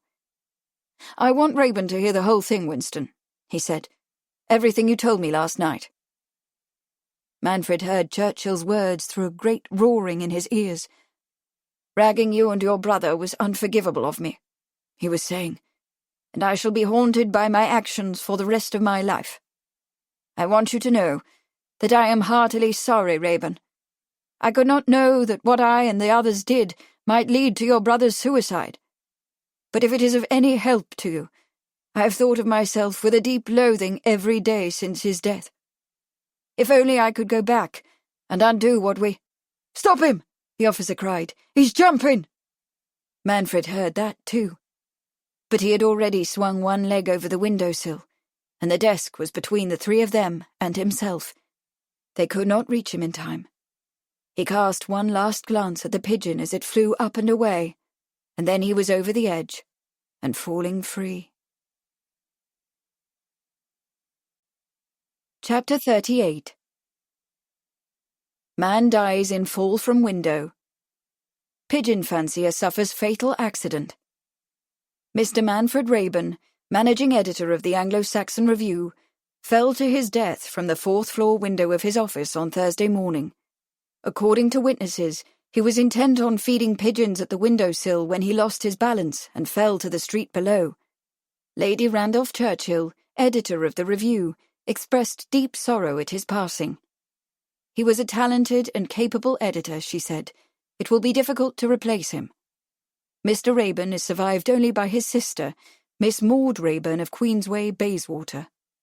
The Times, 18th of November, 1898. Kate knocked at the door of Maud Raeburn's apartments, which occupied the second floor of a brick building in Bayswater, not a fashionable address, but clean and well kept. Miss Raeburn herself, wearing a loose caftan dyed in dark greens and purples, opened the door. "Good afternoon, Lady Charles," she said. She did not seem surprised nor embarrassed at the prospect of receiving a visitor in something other than mourning garb. "I've come to pay my respects," Kate said, "and to tell you how sorry I am about your brother's death." "Thank you," Miss Raeburn said. "Do come in and have a cup of tea." She led the way down a hall hung with framed photographs of herself and other women in walking and cycling costumes, posed before various mountains and lakes and pyramids. The small parlour into which they went was crowded with exotic furnishings and souvenirs of foreign countries, a vase of ostrich feathers, an African mask, a stuffed bird in a glass case, a large pottery urn filled with carved walking sticks. There were several shelves full of smaller pieces of pottery with a variety of glazes, and baskets of all shapes and sizes. The air was filled with the exotic scent of some foreign incense. "I'll be just a moment," Miss Rayburn said, and disappeared. Kate sat on a velvet settee in front of the parlour fire, looking around, and after a few moments, Miss Rayburn returned with a black lacquered tray. She poured tea out of a red porcelain pot, decorated with oriental designs, into small cups without handles. Apart from her exotic garb, she looked much as she had the night she and her brother had dined at Sibley House, but was much more subdued and sombre. And now that Kate studied her more closely, she realised that the woman was older than she had thought, in her mid-30s perhaps. She was certainly several years older than her brother. "Lady Randolph asked me to convey her condolences," Kate said, sipping the tea. It had a strange taste, but was very pleasant, and the flaky Greek pastries Miss Rayburn offered had a honey-rich flavour. "She wanted to come with me, but under the circumstances—" She hesitated, half wishing she hadn't begun the sentence. "I'm sorry for what Manny did," Miss Rayburn said, "and for any injury he caused Lady Randolph. But there are two sides to the story, you know. Manny was wrong, but he acted out of a great injury. Forgive me for speaking bluntly," she added, setting the tea tray to one side and settling herself in a large rattan chair. Her voice was matter-of-fact, without inflection. "I'm afraid I don't know how to speak of it other than frankly. It's no good brushing it under the rug, is it?" "I should like to hear the other side of the story," Kate said, "and perhaps it might help you to speak of it. I understand that you are all alone, now that your brother has died." "You are kind," Miss Rayburn said. She gave Kate a sideways glance. "I admire your novels, you know. I particularly enjoyed the one in which the heroine flies around the world in a balloon. You are quite clever. Adventurous, too. You Americans are always adventurous." Kate was glad that an answer did not seem required. "I am something of a writer and adventuress myself," Miss Rayburn went on, gathering speed. "Travel pieces for magazines and newspapers, chiefly. I also give magic lantern lectures for the benefit of women who secretly wish they could abandon their husbands and children and go jaunting off to other countries in the company of adventuresome women." She sat for a moment, the firelight glinting in her light hair, and then said, more slowly, and in a different, softer tone, "And yes, I am alone now. Entirely alone. My mother has been dead for some years, and my father, he was a farmer in Shropshire, died of grief after Arthur's death." "Arthur was your brother?" "Yes. He hanged himself in Father's barn." Kate could hear the bitterness that crept into Maud Rayburn's voice, after he and Manny were driven out of the Hussars. That was his dream, you know. Arthur lived for the adventure of soldiering. "I'm so dreadfully sorry," Kate said quietly. "It must have been awful for you." Miss Rayburn gave a little nod of acknowledgement. "But life goes on," she said. "At least, it has done for me. Father couldn't bear the disgrace, and Manny—" She turned her head. "I'm not surprised he chose his own solution." Kate took a breath. "The men who were there, my husband, Winston Churchill, the policeman, they tried to stop him, but they couldn't reach him in time." There was another long silence, and then Miss Rayburn said, "Manny loved Arthur more than anything in his life. They dreamed of a military life together, brother officers gloriously defending the far-flung borders of the Empire." She laughed sadly. "From the time they were children, that was all they ever talked of. Father tried to tell them that it was nonsense, that farmers' sons could never be officers, but they wouldn't listen. They would saddle Father's draft horses and ride out across the meadow with long, heavy sticks for lances, pretending to be cavalry officers, leading their regiment to relieve General Gordon. Then Uncle Oliver died. He was my mother's brother and had made a small fortune as a bicycle manufacturer, and left Arthur and Manny 300 a year each. They insisted on using the money to enter Harrow. Father pointed out that a military career was beyond their reach, that the money would be barely enough to keep a horse and pay mess bills, but eventually he gave in. So Harrow it was, and then Sandhurst. Her lips quirked. Harrow is where they had their first skirmish with the little Napoleon. That was their name for Winston? Kate asked. Oh, not just theirs. Everyone's. He was such a bossy, arrogant boy, so impressed with himself. And no one liked him, you see, while Arthur and Manny had any number of friends. I dare say there was more than a bit of jealousy there, and worse at Sandhurst. Arthur was gifted in military strategy, and easily bested Winston on the examination. Manny was quite a strong horseman, and snatched the riding prize out of the little Napoleon's fingers. I see, Kate said gravely. Knowing how competitive Winston was, how he measured his own worth against the performances of others, she could begin to understand his animosity toward the Raeburn brothers. Miss Raeburn eyed her. Are you sure you want to hear any more of this? It's sordid in its way. Oh, nothing like a crime, I mean, she added. Just your ordinary gentleman's bullying and brutality. I want to hear it, Kate said. I want to understand. Miss Raeburn nodded. Well then, somehow, Arthur and Manny got into the 4th Hussars and found themselves at Aldershot, but it was very like belonging to a gentleman's club. In addition to keeping a batman and groom, they had to pay for coach subscriptions, band subscriptions, theatricals, a wine cellar, even a pack of hounds, not to speak of their uniforms and kits, which came to something over 700 apiece. Kate gave a smothered exclamation. She had known that it required money to enter the military, but she had no idea how much. Indeed, Miss Raeburn said dryly. It was completely ridiculous, but they couldn't see it. They were so pleased to have been commissioned into the 4th. Their fellow second lieutenants weren't at all pleased, however, because, of course, Arthur and Manny weren't gentlemen. They were asked politely at first to resign their commissions.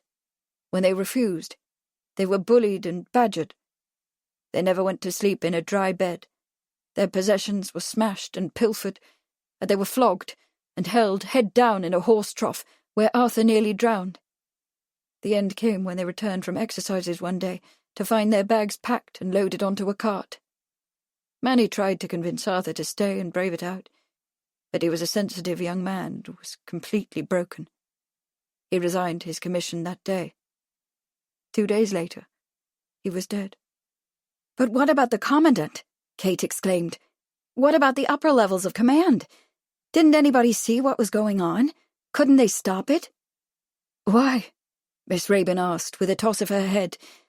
The ideal of the brotherhood of officers exists at all levels. If a man isn't of the right sort, he doesn't belong, and the sooner he realizes that and gets out, the better. Her lips had an ironic twist. Perhaps that is hard for you to understand, being an American. Perhaps, Kate said. She frowned. You didn't mention Winston Churchill. Was he involved in the bullying?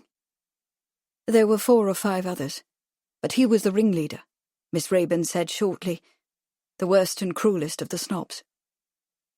Kate was not surprised at Maud Raeburn's opinion, but she felt she had to say something in Winston's defense. I think, she said, that young Mr. Churchill's military service has changed him. Do you? I don't.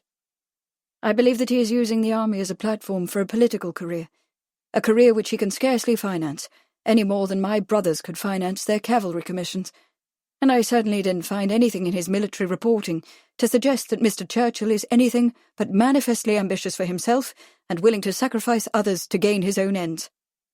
Miss Raeburn fell silent for a moment, staring at the fire.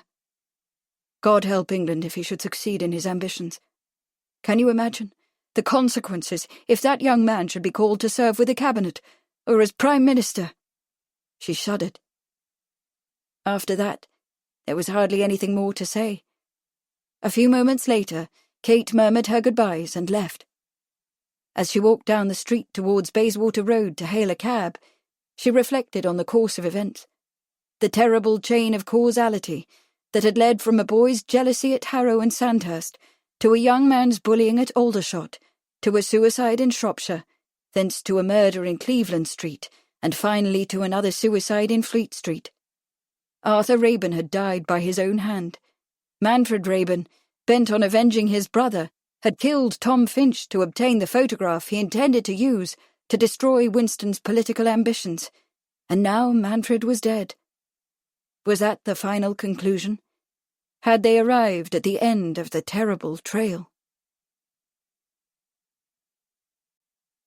Chapter 39. The comfortable estate of widowhood is the only hope that keeps up a wife's spirits. John Gay, The Beggar's Opera, 1728. Sarah Pratt stood beside Mr. Hodge in the morning room, her hands clasped and her head bowed, as he began his recital to her ladyship. The tragic story seemed to go on endlessly, from Dick Pratt's first astonishing appearance at the kitchen door, to his demands for food, drink, and clothing, and finally to his sudden, shocking death. "He drowned?" Lady Charles asked, in a horrified tone. "He was attempting to cross the Stour by walking across the lock gates," Mr. Hodge said with a disapproving frown. "It was a very foolish thing to do, for the man was so apparently inebriated that he could scarcely stand, much less balance himself. This is according to one of his drinking partners," he added. "Once in the water, I fear he was doomed. He was encumbered by Lord Charles's riding boots, which he obtained from this house by extortion."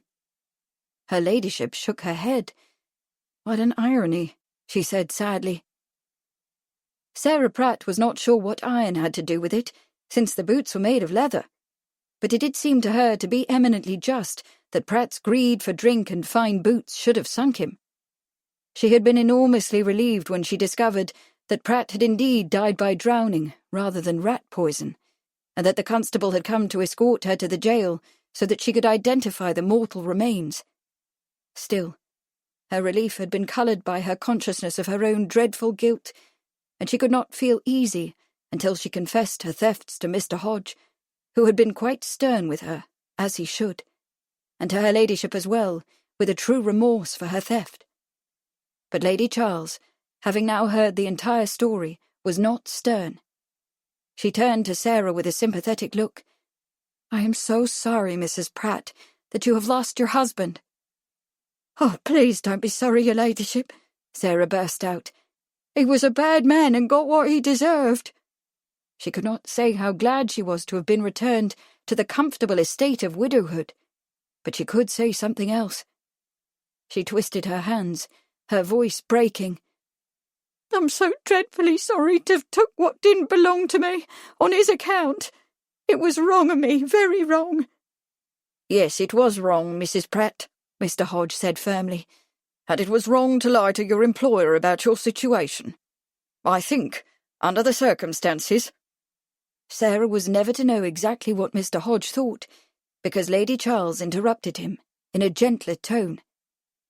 "I think, under the circumstances, that Mrs. Pratt's earlier marital condition should best be forgotten. And it is no great crime to give food and drink and clothing to the poor and needy. In fact, I recall the vicar exhorting us to exactly that endeavour not 2 Sundays ago." She smiled. "But I do hope that in future, Mrs. Pratt, you will not hide your light under a bushel, as it were. When you offer gifts of food from our kitchen, please make Mr. Hodge aware of your good works." "Oh, your ladyship, yes, your ladyship," Sarah cried eagerly. "Oh, I will, your ladyship, I—" "Thank you, Sarah," Lady Charles said. She turned to Mr. Hodge. "With regard to our kitchen staff—" "I'm afraid I have bad news, my lady," Mr. Hodge said. He cleared his throat, not looking at Sarah. "Mary Plum has given her notice. In fact, she has already left." "My goodness," Lady Charles said with some surprise. "She didn't last long." "I think," Mr. Hodge said carefully, "that on balance she was not an entirely suitable person for the position. She was—" He cleared his throat again. "I'm sorry to say, my lady, that she was quite impertinent to me, when I had occasion to remonstrate with her about walking out late last night with one of the stable boys. And while Mrs. Pratt herself showed great forbearance with the young person, I hardly think that she was a helpful addition to the kitchen staff. Sarah could not have said how grateful she was to Mr. Hodge for keeping to himself the whole circumstance of Mary Plum's explosive departure. She did not want her ladyship to know that she had allowed herself to be manipulated by a mere kitchen maid, and that she had given in to the girl's blackmail. With a warm look at Mr. Hodge, she said, "It don't matter if it takes a week or two to find another maid. I can do the work by myself." The fact was that she had been doing it herself for the past week, with a heavy dose of Mary Plum's insolence to boot. "Your cooperation is commendable, Mrs. Pratt," Lady Charles said, "but I should like to offer an alternative. I have just received a post from a young lady I met in London. Her name is Ellie. To be quite honest, she has ambitions for the stage and might not be with us long, but she strikes me as a willing worker. And if she has another trade besides acting, she might find life a bit easier. Will you give her a chance?" On an earlier day, Sarah Pratt might have expressed her dismay at being asked to teach an aspiring actress how to make potato cruels and strain the soup. But today, she was so full of gratitude toward her employer and Mr. Hodge that she bobbed her head and exclaimed, "Of course, your ladyship. A chance she shall have. I'll do my best to see that she learns and does a good job, and—" "Thank you, Mrs. Pratt," Lady Charles said, smiling. "And thank you as well for the loan of your clothing. It was very kind of you to allow Lady Randolph and me to make off with your best hat, in the rain. It served us well. By way of thanks, Lady Randolph has sent you this, from her very own wardrobe." And with that, her ladyship produced a fancy cardboard hat box with the words, "Paquin's Distinctive Parisian Millinery." Distinctive Parisian millinery! Sarah could scarcely draw her breath. She took the box with trepidation, lifted the lid, and peeked at the marvel of pink tulle and silk roses inside. "Oh, your ladyship," she breathed, "it's beautiful. I'll wear it to chapel on Sunday, I will." Then she felt a surge of disappointment, remembering Dick Pratt, scarcely cold in his grave. "Oh, but I can't. It's too gay for a widow." The corners of Lady Charles's mouth quirked. "Put it away for a time, then. Since your husband was absent for a very long while, I don't think you should be expected to observe an extended period of mourning." One more peek, and Sarah closed the lid. "Yes, your ladyship," she said somberly, but inside, her heart was singing.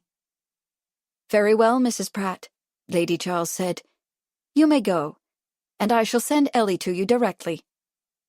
Still whispering her thanks, Sarah took her box and departed. This recording of Death at Whitechapel was presented by Dreamscape Media LLC, narrated by Helen Johns, produced by Eric Black. Text copyright 2000 by Susan Wittig Albert and William J. Albert. Sound recording copyright 2023 by Dreamscape Media LLC. This recording may not be copied or played for an audience without the written permission of Dreamscape Media LLC. Thank you for listening. Please check dreamscapepublishing.com for Dreamscape's latest releases.